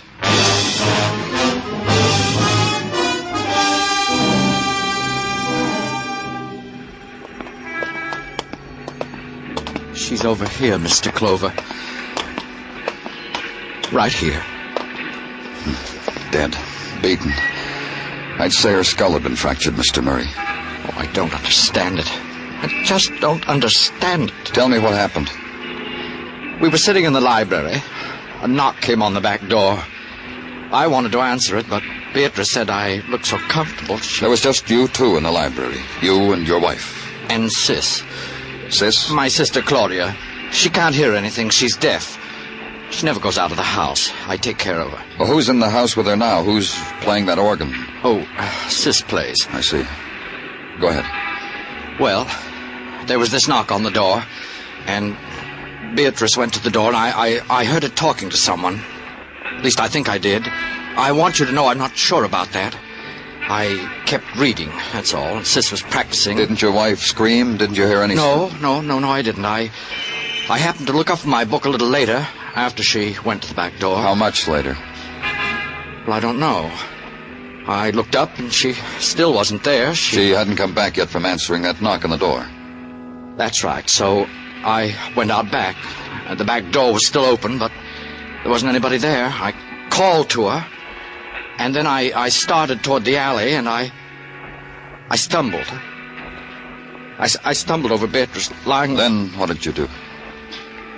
Well, I called the police, and then I told Sis what had happened. You speak sign language? Yes, I learned it when I was very young so that I could speak with Sis. She's been with me all the time. Huh. How long have you been married? 14 years. Why, what's that got to do? Happily? Of course, happily. You have any children? No, that's something Beatrice and I agreed on. Sis needs taking care of, and Beatrice is always so busy. Busy doing what? Clubs and auxiliaries, you know. She was well-liked, got things done. She was admired and well-liked. Then who would want to kill her? Nobody would want to kill Beatrice. Nobody. Mr. Murray. She was a middle-aged woman, Mr. Clover. Everybody she knew was her friend. She did charity work. People came with troubles. Anybody. She'd help them. Why would anybody want to kill her? What motive would he have? What motive, Mr. Clover?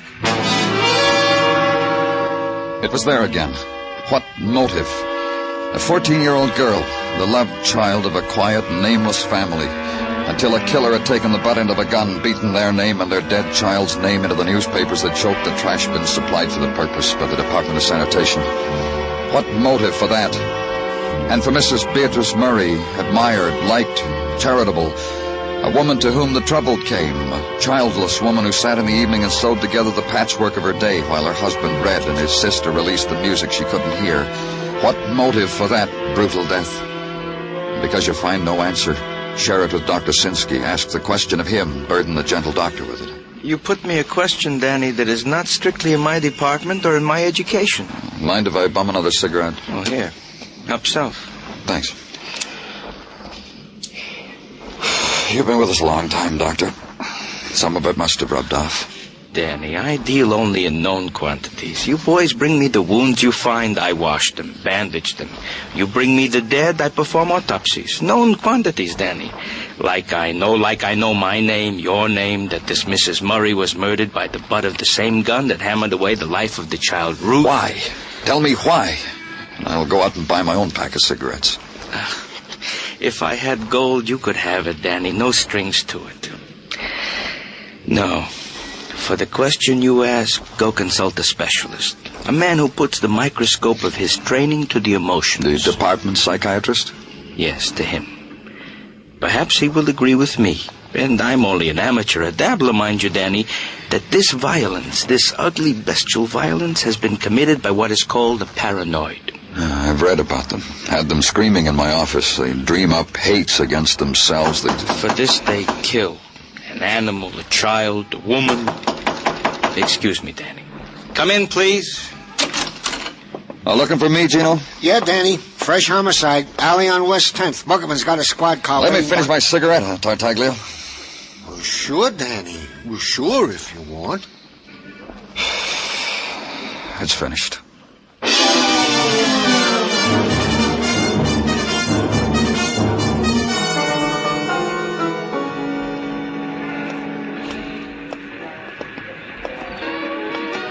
woman, Danny. Yeah. Put your flash on her. Hold it right there. Where's that music coming from? Apartment upstairs, Danny, the back of her head, it's... Uh-huh. Keep your flash still. We've seen it 2 times already. In a short space. This makes 3.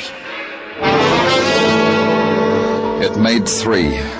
The woman staring into the beam of the flashlight Muggavan held close to her face, staring in the final disbelief that this had happened to her in this place, in this time. She lay in awkwardness, her dress disarranged, her hand where it had frozen trying to straighten the wisp of blood-clotted hair under her black straw hat. The alley wind found the white lace at her throat, riffled it, and the murdered woman made 3.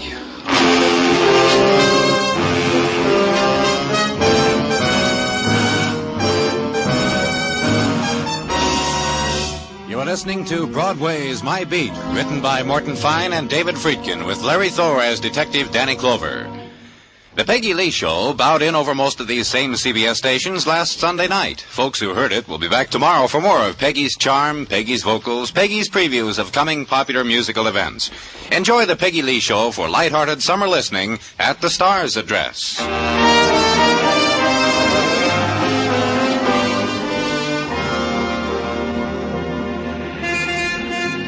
The night music of summer spills into Broadway from the scarred throats of the loudspeakers hanging over the record shops. And this summer's kids, in the off-the-shoulder cottons and the transparent California sports shirts, squeeze each other into the doorways and lap it up.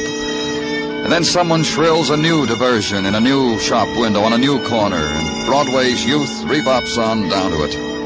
It's an old ceremony on Broadway, this dancing in the streets, and the sweating barker with a fistful of passes to happy upstairs lands. Just the price of the amusement tax, kid. That's old, too. The girl in the swimsuit lying on the billboard beach, never aging, but old. And the touch of summer's night on your eyelids, that's familiar, too. It's all happened to you before.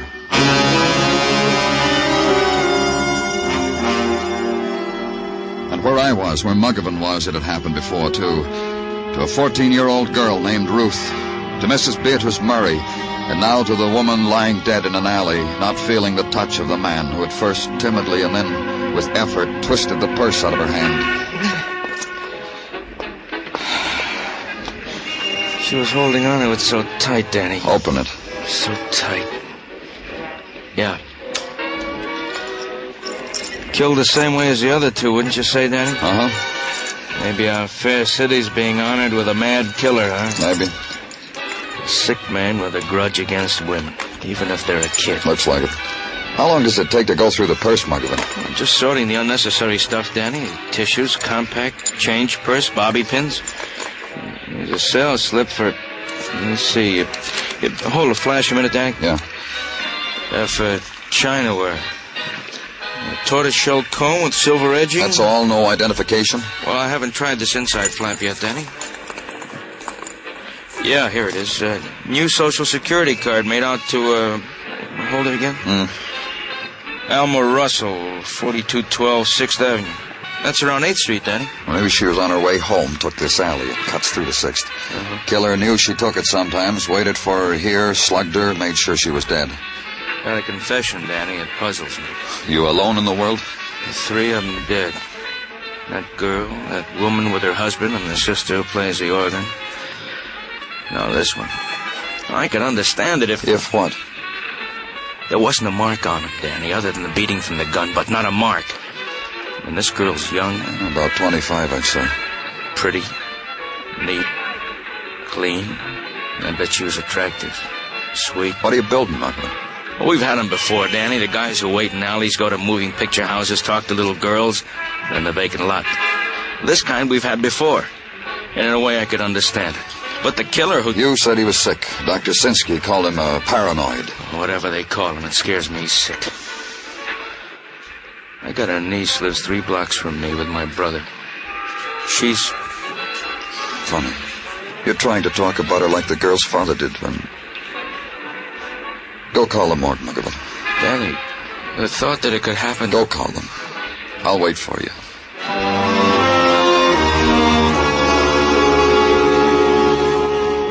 In a little while, the young woman who had hugged death in an alley was attended to by gentle people, which is the miracle of violent death in a great city. The intern, the stranger in the white jacket, knelt beside her and shook his head and thought a thought that included both of them. And an ambulance driver looked at her and bit his lip when he put her on the stretcher. Then the alley was no longer remarkable. It resolved back unto itself. Play of refuse, mewings, and the shortcut home. It was the end of something or another.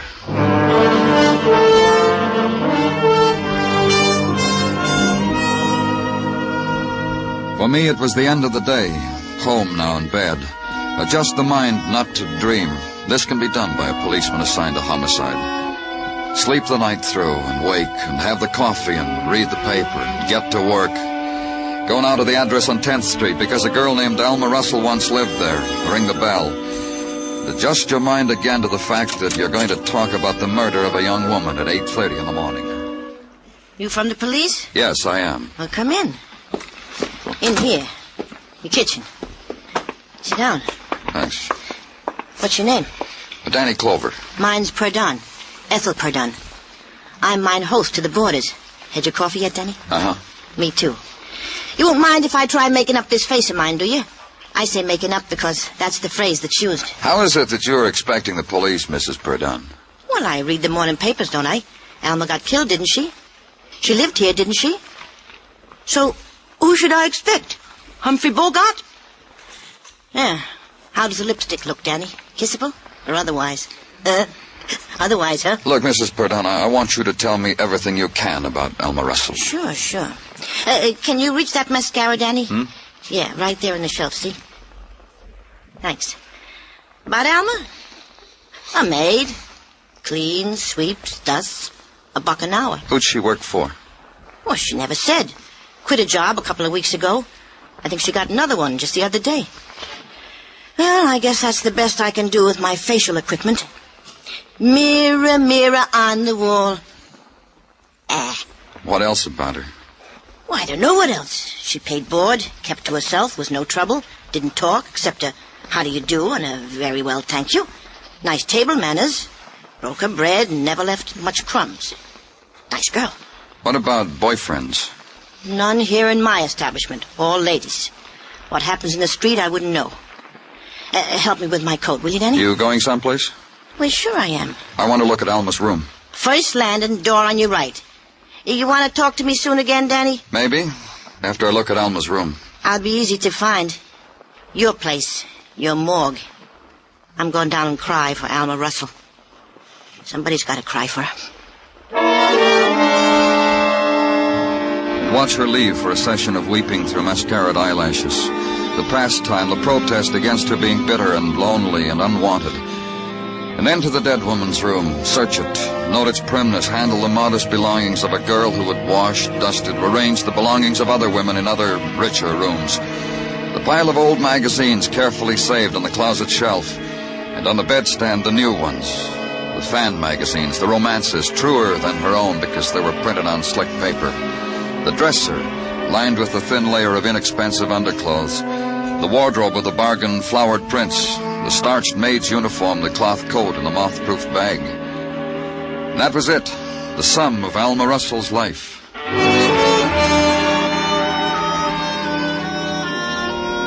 And then back to headquarters and the concern of Sergeant Gino Tartaglia for your tiredness, for your paleness. Danny, not that it is mine to meddle, but, well, you should exhibit yourself to the sunshine more. Loll on Far Rockaway on your day off. Gino. Bring cheeks of tan to your cheeks. Bare your pale feet to the vitamin-filled rays My pale feet bother you? Nothing whatsoever about your personality bothers me, Danny. It's only that I know, Gino. You'd feel better if I got sunburned.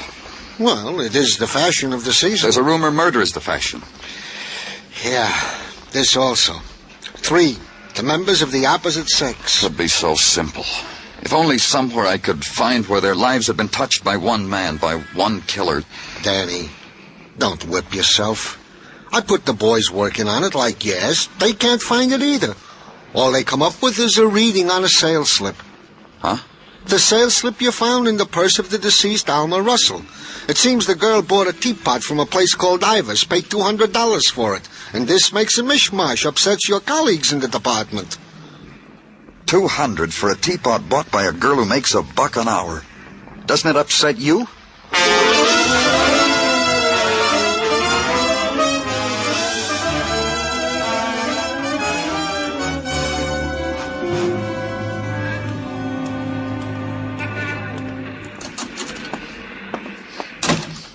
Something we can do for you, sir? Yes, there is. I'm from the police. Good. Are we interested in some Chinaware today? Yes, we are. I want you to take a look at this. This sales slip. What is it? It's for a teapot, one that costs $200. I don't understand why we're lifting our eyebrows, sir. Of course it did. A Stratfordshire teapot on the current market is worth at least that. This sales slip was found on a young lady that's been murdered. I see. The young lady happened to have purchased this teapot here. I see. Her name was Alma Russell. I see. How does $1 an hour maid buy a $200 piece of china? By paying $200 for it. Miss Russell paid exactly that much. Then you remember Miss Russell? Oh, indeed, yes. We sold it to her ourselves about 3 weeks ago. I remember the transaction well. She'd called the day before to price the teapot. The next day she came in with the money about midday on a Thursday. Unless it was her day off, she was in uniform. Didn't it seem strange that a housemaid... Yes, it did. I might as well tell you. Tell me what? The sales slip says $200. She didn't pay that for it. She paid $190 for it, tax included. We paid the difference out of our own pocket. In the trade, we are known as a sucker for hard luck stories about teapots, and Miss Russell had one. You want to tell me about it now or later? Miss Russell was dusting the china at the home of her employer, broke a Stratfordshire teapot, hid the debris, bought another one before the accident was discovered as a replacement. Just one more thing. Did she say who this employer was? She did not. However, there are some regular clients of ours who eat off the stuff. Like who? The Llewellyns, for example, the Crandalls, second and third, the Murrays, the Westfalls... Which Murrays? On West 11th, the Paul Murrays. Are we being helpful? We'll never know how much.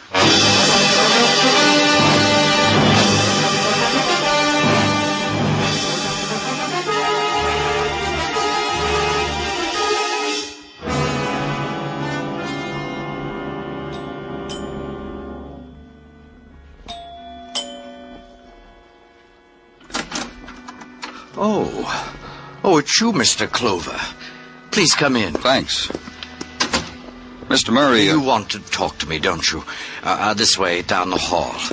Oh, Claudia, that is Sis, is practicing. We don't want to disturb her. Through this door. In here, the library. Now, do you know the man who killed my wife? We know the kind of man who killed your wife. Yes? A paranoid. A paranoid? A person who's quick to find a reason to kill, and he doesn't need much of a reason. Just cross him... A crazy man? You could say that. Well, they tell me a lot of crazies are clever, but why come to tell me about it? You should be out looking for the man. I just thought I'd stop by and let you know how we were progressing. I'm busy. Oh? My hobby. Model trains. I was assembling this engine. It's a diesel. Oh. Careful work. Must take a lot of patience. Please, put it down. It's fragile. I don't allow anyone to touch it. All right. I said I stopped by to let you know how we were progressing. Come back when you can tell me the killer's name. And from what I've been reading, you'd better hurry up. 3 killings. Indiscriminately. By the same man. By the same man. The way we figured, Mr. Murray, is that the killer was really only interested in killing one person. He killed the other 2 to make it look like what you said, indiscriminate killings. I don't understand. To make it look like murder without a motive, without plan. But there was motive. Well, what motive for killing a 14-year-old girl? None. Part of the plan. And that housemaid? None. But that was the killer's mistake. If he'd killed someone else, I wouldn't be here now. What? You don't know what you're talking about. Aren't you going to ask me why anyone should kill your wife? There was no motive, like the others. The killer had one. He had a wife who didn't want the burden of an afflicted sister-in-law. That's only a guess. Did your wife ever complain about your sister? Get out of here. You said your wife was a warm and open-hearted woman. She wanted children, didn't she? You're presumptuous. You're crude. Get out of here. You already had a child in your house. Sis, your sister. You never let her be anything but a child. I don't have to take these insults. And put that down. Put that train down. You're crazy. Crazy. You broke it deliberately. All that work and you... I'll kill you. I'll kill you. For a broken toy train? I'll kill you. That's how you're going to convince me you're a madman. Cop an insanity plea. You're going to try harder than that. That's right. Settle down. You broke my train. Cut it out, Murray. You're no more crazy than I am. Oh, sis. Paranoid would have had reason to kill that maid, that 14-year-old girl. You killed to cover up your wife's murder. Oh, sis. She'll find out what happened. We'll let her know. Sis. Oh, sis. What have I done?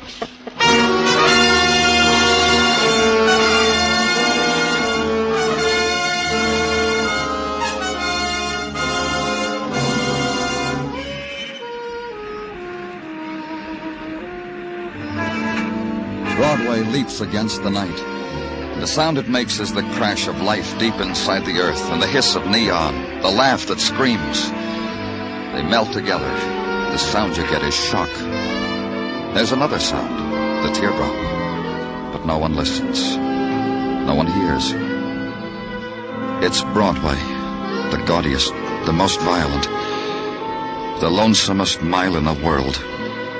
Broadway, my beat.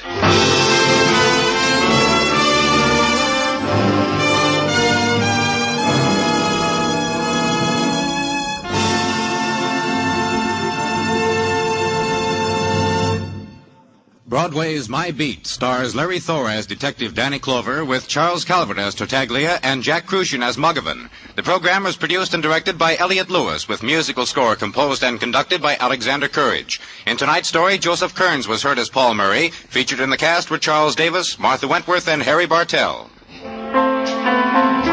Two styles of music, both tops in popularity, are heard every Sunday over most of these same CBS stations.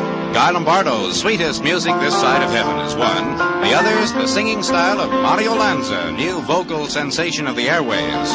Enjoy Guy Lombardo and his Royal Canadians and the Mario Lanza Show tomorrow night. Stay tuned now for Sing It Again, which follows immediately over most of these same CBS stations. Bill Anders speaking. This is CBS, where you meet adventure with Charlie Wilde on Sundays on the Columbia Broadcasting System.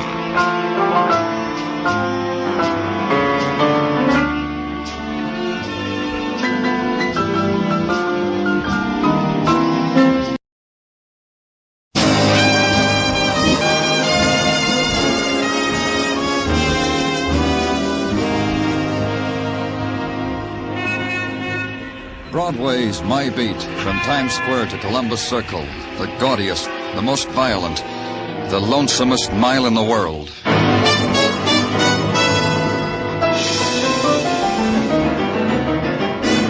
Broadway's My Beat, with Larry Thor as Detective Danny Clover.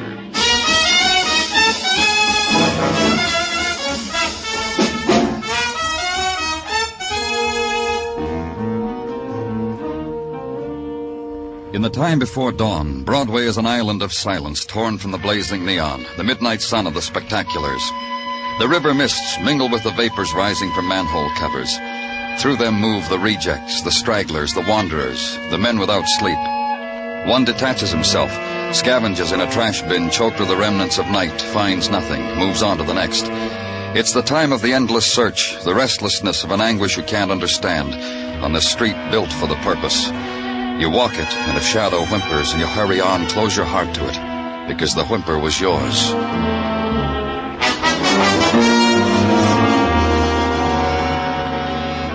And finally, you must put aside whatever it was you were looking for, because on a side street a man waits for you to give you the nighttime's departing gift. The boy lying dead against the iron gate of the tenement's basement court. Pablo MOLARI, Danny, from uptown, West 109th Street. Carried one of those handwritten identification cards. Find anything else on him? Not much. $5 bill in his wallet.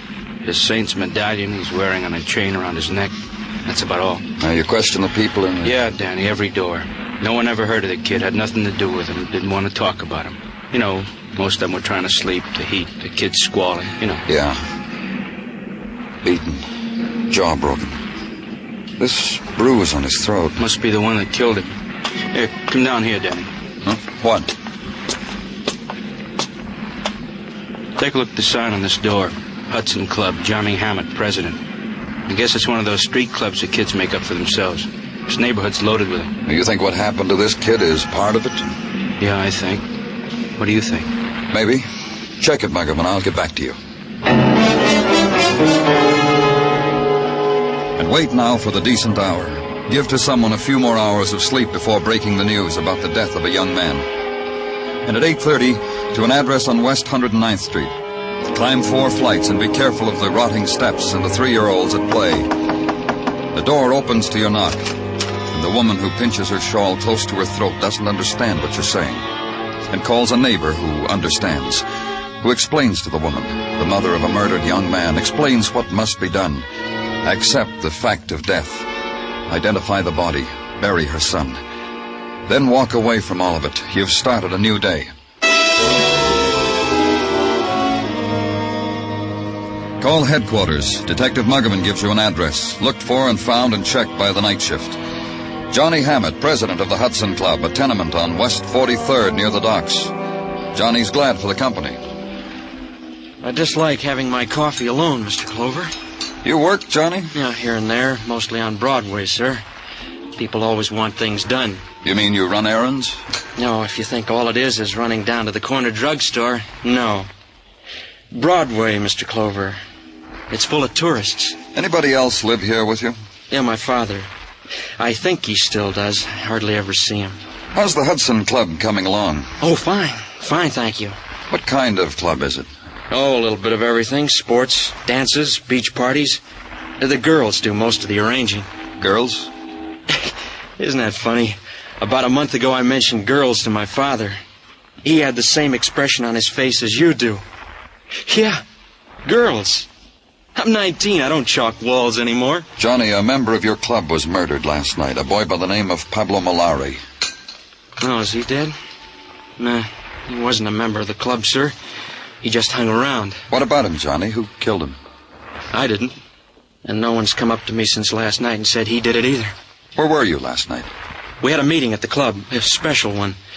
Initiations, plans for the summer. Broke up about 2.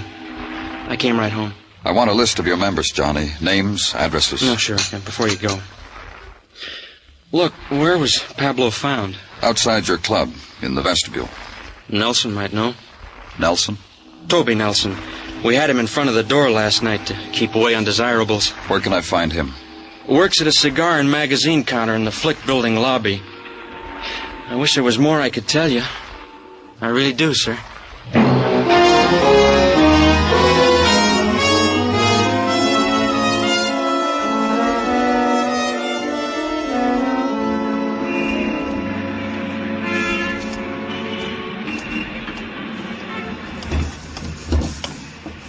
Hey, sis, don't forget your change.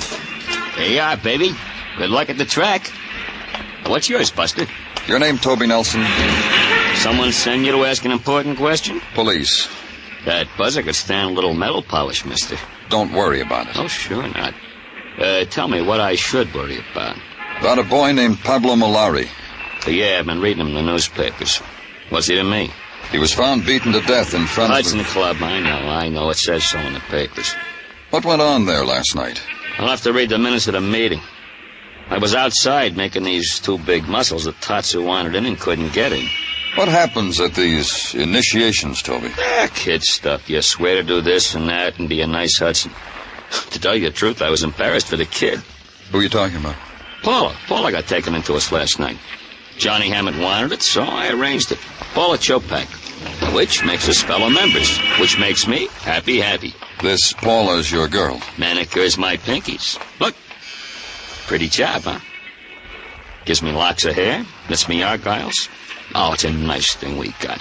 Tender. Paula Chopak. Uh-huh. I've got her name on my list. She was on top of the grocery store, corner 11th Avenue and 46. Yeah. Thanks a lot, Toby. Anytime. Oh, here, take a scratch sheet, mister. For free. Go ahead, take it. It's last Monday's. And bring to the top of the list Paula Chopak. Climb the stairs, knock on a door with the curtain panels of glass, and hear the furtive scurrying behind it and the slam of another door inside. Then hear a woman's steps approaching, and an instant of silence. Then the fumbling with the catch, and the door opens. And the woman had not finished making herself presentable to the caller. The wrinkled cotton house dress needed another smoothing. The graying hair needed to be pressed back again from the forehead. The tired voice, there was nothing to be done about that. Yes, something. I'm from the police, Danny Clover. It's good you're here. We not think police come so soon. Please to come in. Please, that chair. I sit by window in it by evening. It's comfortable, clean. You be cool. Please, mister. Thank you, but I'd like to... By my daughter to speak. By Paula. Paula, is she here? Yes, by room listening to records. But first, please, mister, first. You want to tell me something, Mrs. Chopak? About Paula. You see what I am, mister. But Paula, by Hori's great beauty, by the face, by the rich black hair. Mrs. Chopak. Like crown she wears it, my Paula, my baby. I comb for her, brush, wash, put in braids by night for sleep. My Paula is good, clean, respectful to me, to such as you never trouble, never bring me tears. Will you call her, please? Go to her. She wait for you. She say me, policeman come this afternoon. I have much thing to tell him. My Paula say this to me. What my Paula got to say to policeman, mister? What? In that room? Yes. You see, my Paula tell you her thing. Then you, policeman, go away from us. Huh, mister?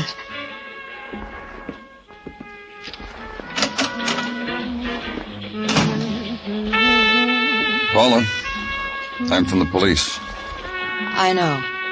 I heard. Your mother said you had something you want to tell me. Mom's wrong. I don't think so. Tell me, Paula. Mom can hardly speak English. Sometimes she doesn't understand the things I say to her. I've got nothing for you. Besides, I'm busy. Brushing your hair? Let it alone for a while, Paula. Talk to me. A boy was murdered last night in front of a club where you were initiated. Pablo MOLARI. Is that what you wanted to tell me about? What's the matter, Paula? Scared? Look at me. You think you could scare me? Toby Nelson talked to me. He said... He told you I was sweet to him, maybe. Told you I joined the Hudsons because he asked me.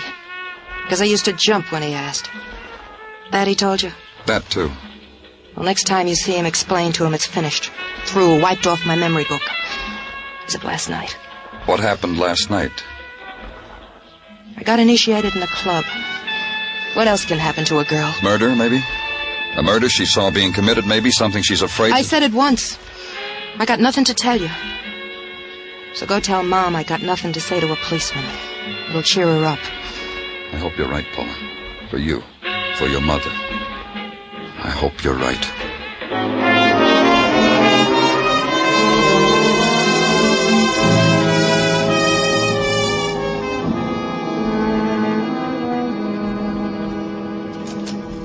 Danny, I give you the evening's greetings. Thanks a lot, Gino. Hey, you're here so late tonight. Why didn't you go home after you saw the Chopak girl? I had some work to do. Danny, would you mind very much if I regaled you with a tidbit that happened early this evening at the house of Tartaglia? Please do. Cousin Stanley from Gay Paris showed up after 10 these many years. Not him. Oh, him it was. And with arms akimbo with goodies. Nicks for Mrs. Tartaglia, knacks for the kiddies, and for me, a great big bottle. Champagne, huh? Had a call, Danny. 51. From Paris? Those continentals know how to live. Gino, Did you have that list of the Hudson Club checked? Indeed I did, and each and every member swears on the bylaws of the club that they know nothing of the murder of Pablo MOLARI. Danny Clover speaking. Squad car's downstairs for you, Danny. Paula Chopak was washed up on the beach at Far Rockaway a little while ago. Maybe an accident, maybe homicide. You going, Danny? Right away.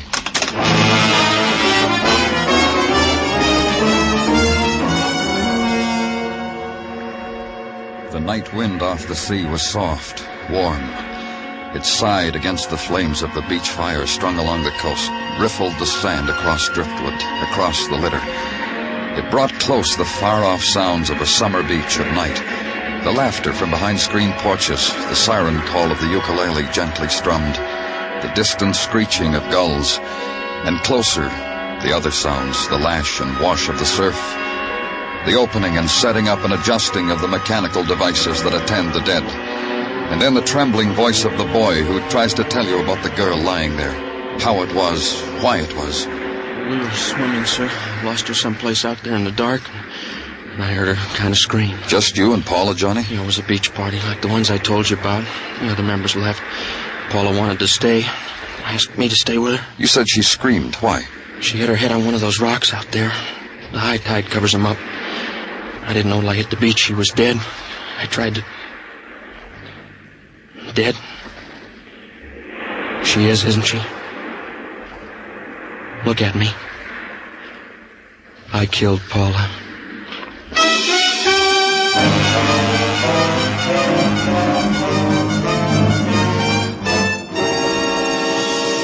You're listening to Broadway's My Beat, written by Morton Fine and David Friedkin, with Larry Thor as Detective Danny Clover. Tonight's the night. Yes, beginning this evening, there'll be a new host on Songs for Sale. He's affable Steve Allen, a young comedian whose likable personality you're really going to enjoy. Steve Allen becomes head salesman on Songs for Sale, introducing new songwriters and their tunes tonight over most of these same CBS stations.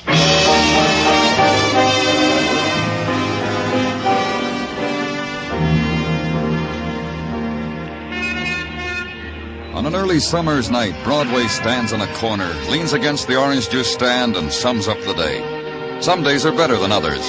Some days you break even.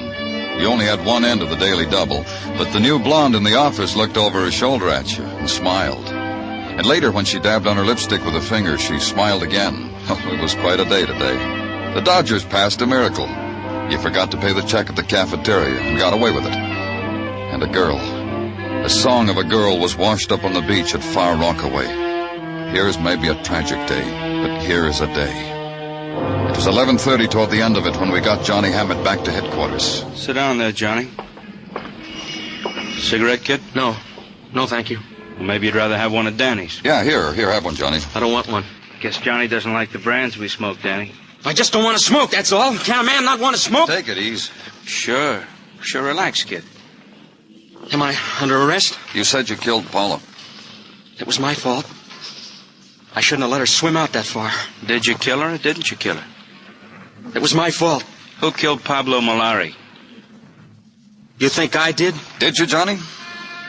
You think I killed him, don't you, Mr. Clover? There you go again, Johnny. Look, kid. A couple of your friends were killed. We're police. We're asking.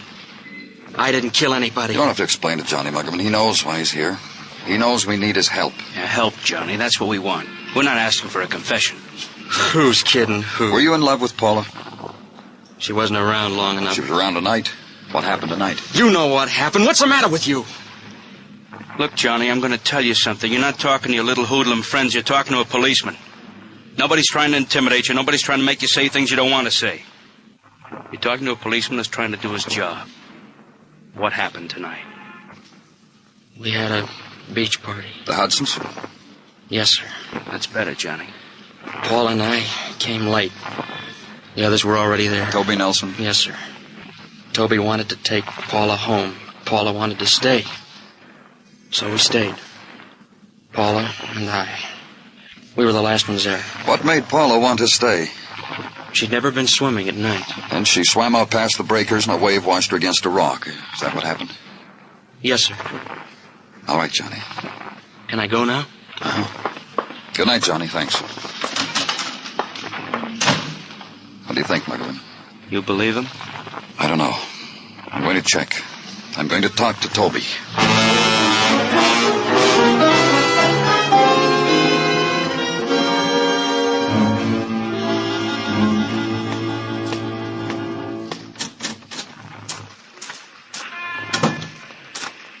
Toby? Toby? Who wants me? Oh, you got a long nose, mister. Your landlady told me you were up here on the roof. Hers is even longer than yours. What's the guy have to do to get a square foot of air to himself? Your girl's dead, Toby. Paula's dead. You're stale, mister. The smooth voices on the radio have been telling me Paula's dead. For an hour now. Up here, I thought I couldn't hear him. I hear him. Johnny Hammett says it was an accident. That makes it an accident. You were at the beach party, Toby? Never miss it. Gives me a chance to show off my muscles to the members. You did that. Then what happened? Well, let me think now. After that, I roasted the hot dogs for the group. We all ate hearty, then it broke up. I came home. And left Paula alone with Johnny? Yeah, that's the other thing I did. Paula was your girl. How come Johnny took her to the party? If she was alive, you could ask her. I wouldn't know. Johnny says you wanted to take her home. Why didn't you? Because she slapped me across the mouth when I asked her. They all laughed. Johnny, too. Then she laughed harder than anybody. That's how I got the message she didn't want me to take her home. She wanted Johnny. Up to the night of the initiation at the Hudson Club, she was your girl. What happened there to make her turn on you, Toby? She's dead. Paula's dead. What else do you want from me? What else do I have to give you? How much can you... She's dead, mister. That's all I got. All right, Toby.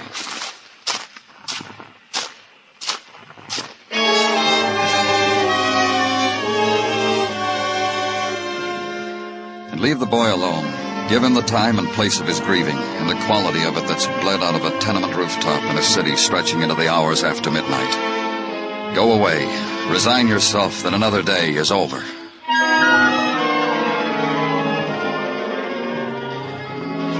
The next morning, and the legwork. Go now to a corner of the city where the sign says 11th Avenue and 46th. Climb the steps and stop at a door. Intrude upon 2 rooms newly filled with grieving. Please. Please come in. Of my daughter? Mrs. Chopak, the police are not satisfied that Paula... Of my daughter, Paula? There's a possibility that it wasn't an accident. Paula is in other room. The others. Neighbors by me. We have only boxes to sit on. I want you to try to understand what I'm saying. Nothing. Nothing I understand. Only up to yesterday. To yesterday when Paula said to me, Mama, I'm going to swim with this boy, this Johnny. Johnny Hammett? Johnny. He called for her? At first, my Paula, she said she would want to stay home, rather. Then the boy said something to her. Bent down low over her ear. Paula took her suit for swimming, her cap not to get her hair wet. Then she said what I said to you. I see. Just one more thing, Mrs. Chopak. The night before last, your daughter went out. Do you know where she went? To some place. To party. My club has party. What time did she come home? Late, I don't know what time. Did you talk to her when she came home? Only when I tried to give her help. Help? White. Like ghost. And sick. I hear this. I get out of my bed. I come to her. I say, Paula, you're sick. Mama, get something. She tell me, go away. Like I'm someone she never see before. Was she drunk? Sick. Was no whiskey I smell. Sick. White. Sick like ghost. I see. She's dead now. Paula is. And the neighbors by me. They're in next room. They sit. They cry. They touch my shoulder. They don't talk. They don't know what words to say to me.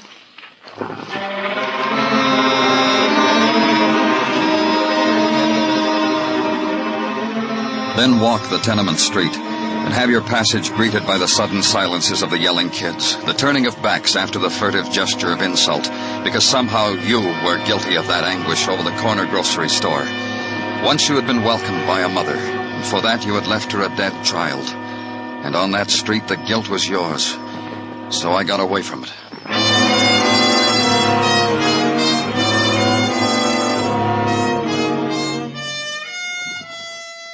At headquarters, reread the file on MOLARI, dead of a beating. On Paula Chopak, dead of a head wound while swimming at Rockaway. And finally, read away the daylight and sit in darkness till a man comes in, looks at you for a moment, turns on a light. You don't mind the light, huh, Danny? It's all right, Gino, thanks. I agree with you that this killing, this dying of kids makes one wish to sit alone in the dark. However... You got something for me, Gino? Danny, all I can give you is a comment upon the children of today. The clubs they must make for themselves, the things they do in said clubs. The hurt they bring upon themselves for so doing. Go on, Gino. It's in all the papers, Danny. How they go out of the way for new thrills, new sensations, new emotions.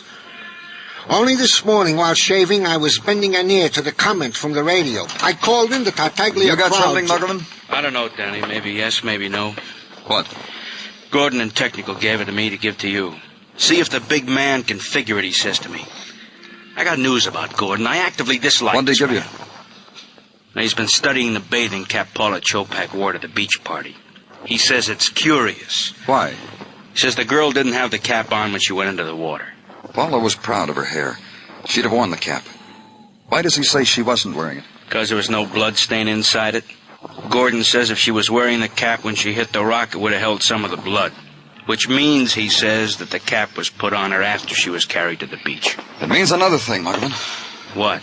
Paula was murdered. Get me a squad car.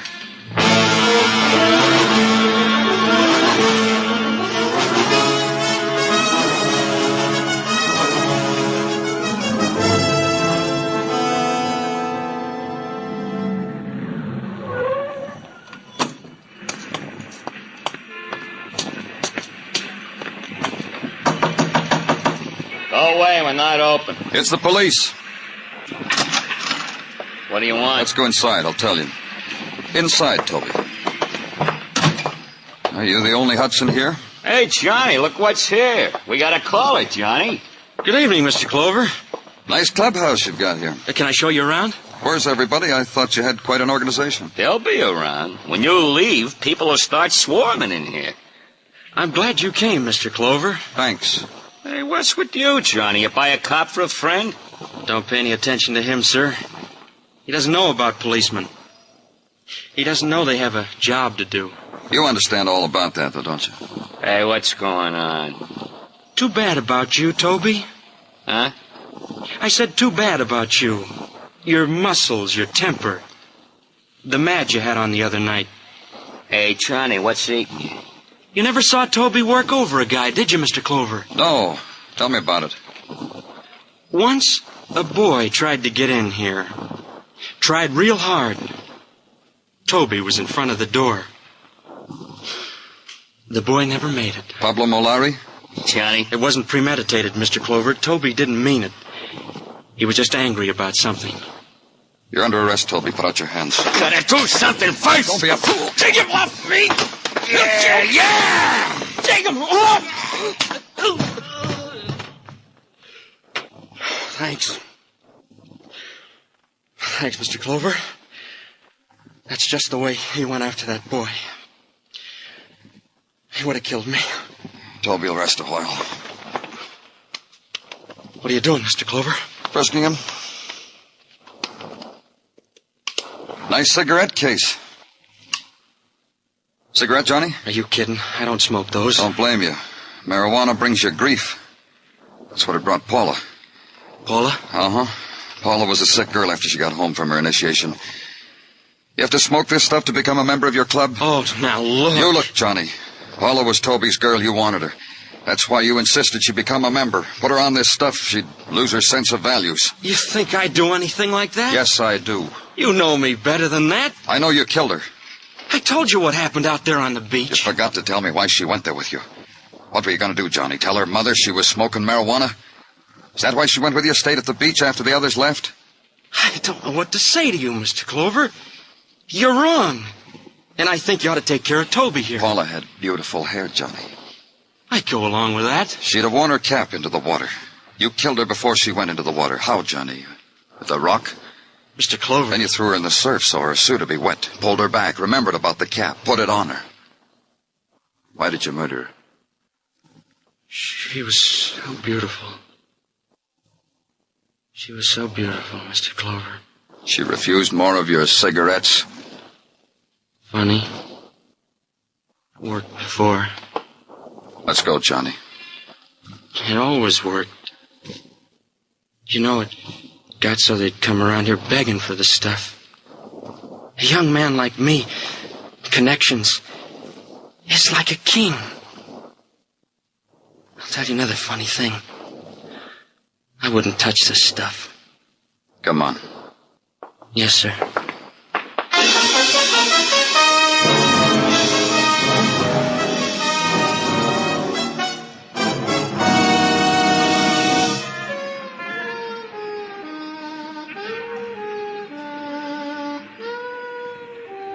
Broadway looks clean. The winds of the evening have swept away the litter. Everything looks sharp. Sharp. Like a knife at your heart. You walk against it, and it plunges deeper. Deeper until there's no pain at all. It's Broadway, the gaudiest, the most violent, the lonesomest mile in the world. Broadway, my beat.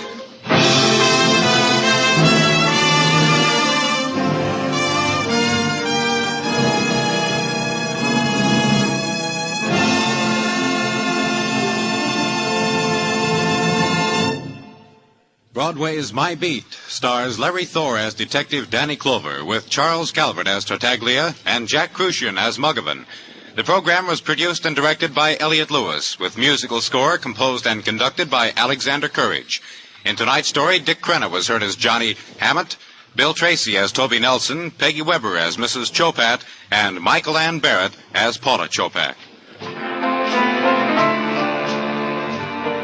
On July 8th next week, Broadway's My Beat will be heard on a new day, Sunday. Beginning a week from tomorrow, be sure to listen to Broadway's My Beat and the Adventures of Danny Clover, starring Larry Thor. Bill Anders speaking. This is CBS, where Phil Regan brings you the serviceman's own show every Sunday on the Columbia Broadcasting System. Wrigley's Spearmint Chewing Gum, the refreshing, delicious treat that gives you chewing enjoyment, presents for your listening enjoyment.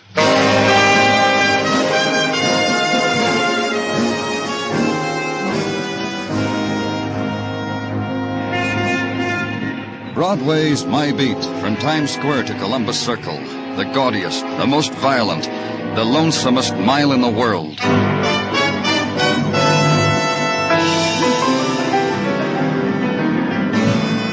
Broadway's My Beat, the thrilling drama of murder and mystery and the people who walk the Great White Way, with Larry Thor as Detective Danny Clover.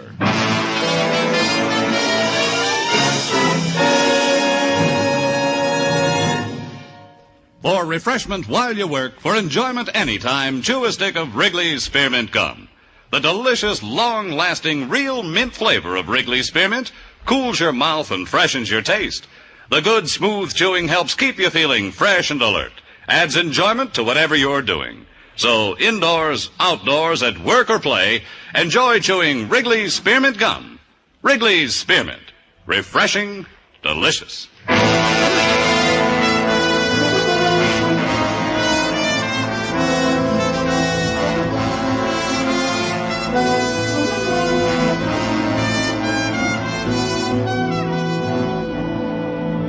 When it's July and the heat puffs up from the river, Broadway's a place of regret. The winter dreams made for the summer are blurred. The golden girls fan themselves with newspapers. It's the time of the salt tablet, the fly paper, and the sullen sleep on the fire escape. The mornings are filled with 1,000 hours, the bleary talk, and dead cigarettes in the bottom of paper cups. It's summer, the poet's time. the lover's time. And if you can afford an ocean voyage, it's the most wonderful time of the year.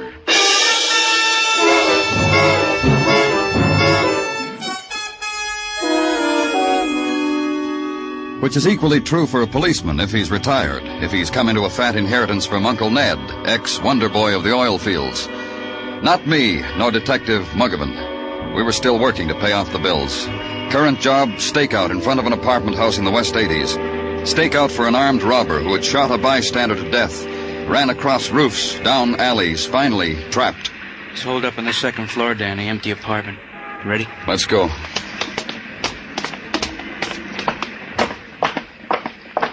All the other tenants cleared out?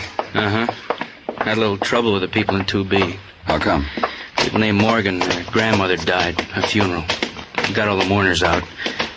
Apartment right next to the one our killer's in, 2A. You sure he's in there? Probably him, Danny. Description fits. Let's find out. Open up. Open up. This is the police. Muggavan? Yeah.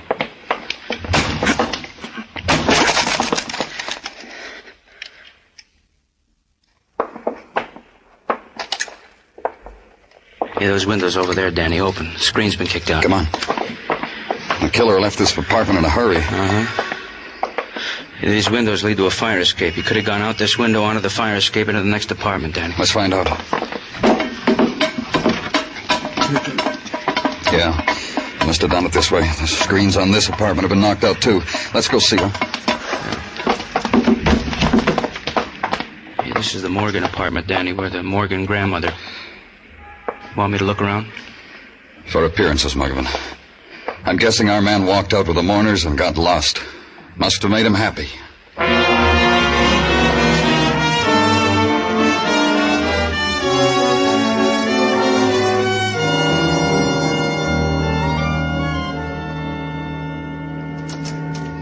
Greetings, Danny.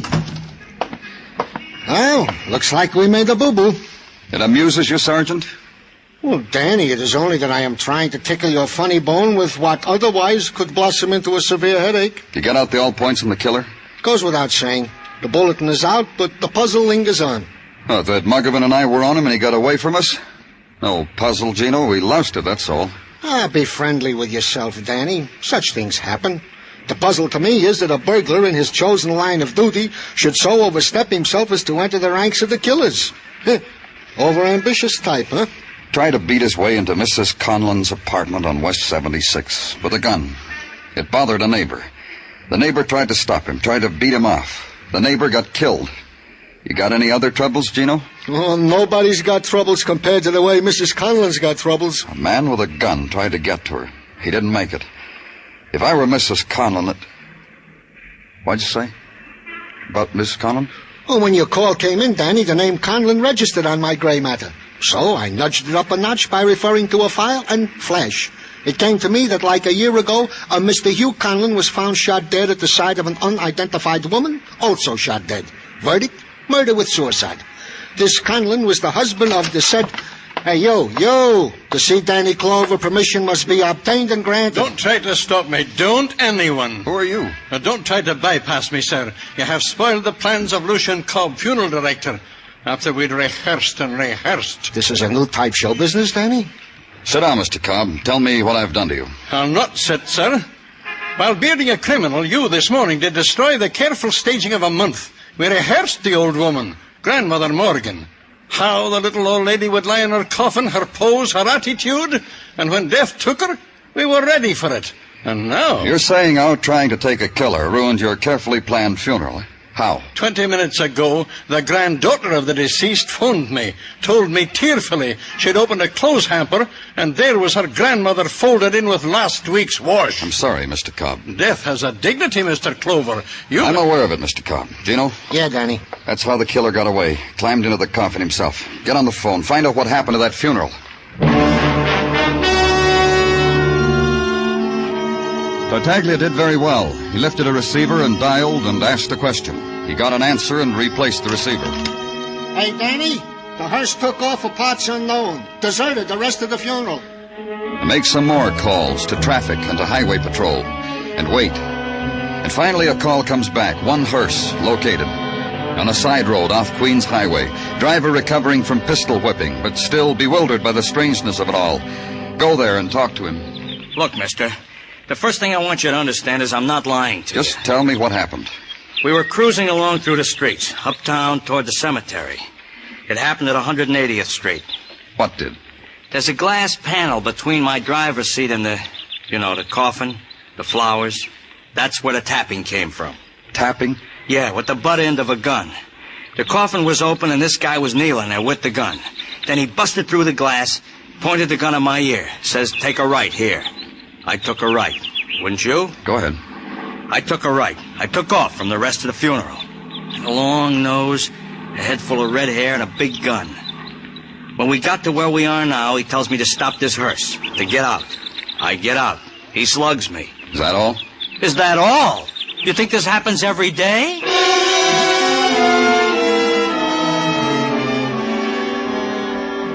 And phone it in and check out for the night. And go home. Find the heat piled high in your room waiting for you. And take the blanket and the pillow to the roof and step carefully past the sleepless child, his eyes wide with reflection of nighttime, and hear the whispered, tired scolding of the man at his side and the rustle of the woman's cotton robe as she pulls it tight to her throat. And find an empty place and consider there the pattern a killer has scarred across the summer's day. Consider it. Then make your way back downstairs to the hall phone. Ask Mrs. Conlon to meet you at your office in the morning.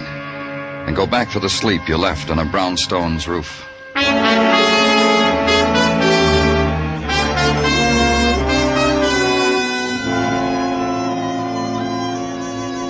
In the morning, she was already waiting for me, and with her a young woman who took a cigarette from a plastic case and waited for me to light it for her. Thank you. You're sweet. My daughter, Mr. Clover, Myra. Hi and hello. Myra insisted on coming with me. She said she didn't want me to be alone with you. Don't lie, Catherine. Myra. The reason I came, Mr. Clover, it was a chance to meet a new man. I told Catherine that. The poor thing's trying to cover up. She doesn't mean that, Mr. Clover. Myra's a child. All the excitement, that man trying to break in, your call last night, a child's mind. It can be too much for... You through, Catherine? Because if you aren't, Mr. Clover will never have the chance to tell us why we're here. The man who tried to break in, Mrs. Conlon, had you ever seen him before? Why, no, I never... I told you that yesterday. Why do you ask again? Maybe the attractive man doesn't believe you, Catherine. Myra, what are you trying to do to me? You come in here, make a show of yourself before this man, talk fresh. Mrs. Conlon, had you ever seen the man before? No, I told you no. Yesterday was the first time. He beat at my door. When I wouldn't let him in, he threatened me with a gun. And then that nice neighbor from across the hall... He's helped Myra and me so many times, and now... Mrs. Conlon, try to understand why I'm going to remind you of... Of what? Remind me of what? Of your husband's death, of What's he got to do with it? What's my husband dying a year ago with that nameless woman got to do with it? Patience, Catherine. Let the man tell you. It's only that the killer we're after might have had something to do with this other thing that happened to you. It's the only way I can figure it. Why should he beat on your door openly with a gun? He's a thief. He wanted to rob me. A thief who stands in a hall and knocks and asks permission to... What are you trying to do to me? Hasn't it been enough? Haven't I had enough? Oh, Myra, tell him... Pardon. Danny Clover speaking. There's a man sleeping in my boarding house. Answers the killer's description you got in the papers. You want him? I give him to you. Where? Boarding house. 1756 West 61. You come from right away, huh? So I can put my room to let sign back in the window. Quick, turn over. You can go home, Mrs. Conlon. I'll ask the killer my questions.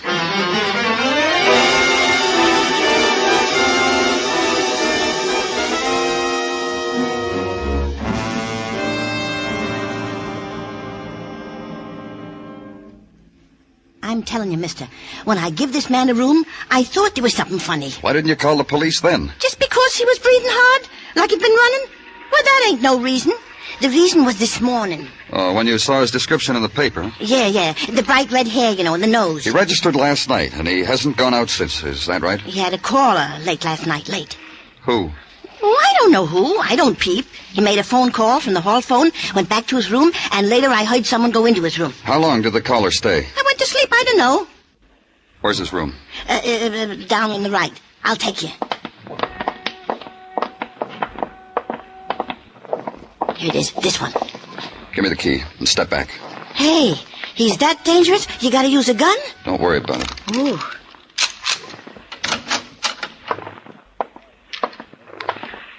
All right, you. Wake up. On your feet. On... Deep sleeper, ain't he? He really sleeps, huh? What's the matter with him? What's the matter? You should have peeped at his caller. You would have seen what a murderer looks like.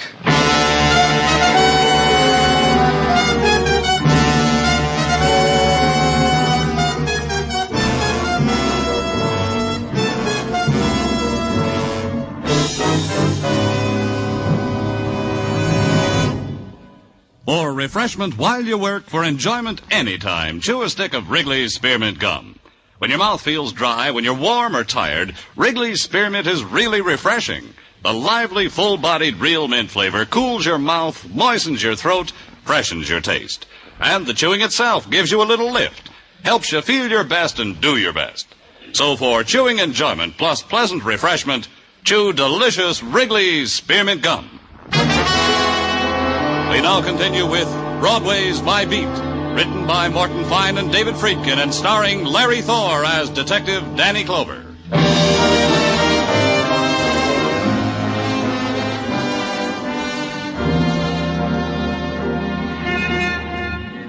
The July twilight bleeds the color out of Broadway's neon, and the street is a summer's sigh done in pastel.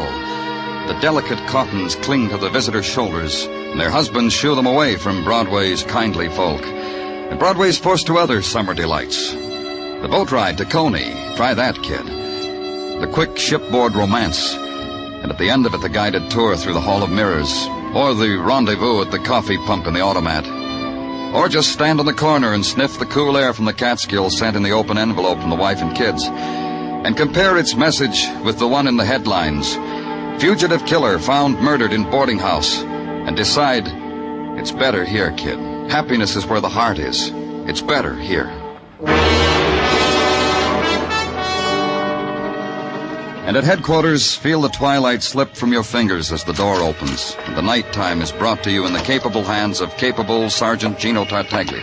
I come to sound the hour, Danny. At the sound of the bong, it will be late. And even now, the aroma of the cacciatore that awaits at Tartaglia's house is being wafted from uptown down Center Street to tickle the nostrils. Bong. Give me what you got, Gino, and then you can go home. Thank you, Danny. You are indeed a kindly, generous employer. Did ballistics check the gun that killed Joe Gruber? No, it is the same with which this Joe Gruber murdered an innocent neighbor in the to-do in front of Mrs. Conlon's apartment, which proves to all concerned that this Joe Gruber was indeed the murderer of the innocent neighbor. Anything else? What is else is that Detective Muggervan has compiled for you the criminal record of the aforesaid Joe Gruber, which I will brief.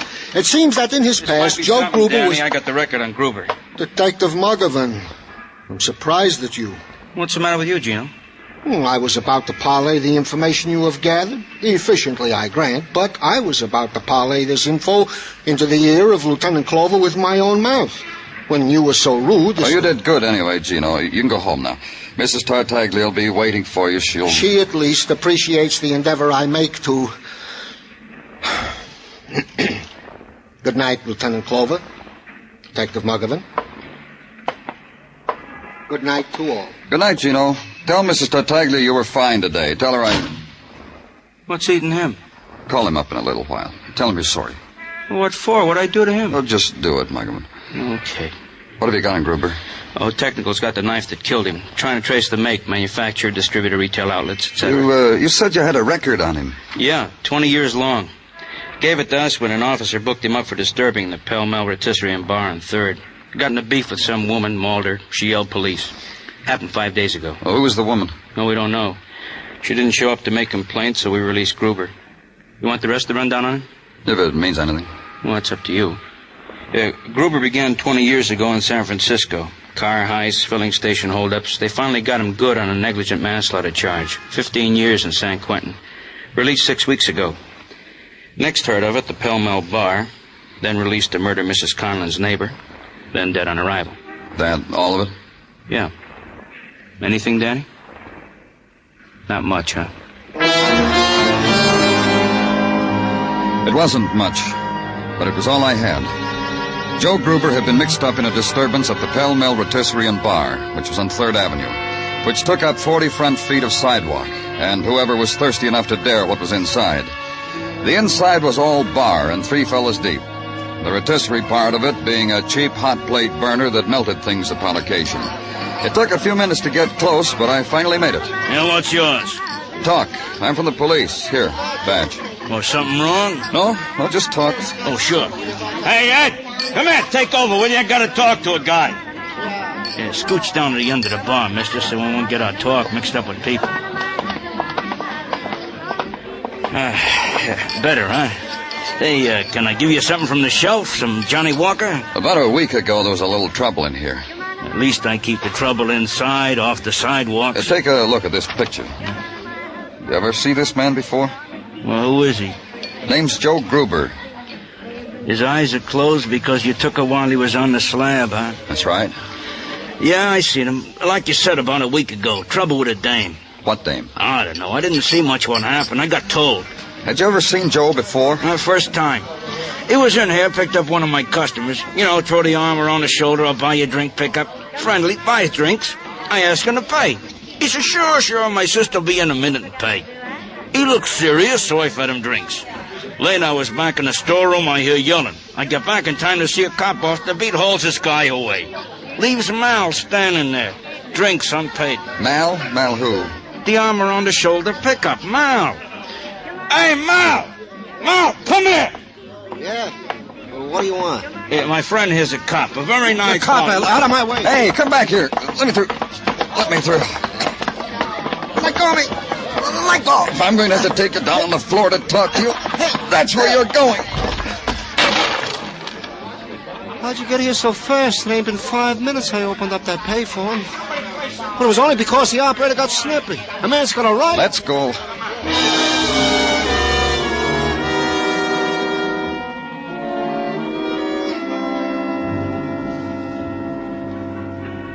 Look, I'm booked, ain't I?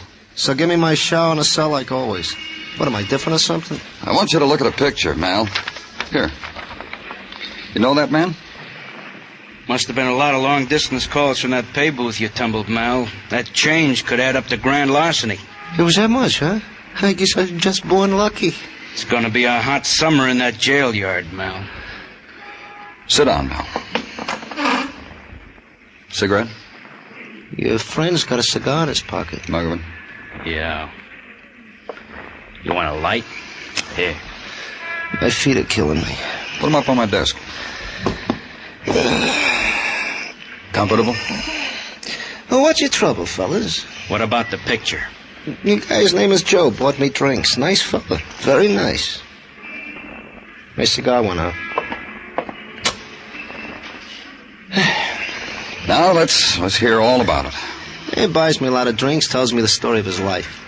Now, how he did a lot of time on the coast, you know. A lot about his sister Mildred. He liked his sister Mildred a lot. Go on. You know, he says his sister Mildred ran away to New York, got herself married. This is about 20 years ago when she was a youngster. And by the time Sis Mildred got back to Frisco with her hubby, Joe was in stir. His sister Mildred come to visit once, then he lost track. Ain't seen her since. Well, how'd he happen to find her in New York? Phone book. Looked up her married name on the off chance, and there it was. He called. Did he tell you what her married name was? Might have. Slipped the old mind if he did. He called her, said he'd wear a red posy so she'd recognize him. Well, the dame shows. Guess what happened? Danny. Leave him alone. She walks over to Joe and asks, is he Joe who called? Joe says, I am he, only you ain't my sister Mildred. My sister Mildred had red hair like me, he says, so they walk over in the corner, they start to talk. Then the lady raises a roof about something, starts to hurry up. Joe runs after her right into the arms of the law. What did this lady look like? Frankly, Joe fed me too many drinks to remember clear. That's about it, boys. Light my cigar again, huh?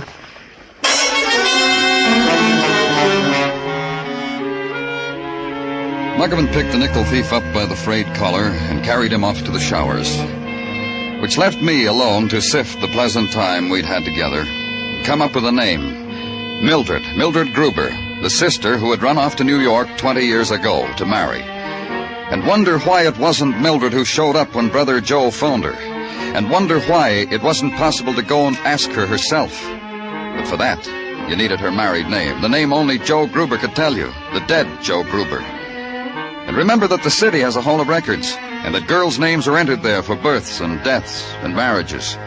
Go to the hall of records. Be handed over to a man named Franey. Wait for Mr. Franey to come back from the long voyage into the files. Finally he does, waving his find under your nose. I found it, Lieutenant. Found it. Thanks. Let me... I'm afraid you couldn't read my scroll. I'll translate for you. On May 12, 1931, one Mildred Gruber applied for a marriage license. Age 19, height... Who'd she apply with? Got that too. Mr. Hughes Conlon. Age 27, height... Conlon, eh? Look up what you have on Conlon. Please, Mr. Franey, do that. Wait again. And know somehow Mr. Franey would look just like that when he came back. And you got something this time, Lieutenant. Conlon was married again, just 3 years after the first time. And I looked, and there's no record of a divorce. The penalty for false statements is clearly stated on the bottom. Sure it is. Thank you again, Mr. Franey.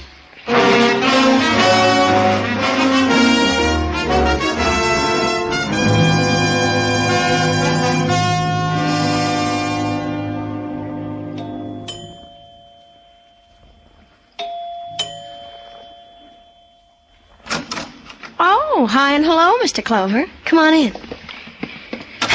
In here, the living room. Say, I've been trying to make Alexanders for years. Can I try one on you? How old are you, Myra? 17. And I won't breathe a word of it. Is your mother home? Let's chip in and send her to the movies. Get her. Are you kidding? Get her. Huh, you're a fool. You could have had an Alexander. Did someone come in, Myra? Do you want me to lie to her, Mr. Clover? I most always It's the police, do. Mrs. Conlon. I want to talk to you. Hello. I was about to go to bed. Maybe you won't make it, Catherine. Will she, Mr. Clover? Myra, I'm sure there's nothing here to concern you. Will you please go? No. Myra... You heard me, no. When you were in my office, Mrs. Conlon, there was a question we never got finished with. It concerned your husband and the woman with whom he was found dead a year ago, and a man named Joe Gruber. I don't at all understand what you're talking about. Mother. Mama.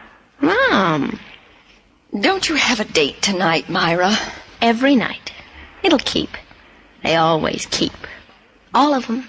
All the time. You still haven't told me what I want to know, Mrs. Conlon. Well, my husband shot himself. Because of me. Because of my child. He was ashamed of what was going on with that woman. He killed her and then shot himself. That's Daddy. That's my car. Shut up, Myra. Shut up. I've never laid a hand on you, but Mother dear. You're talking like a mom. Never talked to me like this before. The woman found with your husband was his first wife. Did you know that, Mrs. Conlon? My husband's first wife? That's not true. When did you find out he wasn't divorced? Why, it's not true. When Mildred Gruber showed up? Daddy had such bad taste in women. Myra, You'll hit me? Go ahead. Myra, please. You found them together, your husband and Mildred. Killed them. Made it look like murder and suicide. Why? Listen to me. Then Joe Gruber showed up. A long-lost brother, looking for his sister. Looking for Mildred. Found the name Mrs. Hugh Conlon in the phone book. Thought his sister was you. Please, listen to me. When you met Joe at the bar, and he saw that you weren't Mildred, he began to figure, and it started to build into money. That's what he wanted when he tried to break into your house. Myra, child, try to understand what I wanted for you. Gruber got away from us. Holed up in a room. Called you for money. You came to his room, stabbed him to death. You did all that, Catherine? For me? Just because Daddy was a bigamist? Just because all these years you haven't really been married to him? For you. For you, darling. For your name, darling. Wait. When you're married and have children of your own. Wait. Mother. All for you, darling. Don't you see? I couldn't let that woman destroy what I built for you. Or that man or your father. The years. The good name I wanted for you. Wait till Charles hears this. Myra! Charles will die laughing. Wait till I tell him I'm just nobody. He'll float the evening in champagne. He'll be here any minute. Wait till I tell him. I'll marry him, Mom. His last name is Tobin. Then I'll have a name, Mom. Myra Tobin.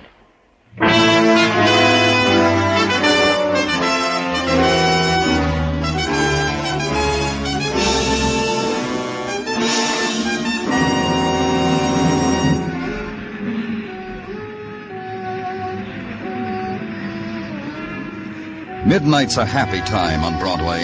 It's a place strung into the night like some phosphorescent alley. And they're heaped there, the bright-eyed kid, the voice that whispers from a doorway, the poet, the dregs. It's crowd, and it's laughter, and a Nickelodeon where you get pie in your face. It's Broadway, the gaudiest, the most violent, the lonesomest mile in the world. Broadway, my beat.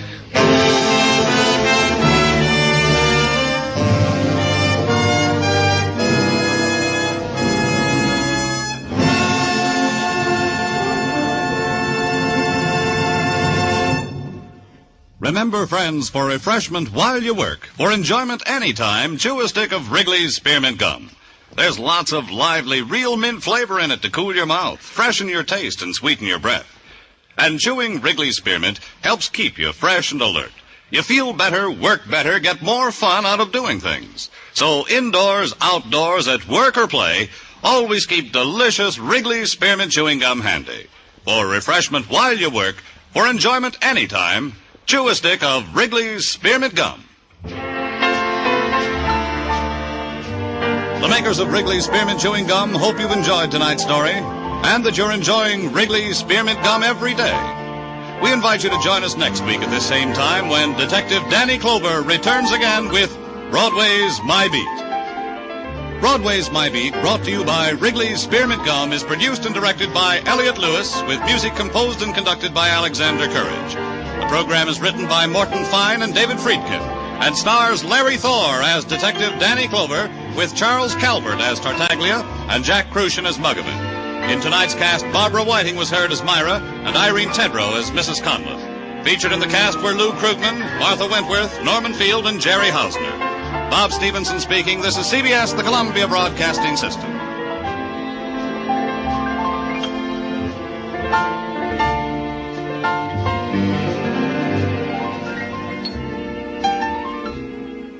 Wrigley's Spearmint Chewing Gum, the refreshing, delicious treat that gives you chewing enjoyment, presents for your listening enjoyment.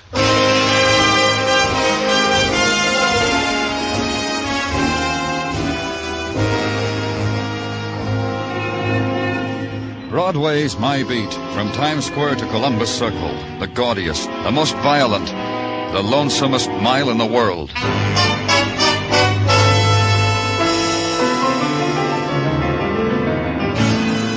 Broadway's My Beat, the thrilling drama of murder and mystery and the people who walk the Great White Way, with Larry Thor as Detective Danny Clover.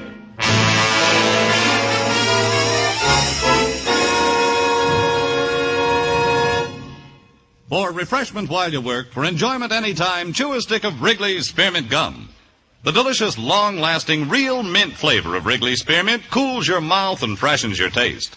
The good, smooth chewing helps keep you feeling fresh and alert, adds enjoyment to whatever you're doing. So indoors, outdoors, at work or play, enjoy chewing Wrigley's Spearmint Gum. Wrigley's Spearmint, refreshing, delicious.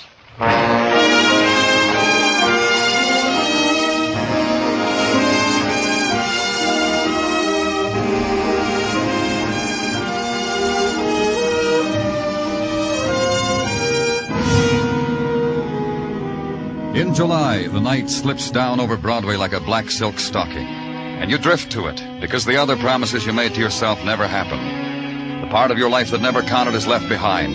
You stand on a street corner beating down the scream in your throat. The shadows start at 7 o'clock and deepen into night. You hug it close because it's your chance that something will happen to you outside of the movies. And the tap on the shoulder starts it, or the laughter that floats down to your end of the bar, or a smile, or the man who runs down the hall after you. Danny! Hey, Danny. What's the matter, Sergeant? Glad I nabbed you before you took off for the day. Phone call, Danny, from a hysterical woman. You know, I had a hard time piecing it all... 1647 East 56, Danny. 4th floor apartment. That's where her fiancé lives. The guy's threatening to blow his brains out. Here, the names and such I jotted on this paper. Squad car, Gino. Waiting for you downstairs. Muggerman's with it.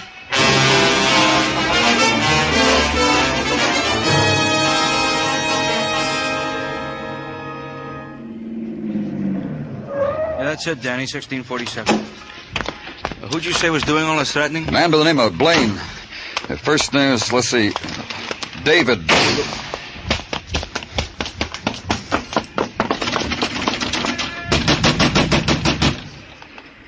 Try the buzzer, Muggerman. Yeah. He did it! Miss Carroll said he was going to do it, and he We're did. from the police. It happened up there on the 4th floor. Mr. Blaine, it happened just now, not more than... Who's that crying? That's her, Miss Carroll. See her? See her? Hugging the banister up on the 3rd floor landing. And that's Mr. Fallon at the rail on the 2nd floor. Let's go, Muggerman.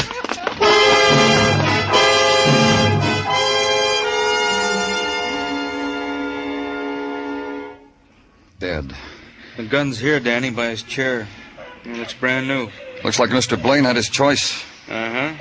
It's quite a gun collection, from Derringers on up. Complete equipment for a young arsenal. Muggerman. Yeah? Those people we passed on the landing, that boy on the 2nd floor, Mr. Fallon, and Miss Carroll on the 3rd, I'll want to talk to them. Yeah, Miss Carroll's still crying, Danny. You hear her? Poor woman.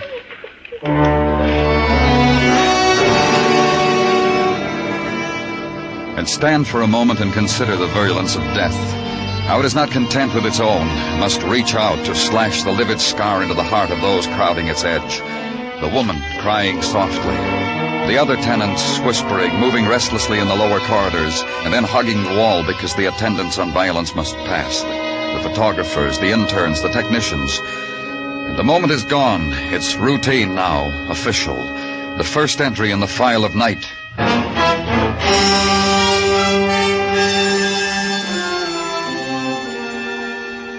The next morning, gather it into a neat stack on your desk and sit down to it, and be surprised at the opening door and the quick presence of the woman you had marked for later interrogation. The man who was with you last night, he said you wanted to talk to me. It could have waited, Miss Carroll, until you felt better and until you... It'll not be forgotten that easily, Mr. Clover, if that's what you mean. If you've something to ask, ask. Only don't prolong it. Don't make me wait and wonder. Sorrow's enough by itself, don't you think? Yes, it is. And you, try to understand us, Miss Carroll. A man I loved, who loved me, is dead. By his own hand, by his own will. He could have lifted his burden onto me, whatever it was, but he didn't. And now he's dead. You want more than that? Maybe. Because this is my job. Because I can't rule out the possibility that David Blaine was murdered. Awful. How ugly of you to think a thing like that. That anyone could have wanted my David dead. It's ugly. Tell me about him. He loved me. He was going to marry me. He was polite and gentle. Sometimes he'd forget himself. Then he'd beg my forgiveness. Wept sometimes. Showered me with gifts, so I'd be quicker to forgive. This watch, he called it an engagement present, but it was really an atonement for... Look at it. See how he loved me? It's a beautiful watch, Miss Carroll. See? Listen to it. It ticks away my life with David, softly, gently. Listen to me, Miss Carroll. Why would David kill himself? You were in love, you were going to be married. Why? He had a secret. That's it. He had a secret. He didn't want to stain me with it. Isn't that it, Mr. Clover? Isn't that why a man kills himself for the girl he loves? Oh, I'm sorry, Danny. I thought... But it's important... It's all right, Dr. Sinsky. You can come in. Well, that'll be all for now, Miss Carroll. Thank you. All? You helped a great deal. Thank you. You have nothing more? Nothing. Not now. Then I'll go. If you should want to talk to me again, I promise I'll be... Goodbye. It's not easy, huh, Danny? To pry into grief, to scavenge. You got something, Doctor? Just tell me. Oh, forgive me, Danny. Sometimes my mouth gets the better of me. I studied it, Danny. I put it on your desk for you to study. Read it sideways, upside down, still comes out suicide. Then it's done. Finished, huh? Nothing to bother our brains about. Like you say, Danny, finished. Except when a man who dies as Blaine did in shock spasm, arms rigid at right angles to his body, fingers clenched, how is it the gun was not found in his hand but on the floor? It's just a small question, Danny, to gnaw at the brain of a medical man. Sometimes it happens so, but... Yeah. Go practice medicine, Doctor. Maybe I can bring you back an answer. Maybe where a man died, someone has an answer.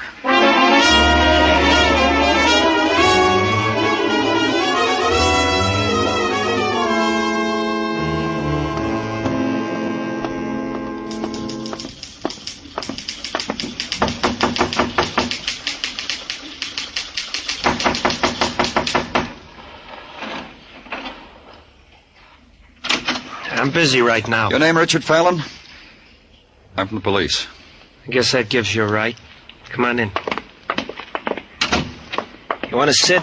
Over there. Move those papers off the couch. Just put them on the floor. You a writer, Fallon? You interested or curious? What do you write about? About your city? About how it's not like my part of the country? About your many-faceted city? About your stinking city? Your people? Your small people, your hurry-up people, your no-place-to-go people. The no-tears city, the rat-hole city. That's what I write about. Any material up on the 4th floor? I figured that'd be your gambit. Nothing. Your city caught up with a man and he shot himself before it drowned him. I'll think about the man and smile and wish him well. Know anything about him? His name was David Blaine. He walked arm in arm with a 3rd-floor woman, Miss Carroll. Last night I heard a shot. I ran out into the hall. Mrs. Galvin downstairs ran out into the hall. Miss Carroll upstairs ran out into the hall. We looked up the stairwell to the 4th floor from where the shot came. David Blaine was dead. I know that about him. What else? Nothing. Sit there if you want, but don't stare at the back of my neck when I write. It makes me self-conscious.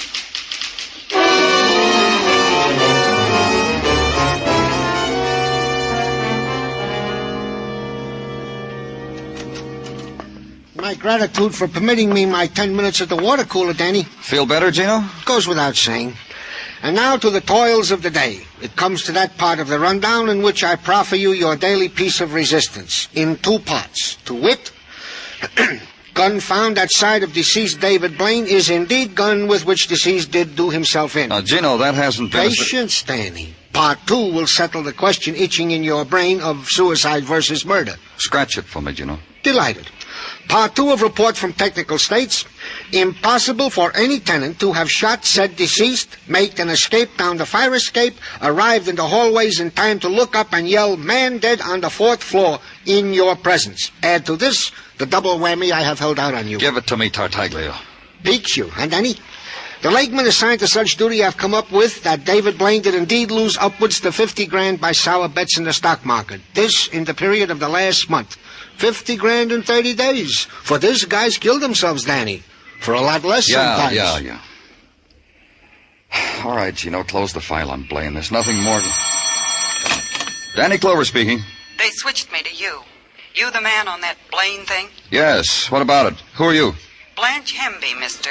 1834 East 59, room 11. You said Blaine. What have you got? What have I got?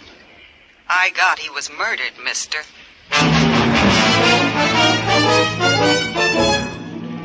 And go there, and walk the hallway mottled with shadows and scuffings, the short corridor that ends in the door with the tin numbers and the pull-down bed and the basin in the corner. Knock on door 11, and get no answer. And go in, because there was urgency in the voice that said, "Come here." The bed was pulled down, the rug was frayed, and the splotch of blood trailed off it onto the floor. The girl was behind the couch, huddled, her knees drawn to her chest, and only the fat summer fly pinging against the window made sound. That and the lonely room silences that intruded upon the dead girl, the murdered girl.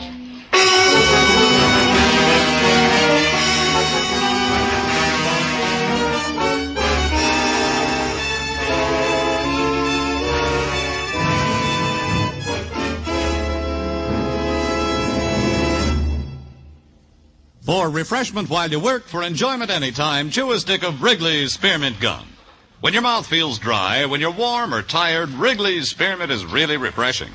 The lively, full-bodied, real mint flavor cools your mouth, moistens your throat, freshens your taste. And the chewing itself gives you a little lift, helps you feel your best and do your best. So for chewing enjoyment plus pleasant refreshment, chew delicious Wrigley's Spearmint Gum. We now continue with Broadway's My Beat, written by Morton Fine and David Friedkin and starring Larry Thor as Detective Danny Clover.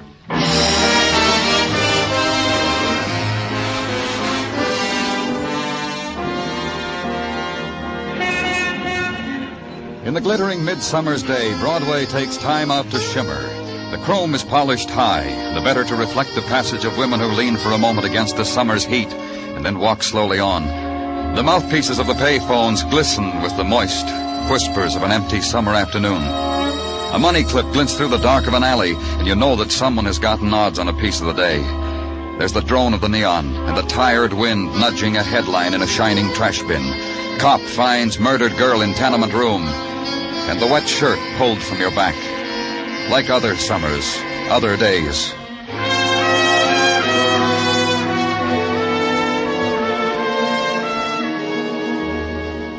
Where I was, in the corridor between my office and the show-up room, that had happened before, too.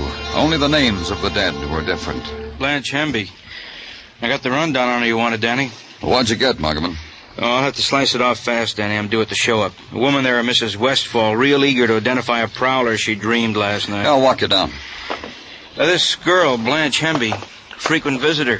Got her name on her guest book maybe 5 times. For what? Oh, nothing sensational.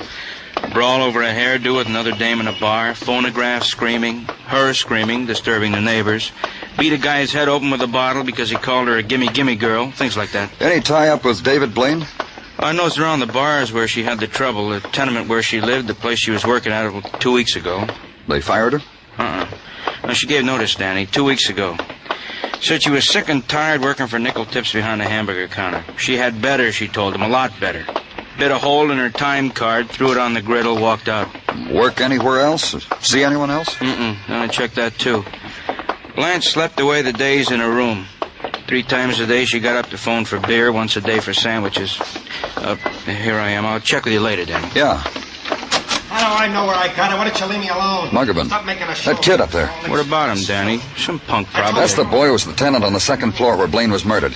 Get him, Muggerman. Bring him up to my office. Sure, Danny, right away.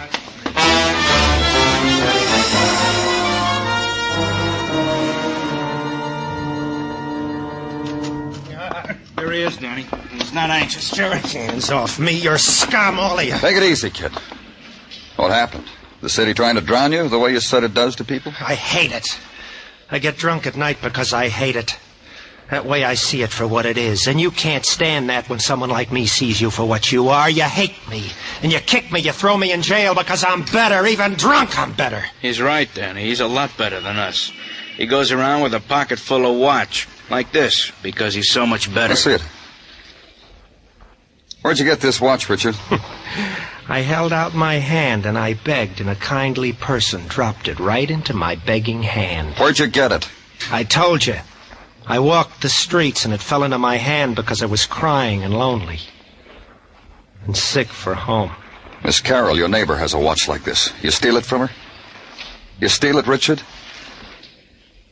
Lock him up, Muggerman. A watch exactly like the one Regina Carroll owned. Her engagement present from the man now dead, presumed a suicide, suspected murdered. If it were Miss Carroll's watch, what was Richard Fallon doing with it? It was a simple question, and Richard couldn't answer it. So call Miss Carroll. Get no answer. So open the plush box that held the watch. Levante, jewelers for over a century. That's what the satin ribbon said, glued against the inside top. Stolen from Levante, jewelers for over a century? Go there. Ask Mr. Levante. Oh, no, not stolen. Purchased. By whom? A policeman you said you were? Let me see, please. Sure. Here. Yes. This watch was purchased. You've already said that. Apologies. I'm temporizing, you see. I'm trying to gather my forces together. Now, as to who purchased this watch. Perhaps to a Miss Carroll, my old friend, Miss Regina Carroll. Of course, it's impossible to tell. What are you trying to tell me, Mr. Levant? You see, this is quite an unusual watch. We rarely sell more than one a year. Our own design with a foreign mechanism. However, we sold 2 in the last few months. Remarkable? Who did you sell them to? Even more remarkable. A few days ago, Miss Carroll purchased such a watch. A few months ago, a fiancé. Now dead, I've heard, a few months ago. This gentleman also purchased such a watch as an engagement gift for Miss Carroll. That makes 2 watches for Miss Carroll, both the same kind. Is there an explanation for it, Mr. Levant? Well, Miss Carroll said she lost her engagement watch. Thus, she purchased another one. She cautioned me not to mention it to her fiancé, or to anyone for that matter. But now, you, a policeman, Mr. Blaine dead, well, you don't think I'm going back on my word to an old friend, do you? Miss Carroll is your old friend? Her dad and I were close. I toddled Regina. Poor woman. You mean about her fiancé? About all of them. What do you mean? There were 4 of them, you know. 2 at college, 1 when she was a sophomore, 1 when she was a senior. Then about 10 years ago, a young man, since quite successful in groceries, has a nice store for select customers on Madison. Chap named Mason, I think. Miss Carroll was engaged 4 times, huh? She's 37, you know. She doesn't look it, does she? Still a beauty. A bygone day kind of beauty, if you know what I mean. Victorian? Would that be it?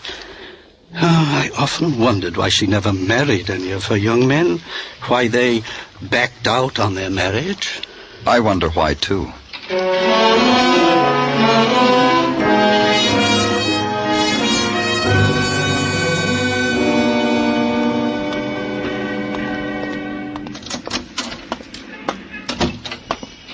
You need some help, sir? I'm looking for a Mr. Mason. All right, I'm Mason. I'm Danny Clover, police. The first name's Pete, Danny. You got a couple of minutes? Any time for you, fellas. I need a couple of minutes to recuperate anyhow. Mrs. Smythe just had me on the floor. Oh? She comes in here with her French poodles, 3 on a leash. Maid and chauffeur trailing in back. Orders a dozen... Well, did you ever hear anybody say bagel with a broad A? She wants a dozen boggles. I don't understand her. Finally, she tells me what she wants is receptacles for a delicacy known as locks. How did she say locks? Locks, the chauffeur said. What can I do for you, Danny? You were once engaged to a Regina Carroll, weren't you? It was an experience. I'm not sorry for it. Who broke the engagement? You've got to ask that because it's important for the police to know, right, Danny? I broke it. Why? Why? That's a question I often ask myself. Sometimes my wife asks me. And I'll tell you what I answer. Go ahead. Regina was a girl just like the girl that married dear old Dad. Close to the wedding, I discovered this is not the type of girl I wanted. Personally, the girl that married my dear old Dad, my mom, nagged my father to an early grave. Mom and Regina, 2 peas from the same pod. Go on. I'll tell you about Regina. I figure she has a picture in her head of a husband in a smoking jacket with satin lapels and a curved pipe and a fireplace. I don't fit the requirements. Personally, I like polka better than cribbage. Uh-huh. What else? Well, Regina, how she dressed. Pretty, you understand. But she made her own fashions, which she never changed. Ribbons, dresses choked against the throat, and always a little too long. She slipped on the ice once, and I told her she had pretty legs. She slapped me. That's what about Regina Carroll, Danny. That enough? Plenty. Thanks. Thanks a lot.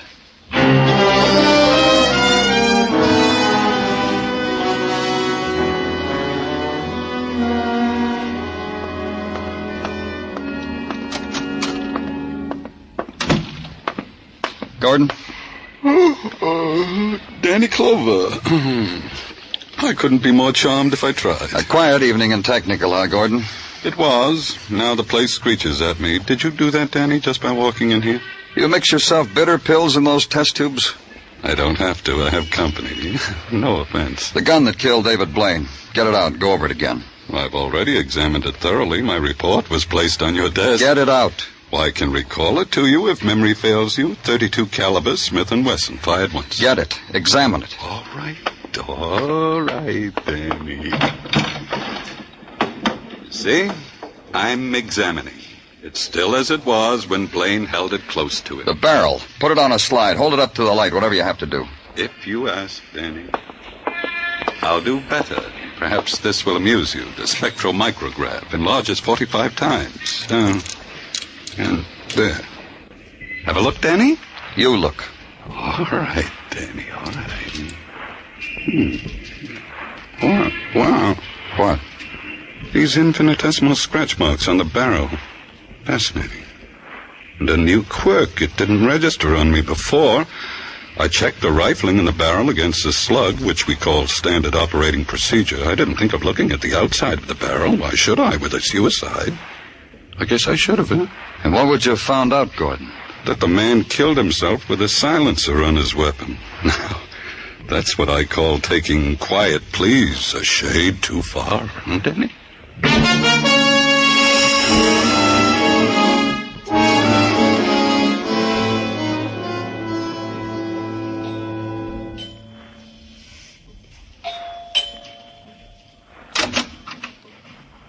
Oh, Mr. Clover. I knew you'd come back. Knew there'd be more things you'd want to know about David. Did you come in? Thanks. You may sit down, that chair. No, thanks.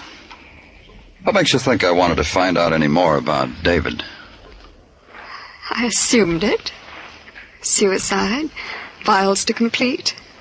I realize it's my duty to be cooperative. Miss Carroll... I can tell you so much about him. He was generous. He was a gentleman. Rare thing to find nowadays. He was murdered. You suggested that before, Mr. Clover. I didn't believe it then. I don't believe it now. Murdered. He was dead minutes before we got to him. That's stupid. Listen to me, Miss Carroll. Stupid, because I heard the shot. We all heard it. We all ran out into the hall. Do you have a gun, Miss Carroll? Yes, I have a gun. David gave it to me. Woman alone. Did he show you how to fire it? Of course he did. He loved guns. I interested myself in them. Shall I get the gun? It isn't necessary for now. You don't have to get the silencer either. What are you talking about? The gun you shot David with, his own gun, was equipped with a silencer. Mr. Clover, I don't understand you at all. I'm a lonely woman. And I admit it, I'm a helpless one. How could I have killed anyone? Someone I loved. Nice view from this window, Miss Carroll. You could stand here, see Detective Muggavan and me coming, fire a blank cartridge from your gun, run out into the hall. Look up, and everyone thinks the shot came from the floor above, from David Blaine's apartment. Mr. Clover. Do you admit it, Miss Carroll? No. No. I want to show you something. Here. Look at it, Miss Carroll, a watch, just like the one you're wearing. I didn't kill him. David Blaine broke his engagement to you, didn't he? I didn't kill him. The kind of woman you are, proper and proud. You gave him back the watch. But what to tell your friends? Tell them that someone else walked out on you the way 3 other men did? A proud woman like you? So you bought another watch, just like it. The one you're wearing. Please, please. Because I have the one you gave back to David. The watch you had that boy, that writer, Richard Fallon, steal from David's apartment. So the police wouldn't find it there and ask questions. You told him to get rid of the watch. He got drunk instead, got picked up. Look. David jilted me. But I didn't kill him. You did. You couldn't live with the thought of another man's walking out on you, like the other 3.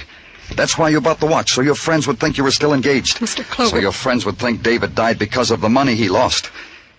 And Blanche Hemby, the reason why David walked out on you. Filth. The woman David loved. Filth! Beat her to death. Beat her! Beat her! Let's go, Miss Carroll. Like David, here is filth. Instead of me, her, a woman like that. Miss Carroll. It's not true what you said. Those men didn't turn me down. I turned them down. College boys. A grocer. Not good enough.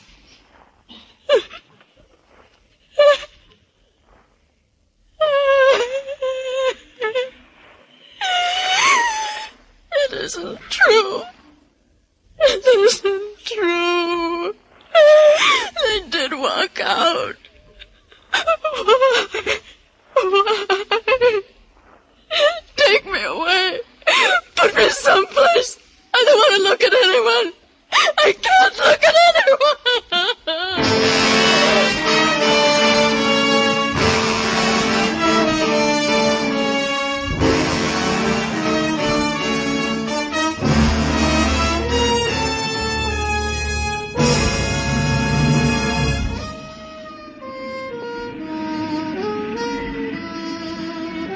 Broadway's deserted now.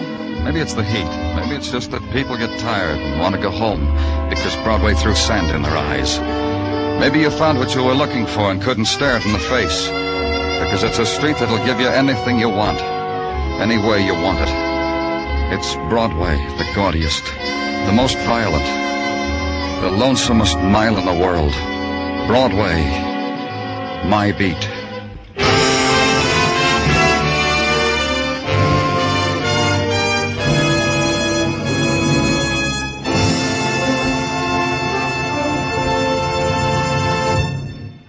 Remember, friends, for refreshment while you work, for enjoyment anytime, chew a stick of Wrigley's Spearmint Gum.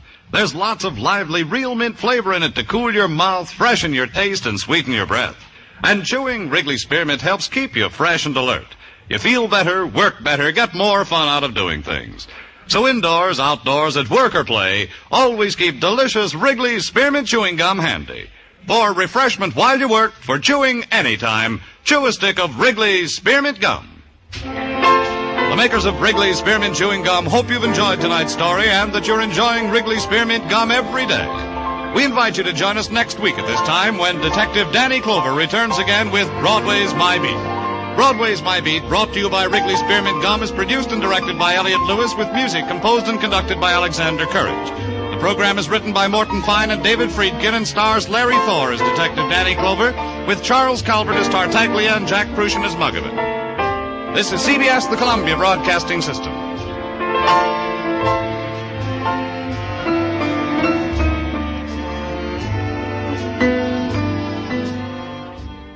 This is Bob broadcasting from Topeka, Kansas, Hope, and thanking the sponsor of your regularly scheduled program for this 2-minute interruption. Ladies and gentlemen, in the last 10 years, I've visited many dramatic spots in this world. But just a few minutes ago, I returned from a tour of what was once North Topeka, Kansas. I've just seen block after block of total destruction. Streets caved in, buildings undermined and flattened. Entire new housing developments a shambles, with the houses jammed together like battered boxes. As we toured this sickening area, I thought of the heroics that must have accompanied this disaster as it happened.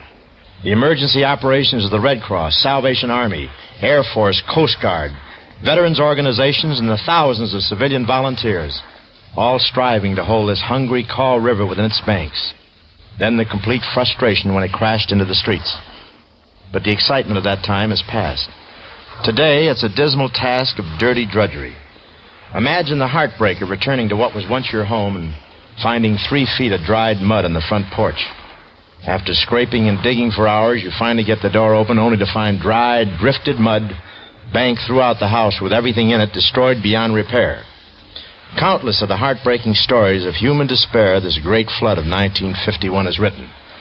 But you and I, neighbors of these Kaw Valley folks of Kansas, can help. And I mean help with dimes and dollars.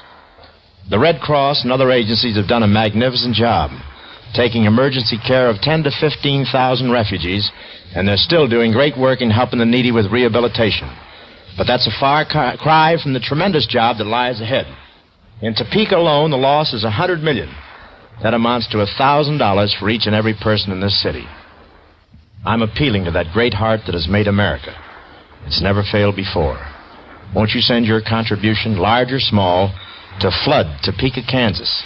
That's all the address you need, Flood, Topeka, Kansas, and join me, Bob Hope, in bringing new hope to thousands of unfortunate American folks. Thank you. The William Wrigley Company has donated the time for this message from Bob Hope.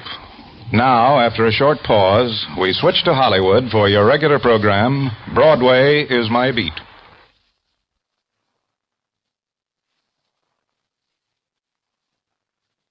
Wrigley's Spearmint Chewing Gum, the refreshing, delicious treat that gives you chewing enjoyment, presents for your listening enjoyment.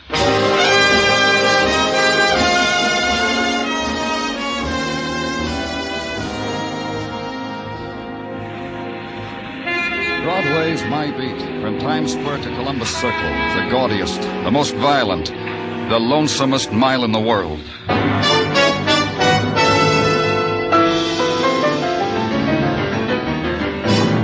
Broadway's My Beat, the exciting drama of mystery and murder and the people who walk the Great White Way, with Larry Thor as Detective Danny Clover.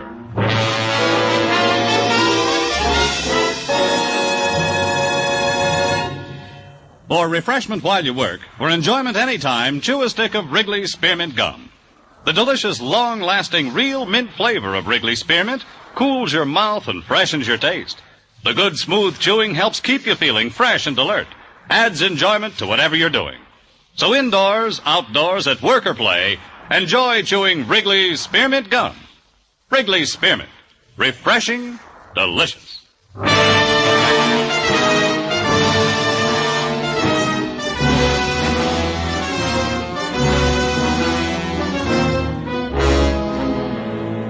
When the summer becomes August, Broadway pauses for a while, considers. What happened to the springtime dreams to be fulfilled in the middle of July at the very latest? And what of the blonde on last month's snapshots? The one with sunny legs, the one you tried with poetry and she touched your cheek, the fawn of Camp Nevercare, jewel of the Catskills. She's back in the Bronx shoe store, kid, and the last time you walked by, she didn't look so good. And walk the streets furious with people and heat, and feel your throat tighten when it suddenly comes to you. Another summer's rushing away. Maybe next year, kid. Maybe.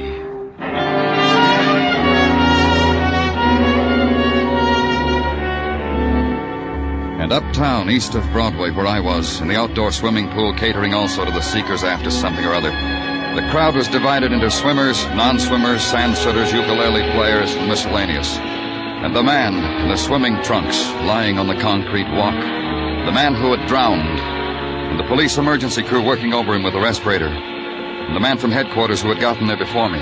They've been working on him for quite a while, Danny. Why'd you call me to come down, Muggavan? I asked the same question of Patrolman Kenny. It's like this, Danny. Kenny was flagged off his beat when this man was dragged out of the pool. Took off the man's locker check, went to the locker, for identification.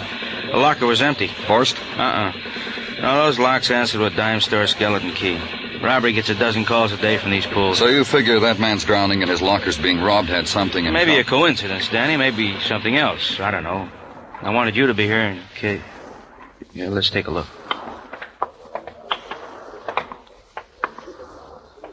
One of you men call the morgue. The lifeguard who pulled him out is that one, Danny. You want to talk to him? Uh-huh. I'm from the police, Danny Clover. Russ Gavey. What happened here? Well, I was on my stand.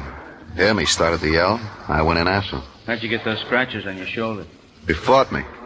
Had to take him under to break his hold, and when he stopped struggling, I got him out. By that time, he needed artificial respiration. I gave it to him until your men came. All right. Did Detective Muggavan here tell you this man's clothes are gone, that it's going to be pretty difficult to identify him now? Yeah, he told me. Any ideas about it? Nope. Okay, Russ.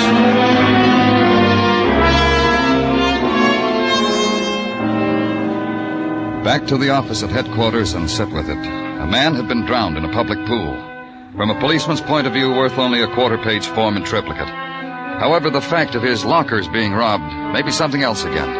Probably not. More forms. Then a couple of hours later, when the office gathers up its private shadows, a door opens. A man walks in. Danny, you busy? Come in, Dr. Sinsky. Sit down. Thank you. I just came from the autopsy room, Danny. And? Has that man brought in from the swimming pool, the drowned one, has he been identified, Danny? Not yet. What's on your mind? He was murdered. Murdered? How? Whoever administered artificial respiration to that man killed him as surely as if he had driven a knife into his heart. Dr. Sinsky... Gently, Danny, gently. I'll explain. Inside of the chest, Danny, is a delicate system of balances. Balances which cannot be upset. Else a man's heart will be affected and his lungs. What's that got to do with murder? Simply that the autopsy I just performed on the drowned man revealed small internal hemorrhages. Bruises of the muscles and bones of the chest from too active a manipulation. You mean that lifeguard didn't I mean he did a very bad job of artificial respiration. And that's why you call it murder? Not premeditated, of course, Doctor. This is not the question in your mind. You wanted to ask if it was premeditated. Didn't you, Danny? And let the question take over the room. Add the weight of its violence to the oppressive night heat, the stifling remembrance of other such questions, posed in the same room, quietly, fearfully. Because a policeman, too, reacts to the touch of death. It fills the room, and against its pressure, you lift the phone, make the call to the Department of Public Works, have them check personnel files, come up with an address for Russ Gavey, lifeguard. Go there to the hall bedroom furnished in the style of brownstone, East 20s. Find it empty of Russ Gaby. Be told on the way out by the woman spread wide on the stoop you should have asked before. Russ was across the street in the park, on that bench, fighting for his share of the night air. Walk up to Russ. Let him chew the last fiber of a matchstick. Yeah, I'm taking my well-earned rest. You want to help, Mr. Clover? Sure. Mind if I sit down, Russ? Yeah, sit down. You were almost a hero today, Russ. You're kidding. That's how I make my daily summer bread, $50 a week. Ogle a girl, save a life. How long you been a lifeguard, Russ? Oh, 6, maybe 7 summers. Time out for a frolic on Anzio Beach. Then you've had a lot of experience saving people from drowning. My allotted share. The medical examiner down at headquarters says that man you tried to save... Yeah, I remember. Our medical examiner says he was murdered. Oh? How come? Our man says it was murder because artificial respiration wasn't applied properly.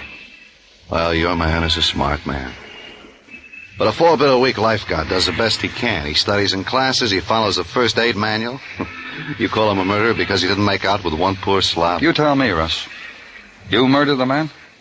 Well, considering the percentage of lives that are saved and not saved by such as we, that's a question you may never be able to answer. How come? I'll keep trying, Russ. You won't mind, huh?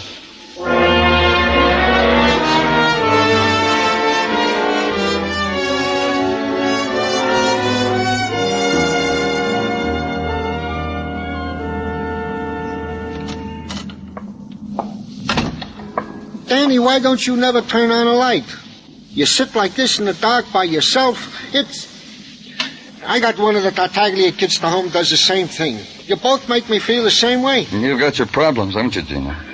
I could do without them. You in the mood, Danny? Sure, for whatever. What have you got? Nothing. No progress on identification of the drowned man. No progress on a connection between him and that lifeguard, Russ Gaby. Reports on Gaby state he is looked up to at the pool by girls and lady-sized swimmers. Occasionally he buys for one or the other a beer at the concession stand. Occasionally escorts one or the other type to her home, deposits it, goes to the newsstand, buys super-type magazines, goes to his room. Healthy, normal muscle boy. Maybe a murderer, Gino. Pardon me, Danny, but I must take Sergeant Tartaglia speaking. Yes? Yeah, I got it. Hanson's Pawn Shop, East 34th. I told you I got it. They bother us with such... Such what, Gino? A man with a pawn shop got the nudges in the midst of a nice conversation because somebody who works in a pool hocked a suit of clothes. Valuables. Look to this Mr. Hanson like stolen goods. On East 34th? Yeah. Then why bother yourself with it, Danny? Because maybe it'll give me the name of a murdered man.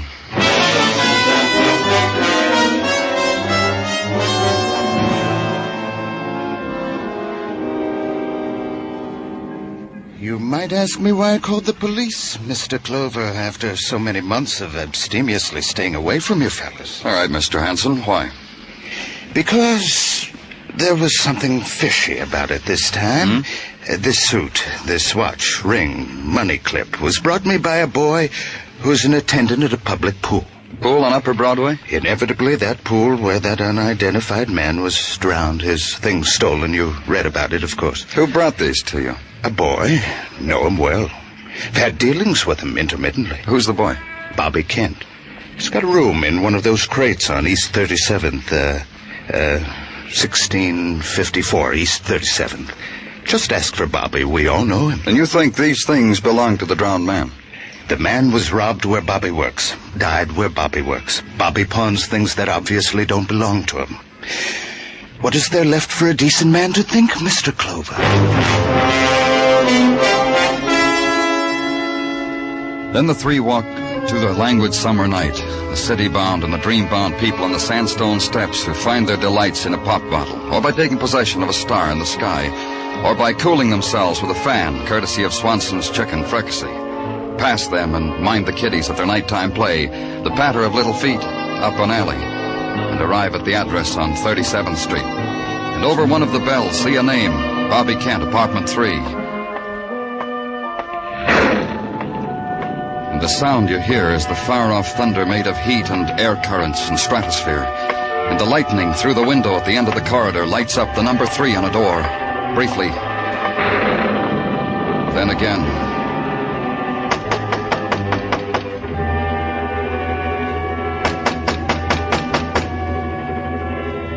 Bobby? Bobby Kent.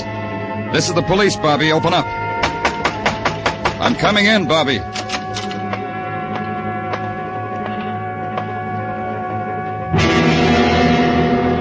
Bobby was in. His shirt was ripped, his face bloody, hands tied behind his back, belt around his neck, and the belt was strung over a pipe near the ceiling.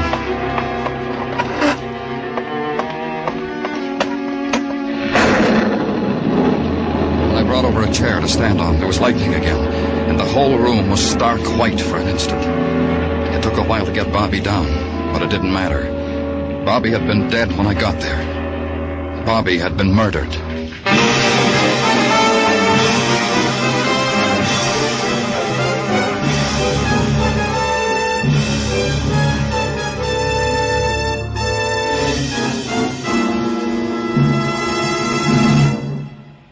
For refreshment while you work, for enjoyment anytime, chew a stick of Wrigley's Spearmint Gum.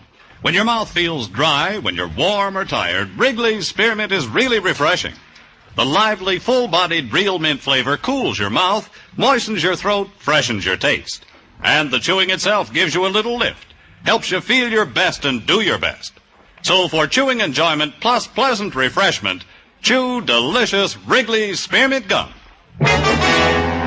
We now continue with Broadway's My Beat, written by Morton Fine and David Friedkin and starring Larry Thor as Detective Danny Clover.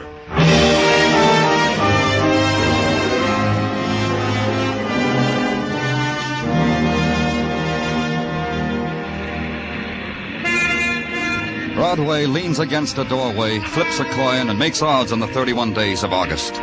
This month, kid, it'll come in. The filly in the third, the dreamboat. The oil on that little piece of property you leased in the Texas Badlands. Gotta come in. Otherwise, what have you been building, kid? Gotta come in. So you can indulge the whim of the hour, enjoy it, own it. All that neon, yours to turn on or off. That music of the dance calling to you from basement dance lands. Yours to play soft or loud, or cut off like that. Dance in dark and in stillness if you want. The traffic signals pushing back the people. Yours to make say stop, go. You're a king, man, with headlines at your feet. Boy murdered, hung by belt in tenement room. Unknown man drowned in public pool. All yours, kid. Clean shuffle, a minute of luck, and it's all yours.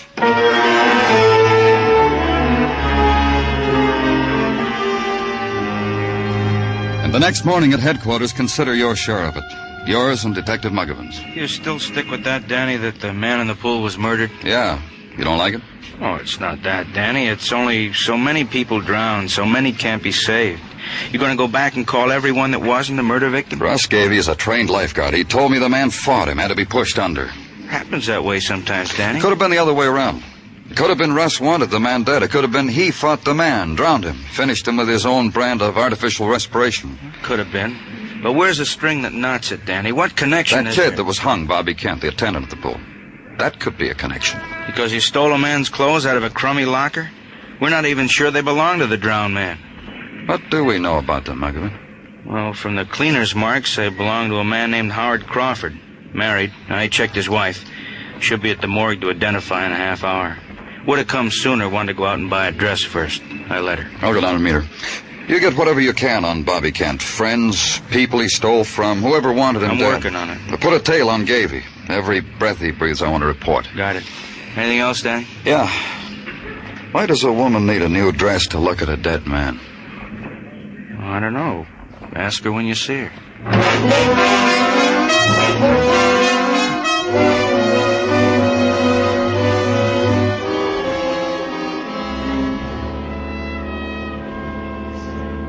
Are you ready, Mrs. Crawford? Waiting for you? All right. Just look at this man and tell me if he's... Okay. Put him back. He's mine. Can we get out of this place now? Of course. Now through this door. Want to sit down on this bench for a minute? Or else, huh? Sure, I'll sit. What do you think of my husband, Mr. Clover? Can you imagine it? Howard getting himself a piece of marble in a police morgue. When did you see him last? I got out of a warm bed yesterday morning on account of the phone ringing. It was for Howard. He pinched my cheek, said, "Goodbye, honey, I'm going out of town." This happen often, his going out of town? In his line, salesman. And you didn't see him after that? Look, boyfriend, I was in the middle of a beauty exercise, bend-overs for the figure. I was grabbing my ankle, so I looked back. There he was, going out of the house. Doesn't it seem strange to you that he didn't go out of town, that he was It's found? strange to me he's dead. But I'm going to get used to it. Who do you know had a reason for murdering him? Murdered? Thought you said he drowned. Do you like to swim, Mrs. Crawford? You see this sunburn? You think I got it standing under a hot iron? Look at it, see? How you like it? Did you get it at that swimming pool uptown? Coney. I know a part of Coney where they carry a pretty good crowd. That's where this burn came from. There's a lifeguard at that pool. I go to Coney where they carry $1 million on a weekend. I don't confine me to public pools uptown. Did you have anything to do with your husband's death, Mrs. Crawford? Now, I'm a girl who's going to tell you the truth, boyfriend. Every time I've thought of it, I've wished Howard dead every hour on the hour. I'd have wished him dead on the half hour, too, but that's when the race results come over the radio. Howard, things have come true. I've wished for him. That's all, Mrs. Crawford. You can get out of here now. You watch her reapply the lipstick and readjust her clothes, and walk away from her dead to a summer rhythm that no longer held any part of him. A woman starting the new day fresh, the memories she had submitted to now happily dead on a marble slab. And at the end of the corridor, the street sunlight touching her face for an instant, darting away, leaving only pallor and the smear of scarlet on her lips.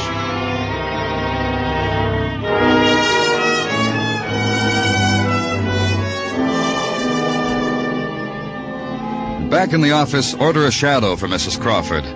Then a telephone report from Muggavan. He'd found a girl who was the girlfriend of Bobby Kent, a box office girl in an all-day, all-night movie on East 125th. Lucille Lang, on duty for the rest of the day and night. How many? Police, Miss Lang. Take back your badge. It don't buy you nothing. You were a friend of Bobby Kent's. Look, you want to lose me my job? All we want, Miss Lang, is... All you want is to mark me lousy with the management. A sweaty cop snooping around where I live. I know my girlfriend called me. Told me he had his nose in my affairs, asked questions. She had to tell him I was cozy with Bobby. All we want is something that'll give us Bobby's killer. Search me up and down, you won't find Bobby's killer. Then maybe someone who wanted him dead. All the kid ever did was steal a buck here and there. So he could make an impression on me. On my girlfriend. Boy has to die for that. He was a thief. Ain't everybody, kiddo, one way or another? To sweep out the locker room in a public pool. To empty the foot bath, scrub 'em out. You think that's the end of the rainbow for a kid? Did you know about the clothes he stole from the pool? The watch, the ring, the money clip? Sure, I know. He told me. I even know about the $500 that was in the suit. 500. We were going to take it and go off to faraway places. Do you know something, kiddo? What? Bobby's dead from hanging, and I'm cooped up in a cage. So I ain't gonna make it, am I?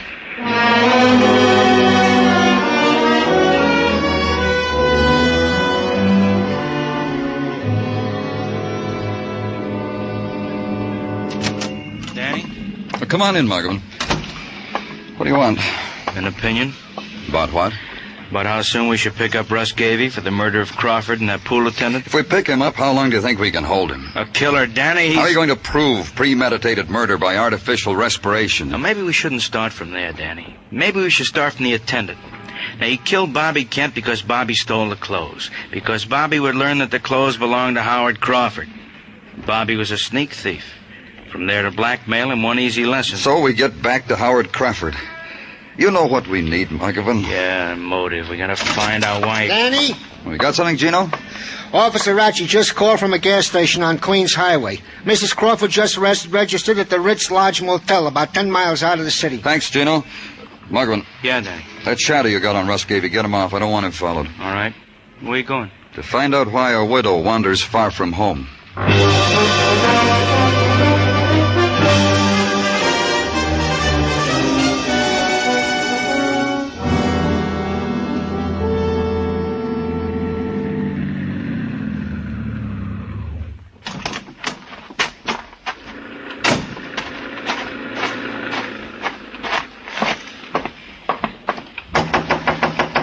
It's open.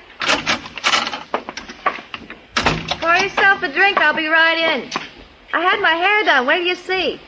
Bought some new clothes. You'll like them. Huh. You'll like him too, lover.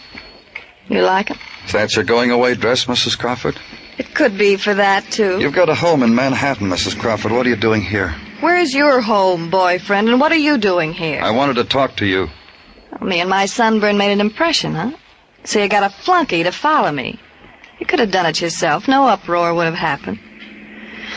Well, here we are. You still haven't answered my question. What are you doing here? Girl likes to get away sometimes. You'd be surprised how many phone calls I've gotten since Howard drank all that water. Here's a dime. Throw it in the radio. No? Then I'll throw it a dime. Yep, phone calls all day long. Now, it's your turn. Just to talk, to kill some time. That Kenton. Yeah, oh, what'd you say, lover? Nothing. I didn't say anything. Look, be a doll. Will you go away? Come back another day. I'll be here. Let's pick a Tuesday. Make it definite, huh? Why don't you go right now? Out the back way, through a window? Just get up. Hi, Russ. Got a little trouble. Come in, Russ. Close the door. I'll bet the lady told you to get out of here, Mr. Clover. Uh-huh. You two know each other pretty well, don't you? Yeah, a swimming pool romance. I saw him in those California feet flippers, and it twisted my heart. You two planning on going away together? I only asked because the back of Russ's car is loaded with suitcases. We're going to get married in Maryland. Is there a law? Yes, there is. There's a whole section in the penal code about murder. Oh, back to that, huh? I could have picked you up before, Russ, but I needed a motive. I had to find out why you murdered Howard Crawford. There she is. How did I kill him? By drowning him. You made sure the resuscitator squad wouldn't revive him. You crushed out whatever life there was in him. Listen to him, Edith. Yeah, listen. You killed Bobby Kent. He was a petty thief. He took the clothes you'd stolen from Crawford. Sooner or later, he'd put two and two together. Probably would have blackmailed you. You couldn't afford to let that happen. You ready, Edith? I'm ready. Only one thing, Russ. What? I'm a happy girl, Russ. I like to live happy. From just now on, you're going to be a burden. As long as Lover here's got you, I don't want you. Both of you. You're an accessory, Mrs. Crawford. Well, that changes things right away. Russ. Yeah. Don't be a fool. Okay, your way, Russ. You'll never be the same.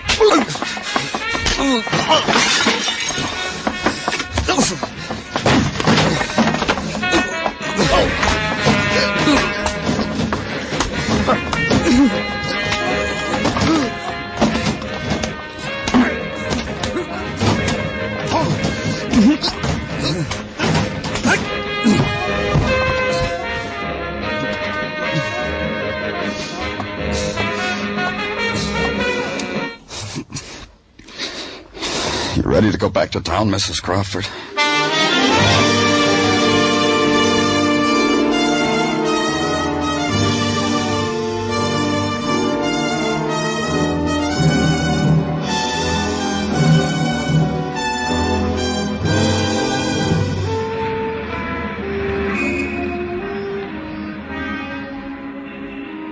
It's the time on Broadway when the crowd gives up, goes home. Then it's the street of the dim moonlight and the dark whispers, the wind of the night, the wind that scatters everything. Yesterday's headlines, yesterday's dreams, yesterday's people. It's Broadway, the gaudiest, the most violent, the lonesomest mile in the world. Broadway, my beat.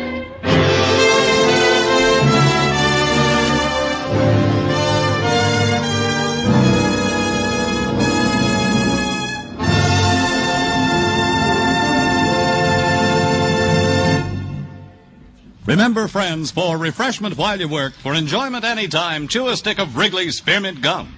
There's lots of lively, real mint flavor in it to cool your mouth, freshen your taste, and sweeten your breath. And chewing Wrigley's Spearmint helps keep you fresh and alert. You feel better, work better, get more fun out of doing things. So indoors, outdoors, at work or play, always keep delicious Wrigley's Spearmint Chewing Gum handy. For refreshment while you work, for enjoyment anytime, chew a stick of Wrigley's Spearmint Gum.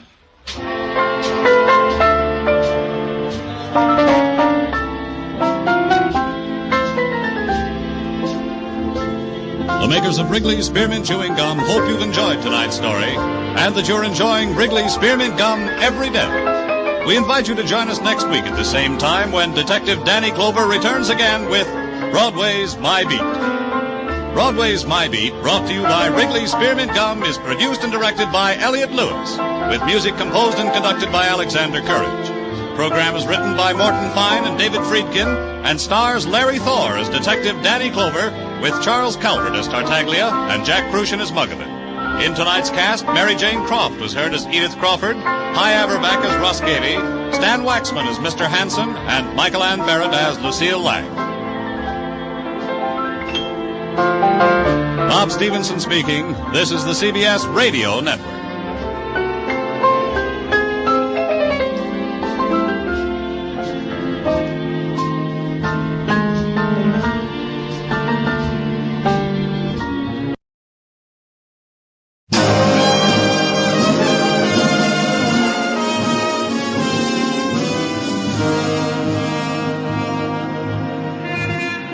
Broadway's My Beat. From Times Square to Columbus Circle, the gaudiest, the most violent, the lonesomest mile in the world.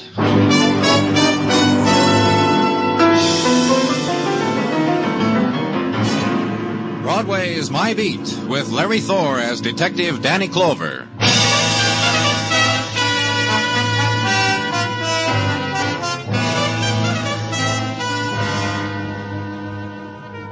When it's September and the summer sighs away, Broadway is festooned with the colors of fall. The pastels of the cotton dresses mix sadly with the brown and gray of the flannel. And here and there, Broadway's shapely foliage turns to plaid. It's the time of the quickened step and the crumpled travel folder and coney-dyed beaver. And the September song is a deep-throated sound, the mob voice, the hay fever, and the oysters being torn from the half-shell. Another season, kid. One more 3 months band to get where you're going.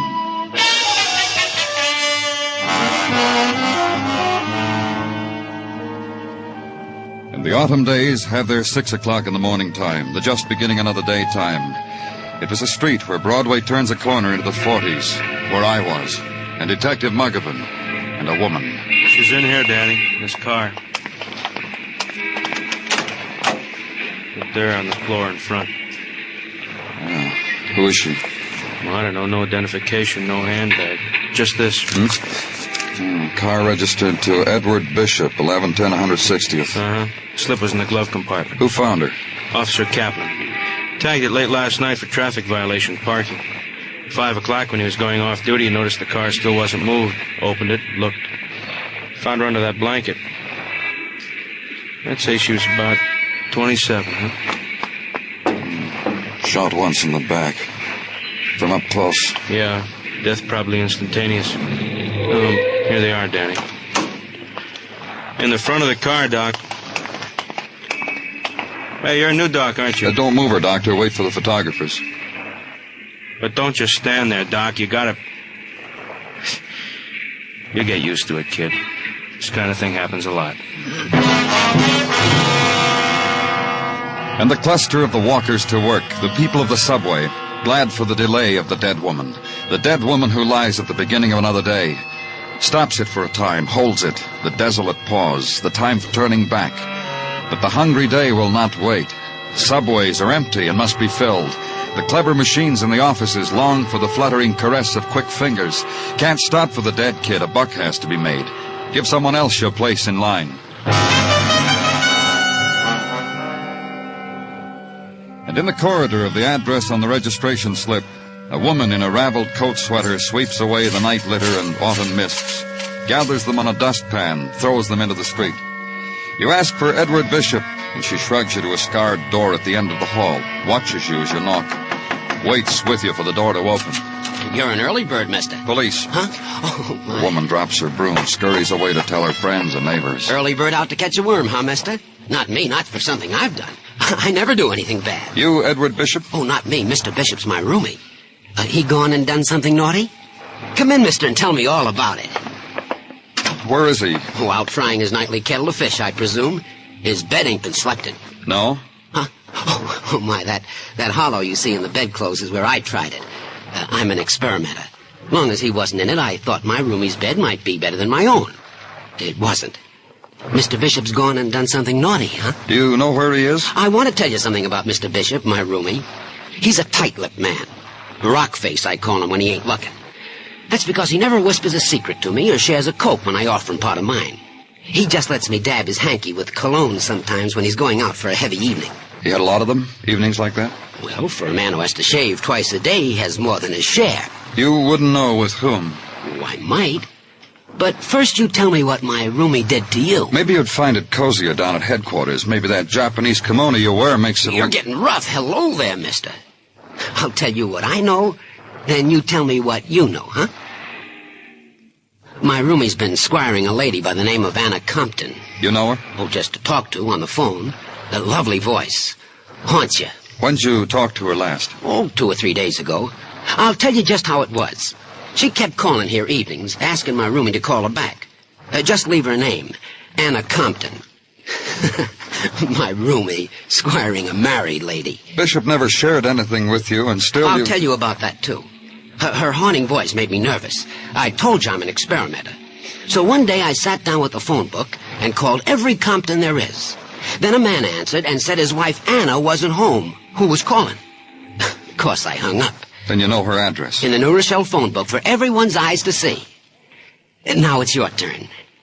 What did Mr. Bishop do? A woman was found murdered in his car. My, oh my. That's as naughty as you can get, ain't it? Mr. Blackburn said that. Then Mr. Blackburn reached over to my lapel, pinched off a piece hanging from the buttonhole, and dangled it accusingly under my nose. This is the way I left Mr. Blackburn. Then back to headquarters, issue an all-points bulletin for Edward Bishop. Then down one flight to the photo lab, be handed a picture. Tuck it in the black notebook where you've jotted the name of Leo Compton and his address in New Rochelle. Then the ride there to the community where the houses have the built-in attitude that violent death never visits here. In the next street maybe it happens, or to a friend of a friend, but it never happens here. Anna? Anna, is that you? Lost your key? Anna, where have you been? Oh. Is your name Compton? Leo Compton, that's right. I'm from the police. My name is Danny Clover. Oh, yeah? Mind if I come in? Well, I guess so. All right. Oh, wait a minute. Wait a minute there. Yeah? Police? Mr. Compton... It's about Anna. It's about Anna, isn't it? What's happened to her? Listen to me, Mr. All Compton. right, I'm listening. Is Anna your wife? Yes. This woman, this picture I have here... Yes, that's it. Yeah. How did you get that? How'd you get Anna's picture? I wish I knew some way to say this. Anna's dead. We found her this morning. She'd been shot. Oh. Her body's at the morgue. Anna. I've got to ask you... I know. She didn't come home last night, Mr. Compton. No, you're wrong. She came home. Anna came home to me. It was my fault, really. I sent her away. I told her I didn't care. And the things I said to her, the names. Suppose the last words you ever said to your wife were names like that. What happened last night, Mr. Compton? Well, she came home. It was about 7 yesterday evening. And she had the bracelet on. She was wearing a bracelet when we found her. She had the bracelet on, and I asked her where she got such an expensive bracelet to wear. And she said she got a bargain. A bargain. What do you mean? From her boyfriend. Oh, she told me. Anna told me, all right. And listen, you know what I did? I called him up. I'm not narrow-minded. Things can happen. Just because it's your wife doesn't mean it can't happen. I called her boyfriend up. And I told him to come over. I'd pay him for the bracelet. Did he come over? Oh, he came over. Anna was stunned, all right. And I wrote a check for the bracelet, $200. Don't you think Anna wasn't stunned? Mr. Compton... But you know what she did? She left with him anyhow. Bracelet, check, she, and him. And that's when I said... What was the man's name? Bishop, Edward Bishop. He's an auctioneer for the Hunter Galleries. Oh, there's something else. Yes? I'll call for Anna. I'll take her out of that place. where she is.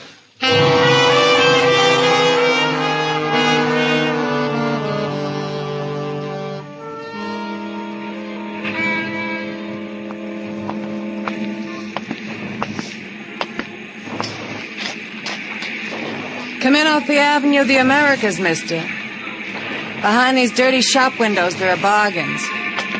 Edward Bishop worked here? He did, till he killed himself a woman, ran up a parking ticket. You know all that for sure.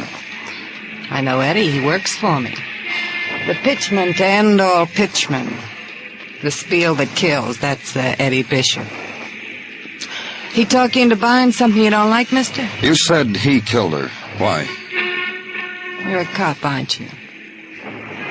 Come inside, I'll brew you something warm. It gets cold for everybody on the avenue. No, leave the door open. A looker might want to come in to browse. That's how it is in the world. Lookers, browsers, handlers, then walk out. Just like my Eddie. You want a sip of the warm brew? Why did you say he killed her? It's in Eddie to do a thing like that. It's what's about him that fascinates a girl. That and the clever way he handles an auctioneer's hammer. I could show you a 3-time bruise. 3 times in your soul on a man like Eddie. You read in the papers a woman is found dead in Bishop's car, and that makes you know he's a murderer. That and the way he spoke my name sometimes after we closed up the shop. Zoe, he'd say to me. Zoe killed a long day for me. You don't argue with a man like Eddie when he talks like that. You knew Mrs. Compton? When the summer began to fade, Eddie started talking to me about her. How she looked when she walked in one day to bid on an object of art. Then how she looked over a cocktail at a corner bar. And then how it was with the lights of Coney on her face and in Eddie's car on the long way to New Rochelle. All this my auctioneer told me. That's how I know the dead Mrs. Compton. I'm glad for her. You never saw her with him? It was last night. I watched from behind the counter. I saw her shove her wrist at Eddie. Eddie put a bracelet on it, one he'd bought from stock. I thought it was for me. Right in front of me, he did it. If it was like that for them, why would he kill her? Who knows? Maybe she rubbed him the wrong way. Maybe she asked him for it. Eddie was a man to oblige a lady. All right. Thank you. Do something for me, mister. What? You find Eddie Bishop, give him my message. Tell him I want an invite to his execution. It's been a dull season.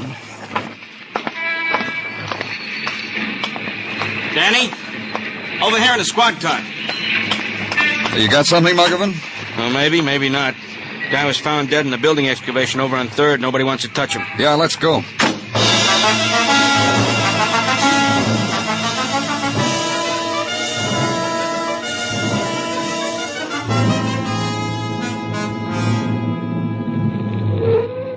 Drive down the ramp, Muggavan. Yeah. Well, this sidewalk superintendent's really got something to stare at now.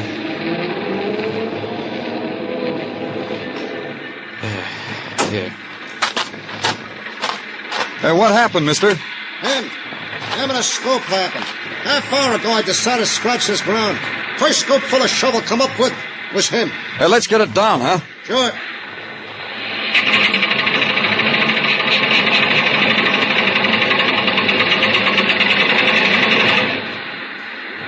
Okay? Yeah, real good. I'll take a look, huh? Shot, Danny. Here's a wallet. Hey, look at this. Check for $200 signed by Leo Compton. Uh-huh. Paid to the order of Edward Bishop. Edward Bishop? He's the man we figured murdered Anna Compton. Yeah, the man we figured murdered Anna Compton. What? Well, what'd you say, Danny? Nothing. I didn't say anything at all.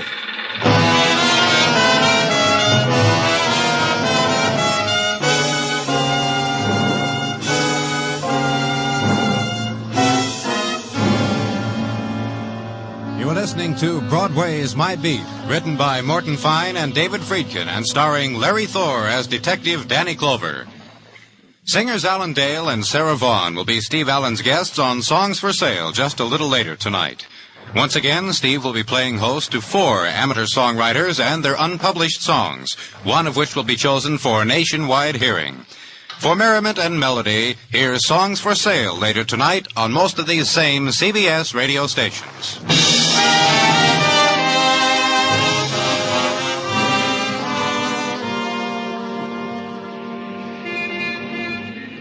September morn dips a dainty toe into a Broadway billboard and unshivering gazes down upon a street that only yesterday was choked with summer. But the refuse is there, where summer has passed and left pieces of itself, in the scratch and warp of summertime blues still screeching out of the loudspeakers. The sunny mannequins, wax slightly melted, waiting in shop windows to be replaced by the fall and winter models. The faint odors of the sun-warmed perfume, the souvenir of the golden girl who walked right past you, turned a corner, vanished into a place where summer never dies. A place not open to you, kid. Only autumn's ahead of you, kid. Start using it. It's already given you 2 murders. A woman in the front seat of a car, a man scooped out of the earth on the teeth of a steam shovel. What more can you ask? September's showering her gifts on you, kid. Take them. They're all yours.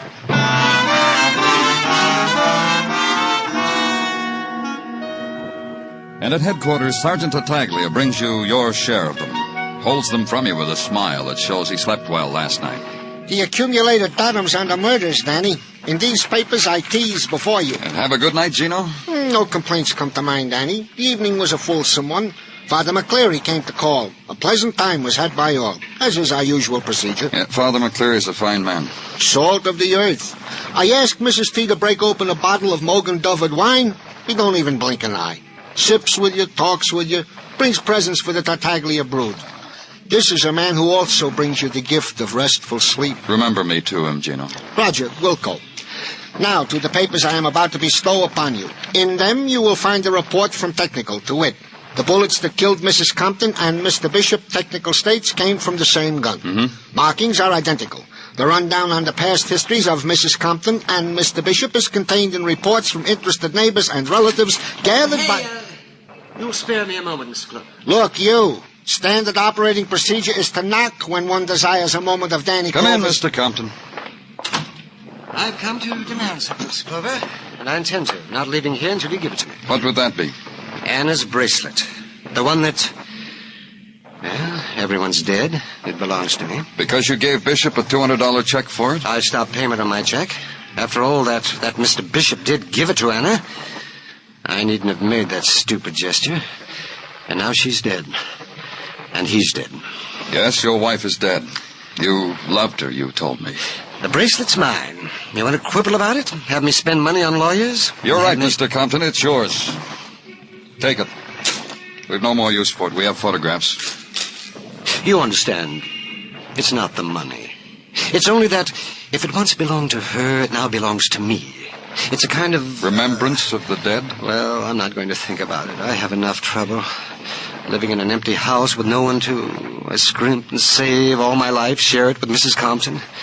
And the cost of things, Mr. Clover, it's outrageous. Food, furniture, clothes, and transportation. You know what cab fare cost me from New Rochelle? $5.60. It's outrageous. You could have come in another way. Oh, yes, and be mocked at, pointed to, as the husband of a murdered woman. They put my picture in the paper, you know, and that makes me a curiosity, a freak. You didn't tell me when I last saw you, Mr. Compton. What did you do after your wife left you with Bishop? What's that? I said, what did you do? Go anywhere? Talk to anyone? Well, of course I talk to someone. A man's wife walks out on him when he's given her all this. Who? Mervyn Mago. He's an old friend from boyhood. I go to him whenever I'm in trouble. He's a professional helper. He's in that business. He makes money by helping people? He runs a mission on East 40th. You'll like him, I think. Well, thank you, Mr. Clover. You were easier to deal with than I thought. Danny, a man's wife is murdered and he comes back for... Danny, you think... It's something to think about, huh, Gino? It was something to think about. Consider a man whose wife had been murdered. Consider, in space of 24 hours, his tears had dried. The shock of death had dwindled into something much more negotiable. A $200 bracelet, for example. The grief tempered by the high cost of taxicab fares. Leo Compton had motive enough to commit 2 murders. His wife because she had run out on him. Edward Bishop because he had run with her. Motive, certainly. So check on his story. Item. He was a man who needed companionship at the time of stress. Specifically, he liked to talk to a man who ran a mission. Go to the man who ran a mission and ask questions. Glad you came to see me, Mr. Clover. I really am. So am I, Mr. Mago. Now, a dozen checkerboards and a few back-issue magazines. You'll admit I do the best I can. Then there's always the coffee and donuts. The boys expect them. Standard fare for places like this. Sure. Now, once I got a bright idea. Put in a ping-pong table. Built it myself. You know, ping-pong for the boys. A little physical exercise. What happened? The boys didn't understand about ping-pong. Took down the net. Made a backstop out of the old magazines. Well, I confiscated the dice. Loaded. How often does Leo Compton come down here? Sometimes often. Sometimes not for months at a time. Whenever Leo feels the need. Need of what? Someone to talk to. But why to you? Because he doesn't have to explain himself to me. The embarrassment of bearing himself to someone doesn't have to be done. I know him, Mr. Clover. I know him well. That's what I want you to tell me about, Mr. Mago. I guess it was 20 years ago I met Leo. We went to the same summer camp in the Catskills, a charity camp. I was his big brother assigned by the counselor. You know, the older camper. I showed him how to put a French tuck in a bed. His swimming buddy. You know? Uh-huh. And since then, whenever he got into trouble... With himself or with the world, he came to me. I like to think I'm necessary to Leo. I can understand. Leo is a product, Mr. Clover. The making of a living, the background of poverty. Even now that he's fairly well-to-do, it still eats him. What does? Even at camp, the pattern was there. He would organize little card games after lights out. Wouldn't play himself, but took a cut from every pot. That sort of thing all his life. I see. Tell me something else. When his wife ran out on him, he came down here to talk to you. What did he say? Not a whole lot. He told me the story. I listened. That's just about all he wanted down here. He told you and then he went home, is that it? Not right away. He told me, and then the boys started to straggle in for their coffee and donuts. He joined them. He always does. He ate 4 of those donuts, Mr. Clover.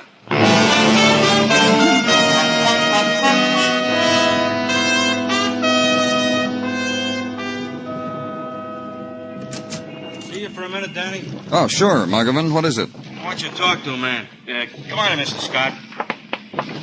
This is Mr. Scott, Danny. Mr. Scott, Lieutenant Clover. I do. Well, sit down, Mr. Scott. Sure, right there will be fine. Go ahead, Mr. Scott. Give the lieutenant the bracelet. Thank you. I thought it was the right thing to do, Lieutenant Clover. I saw the man's picture in the paper mixed up in a murder, and then that he should all of a sudden the come bracelet to me. Mrs. Compton come up was to me wearing. of all Yeah, people, I know. and out of the side of his mouth offered to Where did sell you me. get this bracelet, Mr. Scott? I told you, didn't I? Oh, I'm sorry. Would you mind telling me again? Go ahead, Mr. Scott. Please do. Well, here I was walking toward the subway entrance on 59th Street, and he come up to me. Who did? The man whose picture was in the paper about his wife's being slain, that's who. Means Leo Compton. I mean Leo Compton. He plucked my sleeve. He offered to sell me this bracelet. He said he was making deliveries for a jewelry concern, and the bracelet was left over, and nobody seemed to know where it come from. Uh-huh. How much did you pay for it, Mr. Scott? Ridiculous price. He asked $5.60 for it, and that's what I give him. You might as well know, too, that he kept turning his face from me, but I certainly recognized him. That's why I've come here. Muggerman, write Mr. Scott a voucher for $5.60, and thank you very much, Mr. Scott.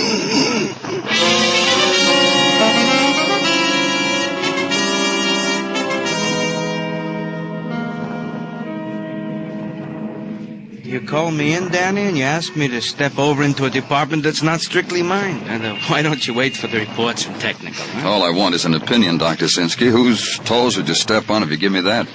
Gordon of technical. All right, so he deserves a toe smashing once in a while. What do you want of me, Danny? You examined Mrs. Compton. The bullet wound, Yeah. the type of wound where it was in her back. Is it one that would bleed freely? Yes, Danny, but you know these things as well as I. Why do I you just got ask? these photographs. Here, look at them. The inside of the car where Mrs. Compton was found. Mm-hmm. Well, Dr. Sinsky? You know as well as I do. Tell me anyway. I want to be sure. It is obvious that the loss of blood in the car was slight, which makes it, to me, apparent that the woman was not shot in the car, but somewhere else, and then put into the car and... I'm a doctor, Danny, not A detective? I didn't mean it to sound like that. Yeah, I know. Thanks for the opinion, Dr. Sinsky.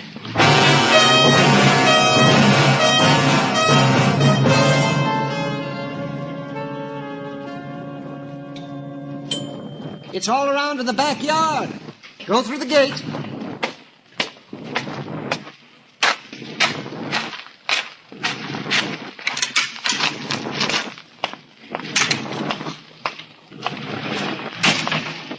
Well, I hope you appreciate me crating all this stuff for you. Why aren't you, Mr. Clover? Moving day, Mr. Compton? Huh? Oh, no. My wife's things. It's hard to live with. I see. Giving them away, huh? Well, not exactly. Selling them? I saw an ad in the paper where they buy merchandise like... Well, yes, I'm selling honest clothes. Why? How much are you getting for them? Why? I'm curious. Why? $560 for a bracelet worth $200. A man like you to do that strange. How do you know about the bracelet? The man you sold it to got scared. The bracelet was mine to sell. Why should he get scared? That's not the point, Mr. Compton. The point is why you should sell such a valuable bracelet for so little. You could have gotten more. I got what I wanted. Yeah, I guess you did. You broke even. Bishop gave your wife the bracelet, so legally it's yours. But you'd paid him for it. I told you that. You gave him the check so we'd find it on him.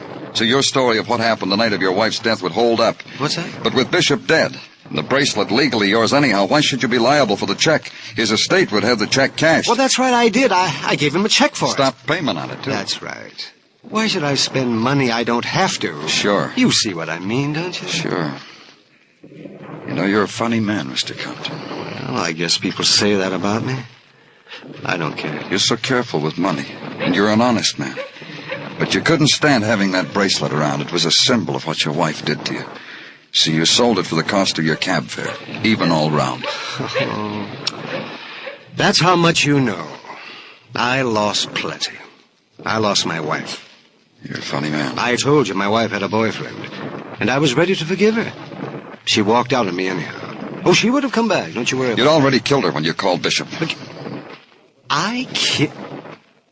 I told you that. Yeah, I know. I told you how it was. I said that. Then when Bishop arrived, you killed him, too. Wrote out a check and stuck it in his pocket.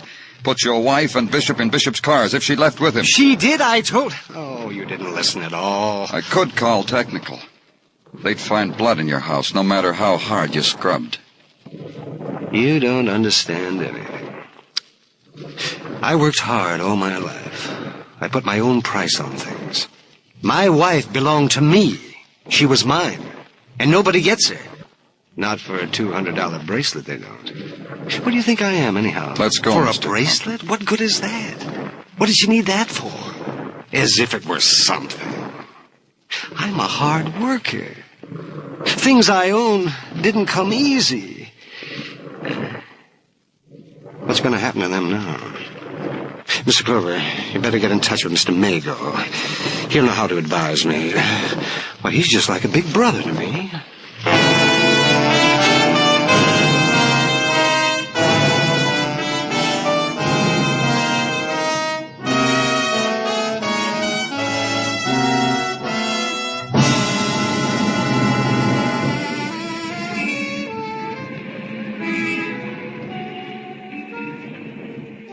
It's the journey to the end of all the other streets in the world, this Broadway. You turn a corner and you're there. Walk it slowly. Lean your heart against it. Shop for the kicks, the bargains, the heartbreak, until it all explodes in your face. It's Broadway, the gaudiest, the most violent, the lonesomest mile in the world. Broadway, my beat.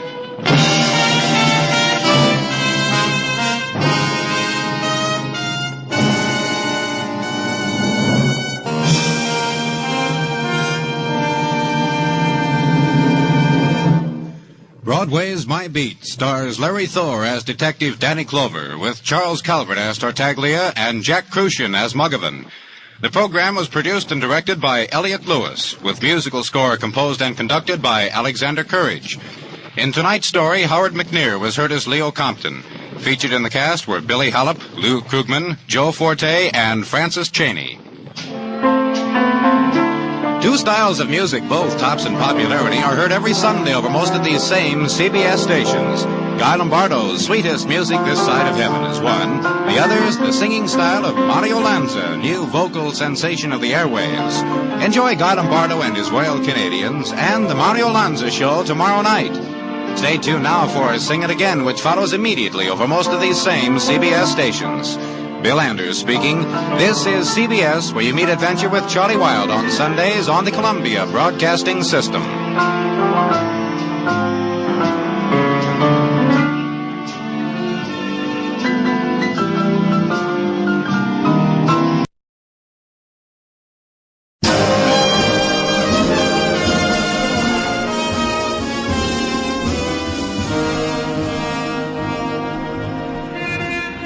Broadway's My Beat. From Times Square to Columbus Circle, the gaudiest, the most violent, the lonesomest mile in the world.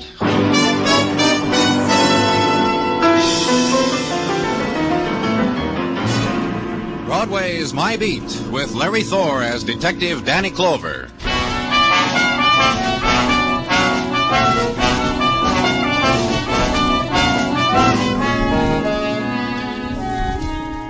In autumn sunlight, the September day trots out its promises for Broadway's considering, displays them in doorways, in pushcarts, in gutters, decorates them with price tags, invites you to browse, don't touch, buy, don't squeeze.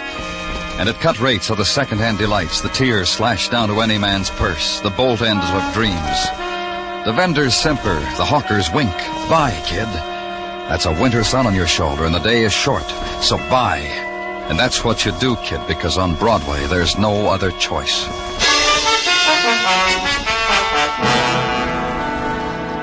And at police headquarters, the September's day has arranged its wares of violence on your desk, stacked as to category, degree, grade.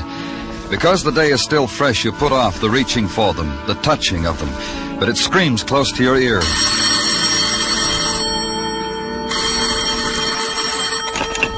In the morgue, Danny. Come down, I got something of interest to you. And walk the corridor to the room of the dead. Through the swinging doors into a place without season, where all nights, all days are of equal length, where temperature is constant, where the wind is conditioned before it's let flow over death. Walk up to the man who waits for you. A nervous twitch, Danny, to juggle things in my right hand. Maybe I'll be remembered for it. What have you got, Dr. Sinsky? The man lying there. They found him in his bed last night, murdered. These that murdered him. 2 bullets. Look. 22 and a 32. Wouldn't you say so, Doctor? That I wouldn't know. What I know is only one of these was needed to kill him. Either one.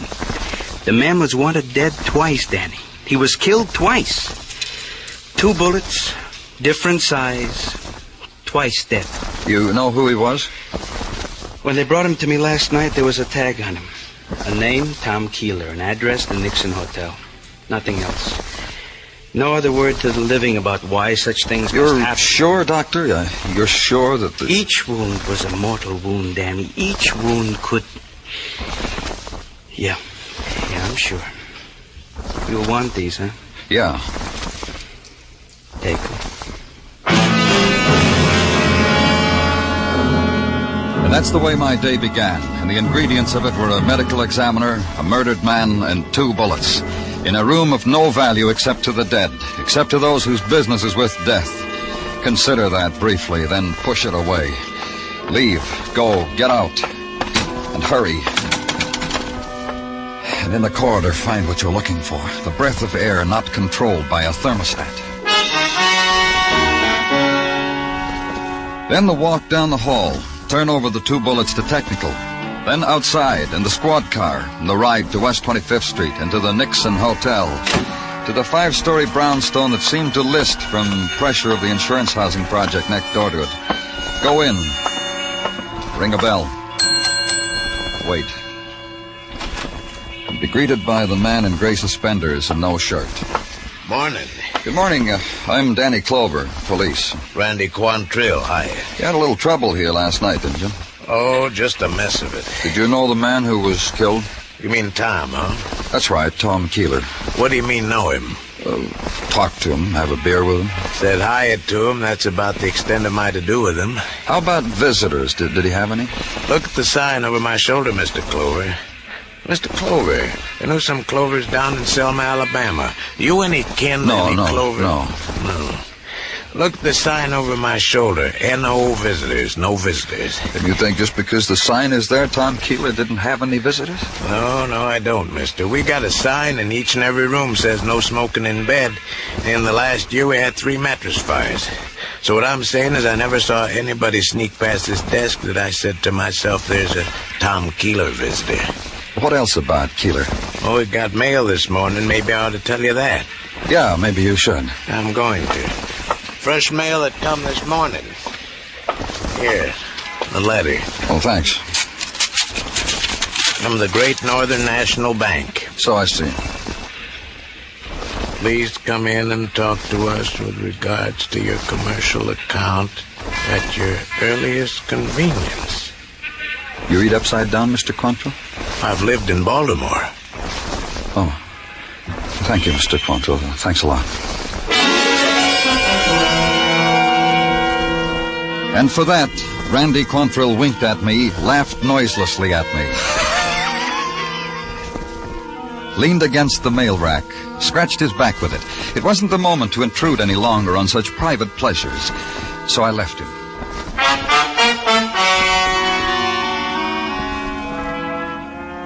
At the Great Northern National Bank, a guard, uniformed in tattletale gray, took my name, my business, walked down a marble aisle with them. An aisle lined with identical desks, identical faces behind them. Unerringly, the guard chose one, the right one. This was a shrewd guard. He muted his voice to the extracurricular business I had brought to the Great Northern, offered it to the man. The man considered it, digested it, and when he had it all in order, motioned me to the chair the guard had placed discreetly close to him. I'm told we can help you, Mr. Clover. A man named Tom Keeler had a checking account here. We're aware of it, therefore... Then you know that he was murdered last night in a cheap hotel? We're aware of many things, Mr. Clover. Our research... I'm sorry, I can't hear you. What'd you say? I say that our research department makes a point of informing each of us here on many diverse matters. Matters that could even most remotely concern us. Thank you. Beg pardon? I said thank you because you let me hear what you had to say. I was appointed, Mr. Clover. Should any questions arise about the late Thomas Keeler, should any questions arise, I was to answer the question. Your interrogation is what, Mr. Clover? We down at headquarters think it's strange Tom Keeler slept in a flop house when he had a checking account with us? Uh-huh. Philosophical question, Mr. Clover. Somewhat out of my province. Pardon me, what? I say that all we know of Thomas Keeler is that we were asked to transfer $50 weekly to his account, which we have done religiously until... Who asked you to do that? Consular at Law, General George Weber. If you want his address, we shall give it to you. Thanks. You were saying you did this until what? Until 2 weeks ago. Possibly 2 weeks and a fraction of a day. When Mr. Weber asked us to discontinue his generosity. Why? I suggested it was a personal matter concerning Mr. Weber. Don't mind troubling you with it. What? I'm sorry. I said that I would... Never mind. Probably wasn't important.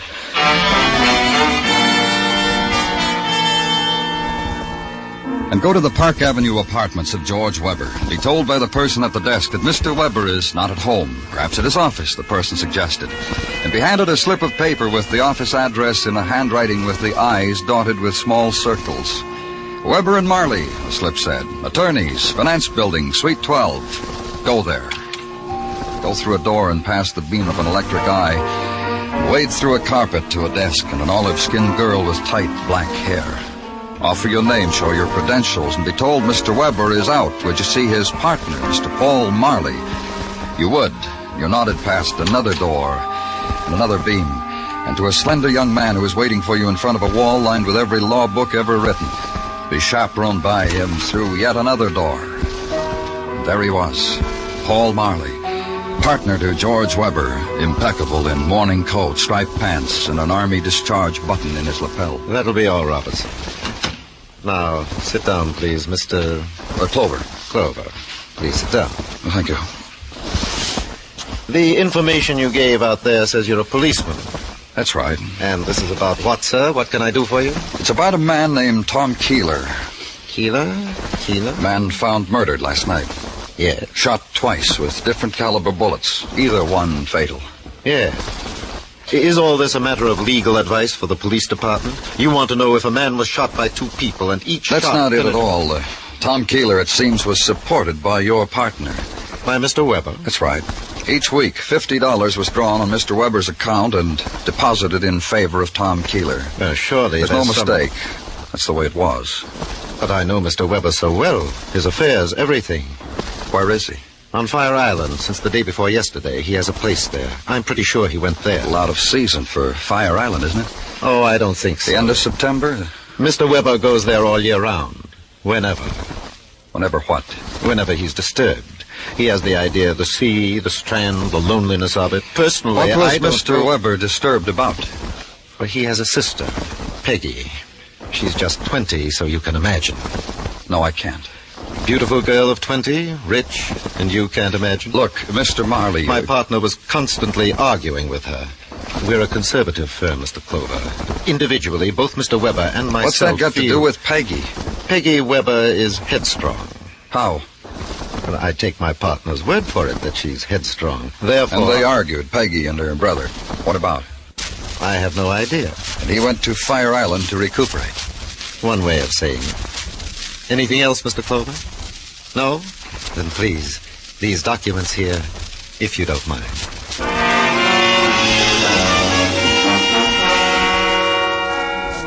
And get in touch with the authorities at Fire Island. Check on the whereabouts of Mr. George Weber and wait. And an hour later, a phone call. Mr. Weber is not on Fire Island. Mr. Weber's place there is deserted. From the looks of it, hasn't been inhabited for over a month. So come up with a conclusion. Mr. George Weber was missing. Put out an All Points bulletin on him. And go back to his Park Avenue apartment. Make a request of the management. We're always glad to accommodate the police. Then let's go, shall we? Of course. Mr. Weber's apartment, right this way, down the hall. Yes, sir. Although, I'd like to know why we should intrude. Don't worry about it. Yes, sir? Open the door. Of course. And here we are. Yeah. We are, aren't we? What? What did you say? What did you say, Mr. Clover? I didn't... Oh. It stopped both of us. The management and myself. It was a sight that needed only one glance, and the details were there forever. The free-shaped coffee table and the grotesquerie of the man spread beside it. The tracery of blood that stopped abruptly. Mr. Weber, that's Mr. Weber. The penknife, bone-handled and cheap in his heart, to be remembered. Details in the death of George Weber.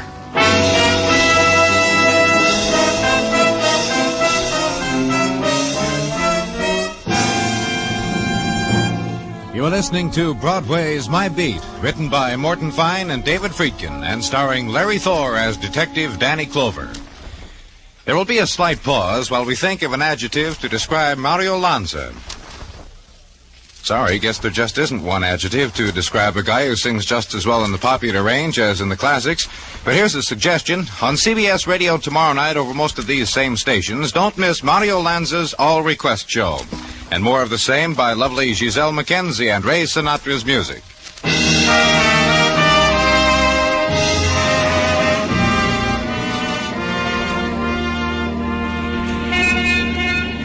When the night slips out of Broadway's fingers and the false dawn blurs the shadows, Broadway stands bewildered. The carnival is run down. Only the stragglers walk it, with their step without pattern, like their dreams. And the color of their loneliness is the darkened neon, the last sparks of a cigarette butt, and pavement gray.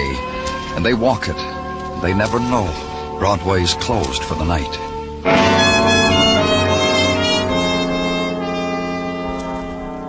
And somehow or another, whether it deserves it or not, the world gets to be 9 o'clock in the morning. Then there's a place for everybody. It's daytime, breakfast time, work time, make a dollar time. Or as Sergeant Gino Tartaglia said it... Lend me $1, Danny. Oh, sure, Gino. Here. Thank you. The reason for this transaction, Danny, No, is... you don't have to explain. I want to. Go right ahead. Thank you. Mrs. Tartaglia forgot to tuck my dollar into my lunchbox today, as is her wont, for the little things a man needs during the day. She just phoned me and confessed her dereliction of duty in this matter. Gino... She said ask Danny for it. And tomorrow she will tuck in $2 so that you will not go hungry. Tell Mrs. T not to worry. Roger, will come. And now, Danny, to the chores of the day. Knife which did George Weber in was of the variety which can be purchased at our leading hardware stores for the nominal sum of $1.98. Practically untraceable. Prints? Wiped clean. Go on. Well, that's about the sum and substance of the intelligence which has been shunted from the downstairs to the here, Danny. As of now. However... Yes? A young lady is in the anteroom and wants to see you. Who is she? A Miss Peggy Weber, sister of the most latterly deceased. Get her. This way to see Danny Clover. Now, sit down, Miss Weber. That'll be all, Gino. I'm glad you came, Miss Weber. Your name's right here on my calendar to see today. I knew you'd want to question me about George. How did you hear about his death? I was home. The late news on the radio. You see, I didn't live with my brother. We didn't get along. Oh? It's going to be a lot simpler now with him gone. I'll wear a black dress like this one for a month and call it a decent interval of mourning. It's not any concern of mine, Miss Weber, It's entirely your concern, Mr. Clover. Your position demands that you locate people who would have motives for murdering my brother. I would. Did you kill him? A few of my friends and I got together some time ago. For kicks. We were going to try things together, you know. Just for kicks. Black magic. Well, I spent the first 10 days of my membership sticking pins into my brother's picture. And all that happened is that he got a sty on his eye. Outside of that, I never harmed a hair on his head. Why all this hate, Miss Weber? Simply this. I love a boy. I told George about him. George got red, then blue, red again, and then a lovely color I never saw before. He found out who the boy was. Ruined him. Who is the boy? Ralph Clay.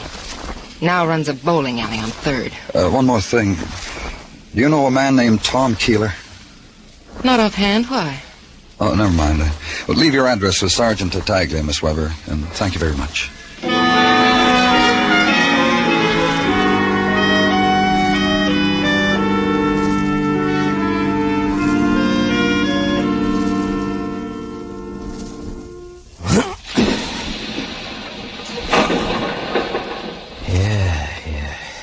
You Ralph Clay? Huh? Oh, hello. Yeah, it's me. It's my dying day.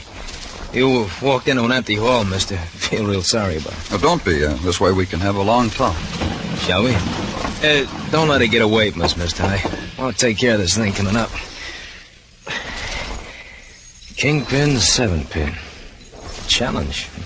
What do you think? Go ahead. Watch me.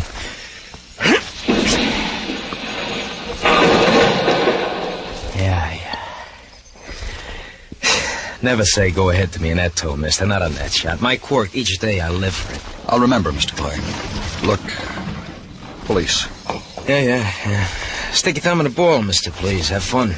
I'll write it off under entertainment. Joint's bad, no one will know. Something Peggy Weber said. It sent me to you. Peggy? The girl of class.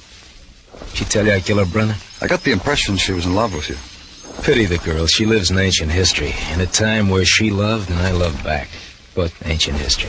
Under the bridge. Peggy did something to you? She had a brother. Now dead, I read. It stopped me for a breath on the way to the sports page. George Weber did something to you? Yeah.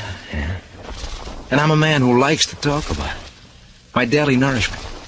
Share it with me? Huh. Georgie Porgy Weber didn't like how his sister used to put her hand in mine, so he marked me lousy. How? Standing before you, Mr. Police, is a boy who once thought he was a lawyer.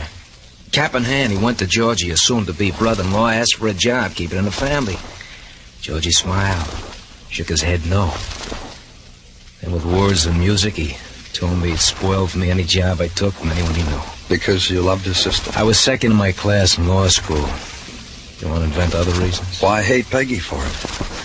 Things like that run in the blood. I'm gonna stick around till it comes out in Peggy and slaps me in the head. Then that gives you a motive for having killed Weber.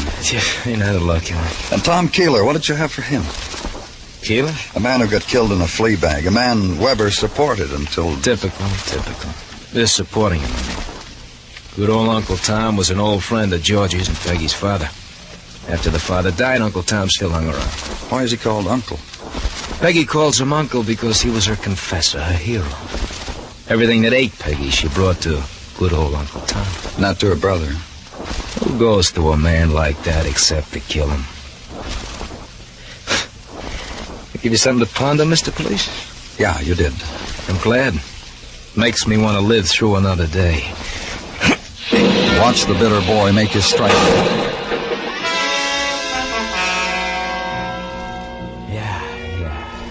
And consider the lie he'd flipped to you. The girl's lie that she didn't know Tom Keeler. And wonder over it. Jotted down in memory as a future conversation piece with Peggy Weber. And then, remember a man who said he knew all about George Weber. Everything but the mention of Keeler's share in his partner's life. Go to him, wait for him to finish his preening. To taste to the full the decorations bestowed upon men of know-how. Got this little time machine for being on my toes, Mr. Clover. Handsome tidbit, isn't it? Yeah, it is. 17 Joel, Hamilton. All because I proved in court the chap's wife had been unfriendly to said chap. Look what the grateful devil had engraved on the gold. To chum Paul Marley for setting me free. To chum. What was there about Tom Keeler that shut your mouth about him? My compliments, Mr. Clover. Brilliant strategy. Attack while the enemy celebrates minor victories. In tactics class at Fort Meade... You told me about Weber, personal things about him, his sister. Why not about Tom Keeler? It pained me. For George's sake, my deceased partner's sake, it pained me. You'll show me where it hurts. You think you'll be able to understand? Don't answer, it doesn't matter. Keeler was a derelict, a bum, a hungry shadow in George's closet. That's why George opened that account for him. To keep him from coming here to beg. George and I had a large investment here. The presence of Keeler was Weber cut off the account. At my insistence, my counsel. It made quite a row the other day between Tom and George. I had to shoo people back to their desks. You killed George Weber? Attack. I admire your method, Mr. Clover. For the investment, the plush carpets, the perfumed secretaries, the junior partners, all yours now. You killed Weber for that? The death of my partner was a great loss to me, Mr. Clover. A personal loss. Were it in my humble power to hunt out his assassins, I would dedicate my knowledge, my life, my...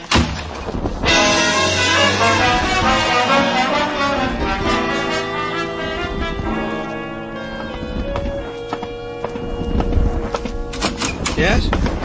Danny, something I can do for you? Dr. Sinsky, I have an idea about something. I want you to check it for me. Gladly. Get out the medical examiner's report on Tom Keeler. Gladly. Here, a sec.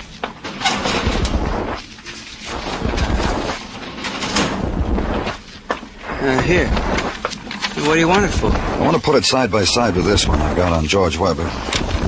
So? Here, look. It says Weber died day before yesterday at approximately 6 p.m. Uh-huh. And it says on this report that Keeler died about midnight on the same day. You know what that means, Doctor? No, what? There's a pencil on your desk. Figure it out.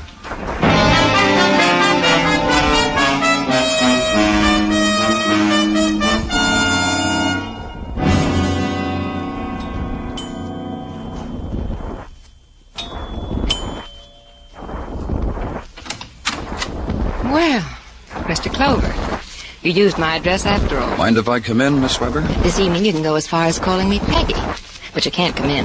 I'm afraid I'll have to... You'll have to force your way in? Well, I could relish that. Peggy. But a friend's visiting with me. Ralph Clay. You said the password. If you know that, you might as well come in.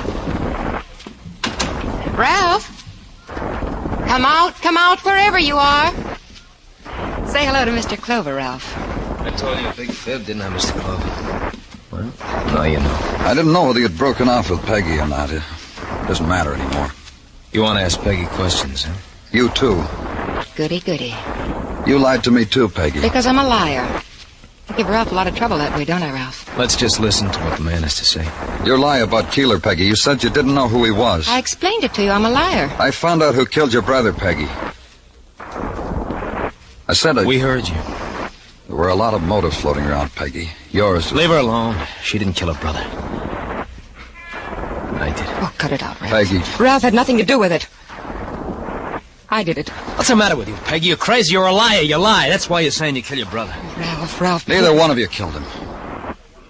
You thought Ralph did, Peggy, and Ralph... What are you trying to do to us, Clover?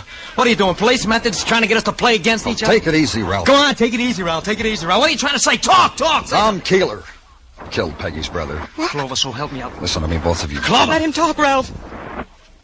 Keeler killed him because his source of income was cut off. A man like Keeler could kill. A desperate man, a man without livelihood. A tramp who made a habit of living off someone else's generosity.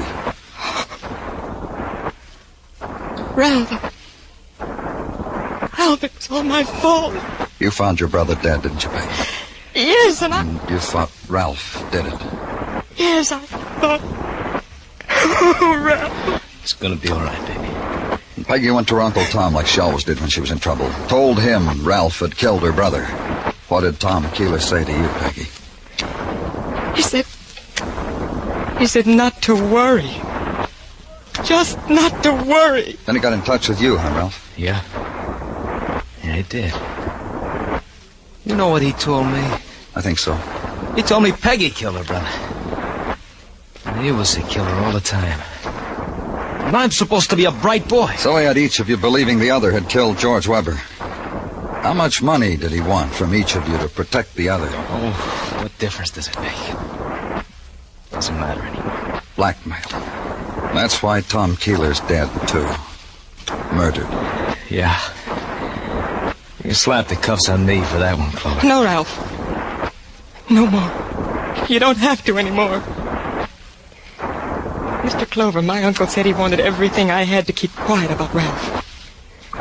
So I went up to his hotel room while he was sleeping. And I shot him.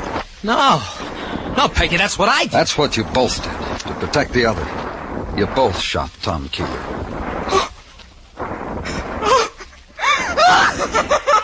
Peg, baby. Stop her! Peg!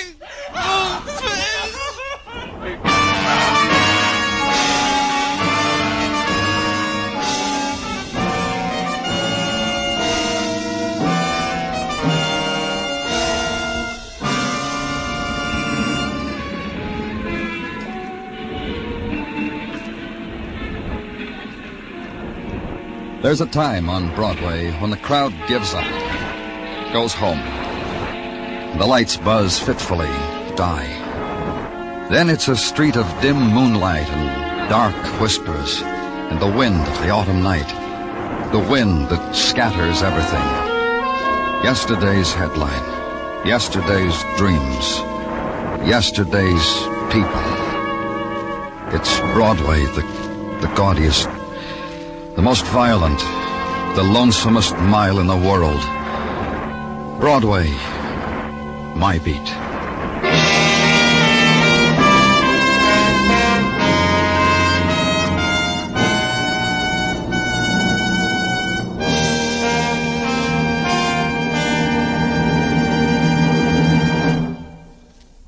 Broadway's My Beat stars Larry Thor as Detective Danny Clover, with Charles Calvert as Tartaglia and Jack Crucian as Muggavan.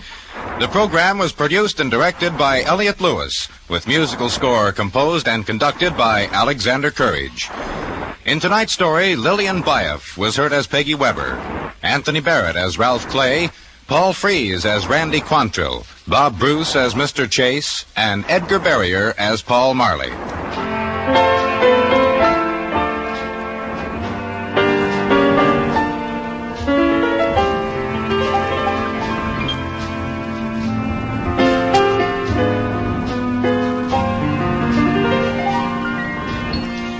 Here are two Sunday features that have captured America's fancy year in and year out.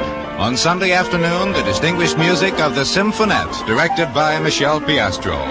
On Sunday evening, the outstanding vocals of the Choraleers. Listen for both these musical treats every Sunday on most of these same CBS radio stations. The Symphonette in the afternoon, in the evening, the Choraleers. Stay tuned now for Songs for Sale, which follows immediately over most of these same stations.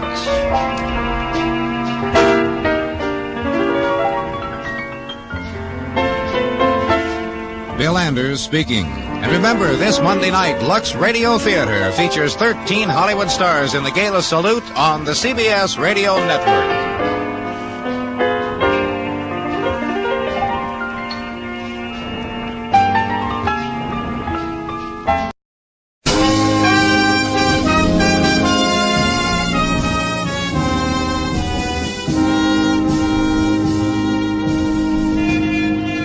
Broadway's My Beat, from Times Square to Columbus Circle, the gaudiest, the most violent, the lonesomest mile in the world.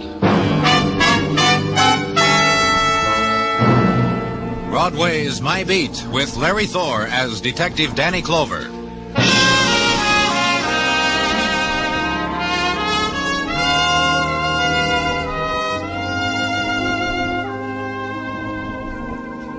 When it's October and the night has slipped down over Broadway, the street is spangled with autumn strollers. They come here, the seekers after something or other.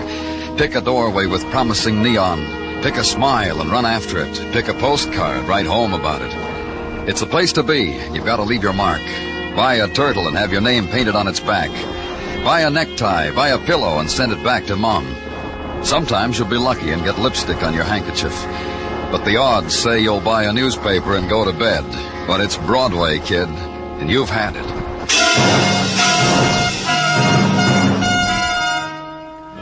And where Broadway ebbs off into the side streets downtown, where I was, close to where 18th Street touches the river, the shock was a thing composed of crowd and a nighttime sky lit by flame. The elements, later to be noted in police and fire department records: fire at Russell's Chemical Company, time 4:15 a.m. You're bringing somebody out now, Danny. That's strange. What? What'd you say? I said it's strange, Muggavan. After 4 in the morning, why should anybody be... Come on, let's see. Put the stretchers down here. Somebody better... How are they? Huh? Oh, hello, Danny. These two, I think that's all was in there. I just started to say, somebody better get a priest. They're both dead? This one is. The other one... Danny, look at him. Ed Coster. Huh? Do something for him. Don't let... Doc, over here. Ed Coster. Hurry up, Doc! You know him, Danny? Yeah, he's a policeman. Policeman? What was he doing in there? Doc, do something for him. The flames beating against the night sky, burning an opening for dawn. In the street, their reflected glow darts across the face of death, holds for an instant, then scurries at the breath of the October wind. This is the time of shadows, the brief time, the time for shrouding of the charred body of a man, the time for quick gentleness. And the other man, still in anguish. And the lifting of them into the vehicle reserved for the dead and the dying. The closing of a door upon them. The hushed ride that puts an end to night.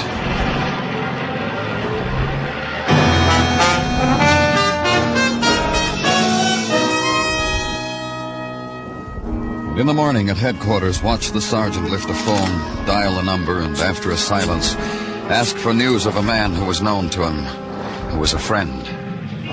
It's me again, Dr. Sinsky. About Ed Coster. Any change? No. Oh, thank you, Doctor. I'll keep calling. Gino. What do you want? Ed, how is he? You heard? No change. Hits us all, Gino. Coster's that kind of man. Ed's been to the Tartaglia house, dangled a Tartaglia child on his knee. He'll make it. Ed'll make it. Sorry, Danny. I keep thinking about Ed's wife, Vera. I keep thinking... You got something for me, Gino? Yeah, I got something. I'm sorry, Danny. The man found with Ed, the dead man. Technical checked up on him. In ways they got to check on such things. Fingerprints, maybe. They know who he is? We got a file on him this long, to my arm. Joe Gant, professional arsonist, a man who sets fires. In this way, he makes his daily bread, by burning. Anything else? It's on the record Gant was friends to Frankie Crown. Oh? How were they friends? Gant once lit a playful little bonfire in a machine shop concern. Frankie Crown bailed him out, treated him to Frankie's lawyer. Gant got off. Let's see Frankie get out of this one. I hear Frankie's a big man now. Not that big. I'll want to talk to him. Yeah. But maybe you better listen to this other thing first, Danny. What? Was called in a few minutes ago. The automobile of one George Russell exploded, blew up in the face of his daughter Patrice in the driveway with a booby trap. Russell? Of the Russell Chemical Company, where the fire was. Home address, uptown, 1923 East 112. Thanks, Gino.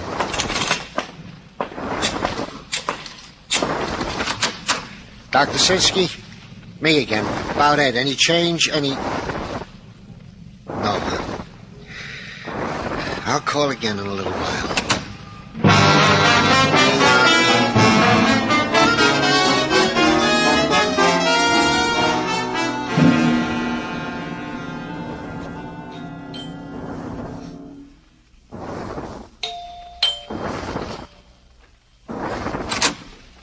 Yes? Mr. Russell? Yes, what is it? My name's Clover, police. Oh, morning long, you police. Mind if I come in? I suppose you may. In here. This is my daughter, Patrice, Mr. Clover, another policeman. Hi. How do you feel, Miss Russell? Got my pinching hand in a cast. Oh, the disadvantage of it all. Wait till Jimmy sees it. Patrice. It was your fault, Daddy. Wasn't it his fault, Mr. Clover? I understand your car blew up this morning. Well, not mine, his. Daddy's. What happened? Her car is in the garage being repaired. I loaned her mine. You see how it's his fault, Mr. Clover? He spoils me. I only wheedled him for the car this much, and he patted me and said, "Yes, my darling daughter." You stepped on the starter and it... And it blew. The way things do, bang, like that, bang. She's a lucky girl. Fortunate me. Hand in a sling, gauze on my cheek, and plaster dappled with it. Poor Jimmy. Your car booby-trapped, Mr. Russell. Your plant set fire to by an arsonist. An arsonist? That's right. The man who died had a record of arson. What's happening? I don't understand. Oh, Pop. Hey, Pop, how's business, Pop? Patrice, you'd better... Do what, Pop? My business is fine, Mr. Clover. If you've got any idea, I had my Pop place... carries a lot of insurance. Cut it out, Patricia. Look, Mr. Clover. What? Don't pay any attention to her.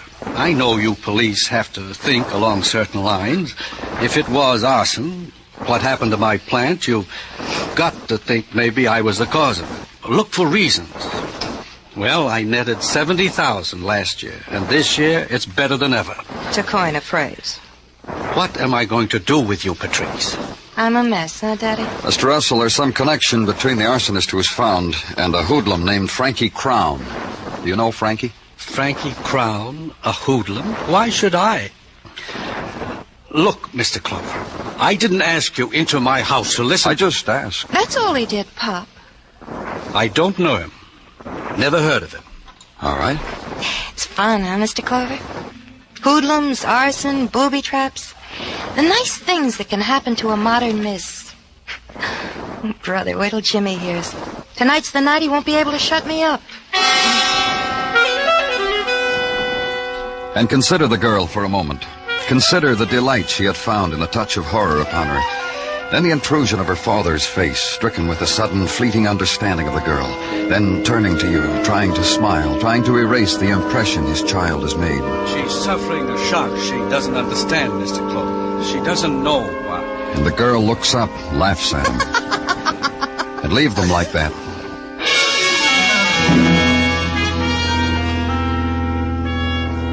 Then to the discreet office of Frankie Crown in a discreet downtown building dedicated to the deep understanding of stocks and bonds and the affairs of commerce. The shiny new setting for Frankie Crown, hoodlum, alley boy, friend of dead arsonists.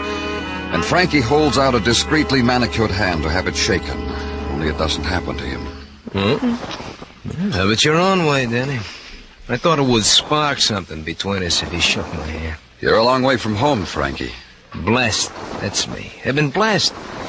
Wipe your hands of the old life and a new world shivers on the horizon waiting just for you. Gotta try it, Danny. Been to any good fires lately, Frankie? Oh, busy. Frankie Crown has been so busy you couldn't conceive. No fires, no street dances, no fun anywhere. The penalties of the new life, Danny. A friend of yours was at a fire, though.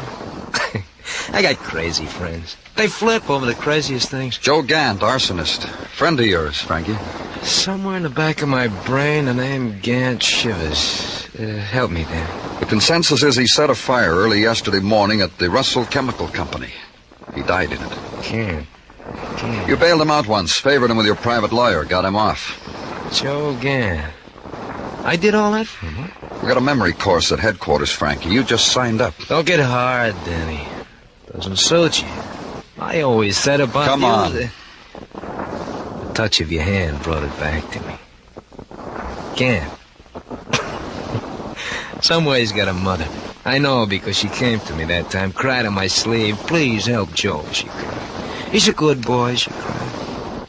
Made my eyes water how with my dough and lawyer Joe Gant was going to reform, so I gave in. I break up at a mother's tears. Maybe she'll cry some for me. You going looking for her? No, don't bother, Danny. I bought her a place in her old country. She impressed me so much as a typical mother. You close all the doors behind you, don't you, Frankie? The mark of a polite man be closed to it. How about the one on George Russell? They'd come over the tape. The Russell plant burned to the ground. This morning his car blew up in his daughter's lap. Now there's a door that's never been opened to me, Danny, the Russell door. I'm blessed, huh? Absolutely blessed. You get out of there, back to headquarters, sit at your desk and shuffle your thoughts. The coincidence of a booby-trapped car and a fire. The link between a hoodlum, newly respectable, and an arsonist, newly dead. And another man, a businessman who had a daughter. Try to find a category for her. Try to find... Danny Clover. Dr. Sinsky, I'm calling from the hospital. How's Ed Coster? Get down here, Danny, right away. And go there. And the only sound in the corridor is your footsteps. A sound that hurries toward pain. Open a door and find it.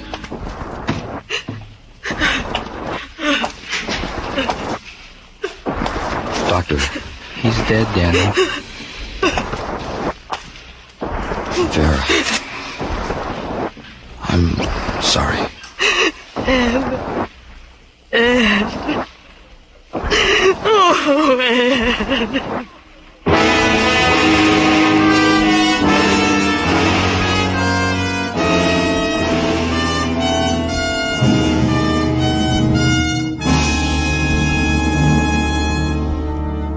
Listening to Broadway's My Beat, written by Morton Fine and David Friedkin, and starring Larry Thor as Detective Danny Clover. In days of old, when knights were bold, King Arthur and his round table were the rage. History's not exactly repeating itself, but the best entertainment of Arthur Godfrey's weekday shows is every Sunday afternoon on King Arthur Godfrey's Round Table. Listen for it starting tomorrow afternoon on most of these same stations. King Arthur Godfrey's Round Table on CBS Radio.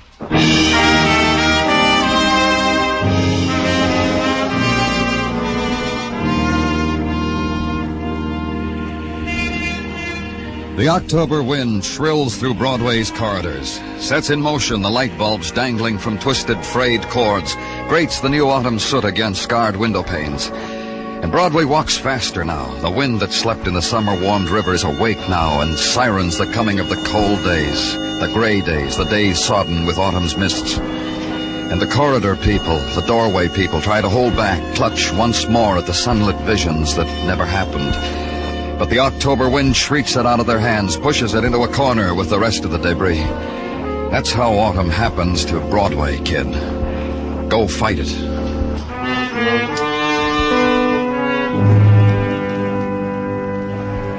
And autumn has other sounds. The lingering overtones that float in from a hospital corridor. A woman's call to a dead husband and... Ed. Ed. Vera, let me give you something. Let me give... Don't talk to me. Just for a minute. Don't talk to me.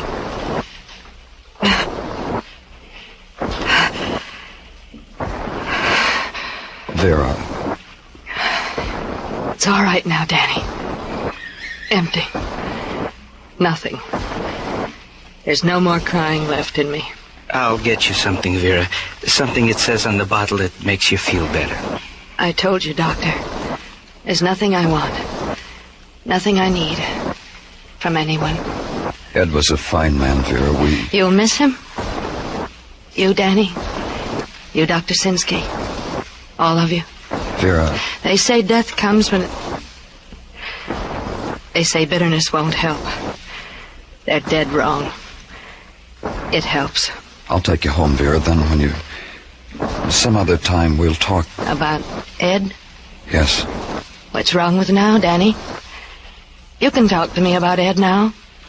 We never held secrets from each other. I couldn't understand something. What was there about Ed Coster you couldn't understand? Only how he happened to be at the scene of the fire. How he must have been there even before... He was called, Danny. An anonymous call. It told him a fire was being set at that chemical company. It even told him what time to get there. Did he have the call traced? It came from a public phone booth. Ed was new on the burglary squad. He was glad for the tip. He thought it would make for a good start on the burglary detail. He thought He'd maybe... been on the narcotics squad before that, put in for a transfer. Do you know why, Vera? Because I asked him to. Because I didn't like the idea of his being on the narcotics squad. It didn't fit Ed. Ed was fine. A good man. He gave me all his love. All his gentleness.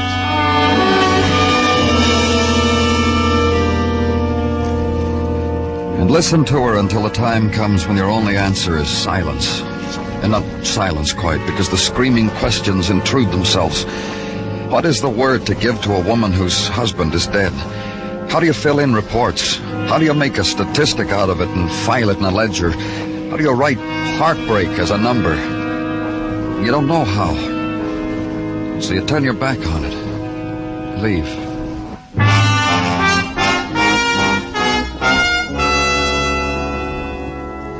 And to headquarters again. Call in Detective Muggerman. Tell him to get out the record of Ed Coster. And wait. And a while later, a door opens and Detective Muggerman walks in. I got it, Danny. Okay, put it down. Aren't you going to look at it? What's the matter, Muggerman? You restless? I'll look at it. I know you will, but I think you ought to look at it right away. Look, Muggerman, you... All right, then I'll show you. Hey, you see it? Here. This arrest, June 12th this year. Patrice Russell. Uh-huh. Ed arrested her for the possession of narcotics. Now you know why I wanted you... Take it, Muggerman. Lieutenant Clover's office, Muggerman speak. What? Bad? Oh, sure, right away. Danny. Uh-huh. A bomb was thrown into the home of George Russell. When? A few minutes ago, into the living room. The fire department... Let's go.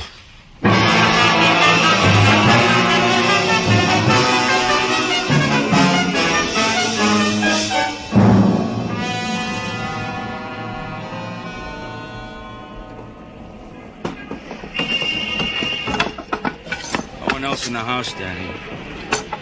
I checked with the boys in the fire department. You looked yourself? Yeah, Danny, I did. There's no one else in the house. Just him, you and me. You ask about his daughter? Woman in the crowd outside told me she saw her go out a couple of hours ago. Described her wearing apparel right up to her hat.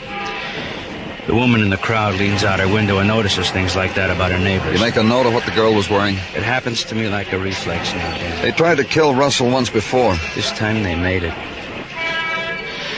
Can't we go into another room and talk, Danny? The way it hit him... In a minute. He must have been sitting at this window. The force of the explosion threw him... Yeah, like that. They sure wanted him dead, didn't they?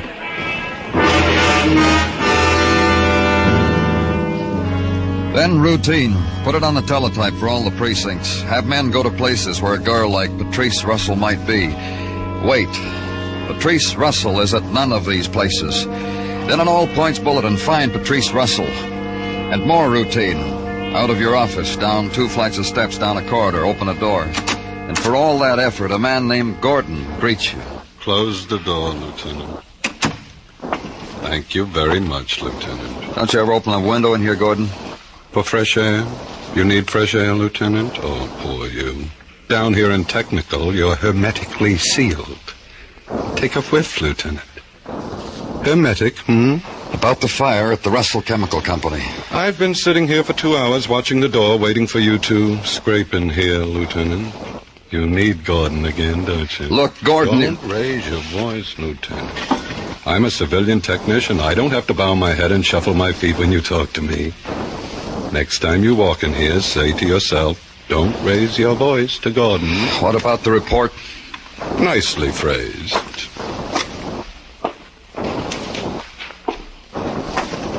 Here.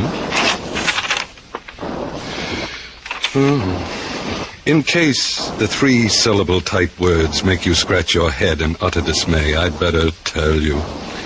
The fire was not only set by an arsonist, but there was an explosion. Explosive neatly placed to explode at a comparatively low heat. It was a... Danny, I got a morsel for you. You close the door. Close it yourself. Let's get out of here, Gino. I said... I heard what you said. Come on, Gino.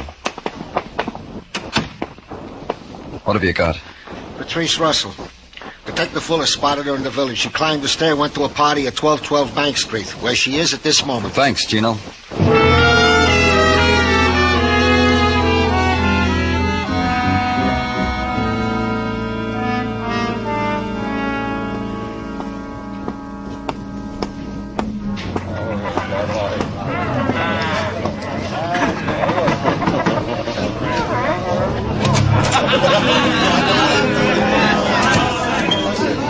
Where's Patrice Russell? Thanks. Patrice. Cut in, Danny, cut in. Come on, dance with me.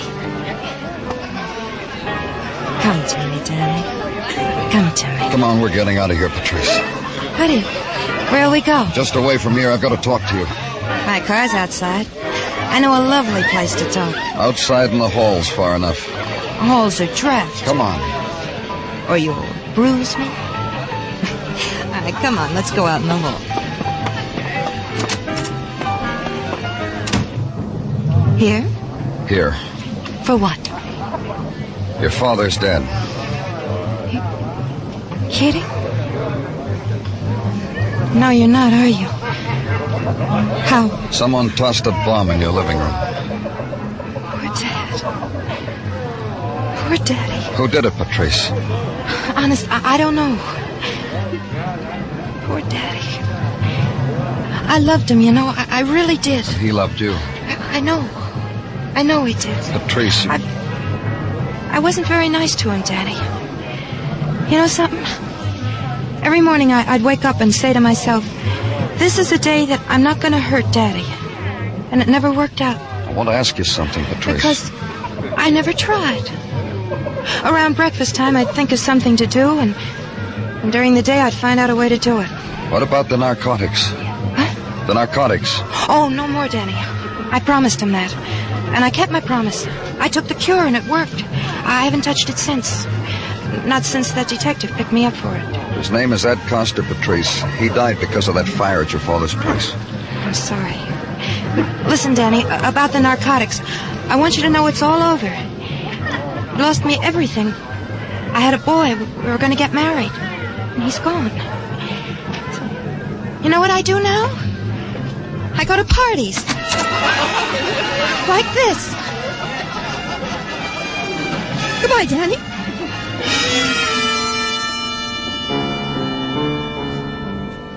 And leave her. Leave Greenwich Village. Ride uptown to the one stop you had to make. The final stop. In front of a canopied entrance to a Greystone apartment house. Have your badge sniffed at, then be told the man you're looking for is a penthouse dweller. Find the elevator, press a button because the man you want is 30 floors away. Get there, and the man you want is waiting for you as you step out. Hey, come on in, Danny. Thanks.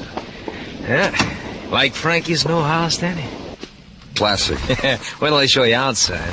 I got the city for an awning. Come on, I'll show you. All right. My Manhattan Tower, Danny. I'm happy for you. You figure on renting a place like this? That's why you come to look? Uh-uh. And then what? I want to take you away from all this, Frankie. Too much sweat got me here, Danny. It isn't going to be easy. Not hard. Just a walk to the elevator and a ride downtown. There were times when that could happen to Frankie, no more. It's going to happen. It's got murder in it. What are you talking about? George Russell. What about him? Dead. Had a bomb pitched through his living room window. Rumors said you used to do things like that, Frankie. Rubber balls through tenement windows when I was a kid. I give it up. No future. It all gets back to Joe Gant, Frankie. Come on, Danny. You're in a classy place. Make classy conversation. What about Joe Gant? The connection between you and who? Finish the visit, Danny. I got a dame. It'll wait. Maybe I can still catch her, Danny. Maybe she's got a friend. You want me to try? Don't bother. Well, then finish the visit. Sure. It started way back in June. What did, Danny? Come on. When Patrice Russell was picked up on a narcotics charge. George Russell, Patrice Russell. What is it with all these Russells? George Russell must have pleaded with the officer not to press charges against his daughter, Patrice. He didn't make it. The charge nearly wrecked his daughter. All right. What's this got to do with me? The arresting officer's name was Ed Coster. Russell was going to get back at him. Danny. And he found a way to do it. Somehow he found out Coster was transferred from narcotics to burglary. That was his chance. That's my date, Danny. I don't like to keep a lady waiting. Tough. See? She's impatient. Tough. I'm telling a story. Russell came to you. He said he wanted a fire set in his place for whatever reason he gave you, for whatever amount he gave you. Look, Danny... You better forget it. So you arranged it, sent Joe Gant. Joe set the fire all right, but he was followed by Officer Ed Coster. Because Ed got a phone call telling him where a burglar would be at what time. All right, so they both burned. Why should that keep me from a date? The phone call to Ed came from Russell. Russell rigged the place to blow up when the fire started. It blew all right. Gant was killed. Ed died. And I wipe a tear with the back of my hand. You couldn't let Russell get away with that. One of your boys was killed. Bad for your reputation. You evened it. The bomb in the car didn't work, but the bomb in the living room did. Danny. You can say goodbye to her on your way, Frankie. I asked you, Danny. You didn't agree. It'd kill you. Put down that gun. Yeah.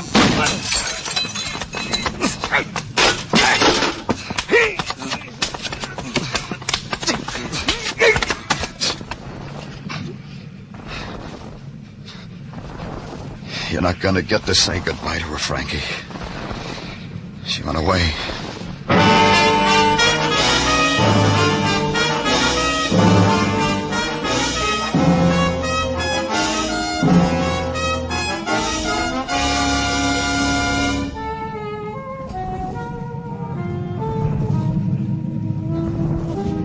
Broadway's wearing its harlequin clothes.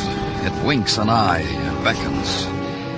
And in the press of crowd there, a pale girl walks like a queen because Broadway's a dream street. And there, that man with begging eyes, hungry for a new dream. It's a laugh or a cry, with nothing in between. It's Broadway, the gaudiest, the most violent, the lonesomest mile in the world. Broadway, my beat.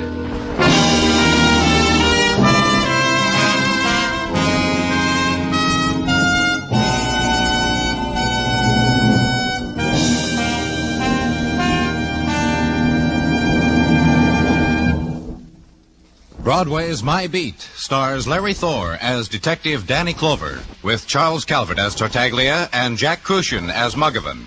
The program was produced and directed by Elliott Lewis, with musical score composed and conducted by Alexander Courage. In tonight's story, Anthony Barrett was heard as Frankie Crown. Featured in the cast were Michael Ann Barrett, Paula Winslow, Herb Butterfield, and Ed Max.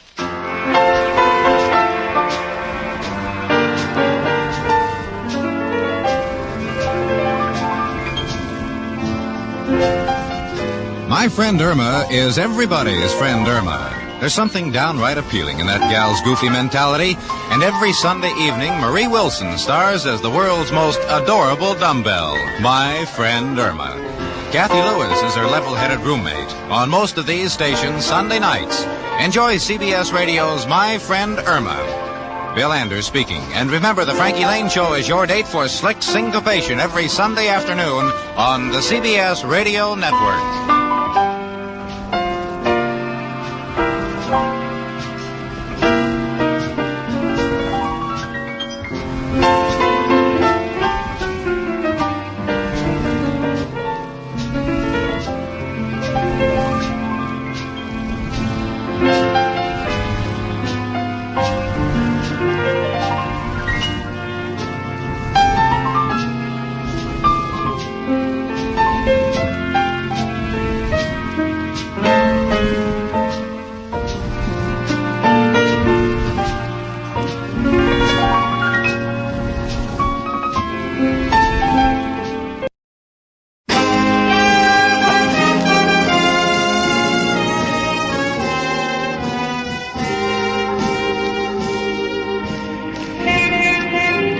Broadway's My Beat, from Times Square to Columbus Circle, the gaudiest, the most violent, the lonesomest mile in the world. Broadway's My Beat with Larry Thor as Detective Danny Clover.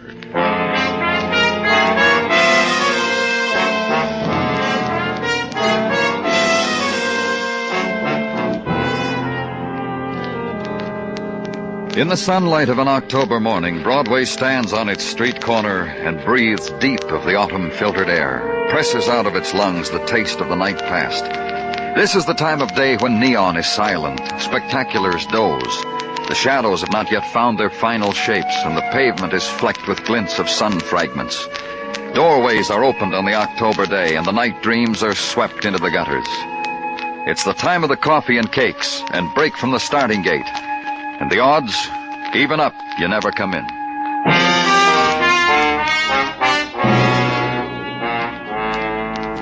And where I was, the sunlight filtered through Italian damask, swiftly caressed Grecian fragments. A torso in black marble, a head in stone, pocked with antiquity. A glass case with golden coins hermetically sealed against corrosion and desire. And impervious to it all, the man who leaned fastidiously against a Grecian column, then lifted his glass of champagne, silently toasted the bust of Plato, then let the realization flow over him that a policeman was there among his treasures. You respond well, you people, and quickly. Bravo. At headquarters, they said your call sounded urgent. Did they say that? How perceptive of you people. The extraordinary qualities one finds in the most unimaginative of delicious. That's right, Mr. Hanson. No imagination. That's why you'll have to tell me the reason I'm here. It's exquisite. You'll be ravished by it. Shall we set it off with champagne? Look, I'll reject the bubbly. It's going to be such a grisly day, Mr. Clover. I promise you. It's off to a good start. Goodbye, Mr. Hanson. Come back, idiot man. Come back. In this room full of dead antiquity, there is so much vibrant death, pulsating death. And you turn your back on it. Idiot man. Someone's dead? There will be. Does the statement chafe up an emotion in you? Who? Nola, my wife. Once of such beauty. Such beauty that would put all these my Grecian delicacies to shame. That torso, for instance. It would blush to its tippy toes at the beauty that once was Nola's. But no more. And she's going to die because... There will be violence of one sort or another. Death? It is almost too much to hope for, is it not? Though Nola deserves it. How that old girl deserves it. She's done something? Mm-hmm. Yes. Mm-hmm. She convinced a boy to come here all the way from Europe. An Adonis of a boy. Kurt could turn on the old girl. Young gods turn on old beauty sometimes. Destroy it because it offends their sense of the aesthetic. Kurt Bauer. A young thing with a pair of skis. I fear Nola is playing with her own demise in that boy, and she's not aware of it. No more than she's aware that... That what? That my daughter Connie, by a former less colorful marriage, also has no love for Nola. You must talk to Connie at her place on Sutton. Ask her why she loathes Nola so helplessly. It'll amuse you. And you, Mr. Hanson, what about you? What? I, too, am a creature of violence. Delicious, isn't it? I don't know one day to the next how I'll react when something's taken away from me. I fear for Nola, Mr. Clover. Such an exquisite fear. That's why you called us? But exactly. Nola's a lovely old girl. I'd fret if there was so much as a scratch on her. You'll prevent that, you people, won't you? If you can. If you can.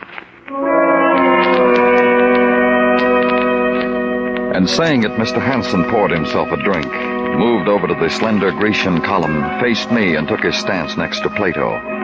He fingered his mustache, cocked his head, and used a half of his mouth for a smile.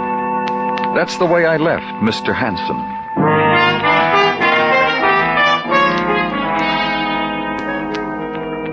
Then call his daughter, be told that Miss Hanson was not at home momentarily. Momentarily, she had an appointment elsewhere, at Rockefeller Plaza, the ice skating rink. So go there. Have her paged. Miss Hanson. Miss Connie Hanson, please. And watch the skaters briefly. The young thing who catches your eye in pirouettes. and Swifty, the rapid boy on racing blades, and the lady who gets up again, brave and intent, and skates close to the rail, and the very tall young woman who skims out of the crowd and talks to the announcer. Hi, Miss Hanson. That man asked for it. Do you want to see me? Yes, my name's Clover. Can we sit down? Sure, if you want. I'm from the police, Miss Hanson. Go on. I'm not panicking. I had a talk with your father a little while ago. What's his current burden? I'm not sure, Miss Hanson. He seems to be worried about your stepmother. He should have started to worry about her 15 years ago, the day he married her. If I were he, I'd give up by now. You know, come philosophical about her. What'd he say about stepmother Nola? He said something would happen to her. Somebody... Kurt? He mentioned a name, Kurt Bauer. Kurt Bauer. You know something? I've been waiting for Kurt for 2 hours, just to cross hands with him and dance a Blue Danube with him. He won't show up. Would you show up for me, Mr. Clover? For a girl who's 6 feet tall? I wonder... My complexion's not so bad, but look at this hair. Ever see hair like this on a girl? I chuckle to myself when I put lipstick on my face. Tell me about Kurt Bauer. And see me gush? Don't make me do that, Mr. Clover. I'd titter and poke you with an elbow. Just tell me who he is. Young man.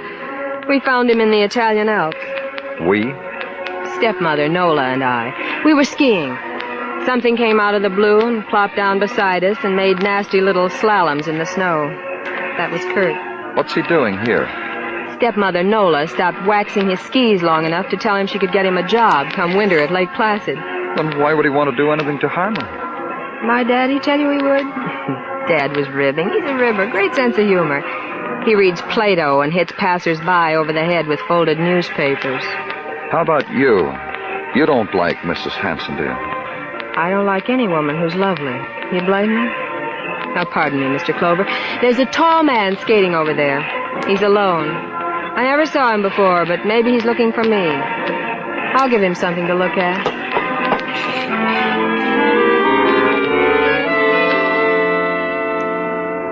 And watch the girl skate away with a surprising grace, glide to the center of the rink, and begin an endless whirling, a whirling whose fuel was disappointment and frustration, the frenetic spinning, turning, cutting of numerals into ice, the magic symbols to draw beauty to her.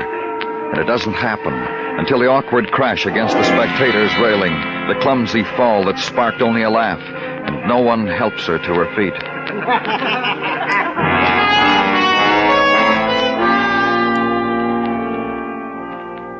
Check now with the proper authorities for an address on Kurt Bauer, ski instructor. Be given it. Go there, to an apartment whose odors are of wax, of oiled wood and steel.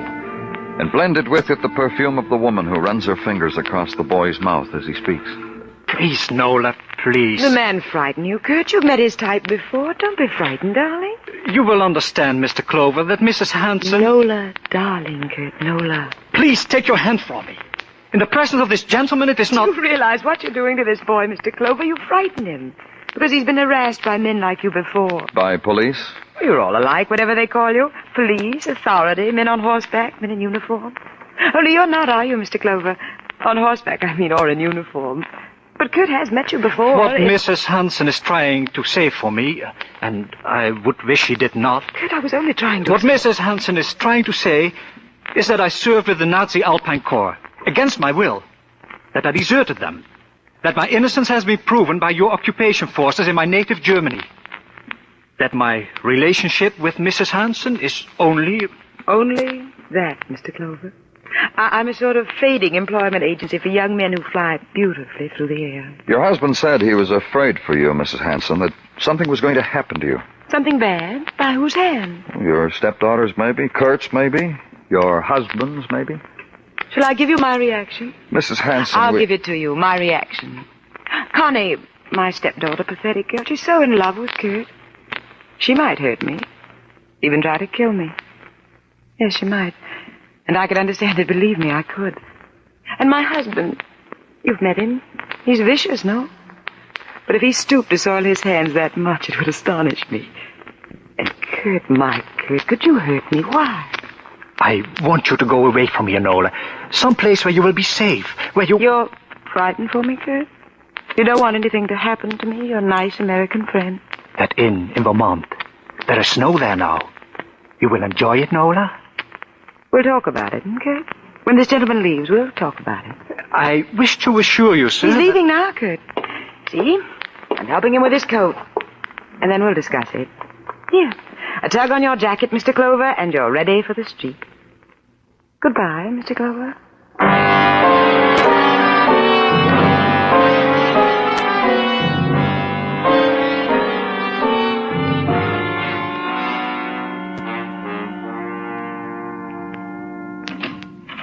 Danny? Come on in, Muggerman. What's on your mind? Nothing. Just going home, Danny. How about you? Yeah, a few minutes. You bowling tonight? Yeah, I guess so. Well, don't do me any favors. You don't feel like bowling? Say you don't feel like bowling. Yeah. What's the matter with you? I'm bewildered, Muggerman. You ever get bewildered? That's why I bowl so much. It takes my mind off the many times I'm bewildered. I can't figure those people. Each one of them. Dale Hansen, his wife, his daughter, that Kurt Bauer. What about him? I don't know. If I said they were strange, would you know what I meant? Me either. There's something shrill about all of them, like they were waiting for something to happen, like each was waiting for the other to make a move. One of them was... Danny Clover speaking. Dale Hansen, Mr. Clover. Yes, what is it, Mr. Hansen? Have you been inside Kurt's apartment recently? About 3 hours ago. Why? I suggest a revisit. I strongly suggest it, Mr. Clover. Goodbye. What was it, Danny? I'll tell you on the way. Come on.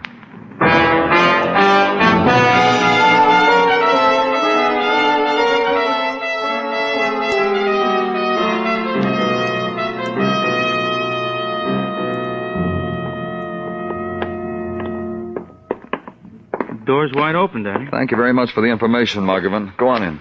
Right, all right. What's supposed to be here in Kurt's apartment? I don't know. Look in that room. Yeah. Danny, look. Look, Danny. He stood there in the doorway, Muggerman did, pointing at Kurt Bauer, lying there on the bed, arms outstretched like the beginning of an embrace, like the end of one. And beneath the white silk scarf around his throat was the shaft of a ski pole, steel-tipped, impaling him. It was the thing that killed him, the thing that had murdered Kurt Bauer.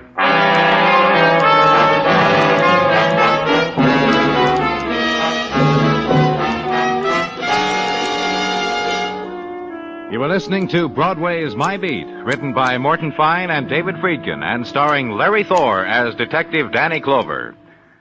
Robert Q. Lewis is in the Waxworks for a solid hour of pop tunes every Saturday night on CBS Radio. If you go in for Tin Pan Alley favorites, come in for Robert Q's Waxworks just a little bit later tonight on most of these same stations. Robert Q's name guests who know their music and sometimes sing it. America's discs America currently sold on. Enjoy them all on Robert Q's Waxworks later tonight on CBS Radio.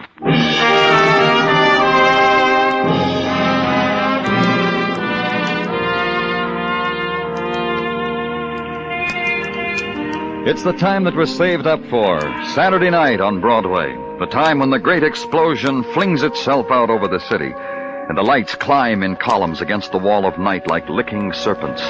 Crowd gathers to give it voice. The hawkers, the gawkers, the hurry-up boys, the take-it-easy girls, the laughers, the weepers, the footsteps, the sigh of silk, the whispers. And inside, a thin sheet of glass away, the cocktails on the varnished bar, and the piano, and the secret sounds from a corner table. This is it, kid. Broadway, in the blaze of the moon, Saturday night time.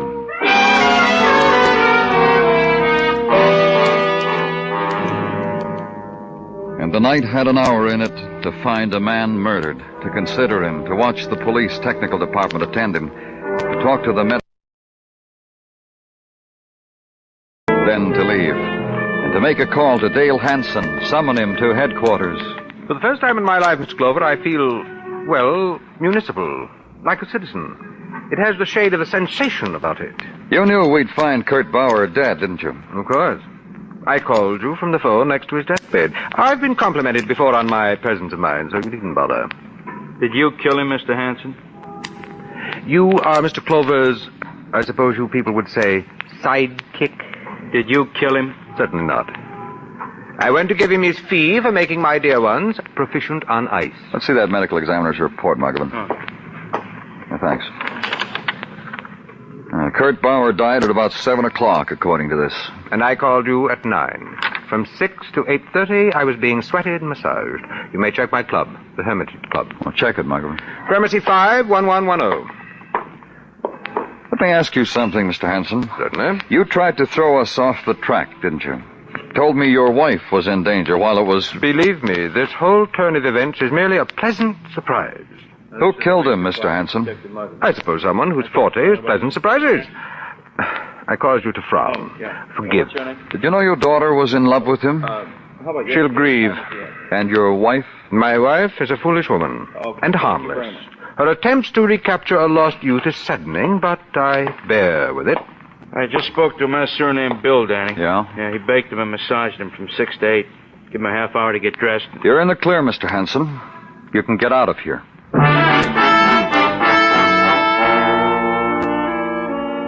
Then the phone call to the Hanson apartment be plugged into the chauffeur's quarters. Be told in a crescendo of yawns that Mrs. Nola Hanson had been taken to Grand Central at about 4 o'clock for a jaunt to Vermont.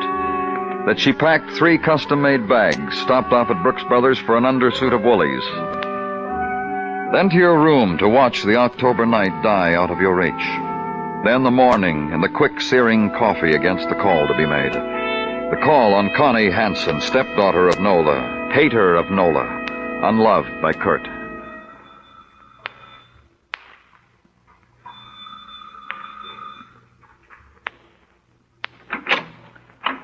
Miss Hanson, please. Who are you? Police. Oh, now you mustn't trouble Miss Constance with why she tried to do away with herself. She tried to commit suicide? When? Last night. Can I see her? Well, doctor left things like you to my discretion. Can I see her? Well, I don't see what harm it'll do. Come along.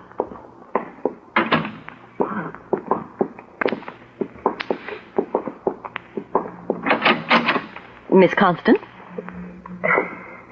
It didn't make me any more attractive, did it? I thought maybe... Why, Miss Hanson? Why? Kurt's dead, haven't you heard? I ever tell you about Kurt? Beautiful Kurt, handsome Kurt. You're not a woman, so you don't know what it was when he touched you, even by mistake. He never drew his hand away from you the minute he did. I could gush like this forever. You could have killed him, tried suicide knowing it wouldn't work, to make us think... You're a ray of sunshine, Mr. Clover. You really are. A big help. You're thinking I could kill Kurt. That makes me something, doesn't it? Really something. A girl a man could want. A man could want a girl like that. I'm sorry, Miss Hanson. You better leave, don't you think?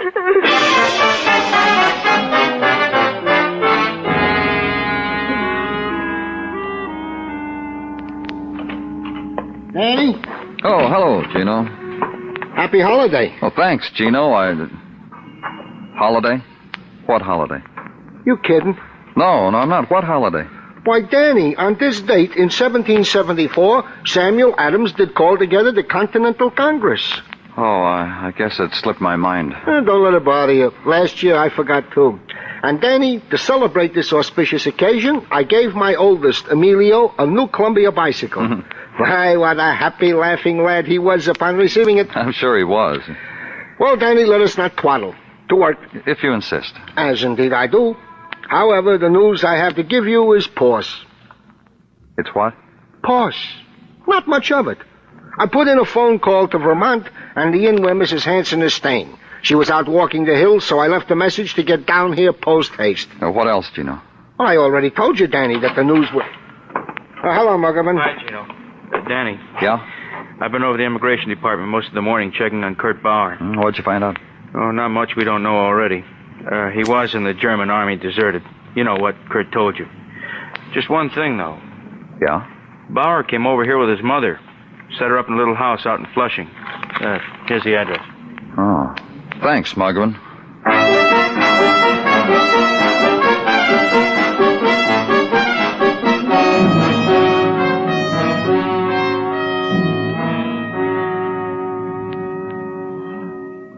Kurt was something fine, Herr Clover. Something beyond your understanding. I met him, Mrs. Bauer, talked to him. He told me he was a deserter. My Kurt was a man of intelligence. When promises, dreams were not what they pretended to be, Kurt fled from them, as he fled from your authorities in our country. He said he'd been an unwilling Nazi, and that he was cleared. He was, but it was still flight, because Mrs. Hansen beckoned. She loved him. Many have loved Kurt. Many Mrs. Hansens. Younger, richer, less greedy for youth. And many husbands have wished my Kurt dead for this. Dale Hansen? A curious man. This house, it was his gift to Kurt. Kurt's clothes, his apartment, money to spend. You mean they were a gift through Mrs. Hansen? No, from him personally. Because my Kurt went to him when we came to your country, explained to him his interest in Mrs. Hansen was only professional. She had talent for skiing. Explained to him his gratitude for the opportunities of your country. My Kurt was an intelligent man. You could call it that. Was it not intelligent of him to go to Mr. Hansen immediately when you found him with Mrs. Hansen? When you told them of her husband's fear for her? Kurt did that? Immediately. To ask of Mr. Hansen the favor of money for our return to our home. Kurt had no wish to be present when... And what did Hansen do? He promised Kurt the money. He told Kurt to come here to me. He would bring the money to us. You wish more from me, Mr. Clover? No, nothing.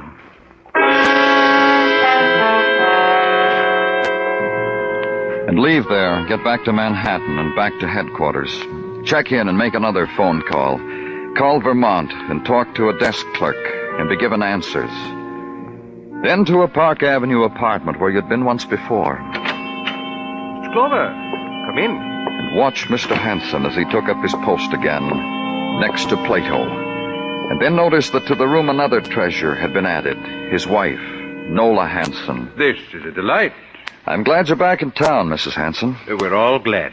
You've heard about Kurt, haven't you? I cried for him on the train, all the way to Boston. Then she met a Harvard professor. He took a clinical interest in her. How'd you find out about Kurt while you were in Vermont, Mrs. Hansen? Your sergeant left word about what happened. The desk clerk at the inn gave me quite a detailed report. I forgot to tell you something, Nola. What? I saw Kurt a little before the police. I went to his chambers to speak with him about you. There he was, that tool of his trade right through his chest. I cried. I really did. Have either one of you heard about your daughter, about Connie? Yes, she tried to commit suicide. Well, she does that frequently, Mr. Clover. However, she's very careful not to succeed. By now, she knows precisely to the pill her limit. She never exceeds it. Poor, desperate girl. I wish I could feel more fatherly about her. Well, how could you, dear? Connie's so tall, and you know. Let me ask you something, Mrs. Hansen. Yes? When I first met you, you were with Kurt Bauer. You were a different person. Nola has that talent.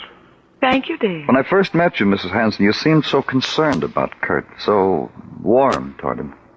Well, he was alive then. That's your talent, huh? Precisely alive. Kurt was something shining, vibrant. Dead? Well, he's dead. He sure is. Well, Nola? Mr. Hansen. Don't be embarrassed, Mr. Clover. Nola and I will say our goodbyes right in front of you. You planned it all, didn't you, Mr. Hansen? Exceedingly well, don't you think? Well, let a girl in on it, will you, boys? What are you two talking about? About something exquisite, Nola.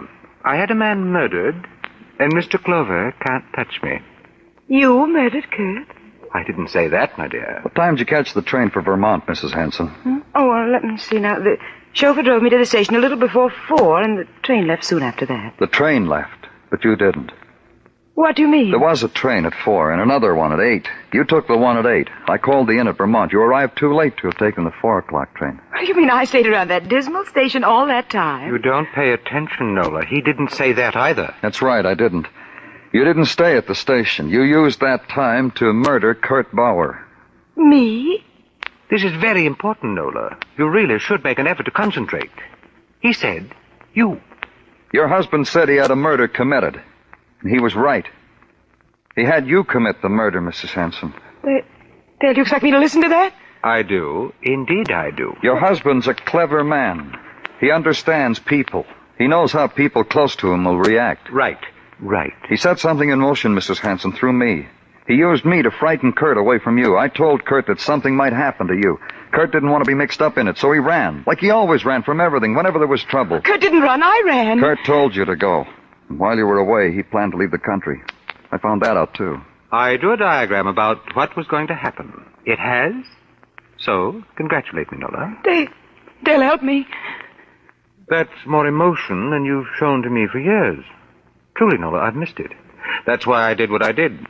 I grew bored about being embarrassed among my friends about you. Dale, help me. So you killed Kurt, Mrs. Hanson, because he was walking out on you. He told you that when you were waiting for the train, when you went to see him. Listen to me, Dale, you've got to help me. I was foolish. I was foolish before. You stopped me before. All you had to do this time was to tell me to stop. And it was innocent, Dale, you know that. Listen, Dale, I was doing it for Connie, for your daughter. She's so unattractive. I was trying to convince Kurt to be kind to her, to love her. Don't you see? Don't you see, Dale? And when you do have an emotion for me, my dear, it's so distasteful. Goodbye, Nola.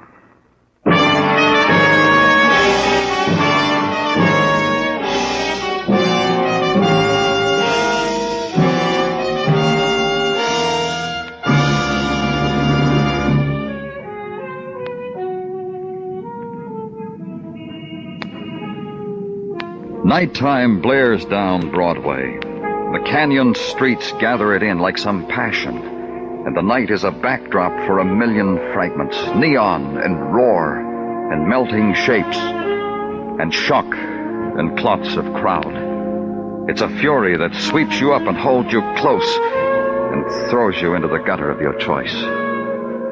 It's Broadway, the gaudiest, the most violent, the lonesomest mile in the world. Broadway, my beat.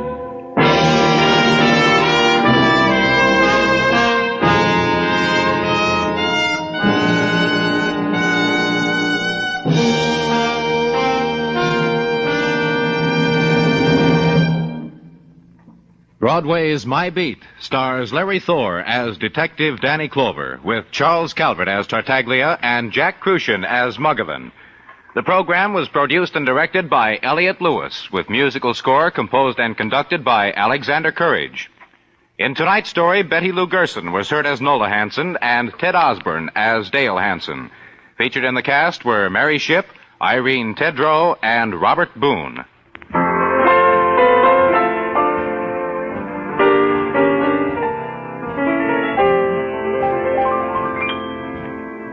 When Squire Jack Benny invites the whole gang to a swank Hollywood nightclub, the natural question arises in everybody's mind, who's picking up the check?